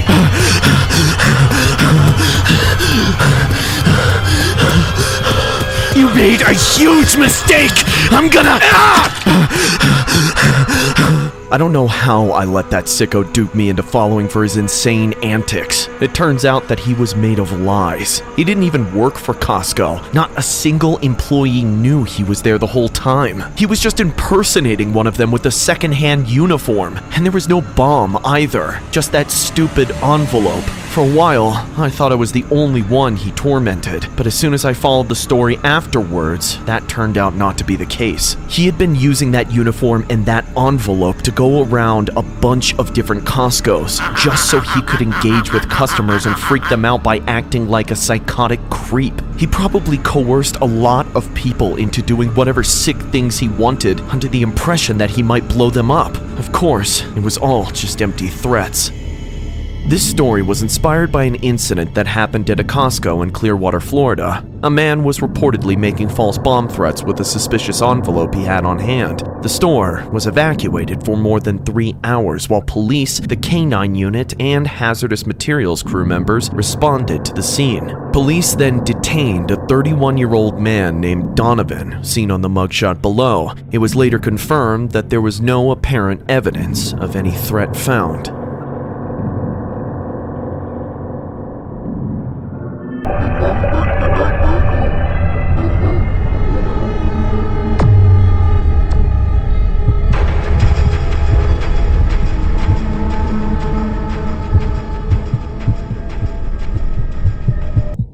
I grew up very religious. My entire family was incredibly invested in the church, and my parents made sure that I grew up the same way. So I guess it's no surprise that I became a nun as soon as I had the chance. Well, I was still pretty young, so it was more like an apprentice, but I was practicing to become a nun. I really looked up to an older nun and priest in the church. They were basically my teachers. They mentored me and showed me how I was supposed to behave. Of course, it wasn't all great. The nun that I looked up to was very mean and had a bit of a temper. She usually ended up taking it out on me, since I was the youngest around. She treated me like a slave and made me do everything around the convent. I had to cook, clean, do laundry, basically everything that the other nuns hated to do. I worked all day and pretty much all night too, like it was a double shift. Most of the time, I felt more like a janitor than a nun. I never practiced any praying or other studies with the rest of them. I was left to do the chores. It got very bad. The older nun would yell at me all the time, even if I did everything right. She would always find something to complain about. Either I hadn't scrubbed the floors enough or the bed sheets were too wrinkled. It was pretty ridiculous. I kinda just sucked it up and did what I was told. I didn't have much of a choice. Every night, when I was finally allowed to stop working, I would cry myself to sleep. I regretted ever becoming a nun, but I felt trapped. I couldn't just leave the convent. My family would never believe the reasons I gave them. I didn't know what to do. It went on like that every day for a while. I knew I was being treated unfairly. So one day I decided to address the matter with the priest, privately. But when I told him what was going on, he just ignored me and told me to do as I was told. He even yelled at me and told me I was defying God. I went into a depression after that. I didn't see how things would get better. I just cleaned and did my chores like I was told, barely functioning. I continued to cry every night. Then one day, after being yelled at by the nun again, I heard her talking about it with the priest in another room. But what was the most disturbing part was that I heard them laughing about it. They sounded like psychos. It was as if they'd been using me and laughing about it behind my back the whole time. I was so upset. I decided to confront them about it. I barged into the room and found them standing there, talking normally. I stood there and looked at them awkwardly, and they stared back at me. Sorry, I thought I heard laughing in here. Then, suddenly the nun charged at me and started yelling like crazy. Get out of here! You have no right to be here! Get back to work, scum! She tried to grab me, but I screamed and broke free. It was terrifying. I had no idea what she was going to do to me. I ran out there as fast as I could and got back to cleaning. Everything went on just the same as always for the next few days. But one night, as I was mopping the floor, I heard noises in the convent.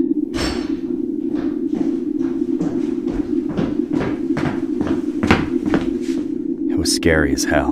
The place was usually dead silent at this time. I noticed that the noises were coming from the same room that the priest and nun had been in before. I was scared out of my mind, but for some reason I had to know what was going on. I slowly approached the door, trying to make as little noise as possible.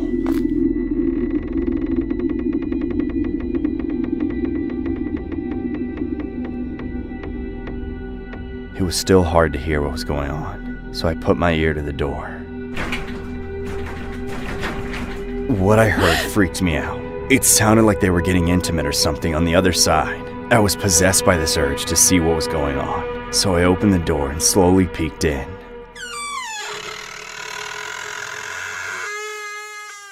The priest and nun were kissing.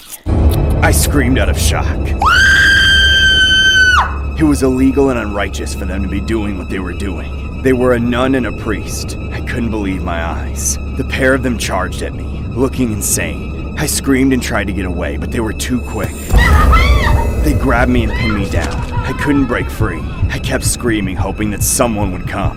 Help! Someone help me! Then, the priest pulled out a roll of duct tape and taped my mouth shut. I couldn't make a sound. Next, they tied my arms and legs together so that I was completely helpless. I had never been more terrified. They picked me up and carried me between them. They took me outside and began to walk towards the water well. I was sobbing and struggling to talk through the tape. I begged them to let me go, but they wouldn't listen. When we got to the well, they lifted me up and threw me inside.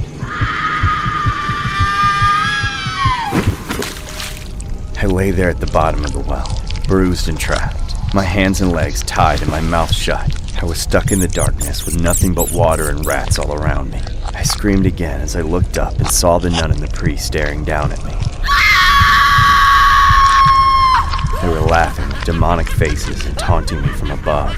I had no idea how I ever looked up to them. I knew this was the end. No one would ever find me down here. I cried softly to myself in total defeat. 9! 9! 9! 9!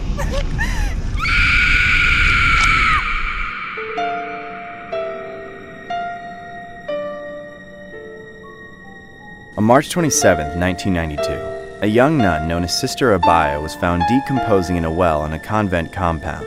With no credible leads, the case has seen several twists and turns during almost 3 decades. These include reinvestigations, allegations of evidence tampering, witnesses turning hostile, and a petty thief becoming the key to convicting the accused. After further investigation, the court then convicted a nun named Sister Sephi and a priest named Father Thomas Kotor for the young nun's demise and destruction of evidence. It was alleged that the pair committed their heinous acts after Sister Abaya came across them engaged in illicit intimate activity.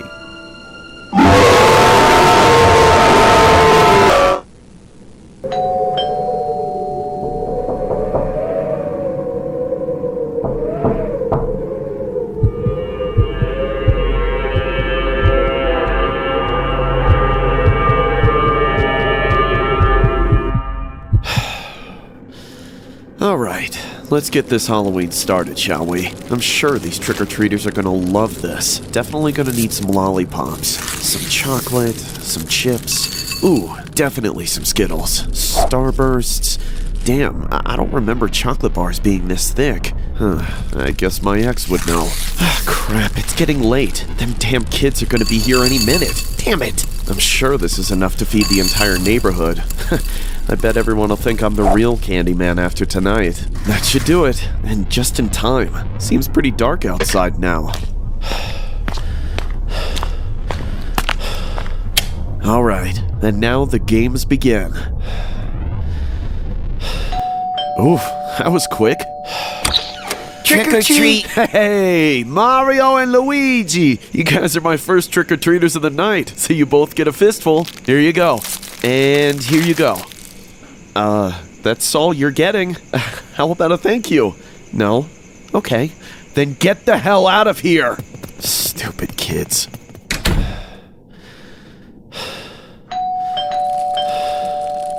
Alright, looks like we have Bikini Bottom in the house. Trick or treat! Trick or treat! Oh! Sorry everyone, but this is the last of my candy, so I can only give you one each. What? And not one for me? Well, what's your costume? Isn't it obvious? They call me Mermaid Man, but you can call me anytime. I'm good. Or you can call me Mermaid Woman, but you can just call me a beautiful mermaid. You sure you're not a whale? Excuse me? What did you say? No, I meant Pearl. Pearl the whale. She's my favorite character. And what did you dress up as? Maybe you can be my barnacle boy.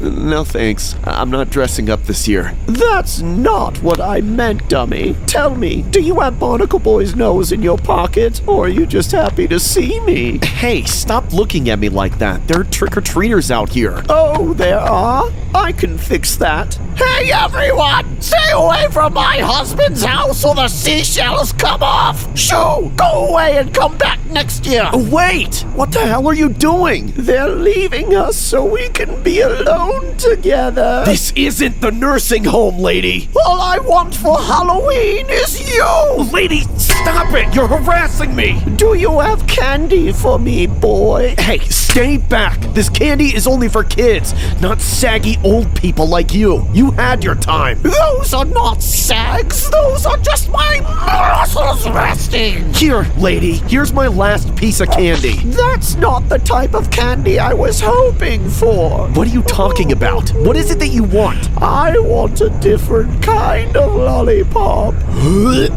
Oh, God. Hell no. Not a chance. You're disgusting. Shut up and pay up, Barnacle Boy.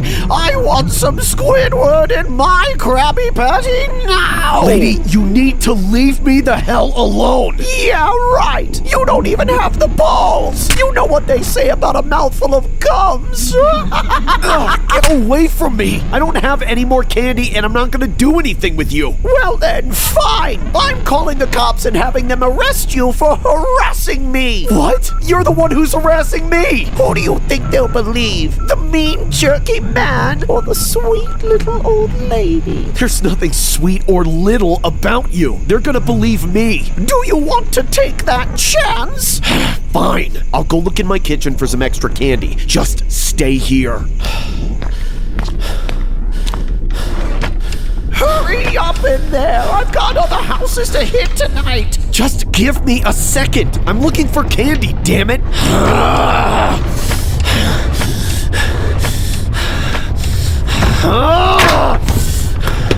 Damn it, I've got nothing left. That old hag isn't going to leave me alone.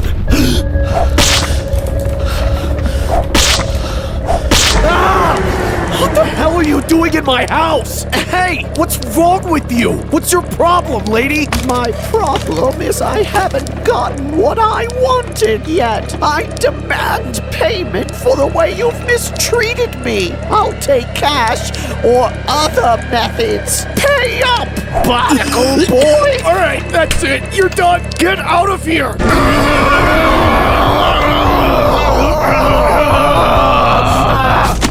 How does it feel to know I'm the superior one in the duo, you little punk? I wanna sit on that barnacle boy nose! This is a B&E, lady! You're breaking and entering! Get out of my house or I'm calling the cops! I want candy! Feed me candy! I need candy now! Help! Someone get their grandma! Help me! You're lucky I like my men with a little more backbone than you. So this is what Halloween has come to.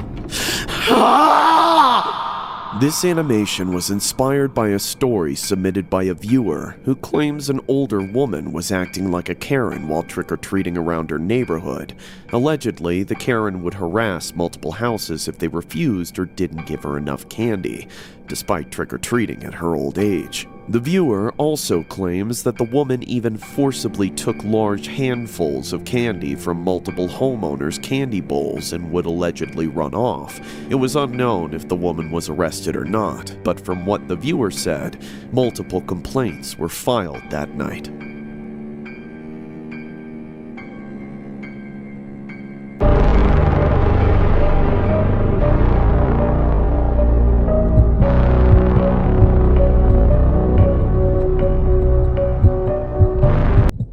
Halloween is getting closer and closer, but instead of being excited about it like I used to be, this year, I can't stop thinking about what happened last Halloween.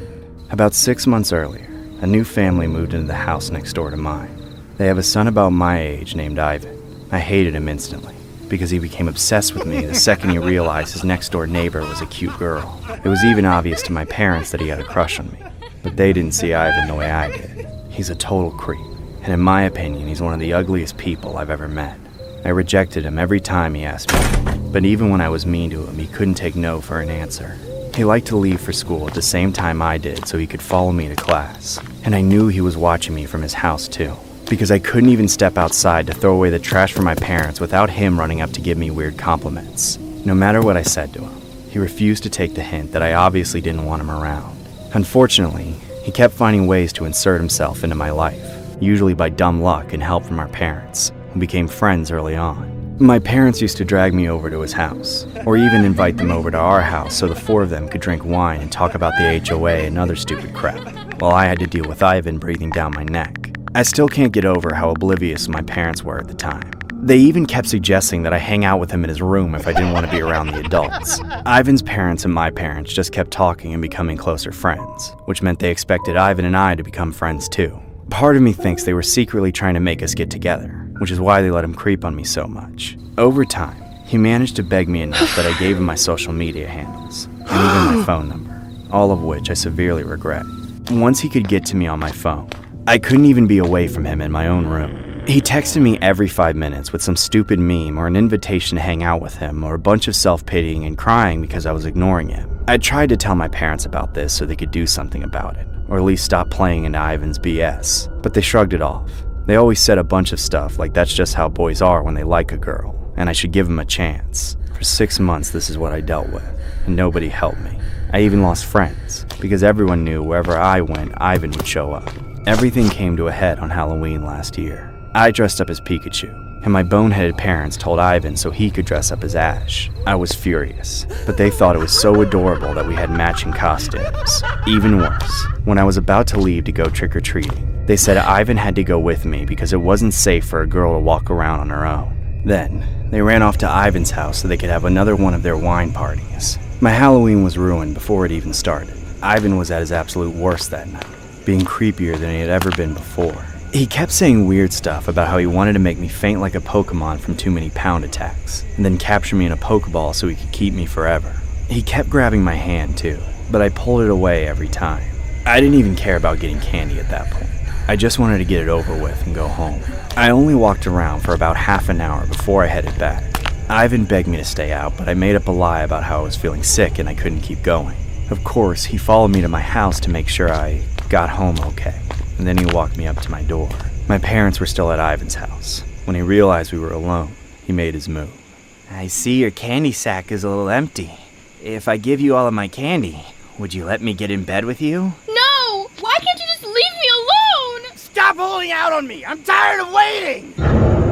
Ivan grabbed me and dragged me into my house, then kicked the door closed. I fought back and screamed, but nobody was home. Ivan was strong enough to restrain me, no matter how hard I tried to hit him and get away. He put me in a headlock and started to squeeze the life out of my neck. In just a few seconds, everything started to go dark and I felt heavier and heavier.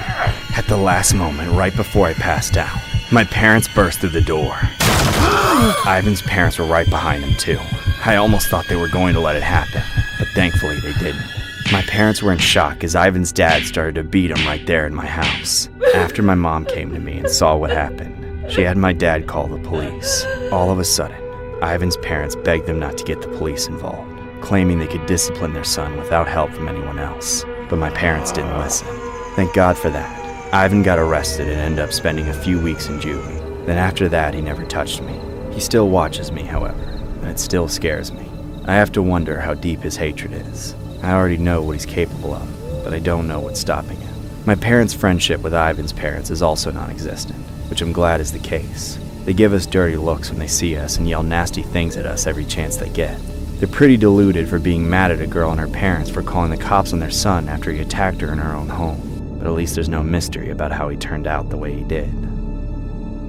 This story was submitted by a viewer who claims this happened to her last Halloween. The viewer has mentioned that ever since her family called the cops on the neighbor's son, that family has since been doing subtle things to piss her family off as a tactic to get back at them, like leaving trash on their lawn, playing loud music during the day, and even giving them the cold shoulder when they would encounter each other. The viewer also claims she constantly fears for hers and her family's safety, as she doesn't know what her neighbors will do next, and feels like if they call the cops on them again, something worse will happen.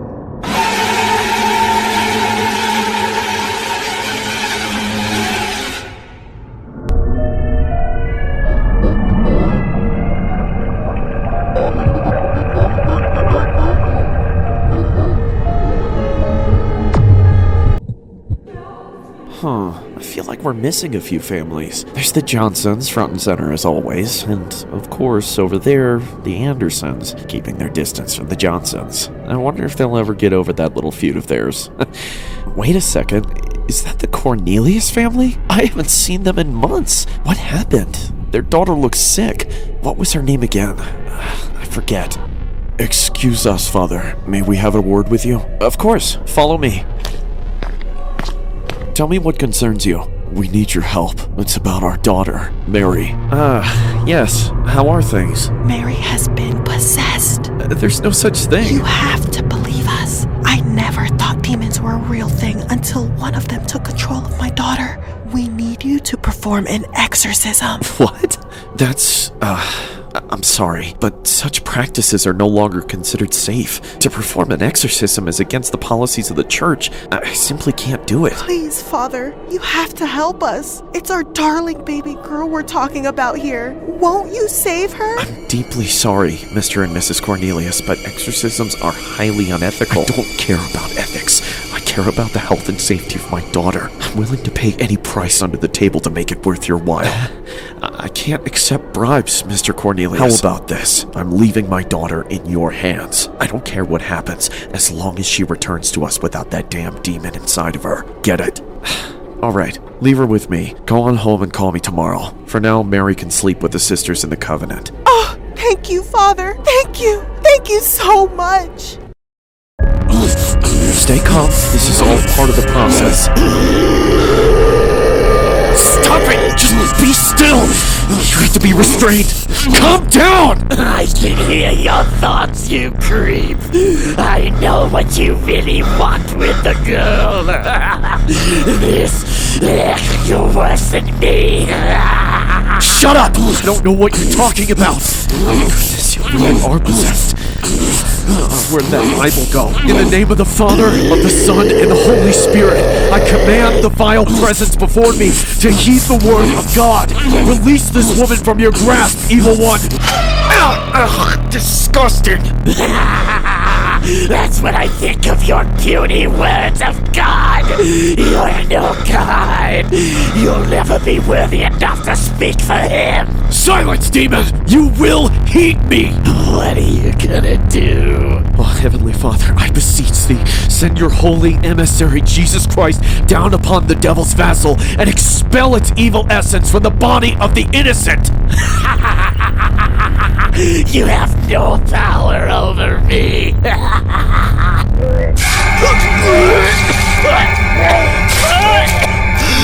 The power of Christ compels you! Nice try, loser.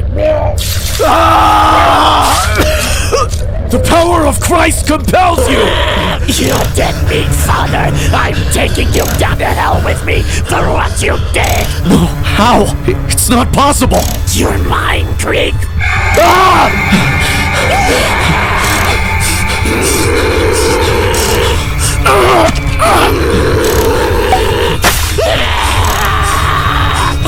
That's holy water, you wench!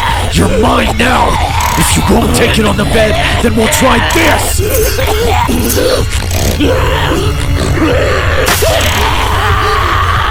You're scum, just like me. You're unforgivable. That's enough out of you. I need time to reconsider the treatment of your condition. You're better than this. Don't listen to that wretched demon. All he knows is lies.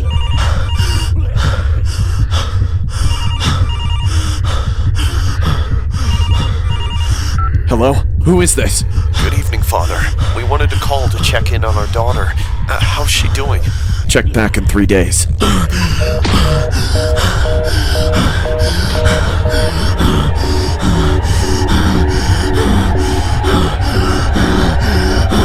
What's happening to me? Why can't I move? Somebody please help me! I'm gonna die down here. No, it's that girl. Damn her! I can't believe she did this to me! How? A priest has been arrested under charges of false imprisonment. Police officials say the family of the victim, a 23-year-old woman, asked the priest to perform an exorcism on their daughter. Instead, she was tied to a cross and left in a dark room in the basement of the church for 3 days. During that time, the priest disappeared. Officials have not yet released any other information pertaining to what was done to the victim. The family has asked for privacy during this time. In 2005, an allegedly mentally ill nun named Maricia began hearing voices at a Romanian church. She thought it was the devil talking to her. Although she was treated for schizophrenia, she relapsed and was then the subject to an exorcism.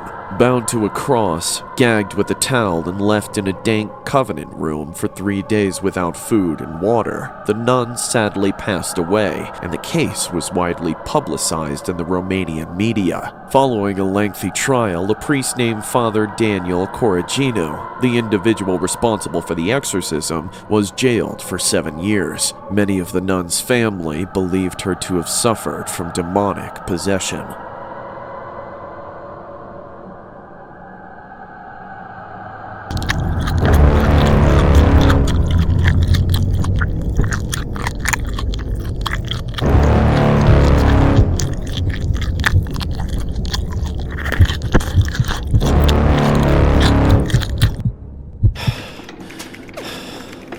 Alex, get down here! Alex, I said come down here now! Just a minute, Mom. I'll be right down. I said no! Coming, Mom! Alex, you lazy piece of crap! You better get down here this instant! I said I'm coming! Annoying hag. I'll chop off your head if you dare talk to me like that again! I'm sorry, Mom. You're sorry? Yes, you are! You get sorry grades in school! You've got sorry friends! All the girls tell you I'm sorry, but I won't go out with you! You're even a sorry excuse for an athlete! I said I'm sorry. I won't do it again. You never do anything! You're just as lazy and useless as your no-good father! I can't believe I let that oaf stuff me! I'll show him! I'll stuff him! I'll see how he likes it! Next, I'll teach that rotten devil spawn of his! God, all those years wasted just to raise the spitting image of that pig! If only I had a daughter, I could have shaped her into something I would actually be proud of, and not that crater-faced loser that expects me to wait on him every second of the day! What a workout! Almost as hard as the slaughtering itself! It'll all be worth it though, just to see the look on his face. Technically, all this meat belongs to me. I fed it for 20 years and made sure it lived a life of luxury. Even the Queen of England would be jealous of. Now it's all coming due. Something I should have done decades ago. Alex! How long have you been standing there? Were you just going to watch while I did all the work? You really are just like your father. I came to help. I just didn't know what was going on in here. Remember what I said would happen if you kept talking back to me? Yes, ma'am. I'm sorry. What do you need me to do? What does it look like I need from you? How about a little help cleaning? I mean, look! This place is a mess! Go grab a bucket and mop for all this wet and gushy stuffing on the floor. Wait, is this really the stuffing for the turkey this year? Yes, it is! Do you have a problem with that? It's just, Spit it out already! I don't have all day! I thought stuffing was supposed to be like bread and stuff. And? This is all raw guts and a bunch of gross things. I don't want to eat this. How dare you call my cooking gross, you ungrateful little leech! Please, get it off! Get it off! Consider yourself lucky I didn't chop you up and keep you in there. Now, get that mop and start cleaning all this up. Yes, ma'am. Hey, if I catch any hair in the food, I'm holding you personally responsible. You got that? Yes, ma'am. Now hurry up and mop. Dinner has to be done in an hour. Chop, chop. Mom, can I get a shower after I clean up? Only if you finish fast enough. Now get going. Yes, ma'am. Thank you. Alex! Dinner is ready! God, why couldn't it have been tofu or something? Alex! I'm coming!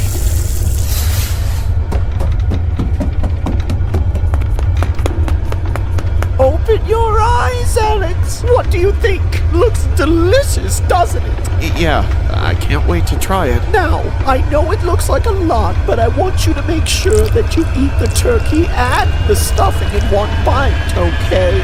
This is my first time making this recipe, so I need you to eat it the way it's meant to be eaten. Yes, ma'am. Go ahead now. What horrible concoction has she managed to put together this time? If only Dad were here to witness this. Come to think of it, where is Dad? What are you waiting for? Try it! Okay. Well, what do you think? It's good. I like it. I love it, actually. I'm glad you enjoy it. There's plenty for the two of us to enjoy. Aren't there supposed to be 3 of us? What do you mean? The whole family is here. Haven't you figured it out by now? He's right here with us, right between where you and I are sitting. This story was inspired by a disturbing case revolving around a woman named Omaima Nelson, who allegedly took the life of her own husband named Bill Nelson around Thanksgiving. The woman allegedly committed the act with a pair of scissors and a clothes iron. Omaima claims that she did it in revenge because Bill allegedly cheated her multiple times in their relationship. The woman then dismembered the man and then allegedly cooked him, mixing his remains with leftover turkey and disposed of him in a garbage disposal. Neighbors claim that they heard the disposal unit running for hours after the time of Bill's death. She told her psychiatrist that she had cooked her husband's ribs in barbecue sauce and eaten them, but later denied this.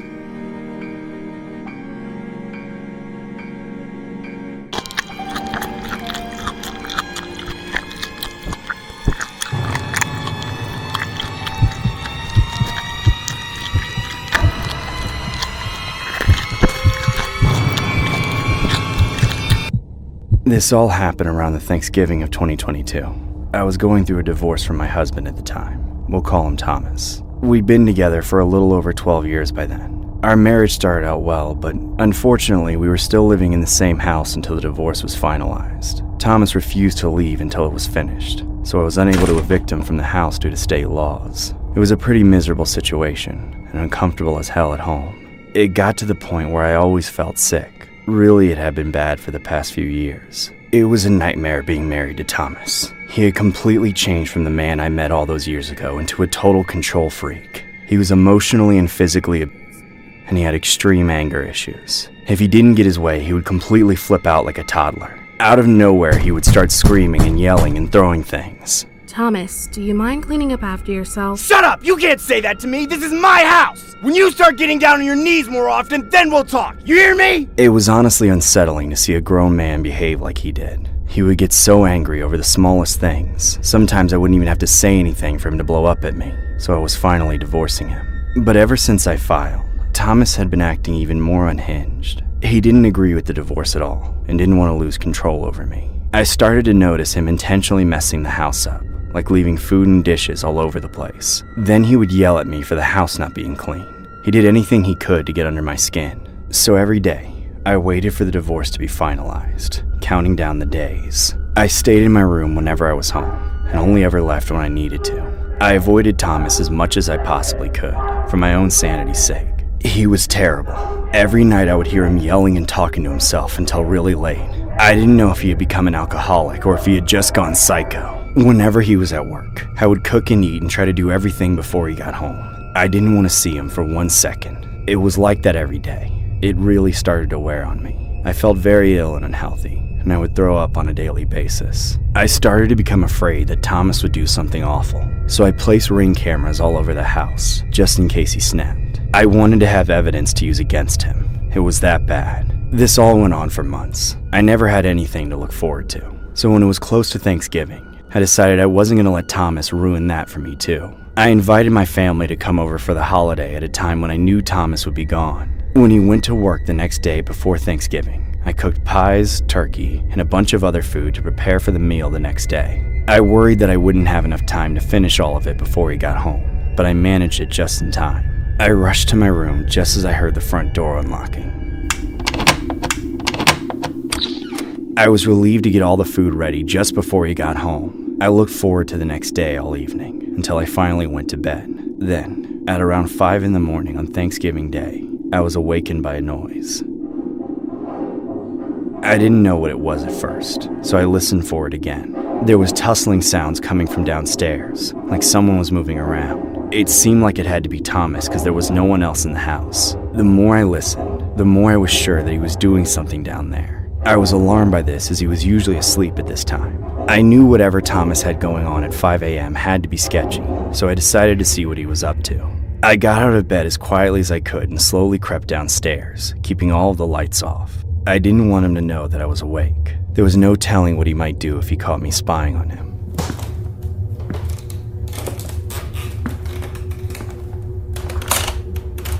When I made it downstairs, I was surprised to see all the lights were off in the living room and kitchen. It was completely dark. I figured I must have imagined the noises and that Thomas really was asleep in his room. I didn't see why he would be walking around in the dark. I turned on the kitchen light to see if anything looked suspicious. And when I turned around, I saw Thomas sitting in the living room in the darkness, staring at me. I screamed and ran upstairs, scared out of my mind. I made it to my room and immediately locked the door behind me. I didn't know what he was up to, but I was terrified. I knew that it had something to do with me.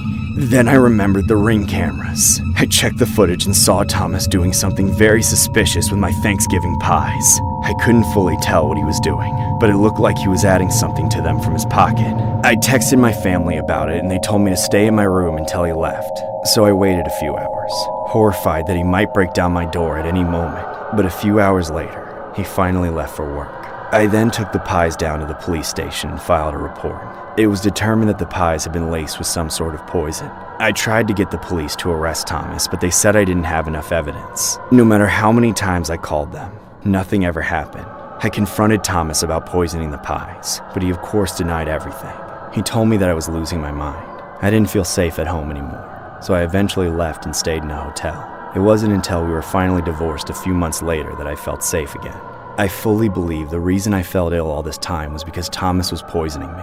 I'm just lucky that he never used a killing dose. This story was inspired by horrific hidden camera footage of a man who allegedly tried to poison his ex-wife by lacing her Thanksgiving pies. A Michigan woman named Sarah revealed that her Ring camera may have saved her from a health crisis after she caught the ex-husband in the act. In the video, the ex-husband can be seen lurking around the kitchen.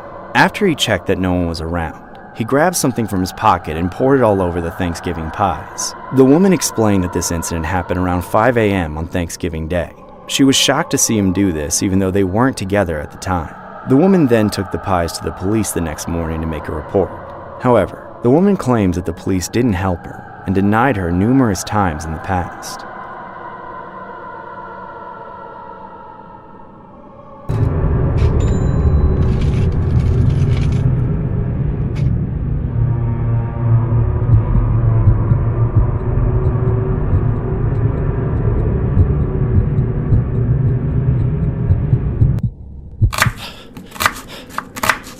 Mister, where's the turkey? Huh? What do you mean? Do I really have to repeat myself?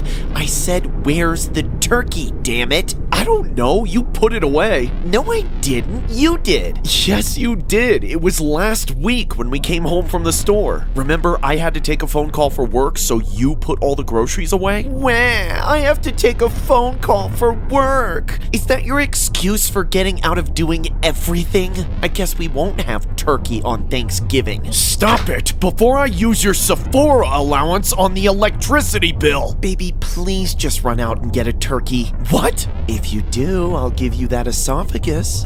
Oh boy, say no more.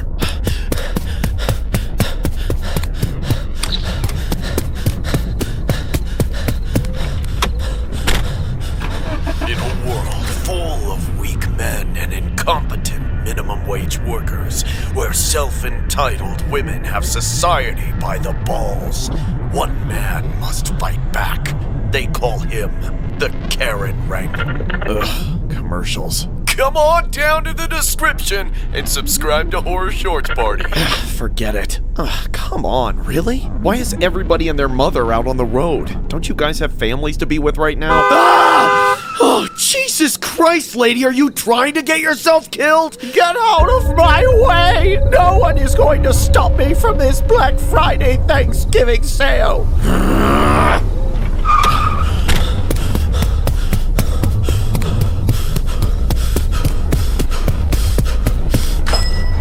Excuse me. Thank you. Excuse me. Sorry. My bad. Just gonna get past you. Excuse me. Excuse me. Hello? Coming through. Hey! Hey, watch where you're going. Can't these people just get out of my way for 5 seconds? Finally! What? No, damn it! Not after all this. Come on, there's gotta be one hiding in here somewhere. Come out, wherever you are. There! Hey, that was mine! Nice try, jerk, but you've got to be quicker than that. I am in bed, but anyway, give me that turkey, lady. Hands off, you creep. Screw you, dirty old tramp. No one wants to touch you. Just give me that turkey. Who are you calling old? You! Now let go before I break you in half, Miss Osteoporosis. Oh yeah? Big, strong man gonna break an old lady's back. That's not the first time I heard that. Shut up, pal. I bet you don't have enough stuffing for this turkey. Take that back. I don't think so. Give me that turkey and go settle for KFC, you selfish brat.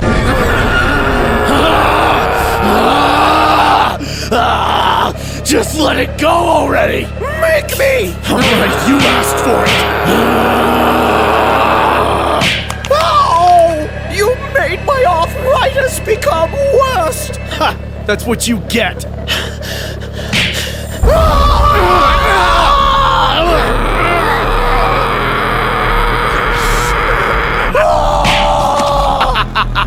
See ya.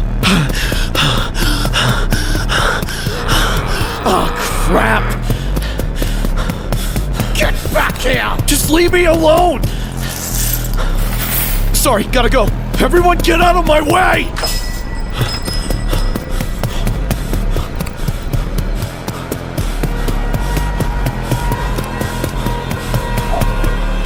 Whatever, sue me!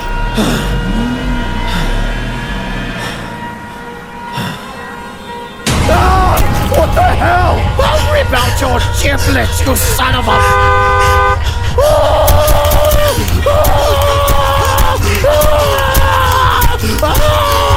Someone get their grandma! Hell! I can't even see where I'm going! Is that the light? It better be! Ha! Try coming back from that! Alright. Just gotta get home now.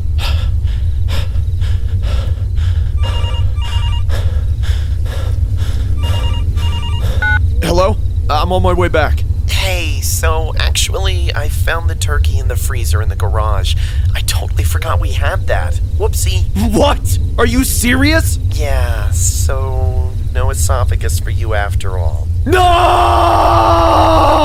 This story was inspired by a viral clip on the internet of two Karens fighting over the last turkey in an undisclosed store during Thanksgiving. After one of the Karens takes control of the turkey, the other Karen hilariously grabs a hold of the other Karen's cart and tries running off with it. We figured we'd make an animation on the ordeal, showcasing how disturbing and nasty people can get on Black Friday sales during Thanksgiving festivities.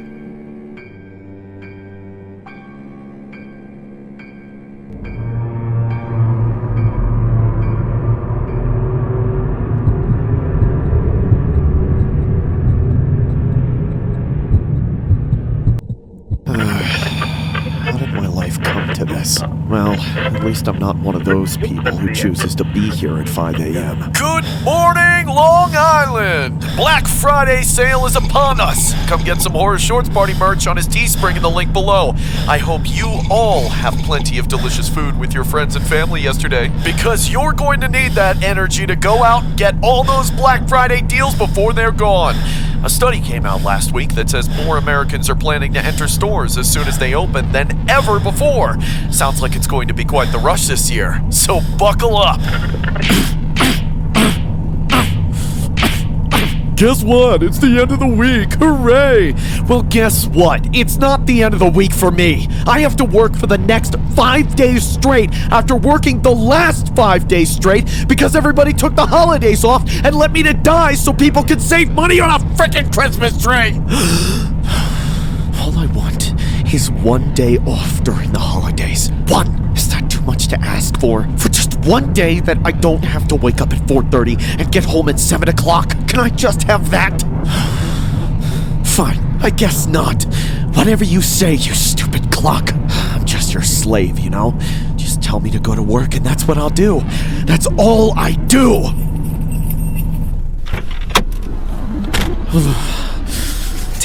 told. All these people have been out here since last night. They really are crazy.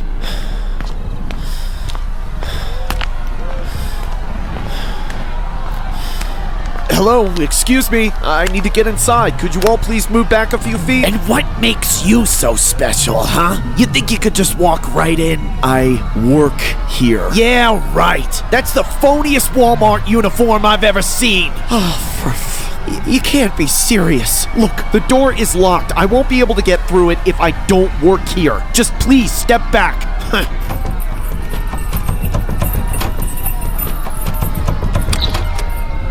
Hey, what are you doing? Let me in. We're closed. Stop being a punk. You open in 5 minutes. It's 8 minutes. Just let us through.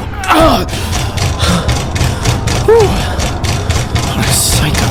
Open up.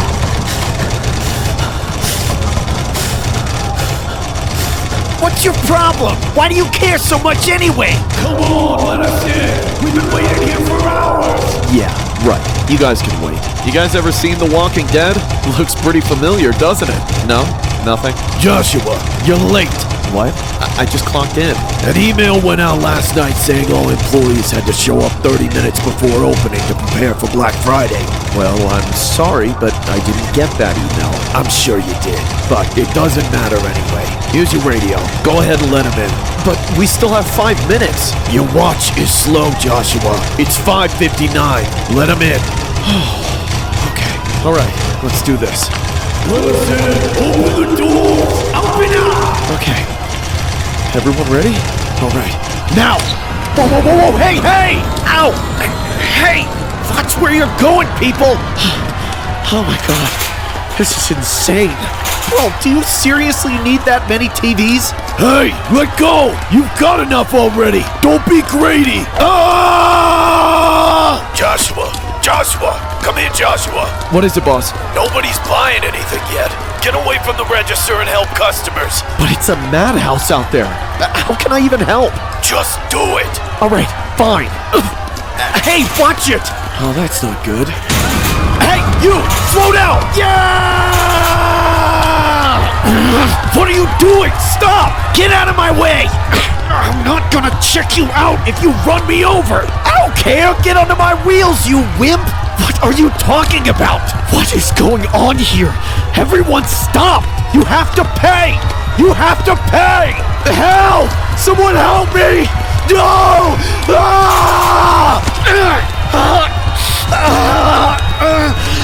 So long, loser! Help! Stop, please!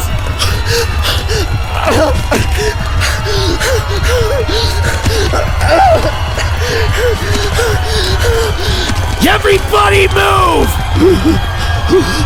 God, I was about to... Oh God! Oh God, no! Watch this!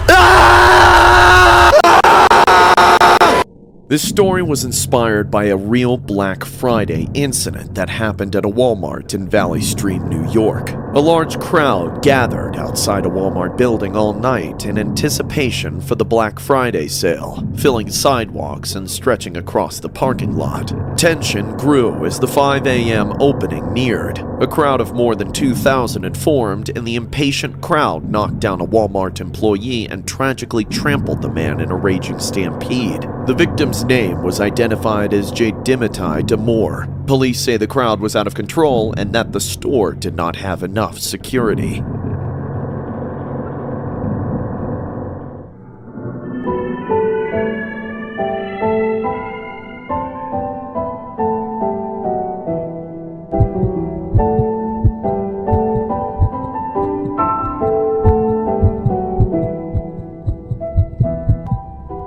Years ago, I worked at a mall as an elf in Santa's village. I had been hired from an agency just like all the other elves, photographers, security, and of course the mall Santa. The mall wouldn't hire anyone outside of the agency since background checks were very important to them. When I first started out, we had a really good team. Then the guy playing Santa quit and they brought in someone else. It was another cliche old chubby guy with a gray beard, but there was something really creepy and unsettling about this guy. His name was Arthur, and he always acted weird towards everyone. He didn't seem to know how to interact with people. Everyone felt very uncomfortable around him. But what I found weird was how Arthur acted worse towards females than he did guys. He was generally very rude to the women and a lot nicer to the guys. He was especially nice to me, which made me feel incredibly uncomfortable. Every time he spoke to me, he would compliment me about something and then look at me in the creepiest way. Hey, darling, do you like candy canes? No, I don't. If you don't say yes, I'm gonna put you in my naughty list, darling. Stop calling me that! I even noticed he was nicer to the boys who sat on his lap. He would talk to them for way longer than the girls, and he seemed to give them special attention. It was all very strange. I mostly tried to avoid Arthur as much as I could, but it was difficult since we worked together all the time. I would always leave work as quickly as possible when my shift ended, so that he wouldn't have time to talk to me. After one shift, I was starting to leave when Arthur walked up to me. Hey, can you do me a favor? He gave me a creepy and awkward smile. I immediately wanted to leave, but I didn't think I could just ignore him. What do you need? Arthur then went into a whole story about how he had pulled some muscle in his back and couldn't drive home. Apparently, some kid had pulled his back from sitting in his lap. It all sounded like a lie to me, but I couldn't tell for sure. So, do you think you could drive me home and help me up to my apartment? I didn't want any part of it and I told him that I couldn't do it. I just wanted to leave, but he kept asking me over and over again. I refused him multiple times, but he wouldn't stop. He told me that he wouldn't be able to get home without my help, but I finally gave in and agreed to drive him home. The whole time we were in the car, I felt really creeped out. Arthur kept trying to make conversation, but it was all awkward and weird. I said as little as possible and just focused on getting to his apartment as fast as I could. Then at one point, he reached out and put his hand on my lap. It was creepy as hell. I was so grossed out and just wanted to get the whole thing over with. Finally, we got to his apartment. I just wanted to drop him off and get the hell out of there, but he insisted that he needed my help getting upstairs. So I reluctantly got out of the car and helped him up to his place. We moved really slowly, and Arthur leaned on me the whole time. We eventually made it to his door and I told him that I had to go. Arthur then told me to wait by the door for a second as he wanted to give me a gift for helping him. He then took out his phone and snapped a picture of me. Then he went to his room. I stood there confused and impatiently waited for him. Several minutes passed and Arthur still didn't come back. I began to feel sick to my stomach, and I had a very uneasy feeling that something was wrong, so I decided to leave. But then, as I started to turn around, Arthur appeared in the doorway out of nowhere. He was half naked, wearing only his underwear and holding a metal rod. He stared at me with a sick smile on his face, then swung the rod at me. I instinctively ducked as Arthur barely missed me and smashed the wall instead. Help me! I pushed Arthur to the floor and immediately ran down the hallway towards the elevator as fast as I could. I made it to the elevator and maniacally pushed the button for it to open. As I did, I looked behind me to see Arthur slowly slide out of his door. We made eye contact just as the elevator doors opened and he started running at me. I entered the elevator and frantically tried to close the door as Arthur got closer and closer. At the last second, the door closed just as Arthur smashed his rod into it. I could hear him slamming it against the door over and over again.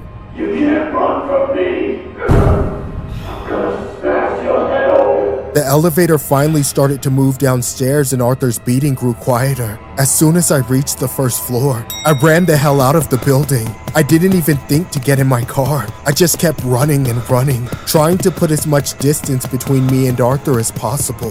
When I had finally gotten far enough away, I entered a random store and called the cops. Arthur was later arrested at his apartment. It was later revealed that Arthur was a divorced man who was interested in younger men. He had allegedly killed multiple young guys in the greater Toronto area that were all around my age. He would then dismember them and put them in flower pots that he kept around his home. I remembered seeing several of them in his apartment, but what was even more disturbing is that Arthur took photos of his victims before and after killing them. That's when I remembered him taking a picture of me. I was completely traumatized but happy that I had gotten away before Arthur had taken the second picture. This story was inspired by a horrific case revolving around a man who worked as a shopping mall Santa Claus, who allegedly took the lives of 8 men and hid their remains inside plant pots that he would then rearrange from time to time. The culprit was a 70-year-old man named Bruce MacArthur, who preyed on multiple younger men in Canada's gay village and got away with a string of horrific crimes over 7 years. MacArthur would photograph his victims before and after they were taken out and kept a picture album as a grim trophy.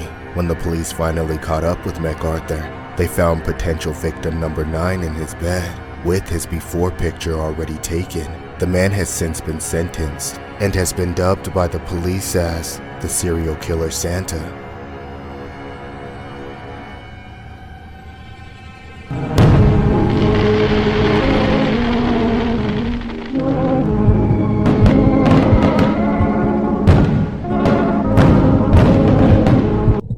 Being a single mom is hard. I raised my son on my own from the very beginning. His father had pretty much left as soon as he was born. It was difficult, but I worked my ass off to provide for my boy. It was a joy at first. I loved being a mom, but as my son grew up, it got a lot harder. The problem was that my son was a lazy piece of shit. He was in his 20s and still lived with me. He didn't seem to mind either, because he'd been like that his whole life. He never wanted to do anything except lay around and play video games all day. I tried to make him get a job, but nothing I said ever did any good. He just seemed content to mooch off me for the rest of his life. He never helped around the house either. I asked him to clean stuff up while I was at work, and then I would come home to find everything just how I left it. So I was stuck working, cooking, and cleaning for 2 people every day. It was pretty horrible. One year, around New Year's, I was so tempted to kick his ass out. I was cleaning the house and decided to pack up some boxes with books and other things that I wanted moved to the attic. The boxes ended up being really heavy, so I asked my son to move them for me. But of course he refused. He actually got mad at me for asking him to help. It was so frustrating. I almost kicked him out right then and there. I didn't really think he would actually leave though. That was just how it always was. I always nagged him about getting a job or helping out more, but he was a brat and never did anything I requested of him. I provided everything for him, and he couldn't do one thing for me. He would sometimes respond so erratically when I nagged him that I was honestly convinced he had mental issues. What was even more disturbing than his laziness was his fascination with weapons. He kept dozens of them in his room. Knives, swords, even an axe. The axe was the weirdest thing. It didn't seem like something a normal person would collect. I just allowed it to. I didn't really have a choice. I knew that he was a psycho and would snap if I tried to take the weapons away. I told myself that it wasn't that strange for a young guy to collect blades, so I didn't kick him out. I felt obligated to continue taking care of him. He was still my son, even if he was lazy. That same year, I decided to invite the family over for New Year's. I wanted to celebrate with people who would actually talk to me. The last New Year's, my son had stayed in his room the whole night, and I had to celebrate alone. Everyone came over and we had a great time, but my son acted weird the whole night. I was surprised that he actually came out of his room and joined the party, but he really didn't participate. He kind of just stayed in the corner and stared creepily at people. Everyone else in the family was used to it though. They all kind of just tolerated him. Either they thought he had mental issues, or they just considered him a lazy incel who stayed at home and never worked. After the party, everybody went home and I was left with just my son again. I was feeling especially annoyed with him because I had listened to everyone else talk about what their children were doing the whole night. It made me embarrassed that my son couldn't even move some boxes for me, so I asked him to move them again. I told him that if he wanted to live in my house, then he was going to have to start helping out. Not only did he refuse to move them, he started throwing a fit over it. He actually started yelling and cursing at me. I was so fed up I just went to my room and tried to sleep it off. I could still hear him yelling and going manic in the other room. There was even a crash like he was breaking shit. I was so scared because he had never gone this crazy before. I didn't know what to do, so I just tried to go to bed and ignore it. It took me a while, but I eventually fell asleep.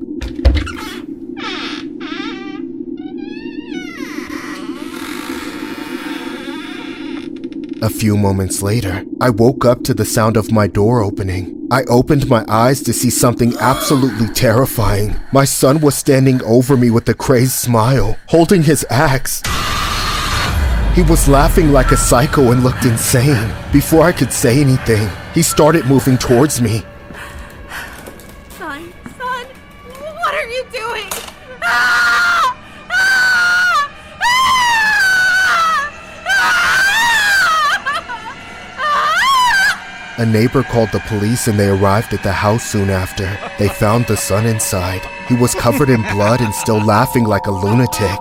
He wouldn't say where his mother was. The police searched the house and found no sign of her. Then, an officer found some bags outside near the garbage bins containing human remains. And next to it, there were a few heavy cardboard boxes. The same boxes the mother had been asking the son to move to the attic. The son was arrested and charged for the slaying of his mother, which made headlines as this turned out to be a horrific New Year's. On the New Year's Eve of 2014, a 23-year-old man named Christian Gomez was spending the holiday with his family, including his mother, 48-year-old Maria Suarez Casagne. Allegedly, Casagne had repeatedly asked Gomez to move some boxes to the attic. He later told police that his mother had been nagging him for days about the boxes, and got so annoyed of his mother's nagging that he took matters into his own hands. It was alleged that the man used an axe to take out his mother in the most gruesome fashion and dumped her remains outside by the trash. Once the police arrived, they found his mother's head inside one of the trash cans. Gomez was later charged for his heinous actions.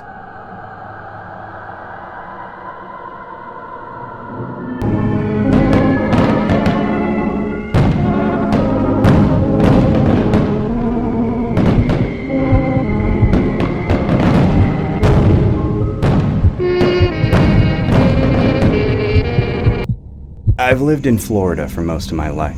My parents moved down when I was really little, and I just never left once I moved out. I've got no problems with the place. More recently, I moved to Orlando to get some more independence. I had been living pretty close to my parents in Tampa, so I wanted to have a little space. Plus, I heard that Orlando had a great nightlife, and I like to go out most weekends. I would eventually regret my decision, though. It was all because of this one night on New Year's Eve. I still didn't really know anybody in that area, so I decided to just party at a local outdoor bar to ring in the new year. It seemed as good a plan as any. I got to the bar fairly early since I didn't have anything else to do. I figured I'd be able to get shit-faced before midnight and have a great time. It was pretty chill, and I was having a good time. I never minded sitting alone. As the night went on, it started to get pretty crowded. Everyone was anticipating the countdown and getting excited for midnight. People started dancing and going crazy, and it began to feel like a real party. I was already pretty drunk, so I got pumped up easily. I danced in the crowd for a while and kept heading back to the bar for more drinks. I was extremely drunk by then and having a great time. It was getting closer and closer to midnight, and everyone could feel it. The place was electric. On my third time at the bar, I grabbed a beer and leaned against the bar for a second, looking back into the crowd. Then, out of nowhere, some crazed man bumped into me from the side and began yelling at me.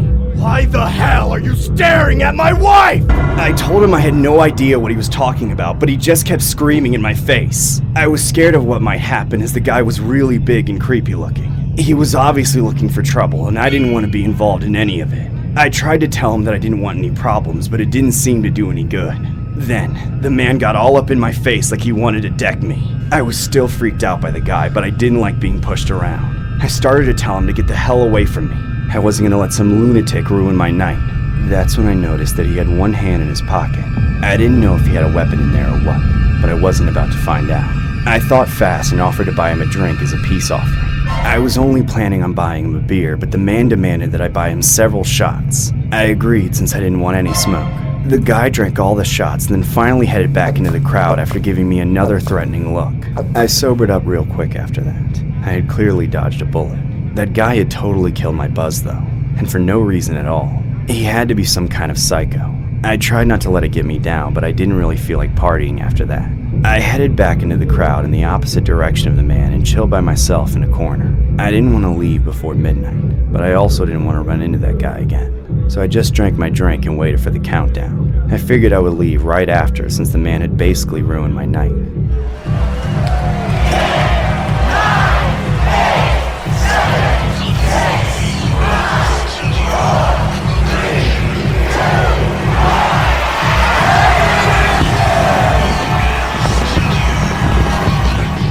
countdown eventually happened and everyone went wild and celebrated together. It was difficult for me to be that excited though. I was still irritated by the altercation from before. I tried to get into it since I had been there all night, but it just wasn't the same. After a few minutes, I started to head home. Then, something disturbing happened. As I turned to leave, the crowd's cheers suddenly turned to sounds of panic. People started screaming in fear and a whole frenzy broke out. It was total chaos. Something was happening in the middle of the crowd, but I couldn't figure out what. Everyone was pushing each other out of the way and leaving the bar as fast as they could. It was like a stampede.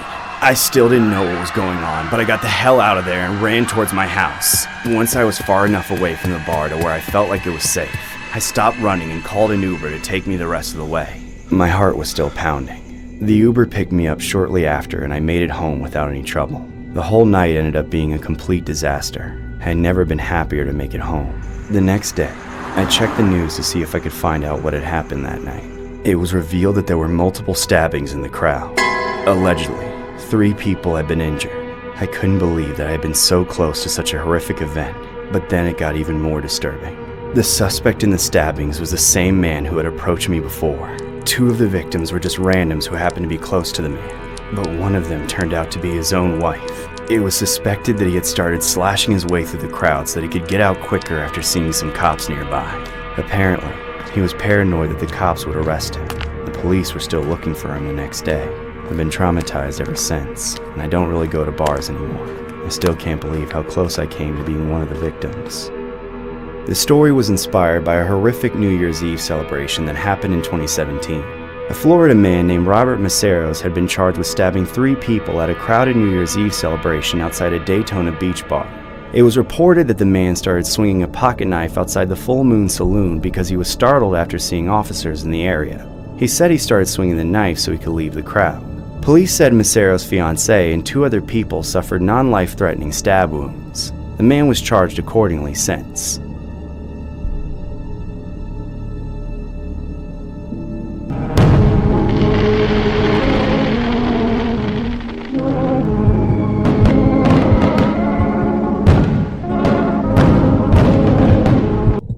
Last New Year's, my husband and I went downtown to see our city's midnight fireworks show. We took an Uber from our house so we could have a few drinks and enjoy ourselves for the celebration. The fireworks show was as pretty as always, and afterwards, we were having such a great time that we decided to stay out later. We got some delicious hot dogs from a street vendor and had a couple more drinks. Then we partied the night away until it was 2 in the morning and the whole event was wrapping up. We were some of the last people to leave, so it took a while to get another Uber home. It was really late when we finally got in, and I was beat. All I wanted to do was crash on the bed and fall asleep next to my husband. However, when we got into the bedroom, he locked the door and refused to lay down, which made me think he was about to try something else. It took me a moment to realize that nothing like that was on his mind. He stared at me with a really unsettling look on his face and said, "I'm hungry. Let's go get some food." Huh? You're crazy. We just ate an hour ago.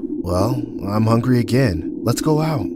Just eat something in the house. No, I have a craving. I need tacos from that one place. At first, I thought he was being ridiculous. The hot dogs we got from that guy on the street were huge and piled with toppings. Nobody could be hungry after eating one of those unless they had the munchies. But I knew that all we had was a few drinks. The more I got annoyed with him and tried to convince him to stay inside, the more adamant he became in return that we had to go back out, all the way downtown. At one point, he ordered another Uber while I was still in bed. I got mad at him for spending money on a ride I didn't want to take, but he didn't return the anger. He started begging me to go like it was the most important thing in his life. I could hear it in his voice that he was being serious, even though it still didn't make any sense. I had never heard him grovel like that before under any circumstances. That's when I gave up and put my shoes back on. But even after I agreed to go out with my husband again, he was still on edge about something. I was worried that it had become some kind of stupid fight. It was New Year's night, and we were supposed to be having a good time. No bickering with each other. That wasn't the way I wanted to start the year off.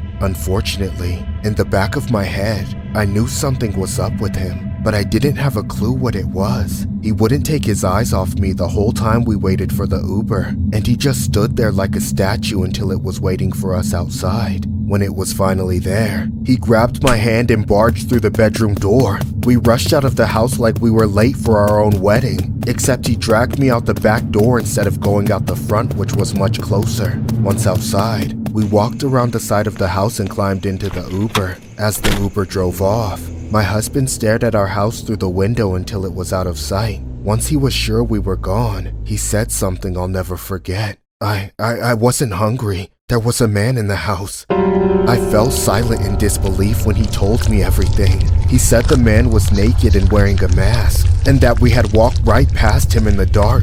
I didn't actually believe any of it was true, but my husband called the cops and told the Uber to let us out on the sidewalk. We waited down the street from our house until the cops arrived and searched it. The man was gone by the time they arrived. For a moment, everybody thought my husband was crazy, and I almost did too, until he pulled up the footage from the camera we have at our front door. What I saw made my blood run cold. There we were, stumbling in through the door and going straight to the bedroom without bothering to turn on the light. And right behind us in the corner was the man my husband saw, naked except for a mask, and holding a knife in his hand. We were completely oblivious to him when he was just inches away. He could have taken us by surprise, and we wouldn't have stood a chance in the state we were in. My husband said he only saw the man right as we were going into the bedroom and looking back to make sure he locked the door. That's why he was so disturbed when he locked us in the bedroom. I'm thankful that he kept his cool and was able to get me out of the house without setting me or the intruder off. It's also a good thing we had a couple cameras in the house to prove that he was there. Otherwise, it's possible nobody would ever believe my husband. We only had a few at the time, but of course, we have total coverage inside and out now. The one thing I still don't understand after all this time is why that creep didn't do anything. Maybe he just wanted to sneak in and watch, or maybe when the time came to attack us,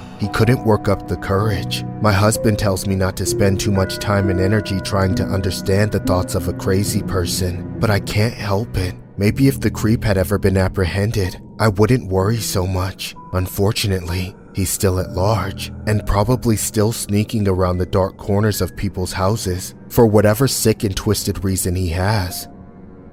On December 31st, 2015, an Alabama couple found something really creepy going on outside their home. They discovered a man with no clothes, wearing only a Ronald Reagan rubber mask, wandering around outside their home. The nude man had just entered the breezeway of the house when he was discovered by Danielle Yancey and her husband Bart. Once they noticed him, they began yelling at him, prompting the man to flee away. The couple were later able to show police surveillance footage of the suspect, but cops were never able to find the naked Ronald Reagan.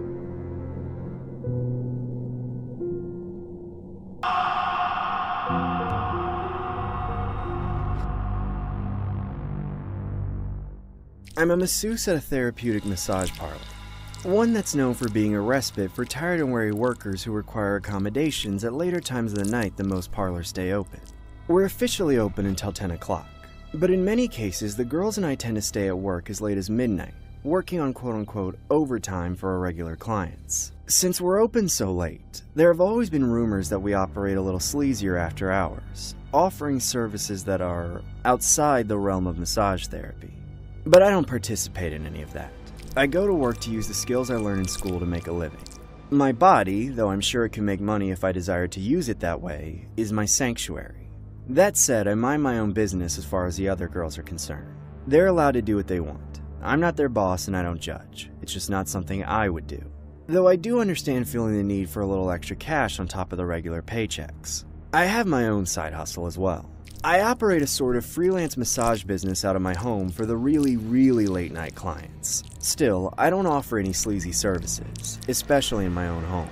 I'm just a night owl and I'm usually up until sunrise most nights anyway, so I don't mind working until 2 or 3 in the morning as long as the clients pay the convenience fee.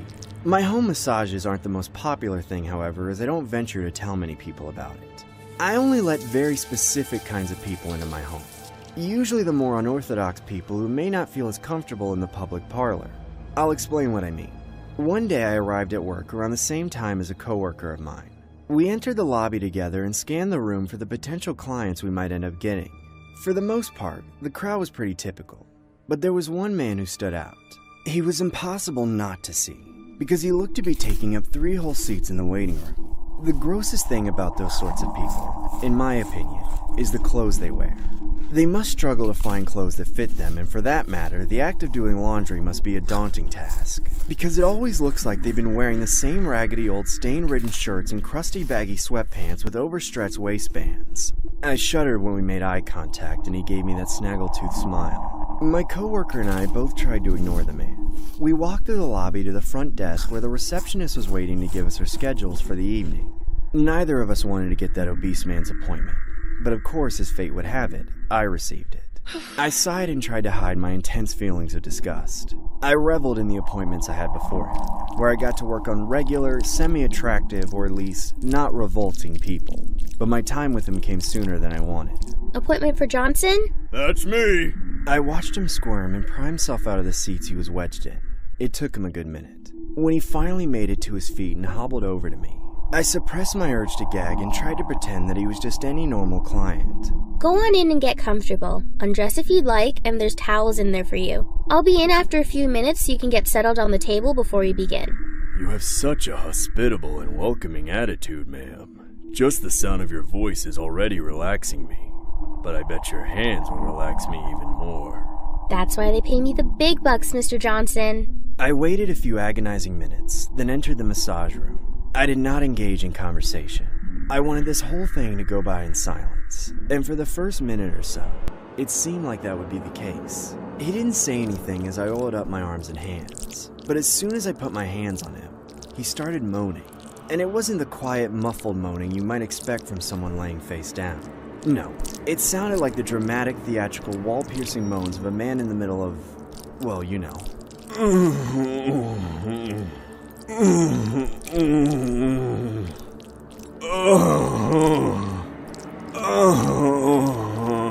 Sir, please try to be respectful. I'm sorry, baby, but it just feels so good. Well, at the very least, keep it down so the other clients can't hear you. There could be kids out there. You're right. This'll stay between you and me. Thank you. Most of the massage wasn't so bad. He didn't talk the entire time, but every few minutes he'd say some unsavory, suggestive things. I could use a lot more of your angelic touch, now and later. Maybe we can be friends outside this place as well. Nope. I just had to keep shutting him down. All of his advances were verbal in origin, so it was easy to keep my cool. His body was a vile, swampy mess of mold and sores on an ocean of fat, but I can massage anybody. I had a strong enough stomach to work on him, at least within the confines of my job. I just don't know how people can live like that. It honestly just makes me sad. I was very excited to be over with it. Looks like that's all the time we have, Mr. Johnson. Oh, what a shame. Over so soon? You think you could finish me off with a little something? Ugh, give me a break, bud. It just ain't gonna happen. I'm a masseuse. I'll massage you for payment, nothing else. Well, I really could use some more massaging. There's a lot of me to work on. You know what, John? I also do massages at my house. I'd be happy to do another session with you in about 2 hours? As long as you understand that it's just a massage, alright? That sounds divine. But wait, don't let me forget to tip you. I set up my massage table in the living room. At about 1:30, he rang the doorbell. Welcome in. I'd like to begin as soon as possible, so let me just get a couple of things out of the way. I need you to sign this agreement form for record-keeping purposes. I just do this to make sure I don't get scammed. You understand? Great. Now here's the menu. Look it over carefully and tell me what you'd like. John then scans the menu of specials, which included stuff like 30-minute or 1-hour specials, the Japanese special, but of course, John, like many past clients, would request the happy ending special, baby. That's what I want. Very well. Get comfortable. And you'll need these, for the happy ending.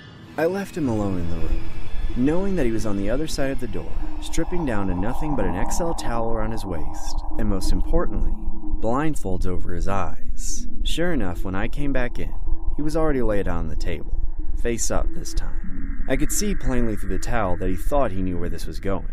He didn't have the slightest clue. My razor-sharp axe went through his flabby flesh and into his precious arteries and trachea. And of course, I couldn't swing the axe just once. I had to see just how many pieces I could chop him into. To this day, I'm still baffled that people ask for my happy ending special, despite not even reading what it entailed.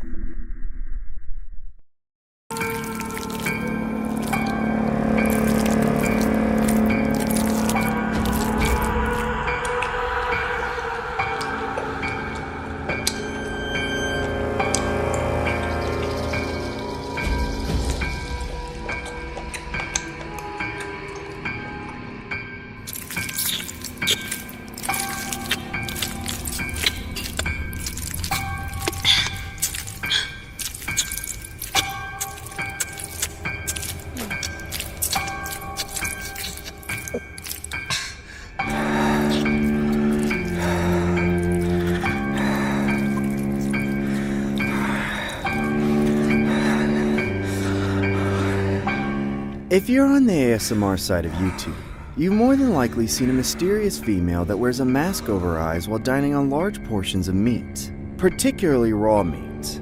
I love her work and I've been obsessed with her since day one. The way she made ASMR eating sounds really captivated my attention. For the purpose of this story, I'll refer to her as Kathy. There's something alluring about the way she wears a mask in every single video, only revealing her mouth down to her hands. I revel in the fact that she stays so thin and fit while putting away enough raw meat to feed an army in every video. I can't help but simp over her. I'll admit, I've grown a little bit of an obsession. The way her fingers bathe in the sauce when she dips the meat, and the way the dressing dribbles out the sides of her mouth. It's just mesmerizing. I've never missed a live stream, let alone an upload. I presume most will refer to me as a fanboy due to my excessive promotion of Kathy on social media. I would like to think that she is where she is success-wise thanks to my devotion. I know a thing or two about marketing and advertisement, so spreading the word on her channel had come second nature to me. I noticed her channel had been elevating since I shared her content with my followers. I've watched her subscribers escalate to nearly 1 million and couldn't be prouder.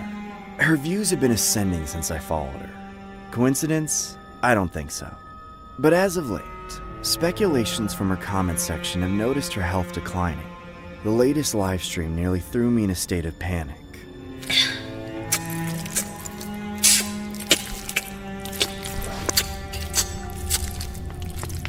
Hurry up. You need to eat faster. I could see Kathy forcibly regurgitate her already devoured mouthful of food. To be honest, I felt like vomiting myself while watching, so I left the room to pull myself together. I could almost smell the distinct odor of raw salmon mixed with Kathy's stomach acid. But what people were more concerned about was the voice behind the screen that kept egging her on despite her choking. Nonetheless, the voice eventually went away and Kathy was just gorging in the same manner that we all love and appreciate. I was able to enjoy the rest of the stream, but the comments on the whispering never ceased. A few of them read, "Who was that? Is she being forced to do this?" Or, "I don't think she really wants to eat that." My stomach dropped reading the dissatisfaction from her followers. My concern for the success of her channel got worse the next time Kathy went live. This time, there were really dark bruises on her arms and sores on her lips. To my dismay, as though the floodgates had been opened, commenters were coming out of nowhere and pointing out the bruises. I began typing in the chat box to chime in on the whole ordeal saying, "Kathy, please cut the feed, darling. You don't look well. Get some help." She must have seen my plea as the feed was cut. I closed my laptop and headed down to my kitchen to hammer down a cold one. The intensity behind the comments section left me feeling parched and in need of a drink or two. Unfortunately, things didn't get better for Kathy, but would only get worse over time. The next live stream, she was chomping on meat as usual. However, one of her teeth crumbled and fell out of her mouth. Again, I couldn't help but feel grossed out, so I had to leave the room for a bit. Put it back in your mouth.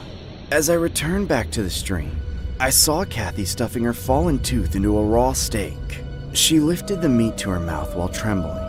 At first glance, I didn't know if she was aware of her actions or not, but then I remember seeing her consciously stuff the tooth in the steak. Again, I couldn't help but feel sick to my stomach, so I stepped out of the room again to take another breather. A voice from behind the camera yelled, "Hurry up!" as Kathy winced from fear. As I came back to my room, I saw Kathy taking a bite. As she chewed, I could hear the crunching of her tooth breaking, which caused more teeth to fall out along with a few streams of blood. Tears profusely ran from under her eye mask as she whimpered in agony. I left a comment begging her to stop the feed and get help. Again, the feed stopped after my comment. I was now convinced that Kathy knew who I was, despite us being separated virtually. Nonetheless, I was content with her ending yet another bizarre ASMR mukbang stream. The comments continued after the stream. One wrote, "I'm glad they stopped the stream, but I can only imagine what's happening to her off camera, as if I hadn't seen enough." The next live stream sent me over the edge. Kathy was dipping raw salmon into that famous red sauce and began tapping the bowl in a particular pattern.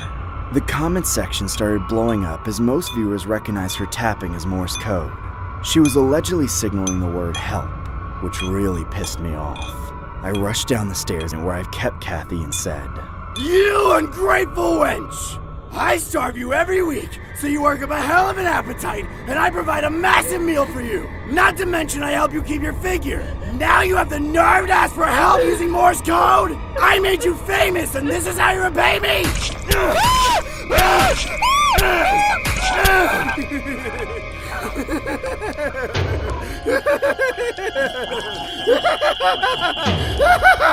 Since that day, I've kept the channel up because I don't want anyone being suspicious of me. To all her fans, don't worry, I've been checking up on her, but no one's ever gonna see her again. I hear now there's a cluster of theories that Kathy was being held against her will. Whether you believe that or not, no one will ever know what truly happened to her. Sincerely, Anonymous.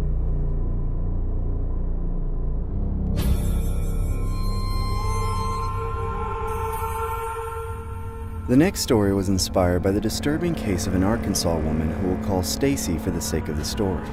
The details revolving this particular case are so disturbing that the general public had a hard time coping with the events that went down. Here's what it looked like. You find the strangest things on the internet. Even though some trends are more on the strange side, we're all suckers to them in one way or the other. A few years ago, the ASMR trend infiltrated the internet, causing new ASMR channels to appear by the minute. ASMR carries many subcategories including loud chewing, tapping long fingernails against different objects, and cutting soaps and sands. It all strangely relaxes the mind, and trust me when I say some people would kill for it. I personally find the sound of cutting meat to be soothing. Most people I know find this to be odd and would find the entire idea of ASMR to be irksome and absurd. I spent months binge watching meat cutting videos before I found a channel called Slashing Stacy. Stacy worked as a butcher and would do all kinds of meat cuts and deboning. The squelching sounds of flesh being cut, chopped, and the cracking of pearly smooth bones set my mind free of the daily grind. I grew to anticipate her new posts and would always be one of the first to watch her new videos. Every other day, Stacy would upload new content. The footage would show a close-up of a knife slicing slowly into the meat of the day on a cutting board. Once a week she would do a live stream. She wouldn't say much beyond a greeting as we'd watch her slash away and enjoy the sound effects. All of her viewers loved her live streams the most, up until recently. As of late, her live videos would be interrupted by an old woman who would walk in and start dancing in front of the camera. This struck as odd to us all, including Stacy. She would get perturbed and cut the feed. After 5 minutes or so, she would always start a new stream and continue butchering as though nothing happened. Due to these interruptions, many people got fed up and began to unsubscribe. I thought it was unnecessary to blame Stacy for these rude interruptions, so I continued to support her content. It was a Friday night and I got a notification on my phone that Stacy had posted to her community post. It read, "Hey Slashers! Thank you for being a huge support to my channel and allowing me to do what I love. Next week, I'm going live and it's going to be a black screen. You guessed it, this is going to be a surprise. I'll be butchering an exotic meat, and if you guys can guess correctly, I'll pick 4 random people to do a personal meet and greet with.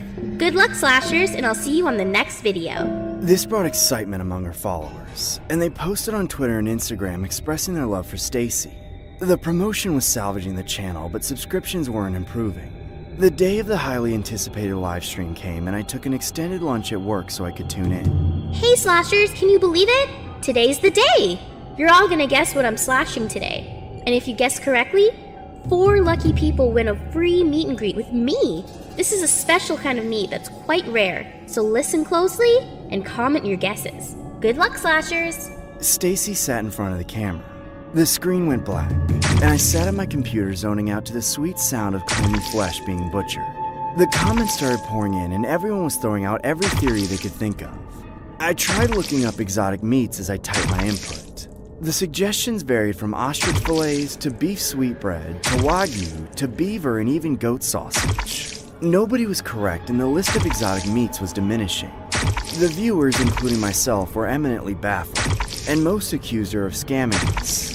The number of viewers were disintegrating, and the comments shifted from guesses to people calling Stacy a scammer along with other colorful things. There was easily 1,600 people tuning in, and within minutes I was the only viewer left. Despite what was happening, I felt pity on her. People fall on hard times, and maybe she made a desperate call. I didn't want to assume the worst. Not to mention the sounds were especially soothing that day. Hello? Daniel? Hi Stacy, big fan of your content. Thank you for sticking around. I don't know what's going on with your giveaway, but I really like what you're slashing today. It's very relaxing. You want me to show you what it is? Hell yeah. Stacy zoomed out the camera so it focused on her workstation. My stomach dropped when a human corpse with no limbs laid across the table. I watched in silent disbelief as she grabbed the arms from a bucket and began dancing around with them, laughing maniacally. Blood was dripping all over her face and down her body as I trembled. She grabbed a saw that was used for autopsies and cut into the skull of an old woman. The same old woman from before. Stacy pulled the scalp off the woman and looked at the brain the same way one would look at a juicy steak. I couldn't divert my eyes, even though she grabbed a large spoon and scooped the brains out onto a plate. She took a fork and plunged it into the tissue, blood splurting everywhere as she removed a large chunk and shoved it into her mouth. The horrific spell I was under was broken when I heard the voice of my coworker Steve behind me. Dude, what the hell are you watching? I was just trying to watch some ASMR. Pretty sure ASMR is supposed to relax you.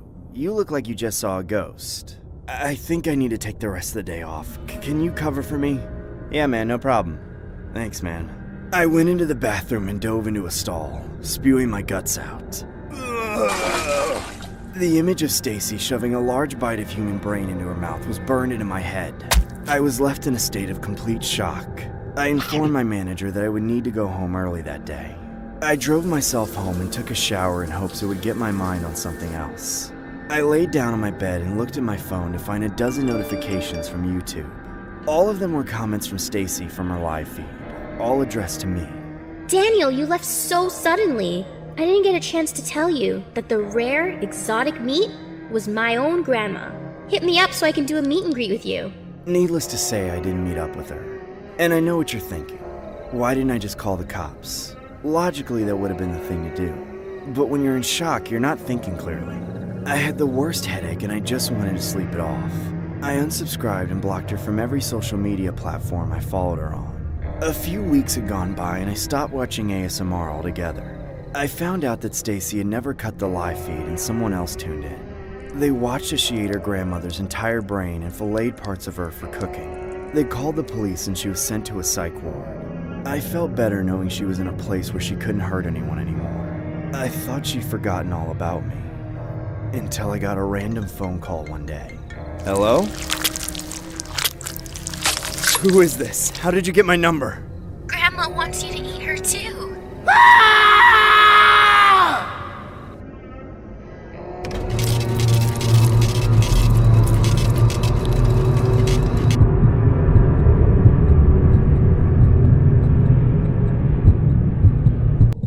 This happened around the fall of 2014. I know that was nearly a decade ago, but it's still so fresh in my mind. Black Friday has never felt the same for me since. I was living in an apartment back then, and I happened to reside right across the hall from my coworker, Ashley. We worked together at American Eagle. Ashley was the store manager while I was just a retail associate. I was in charge of the cash register and helping customers find things in the store. I enjoyed the job, and Ashley was a good manager, but there was only one problem. Most of my coworkers were great like Ashley, but there was this one employee who was different, a creepy guy named Clark. He was really unsettling and made everyone feel uncomfortable when they interacted with him. Clark would always stare at people for long periods of time, and he would make weird gurgling sounds whenever he was close to someone. Sometimes, he would contort his head while he smiled in this really awkward, creepy-ass way. Everyone was really freaked out by it all. No one talked to Clark on breaks or really any other time for that matter. The other employees avoided him as much as possible, except for Ashley. She would always get on his case for being lazy and would catch him slacking off all the time. It never seemed to do any good though. Clark would just make weird noises or go back to his vegetative state immediately after she spoke to him. Something about the guy was just off. I felt kinda bad for Clark. He genuinely seemed like he had a mental disorder. I would try engaging with him, but the guy would literally give me the creepiest stare ever. Hey, Clark, is everything alright? I would never get him to actually say anything to me. Anytime anyone ever said anything to Clark, they would just end up staring at him awkwardly for a few seconds before walking away. The only time that Clark actually communicated was when Ashley would call him out on his erratic behavior. Even then, it barely qualified as a conversation. He would make some random excuse and then go right back to what he was doing.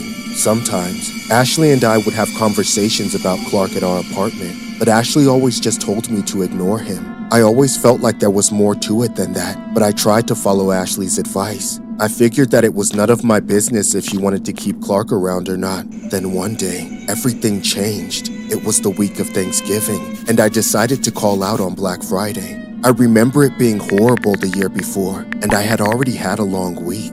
It was probably a shitty thing to do, but I knew they would get by without me. So that night, I was at home hanging out at around 12 a.m. I was relieved to have avoided the Black Friday insanity. I sat on the couch watching TV when I suddenly heard a loud screaming coming from somewhere in the apartment. It sounded like it was coming from Ashley's place. I was a little disturbed by the screaming, but I didn't really know what to do. I didn't want to bother her that late at night when I wasn't sure what was going on. I assumed that she was going through some relationship problems or something, and that didn't seem like a situation I should get involved in. Before I had even fully decided what to do, I took that to mean that whatever was happening was over, so I put it out of my mind and went to sleep. I was scheduled to work the next morning and knew I couldn't call out again.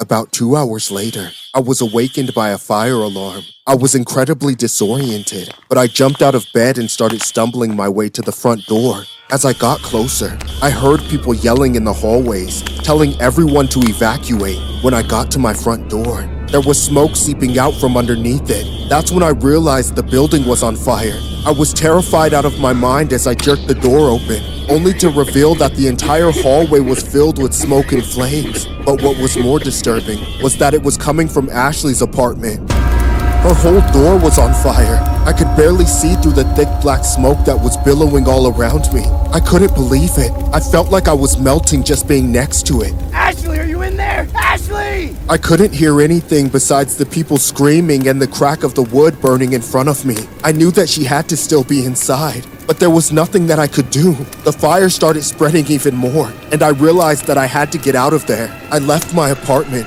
and joined the crowd of other residents running out of the building. Firefighters came shortly after I got outside. Later on, it was revealed that Ashley had been killed at her home, and then her place being set on fire right after. After further investigation, the police arrested Clark after finding him trying to unlock the doors to American Eagle in the middle of the night. Clark had apparently followed Ashley home from work and killed her so that he could steal the keys to the store. His plan was to go back and steal a bunch of merchandise for him and his girlfriend. The cops picked her up not long after.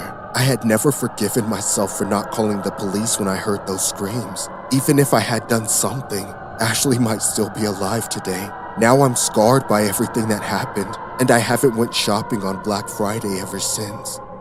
This story was inspired by a tragic case that happened on Black Friday. A man named Clarence Mallory was sentenced to spend the rest of his life behind bars for the death of his American Eagle store manager, named Ashley Harris, just so he and his girlfriend could take her store keys and steal $50,000. Here's an image of Clarence's girlfriend. Her name is Carter Cervantes, who was allegedly the mastermind behind the crime. It was revealed that the couple had been fired from the same American Eagle store after being suspected of stealing nearly $18,000 from the store's safe just a few months prior to the event. They then turned their sights on Ashley, who held the store keys, for their plot to steal more cash from the store. A neighbor told police that he heard a thump and screaming from the apartment the day after Ashley's demise. The girlfriend was caught by surveillance cameras trying to open the doors to the American Eagle store, but they had already changed the locks.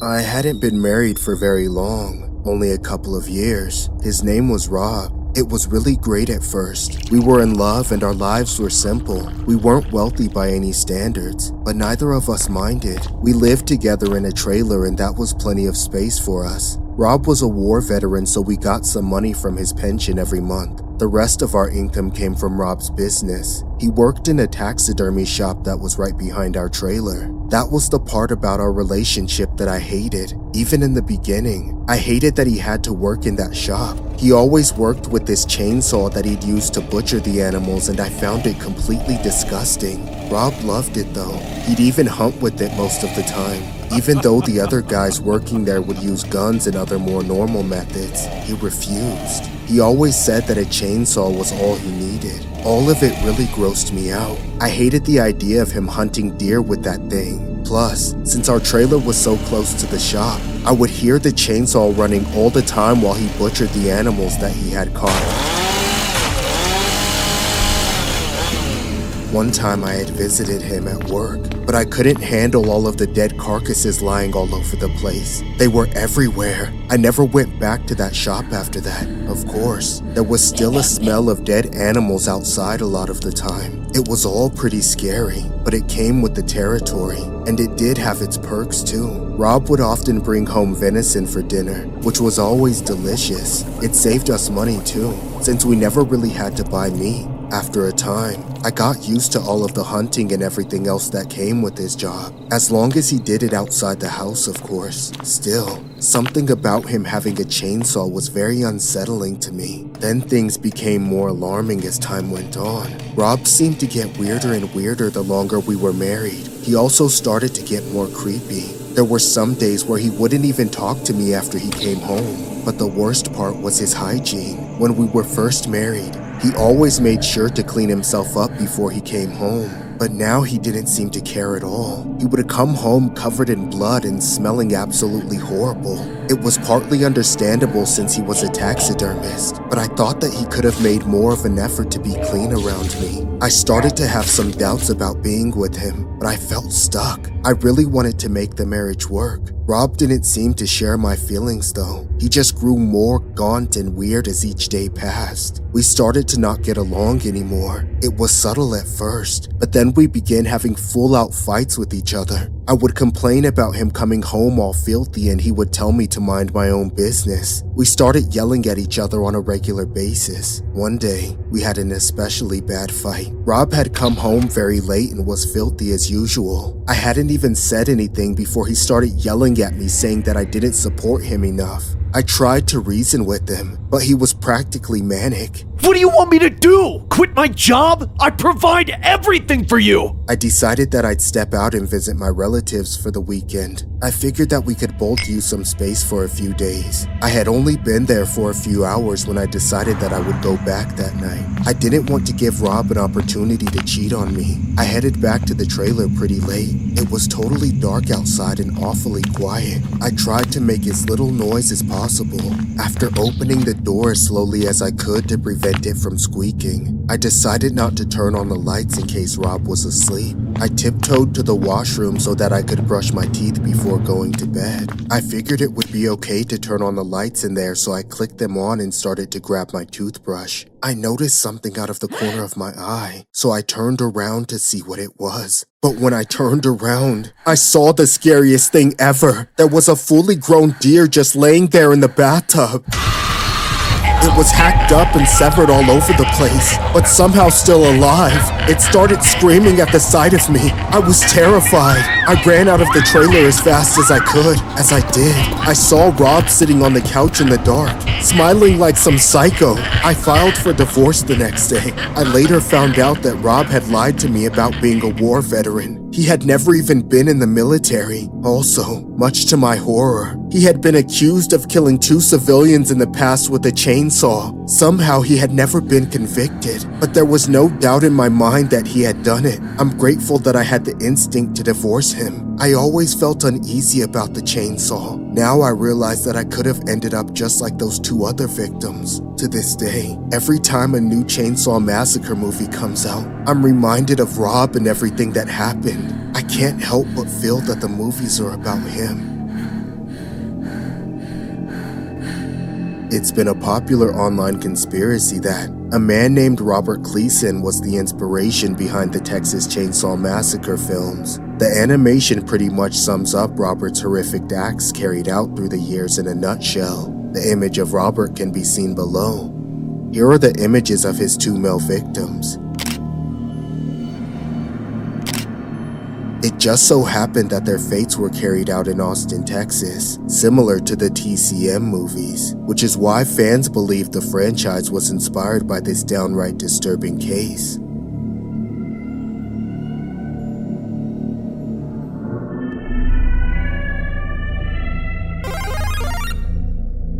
The Super Mario world has always been an iconic trend since the 80s and hasn't gone out of style since, especially as a costume in the modern day. This story was inspired by a Super Mario-themed house party gone wrong, which unfortunately ends in a missing persons case. The person who sent this story has disclosed the alleged last photograph of the victim taken by the accused.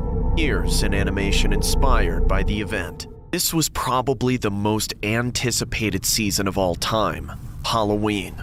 My friends and I were gamers, so when I heard that Super Mario was the theme, an idea instantly sparked. I saw Luigi and immediately felt a connection. At the party, I drank and danced with a couple of friends looking like the female version of Luigi. At first, we were having so much fun, until one of the drunken ladies in a Princess Peach costume pushed me and said, "What's that you're wearing? That's just a freaking jumper you put on top of a cheap long-sleeve shirt." Oh yeah? You think this is cheap, huh? Well, who are you supposed to be? A Walmart-looking version of Princess Peach? I replied, which my friends supported with a tumultuous laugh. Agitated, she said, "Do you know who you're talking to? Take that back right now!" With patronizing superiority, I turned my back, implying that interacting with her was a waste of time. After that, it all happened so quickly. She pulled my hair, strangling me on the floor. Some of the guys intervened, and the crazy lady was eventually restrained. However, I was so embarrassed that I decided to sit down and get myself drunk while my friends went back to enjoy the rest of the party. Then, moments later, some old geezer in a Waluigi costume sat next to me, his eyes piercing and his smile ingratiating. He handed me an open can of beer and said, "Here, have some of this, Miss Beautiful. It'll cheer you up." Gazing at the can suspiciously, I politely declined. No thanks. However, dissatisfied by my lack of interest, he forcefully held my hand and replied, "Hey, that's not how you respond to a kind gesture. Come on, it wouldn't hurt to take a sip." Enraged, I said, "No thanks, mister. Which part of that did you not understand? Leave me alone." I instantly went outside to get some fresh air, but looking to my left, I saw 2 guys hanging by the side door, and they were in the Yoshi and Wario costumes.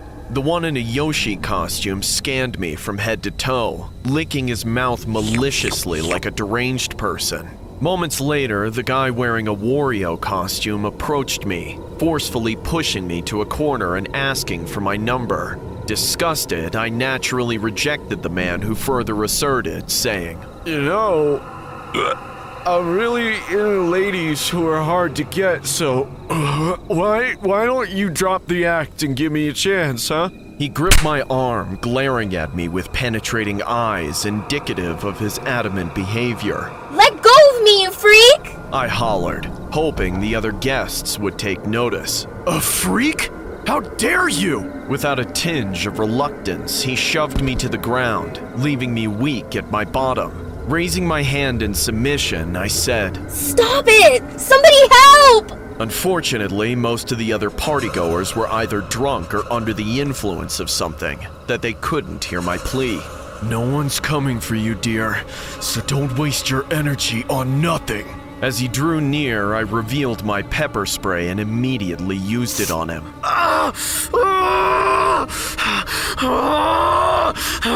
What the hell?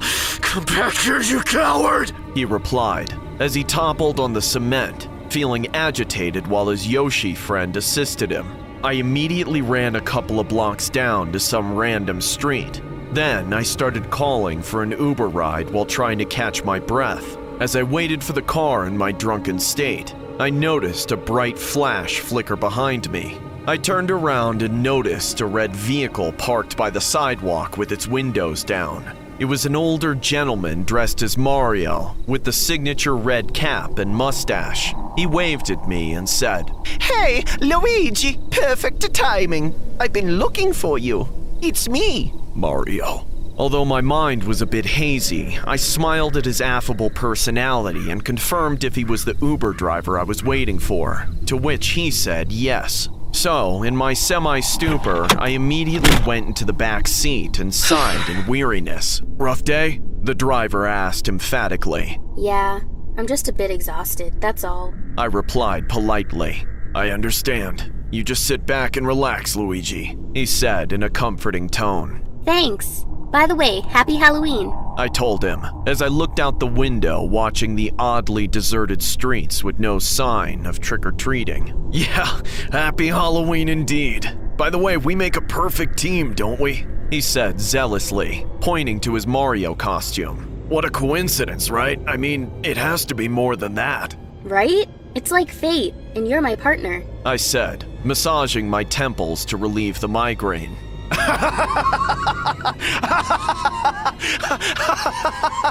Partners! Wow, I love the sound of that. Do you really think it's fate? At this point, the driver appeared to be a little bit more ecstatic than he was supposed to be. So, gradually, I began to feel uneasy. Finally, I offered him a curt nod and abruptly fell silent, browsing through my social media account on my phone. From my peripheral vision, I could see the driver constantly oogling me through the rearview mirror. "You know, I like Luigi and all, but why didn't you dress up as Princess Peach instead? You would have been so beautiful in a dress. Oh, don't get me wrong, I still think you're gorgeous, and I'm super happy that you called me your partner." I listened to him speak while constantly browsing through my phone, thinking that this driver was unusually talkative, and he was beginning to creep me out.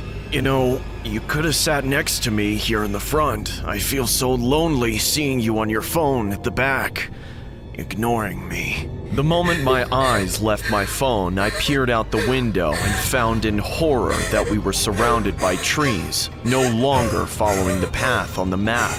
Anxious, I asked, Where are we? Aren't you supposed to follow the map on the app?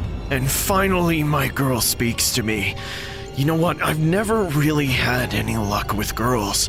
They always gave me the cold shoulder, and I'm just sick of it. Okay, that's enough. Pull over. I'm canceling this ride. I've been watching you from afar, Luigi. I've always wanted to talk to you, but I was so scared. However, now that you're here, I don't feel so afraid anymore," he said, accelerating the car's speed. Hey, slow down! Okay, I'll listen to you. Just stop the car, please! I cried out. My semi-stupor entirely vanished. "Why would I stop the car if I want to spend more time with you?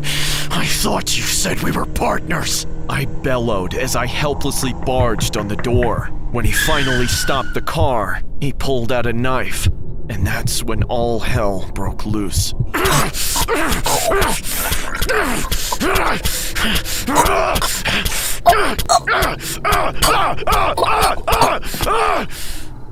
Mario, where are you? It's me.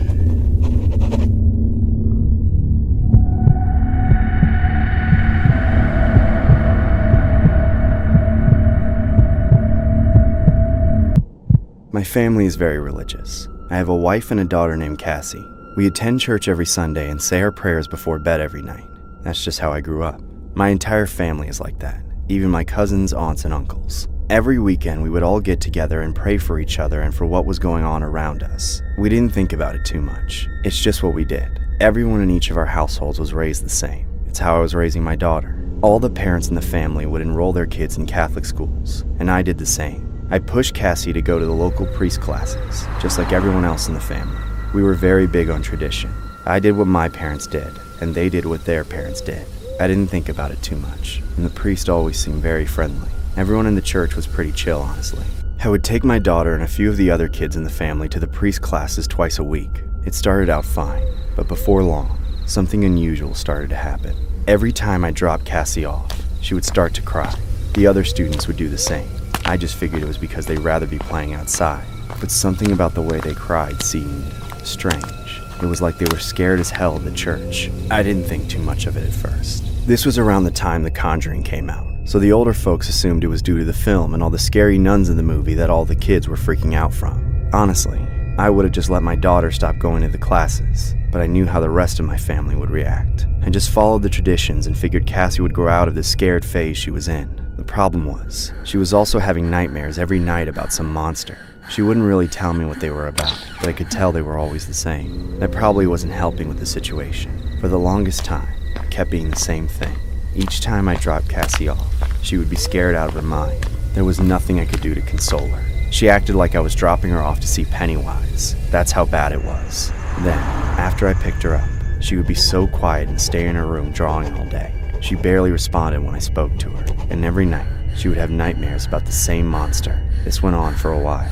One day later on, I picked up Cassie from the church and she was even worse than usual. "Hey, how was class? Did you learn anything new?" She didn't say 2 words to me on the way home, and when we got there, she practically sprinted up to her room. Once again, she drew pictures for the rest of the day. She would never show me what she was drawing either. I asked her about it once and she told me, "They're not for you." I was really starting to think that something strange was going on. I knew I had to do something. One night, Cassie was at class along with the other students, and I decided to see what she had been drawing. She always hid the drawings after she finished them, so I never had the chance to see them before. But this time, I was determined to find them. I looked in the usual hiding places. I looked under her bed, in her drawers, and under the mattress, but I couldn't find the drawings anywhere. I searched her room for a good 15 minutes until I found a huge stack of papers inside a big book on her shelf. They were all drawings. There must have been 100 of them. When I started looking through them, they creeped me the hell out. They were all of a monster-like figure hovering and creeping over a lying figure. The pictures varied slightly in the colors and surroundings, but they were all basically the same. Every single one had the same large stooping figure with a strange flowing body. It reminded me of a huge vulture staring down at its next meal. I figured these must all be the pictures of the monster from her nightmares, and I didn't blame her for being scared.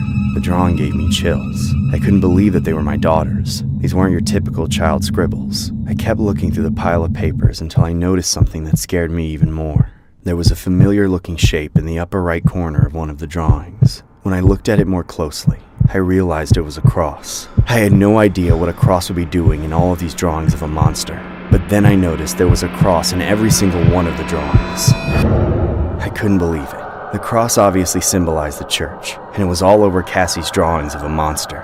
I didn't know what to think, but once I saw the cross, then everything else in the picture started to make sense, and the monster looked like it was wearing the robes of a priest.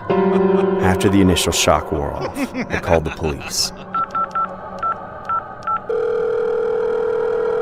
911, what's your emergency? I'm calling about a priest in my church. The priest was arrested soon after. Since then, no one has heard anything about him. I think the church tried to cover it up. But I'll tell you this much. No one in my family enrolls in the classes conducted at that church anymore. This story was inspired by an incident that happened in 2016. A victim had repeatedly expressed that they no longer wanted to be a part of attending a priest's classes. After constantly displaying the same behavior, the victim was removed from the classes. But what makes the story more disturbing was the discovery of 6 bizarre drawings hidden amongst the victim's books. Here's an image of the first one. Here's an image of the second one. The drawings are pretty bizarre and downright terrifying as it looks like a monster-like figure hovering over someone. After disclosing the drawings to law enforcement, It later led to the arrest of the 54-year-old priest.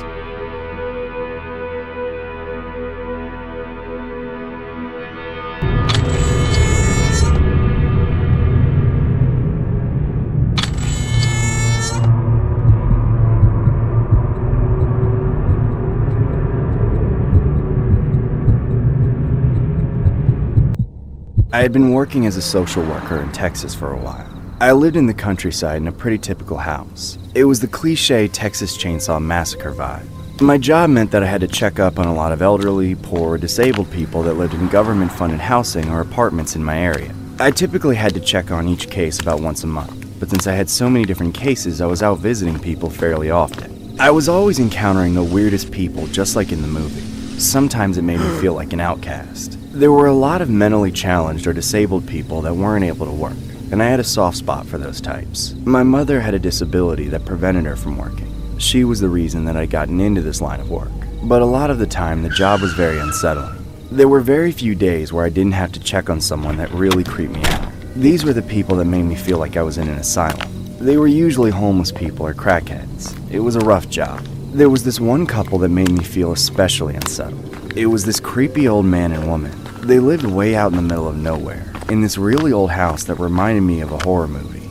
Every time I checked on them, I would hear them inside before they even opened the door. They were constantly arguing and throwing stuff at each other. They both got into physical and verbal fights multiple times a day. It was horrible. One night, I paid the couple a visit. I heard the usual stuff from inside. They were fighting again. I expected it, of course, so I tried not to let it bother me. I knocked on the door and prepared myself for dealing with them. But as soon as I knocked, they grew quiet. There was total silence inside. This had never happened before. I knocked again. Still no response. Not a single sound. I was starting to get annoyed because I would have to revisit them the next day if I couldn't get an update from them, and I didn't want to go back there. Plus, I just heard them inside, so I knew they were home. I just wanted to get it over with. I knocked again and tried to talk to them through the door. Hello? I know you're in there. Open the door.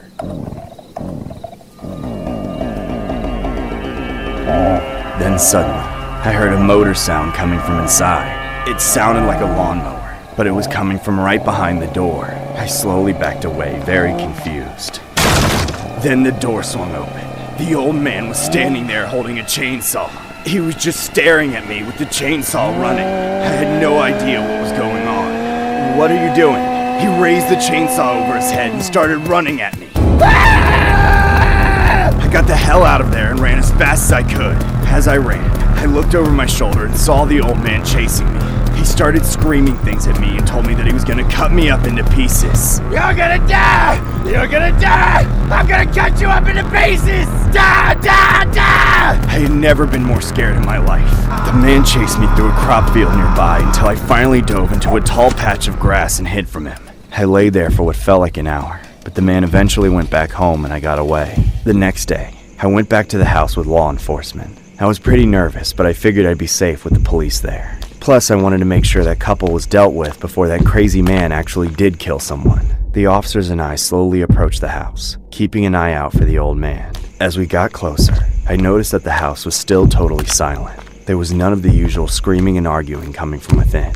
The officers knocked on the door and announced themselves, but they got no response. It was still completely silent inside. They tried again. Police! Open the door! I expected the same silence, but this time the old man responded from behind the door. He told us to leave him and his wife alone and to get off his property. Leave me and my wife alone and get off my property! Sir, this is a mandatory welfare check. Please open the door. No, get off my property! Sir, if you don't open the door, we will have to break it down. The officers kept arguing with him until the man finally opened the door after they threatened to break it down. The old man was standing there alone. His wife was nowhere to be seen. I asked the man where his wife was, but he didn't answer. He just stared at the floor. The officers decided that this was enough for them to be able to search the house without a warrant, so they went inside. The old man didn't try to stop them. I was still pretty freaked out by everything that was going on, but I had a strong urge to find out where the wife was. The whole situation didn't feel right. I slowly walked into the house after the officers. It didn't take us long to find the answer. There were 2 garbage bags in the kitchen that looked suspicious, so we checked inside.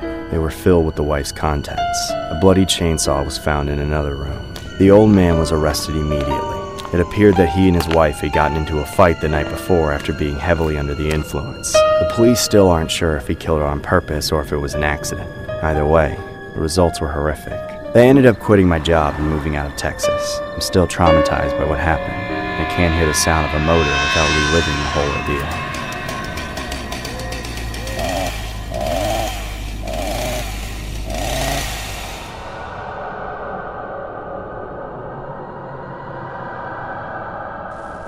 A 60-year-old ambient man named Edward was arrested on July 3rd of 2022 after deputies found a corpse in his home who was allegedly his girlfriend. According to Indiana State Police, during a welfare check, Edward answered the door and confessed to the tragic incident, which he claims happened over a small physical altercation after being under the influence with his girlfriend. She was then unresponsive. Edward then claims that he didn't want to call 911 because they couldn't do anything to help since she was already quote-unquote gone. This led Edward to take matters into his own hands by using a chainsaw and putting the evidence in garbage bags.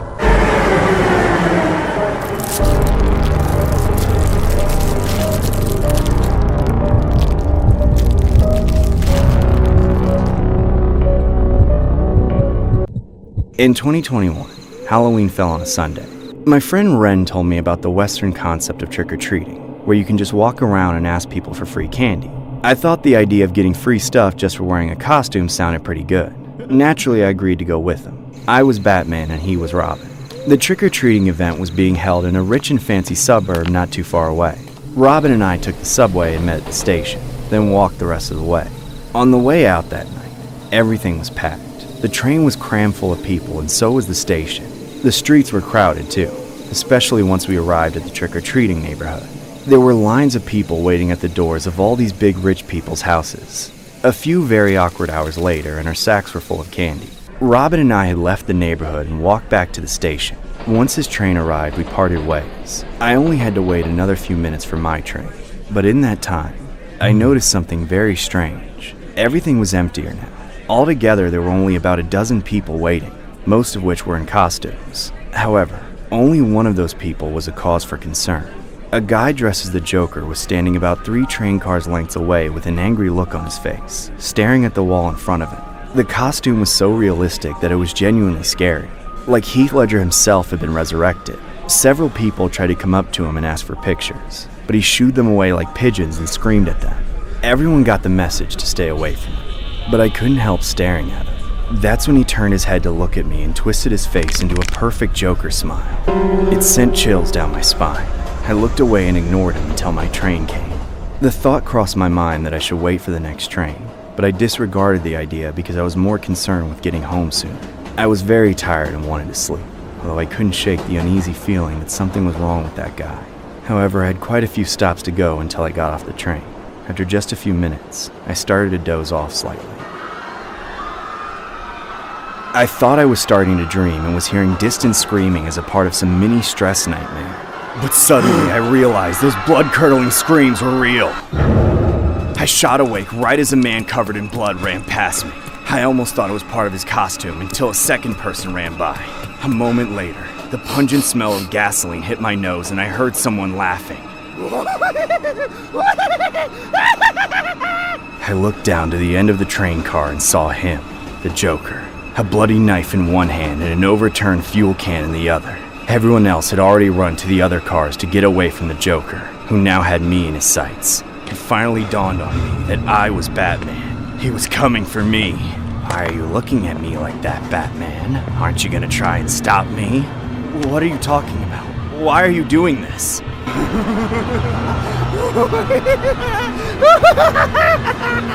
The Joker left the fuel can on its side on a chair, letting it pour out the rest of its contents. Then, he began to walk forward. I jumped from my seat and spilled my candy sack all across the floor. I walked backward, not letting him out of my sight. Only a few steps later, and I was blocked by the door. The Joker pulled out a lighter and lit the flame, then threw it behind him and ignited the giant puddle of gasoline. What's wrong, Batman? Are you scared? I thought it would be harder to kill you. Don't disappoint me! I opened the door and ran away. The Joker chased after me with his knife, but I managed to stay ahead of him until I ran to the last car on the train. All of the other passengers were hiding there too, many of them bleeding from stab wounds. My stomach dropped as I realized we were trapped. We had nowhere else to run. But then, at the last second, right as the Joker appeared in the train car, the train came to a stop and the doors opened. Everybody ran for their lives, and if they were injured, somebody helped them escape. I got as far away as fast as I could. At the bottom of the stairwell, I had the nerve to take a look back. The Joker was strolling out of the flaming train, preferring to take in the sight of all the chaos he had caused rather than create more. He looked directly at me and smiled, and I took that as my sign to keep running. I got dumped out in a completely different neighborhood, and the subway system shut down because of what happened. So it took me another hour to figure out how to get home on the bus. Afterwards, I couldn't even sleep. I've dealt with nightmares and flashbacks about that night ever since. I'm ashamed to talk about the trauma I went through because I regret not doing more to stand up to that maniac. However, I finally admitted to myself that I need to talk about what I went through. As for the Joker, the police apprehended him in that very same subway station not long after I escaped. But even then, I don't think the actions of a person like that will ever be explainable to a normal person.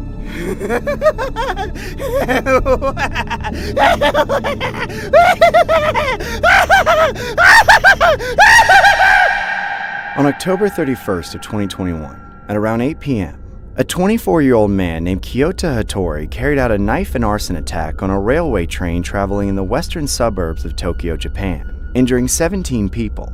The man was arrested at the scene and was allegedly wearing a Joker costume. Police say the suspect told them that he quote-unquote adores the Joker character from the Batman films and wanted to harm multiple people and receive the death penalty. In the video, you can see the passengers desperately running for dear life, trying to get away from the crazed man. You can see people even trying to crawl their way out through the subway windows. The man they referred to as the Joker was later sentenced to 23 years for his heinous actions.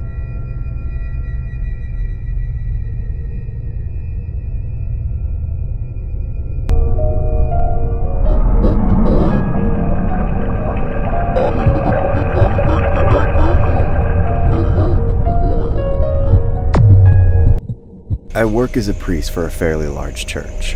Throughout the years, I have seen a great many things in my time serving the church. Some good, some bad. But this story is by far the darkest and most horrific event that I ever experienced. Everything that I am about to tell you is true. However, I would prefer to remain anonymous for this story due to my own personal reasons. If you must give me a name, you may call me Father A, for Father Anonymous. It happened a few years ago. One day I received a call from a local psychiatric ward. They were apparently having a problem with one of their patients. A woman by the name of Gina had been brought to them some time ago. The ward was told that she was insane and dangerous. After being examined, she had been immediately diagnosed as actively psychotic, and the appropriate treatments were begun. The problem was, no matter how much meds or therapy Gina received, she wasn't getting any better. The doctors described her as unhinged. At first I was confused as to why the ward was calling a priest to help with the patient, but then it all became clear. They believed Gina was possessed by a demon. Of course, the doctors were skeptical of this. They suggested that Gina was perhaps experiencing some new mental disease that their treatments didn't work on. They begged the ward for more time to treat her, but the head of the ward wanted to examine every possibility. That's why they had called me. They asked me if I believed that Gina could be possessed. I asked them to describe her behavior to me. I wanted to believe the doctors. It was certainly a less horrible explanation. But after hearing Gina's symptoms over the phone, I knew in my heart that the ward was right. Gina had been taken. I brought the matter before my church, and an investigation was begun. Gina was examined by multiple different priests and officials, myself included. The process took months. We wanted to be absolutely sure before we moved on to the next stage, but it soon became clear what had to be done. The church officials gave their approval for an exorcism. I was to perform it. What's more is that the entire ordeal was to be covered by ABC, so that they could film and document it. I had never performed an exorcism before. The thought terrified me, but I knew I had to try. I couldn't leave the poor girl to suffer, but it didn't come from me that the entire country would be watching. When the day came, I prepared myself for the coming battle. I prayed the entire morning and into the afternoon.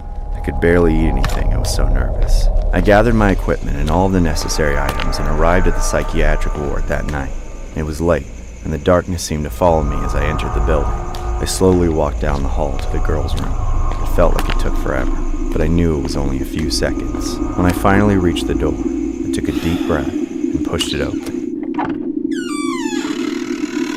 I saw multiple people crowded into the relatively small space. Ward staff stood up by the walls ready to help me if I needed them. The ABC camera crew was all set up and ready to broadcast. I saw Gina's family in the corner as well.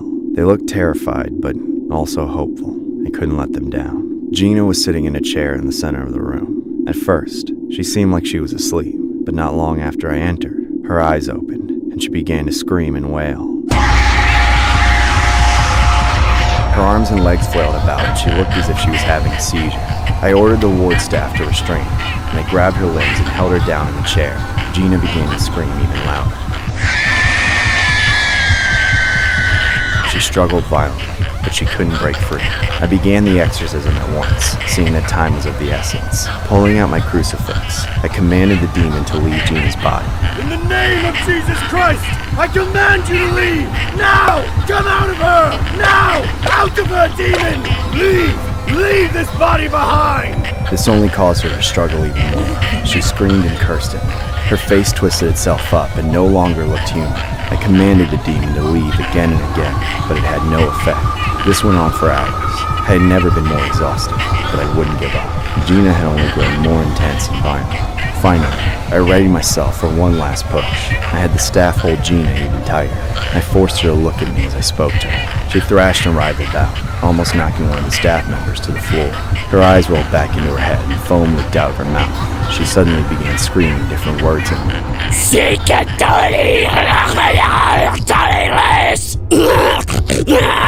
I had no idea what the words meant, but I knew it was the demon speaking through her. As I looked at her face, I had never seen such a horrible sight. I could only see the whites of her eyes, and her face was ugly and evil. I knew this was my last chance. I yelled above her babbling and pressed the crucifix to her chest. I command you to leave in the name of Christ! Be gone! In the name of Christ, I command you to leave! Be gone, demon! Be gone! Gina gave one last gut-wrenching scream and then collapsed. It was finished. I heard later that Gina reportedly came out of the exorcism in a much calmer state. She still needed 2 weeks in the psychiatric ward to recover from the whole ordeal. She continues to take antipsychotic medication to this day. I heard she's very happy now, and she's very thankful to God and to me for her liberation from evil. In 1990, a reverend performed an exorcism on a Florida teenager named Gina, which was televised on the ABC network. Strapped to a chair, Gina can be seen screaming and barking unintelligibly while the reverend pressed a cross into her face. Throughout the video, Gina can be seen thrashing and making ugly faces, yelling phrases like "stay away" or "I don't like you." Allegedly, the demons' names were Zeon and Minga, which the reverend believed to be controlling her. After the exorcism, Gina reportedly came out in a calmer state, but needed 2 more weeks in the psychiatric ward and is now heavily on medication. Gina mentioned that she is very happy and thanks God for her liberation from evil.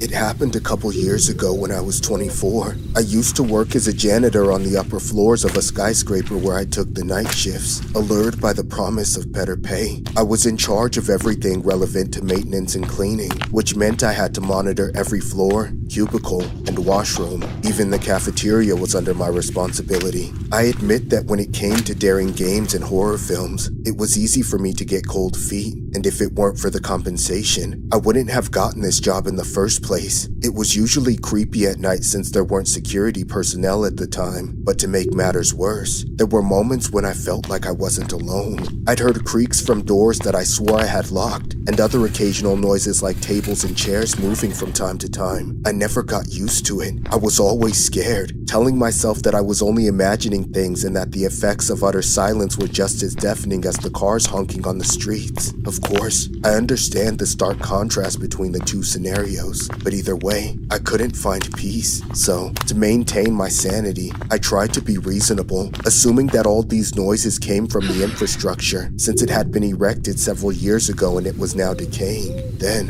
one night, while I was vacuuming on the 13th floor, I heard a noise from the hallway. I tried to shrug it off as I focused on my work, but when I turned off the vacuum, I heard the same noise. It was something like someone moaning in the dark, and from the range of its voice, I could only assume it was a male. So, even though I should veer away from the sound, I made a shocking decision to uncover the source, only to find out it was coming from the woman's washroom. When I was in front of the door, the sound was much louder than before. For a moment, I thought about checking inside to prove that I was being silly, but my instincts were telling me to run back to the cubicle area where I should just wait it out. The lights in the room were on. I was still convinced it was all in my head, so I didn't think anything would go wrong. But since I wanted to make sure my life wasn't in any real danger, I sat in one of the cubicle chairs and texted my boss to ask him if he had assigned anyone else besides me to monitor the building. He then sent me an emoji indicating he was confused, followed by another response, which gave me the chills. First, he told me there wasn't anybody else but me. Then, he asked me to check the CCTV cameras to make sure it was nothing. I nodded, thinking it would be safer to lock myself in the control room until morning. So, I stood up gradually and intended to leave the area. But before I could get the hell out of there, I heard someone open the washroom door, sprinting toward the room I was in. I immediately ran and hid in one of the cubicles and remained crouched down for God knows how long. I didn't move a muscle, realizing that the footsteps had stopped by the room I was in. Then, suddenly, the lights went out, putting me in total darkness. I wanted to scream out loud, but I knew it would only give away my position. So, I held back, constantly forcing myself to calm down and find another way out. Moments later, I heard the same moaning sound. I could hear its voice wandering across the vast area of the cubicles. I was paralyzed, unable to move even if I wanted to. Aside from the low, sinister moans, everything else was silent. I held my breath for as long as I could, afraid that whoever the trespasser was would be able to identify me. Then, as I glanced above the cubicle wall, my worst fear was realized. A pair of round, maniacal eyes peered over me. That's when I saw the face of a creepy man smiling at me as he looked me dead in the eyes. And then he made that awful sound I've been hearing all night. I then ran for my life as the menace lunged at me, trying to grab my arm. But before he could get a hold of me, I ran towards the staircase and sprinted to the floors below. Then, as I scampered, I heard a loud slam followed by quick footsteps desperately trying to catch up to me. I increased my pace as I descended the flight of steps. I was able to successfully storm out of the building. Then, once I was out, I ran across the street and called my boss to alert him of what was going on. He told me the cops were on their way, and so I waited, crouching next to a massive trash bin where every sound made me anxious. When the police finally arrived, they thoroughly searched the building while I was escorted to one of their cars for safety. Moments later, the cops came out with someone in handcuffs. When I asked the police about the guy, I soon discovered that he was an ex-employee of the firm who was fired for sexual harassment. There were countless reports involving him and other female employees, which was resulted in his termination, according to the previous documents. All these women claimed to have been assaulted by the man in the woman's washroom. However, even when the situation went back to normal and I could work again, knowing that this man thought of me as his next girlfriend sent chills down my spine. Since then, my boss has hired security to work alongside my night shifts. I don't know what that man has done to me psychologically, but every time I pass the woman's washroom, I could swear I still hear his moans.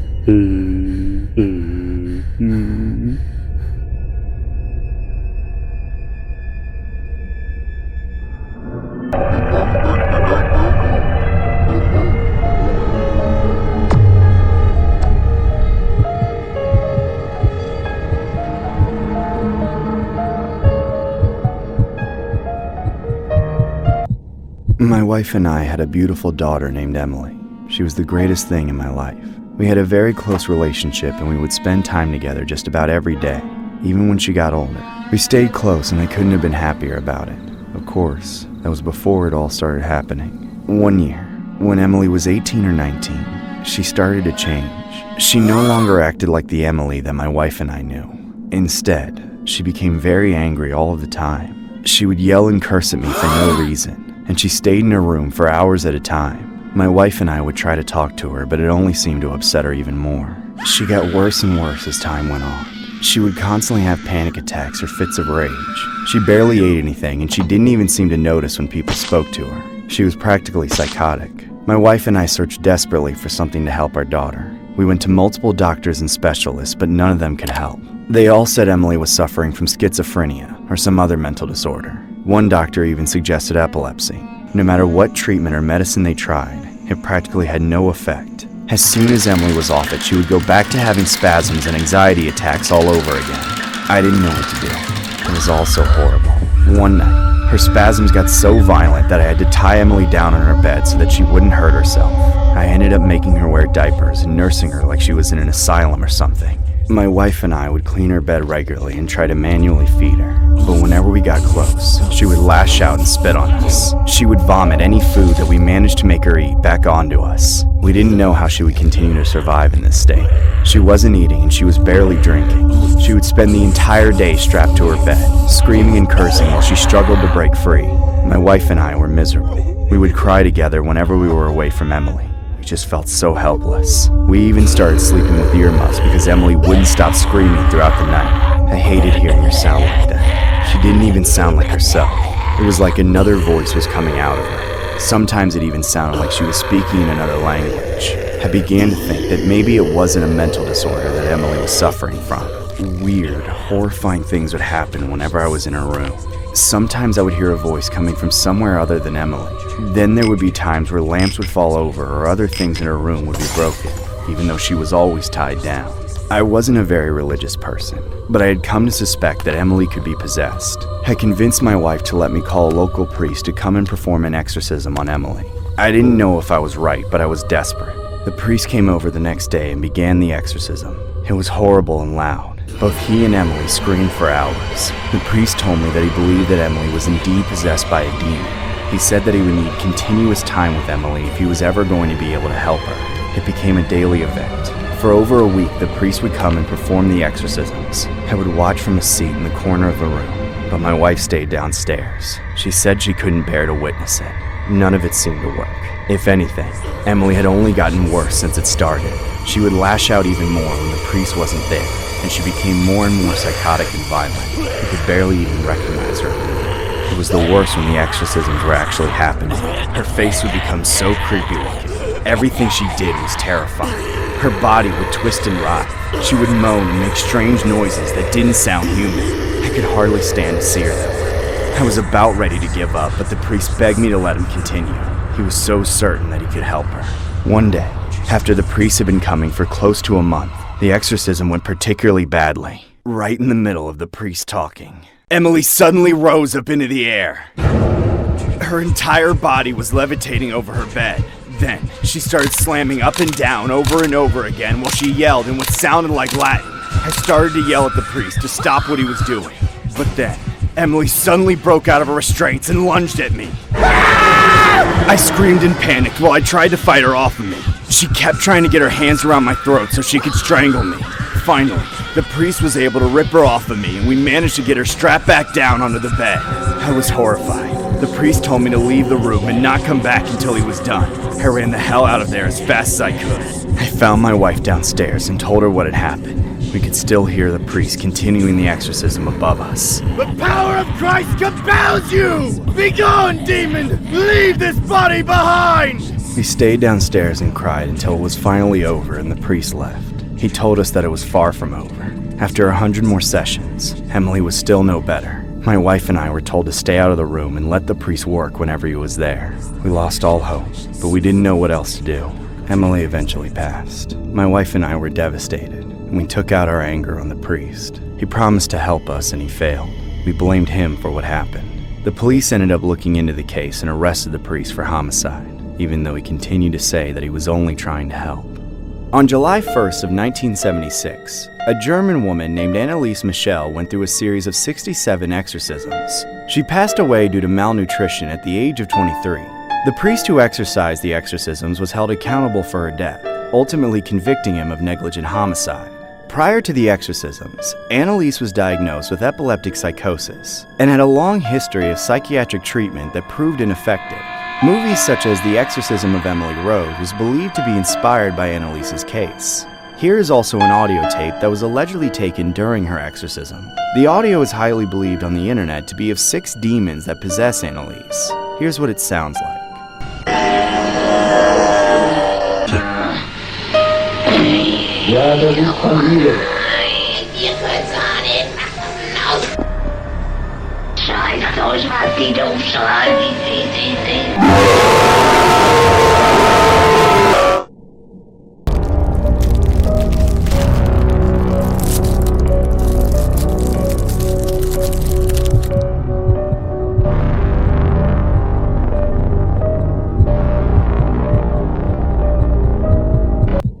This is the scariest thing I have ever experienced. It happened back in 2015. I was still in school and went trick-or-treating every year with my friends Ryan, Mike, and Jesse. All of us were lazy and went as different members of the Wiggles, an old kids music group, which meant all we had to do was wear black pants and each pick a different colored long-sleeve t-shirt. Our usual routine for Halloween was to meet up at my place around 5 p.m. with our costumes and candy sacks, then head out once it got dark and trick-or-treat until we physically couldn't carry any more candy.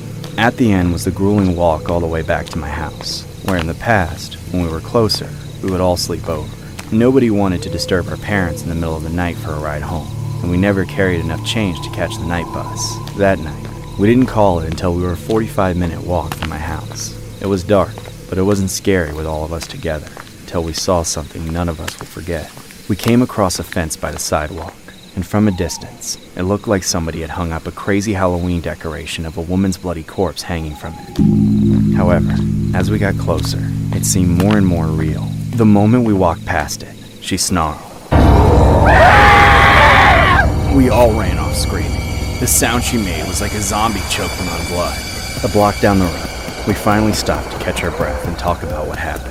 We couldn't decide if it was a really convincing animatronic or an extremely dedicated prankster waiting for people to walk by. Either way, all of us were uneasy and wanted to keep moving. Unfortunately, not long afterwards, Ryan and Jesse decided to split off and go in a different direction because their houses were down another street. Normally, we would all go to my house together. I wasn't able to convince them otherwise, so then it was just me and Mike. Mike also warned me that we would split up soon. I tried to lure him into crashing at my place, but he said he would get in trouble with his parents if he didn't get home. A few minutes later, Mike went his own way too, and I was alone on the deserted streets. Gradually, as I walked alone down that dark road, my sulking and self-pity eventually gave way to anxiety. I had never been alone at night so far from home, and I definitely hadn't planned to do it for the first time that night. I felt mad at my friends for abandoning me at first, but every time I blinked, I saw that horrid woman on the fence screaming in my face. I still had to walk another 20 minutes to get home. That was more than enough time for something else even more horrifying to happen. Finally, I admitted to myself that I wasn't just afraid, I was on the verge of a panic attack. My heart was beating out of control, and despite the cool temperature, I was sweating through my shirt. I started power walking so I could get home sooner, but that only made me feel like I was running from something. Paranoia set in. I was convinced that every sound in the distance were the footsteps of somebody following me. I kept telling myself that I was overreacting and being stupid, but no matter how hard I tried to rationalize my surroundings, it felt like doom was growing closer with every second. Then, just 5 minutes away from home, I saw him, a tall, skinny man standing on the sidewalk ahead of me. I couldn't make out whether it was a super thin man in a Slender Man costume, or if it was a Slender Man decoration. Before I could even register the possibility of danger, my legs had carried me halfway to him. I forced myself to slow down.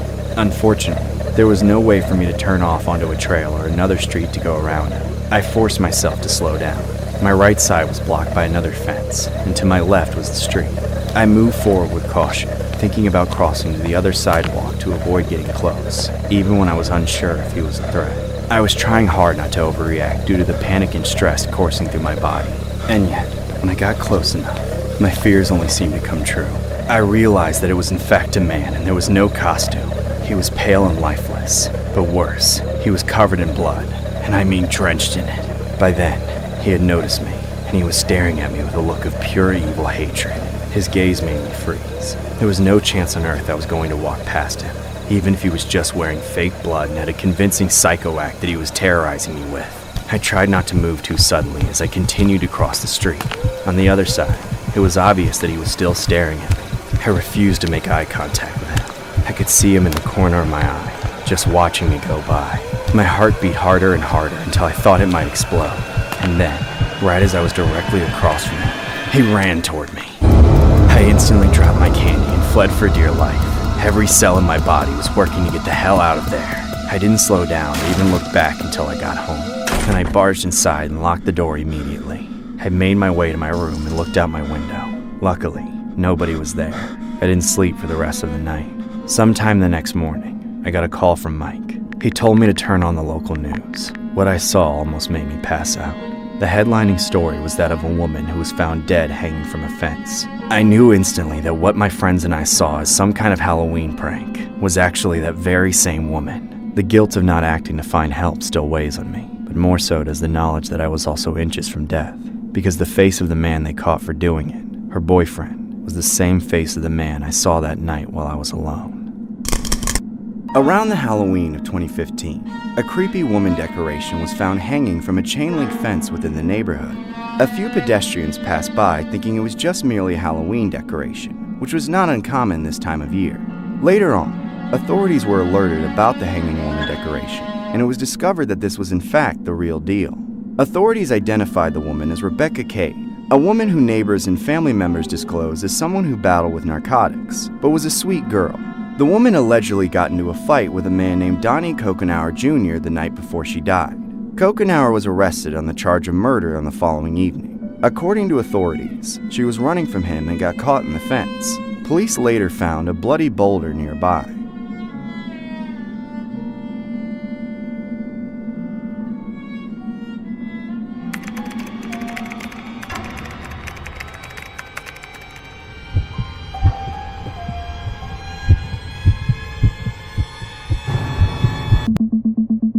Till this day, I still have nightmarish memories of something that I saw in Omegle in the winter of 2016. I was a sophomore in college at the time, but I was still living at home with my parents and not on campus. That year in particular, I was stuck inside for all of winter break because we were experiencing one of the worst snowstorms the area had seen in years. Since the conditions were too unsafe to go anywhere, I spent most of my time studying for online courses. My schedule was loaded with so many classes, which wasn't the best for my ability to develop social skills or make friends on top of everything else. And, like most guys, the thing I looked forward to most about going to college was meeting girls, but I wasn't getting to do any of that. So, when I heard about this thing called Omegle, a website where you could randomly meet strangers, I was desperate enough to be very interested. I understood from the person who told me about it that it could be a little weird, so I waited for my parents to go to bed before trying it. My laptop for school was super cheap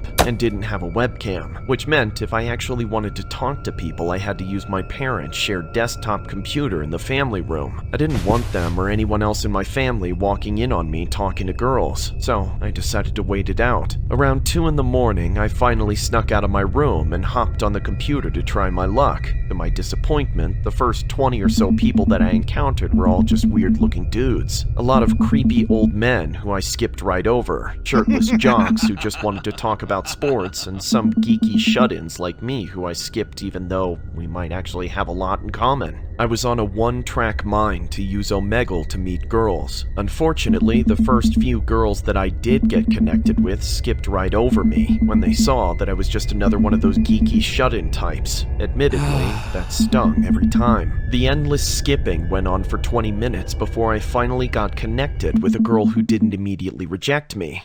I felt a little pit in my stomach form when she popped up on the screen, but it wasn't because I was nervous, but because she looked really sad about something. She was just a normal-looking blonde girl wearing a tank top, and like most other people on Omegle, sitting in complete darkness, except for the light coming off her computer screen. She was a bit hunched over with her hands, supporting her on the desk right next to the keyboard. She wasn't necessarily the best-looking girl, but I definitely wasn't about to skip her. She was the only girl that had even given me the time of day the whole time I'd been on, and even if I only got to see her upper body, that was going to be more action than I'd get anywhere else. I actually was a little bit nervous though, because the first thing I did was awkwardly wave. "Hi there." She waved back, but she didn't say anything. She still had that super sad, kind of weird look on her face. It seemed like she didn't want to talk out loud, so I tried introducing myself in the chat box instead. "Hey, I'm Justin. What's your name?"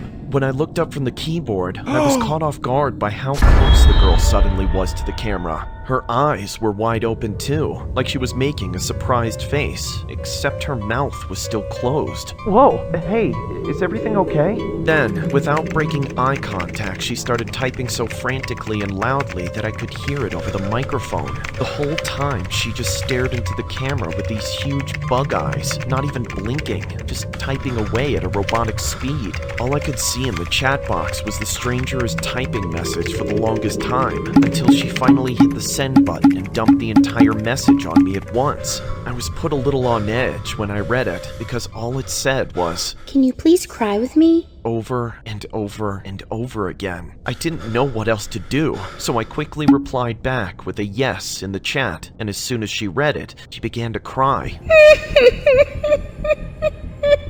Then, I actually tried to make myself form tears for her. It was super uncomfortable though. I couldn't bring myself to do it no matter how hard I tried to squeeze my eyes for just one single tear. But she kept getting closer and closer to the camera, until all I could see was a close-up of the snot coming out of her nostrils, oozing down her face with all of the tears from her eyes, pouring over her mouth, which for some reason she kept shut tight, despite having to blow snot out of her nose just so she could breathe. I really thought she must have been going through something really tough. So tough, I felt like she shouldn't cry alone if she didn't want to. And since I couldn't cry with tears, I started fake sobbing and wailing a little bit, but quietly, so I wouldn't wake up anybody in my house. I felt embarrassed, like she could tell it was all fake. After a while, I couldn't take the awkwardness anymore, so I pretended to wipe tears from my eyes and typed another message. Hey, are you okay over there? Why haven't you said anything? Do you want to talk about why you're crying? Suddenly, it was like she flipped a switch and wasn't sad anymore, but excited. She stopped crying, but didn't bother to wipe anything off her face. With a bit of a smile, she started to type again, not looking at the keyboard. A few seconds later, she sent a message that read, "Do you want to know why I had my mouth closed this entire time?" I was almost too scared to say yes, but I really did want to know, so I typed, "Yes, why?" That's when I saw her read the message, then look into the camera. For a moment, we stared at each other in silence. Then, the little smile on her face got bigger, as if she was holding herself back from laughing. But before she couldn't hold it any longer and finally opened her mouth, a swarm of bugs began to crawl out of it, covering her entire face.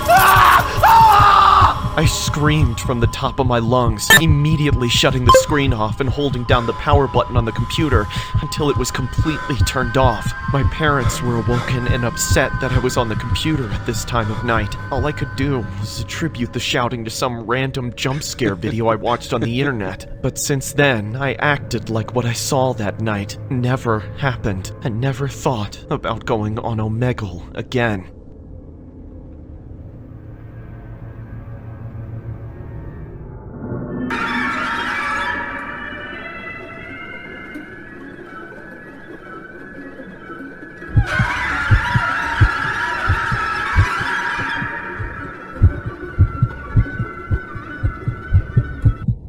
I went on a vacation to Serbia last month.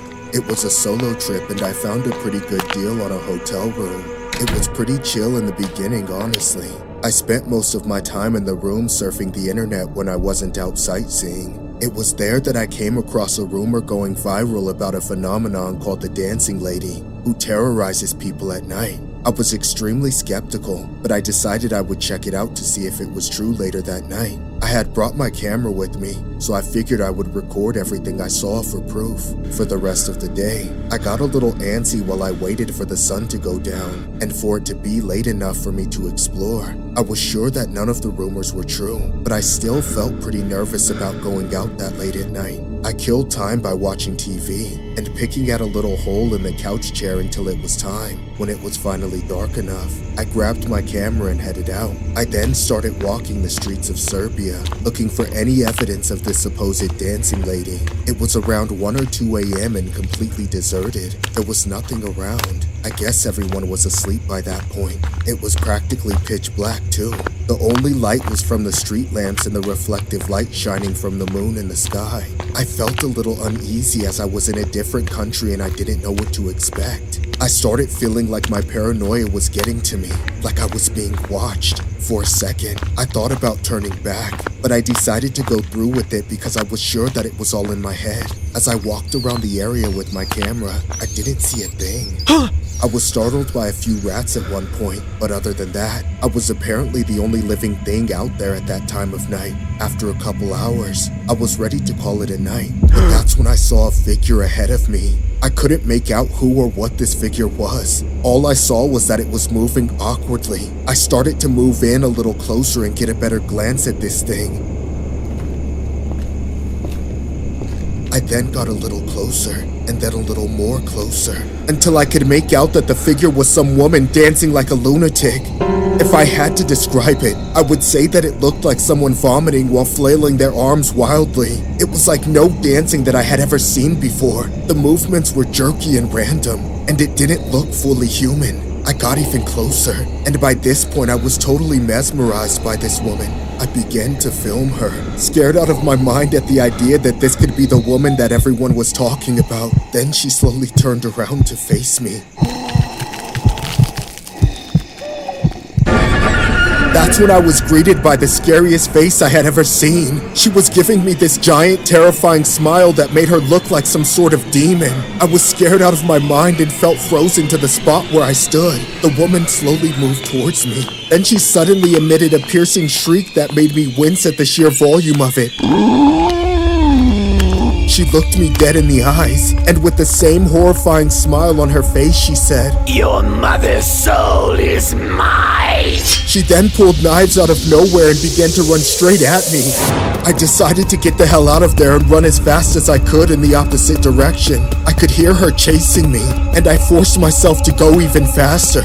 I ran non-stop for what felt like forever. I finally made it to my hotel and ran inside. I didn't stop until I was in my room with the door locked behind me. I looked out of the window to see if the woman had followed me there, but I saw nothing. The street was empty. I watched the footage from my camera to make sure that I wasn't going crazy, but it was all there. I was still amazed, but also creeped the hell out. It just looked so unnatural. The scream was still ringing in my ears. I decided to go to bed to try to sleep it off. Later that night, I was still awake. I had been tossing and turning all night. I couldn't get what the woman had said about my mother out of my mind. Her soul was hers? What the hell did that even mean? I decided to call my mom despite it being 4:30 in the morning. I just needed to be sure she was okay. But when I called her, I heard the most shocking thing ever. My mom picked up and started crying like a maniac. Mom, what is it? What's wrong?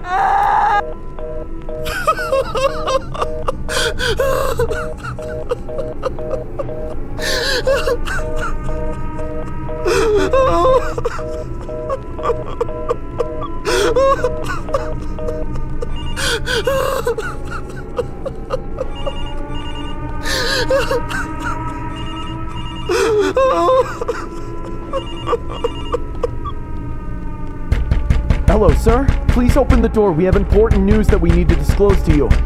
Hello, sir. You need to answer the door or we're gonna have to open it ourselves. Sir, are you all right?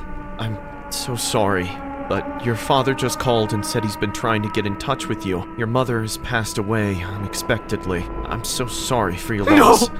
No! Why? Why? It's okay, sir. You're gonna be all right. This story was inspired by an incident that happened to a Serbian man who claimed to embark on his own investigation when hearing about others' encounters with strange phenomenon. Upon his investigation, he brought a camera out and ventured out into the streets of Serbia. A woman who appeared to be dancing in the same peculiar manner as portrayed online. Upon realizing his presence, the woman then shouted at the man saying something in the lines of, "Your mother's soul is mine." Frightened, the man immediately left the scene and stayed put in his hotel room. Since then, the woman has caused a frenzy amongst the online world, triggering a surge in searches for additional information.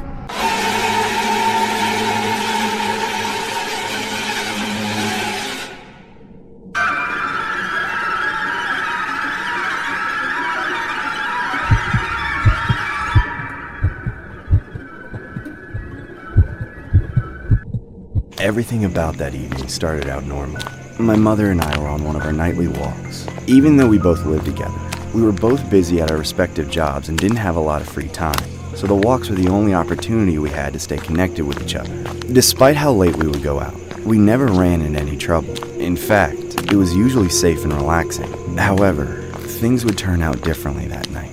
My mother and I were walking down our usual path when a distant silhouette of a figure appeared on the street.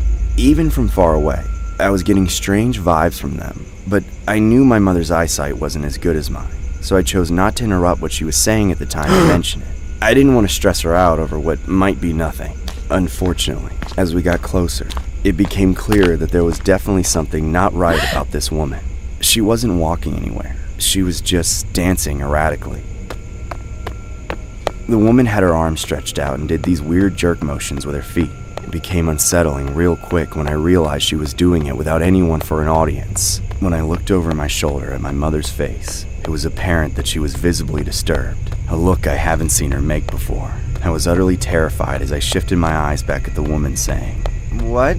Is that woman okay? She must be filming a TikTok or something." I still don't understand what that means. "Don't worry about it, Mom. She should be done by the time we pass her." My best hope was that she was making some kind of dance video. Otherwise, there was no explanation for what she was doing, aside from being a crackhead or just a straight-up lunatic. As we got closer, I was waiting for her to stop dancing and pick up her phone, which she had propped up somewhere, but it never happened. She never moved from that spot, and she never turned around to face us. She just kept dancing.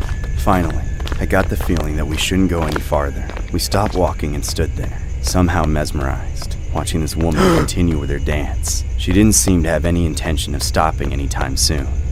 Excuse me, ma'am, what's going on? Is everything okay?" Just then, the woman stopped dancing and went totally motionless with her back still turned on us.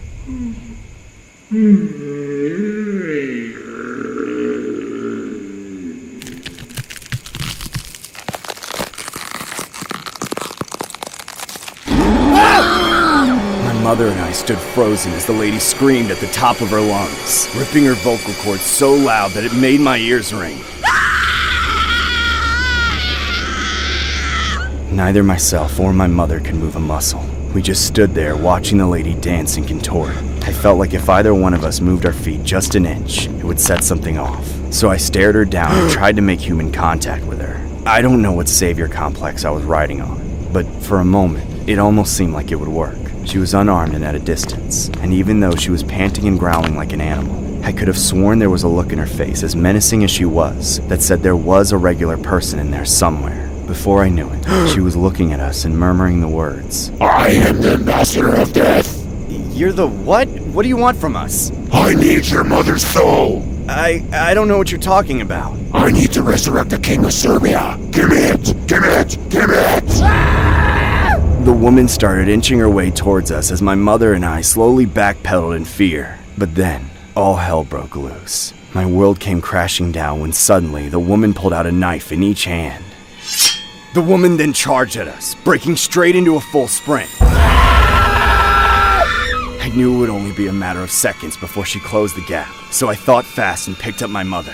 I carried her over my shoulder as I ran for my life in the other direction. The fear coursing through my body was unbelievable. I was so sure that she would catch up to us. I kept running as fast as I could until I was exhausted, but no matter how tired I was, I didn't plan to stop. I just kept running. However, she never did catch up. I ran until I got home, then I hurried inside the house and locked everything up in case we'd been followed. The weird thing was that my mother was watching the whole chase and said the woman basically vanished as soon as we rounded the first corner. That, combined with the way she moved, makes me think there was something more than just unusual going on with her. It was like all her movements engaged every single muscle in her body.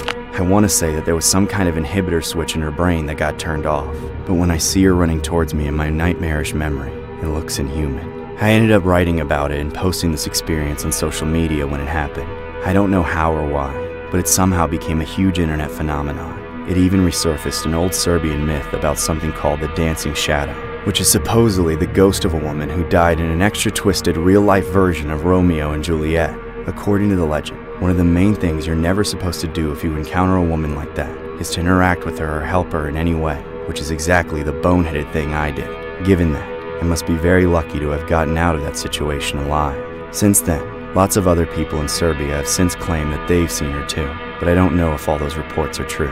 Unfortunately, I think it became a joke on TikTok to fake sightings of the Serbian dancing lady. I bet some of them are true, however, because the police never apprehended anyone who could have been her, which means she could still be out there. I don't think anybody came quite as close to becoming her victim as me and my mother. This story was inspired by an incident that happened to a man in a community blog forum. The man claims to have a chilling encounter with a dancing lady while walking with his mother one night. As they noticed a figure dancing in the distance, the lady suddenly charged towards them, uttering profanities and proclaiming herself to be the ambassador of death. The woman then goes on to insist that the man's mother's life was required for an ancient ritual to resurrect the king of Serbia. According to some recent reports since, the woman has been apprehended due to her disturbing behavior, but others claim that the woman had eluded arrest because authorities had a hard time locating her. I've since never dabbled in any dating apps, and always cringe every time I see an ASMR mukbang video pop up in my recommended page. Hello there! Back with another mukbang video. Anyway, who wants to see me devour all this good in a blink of an eye?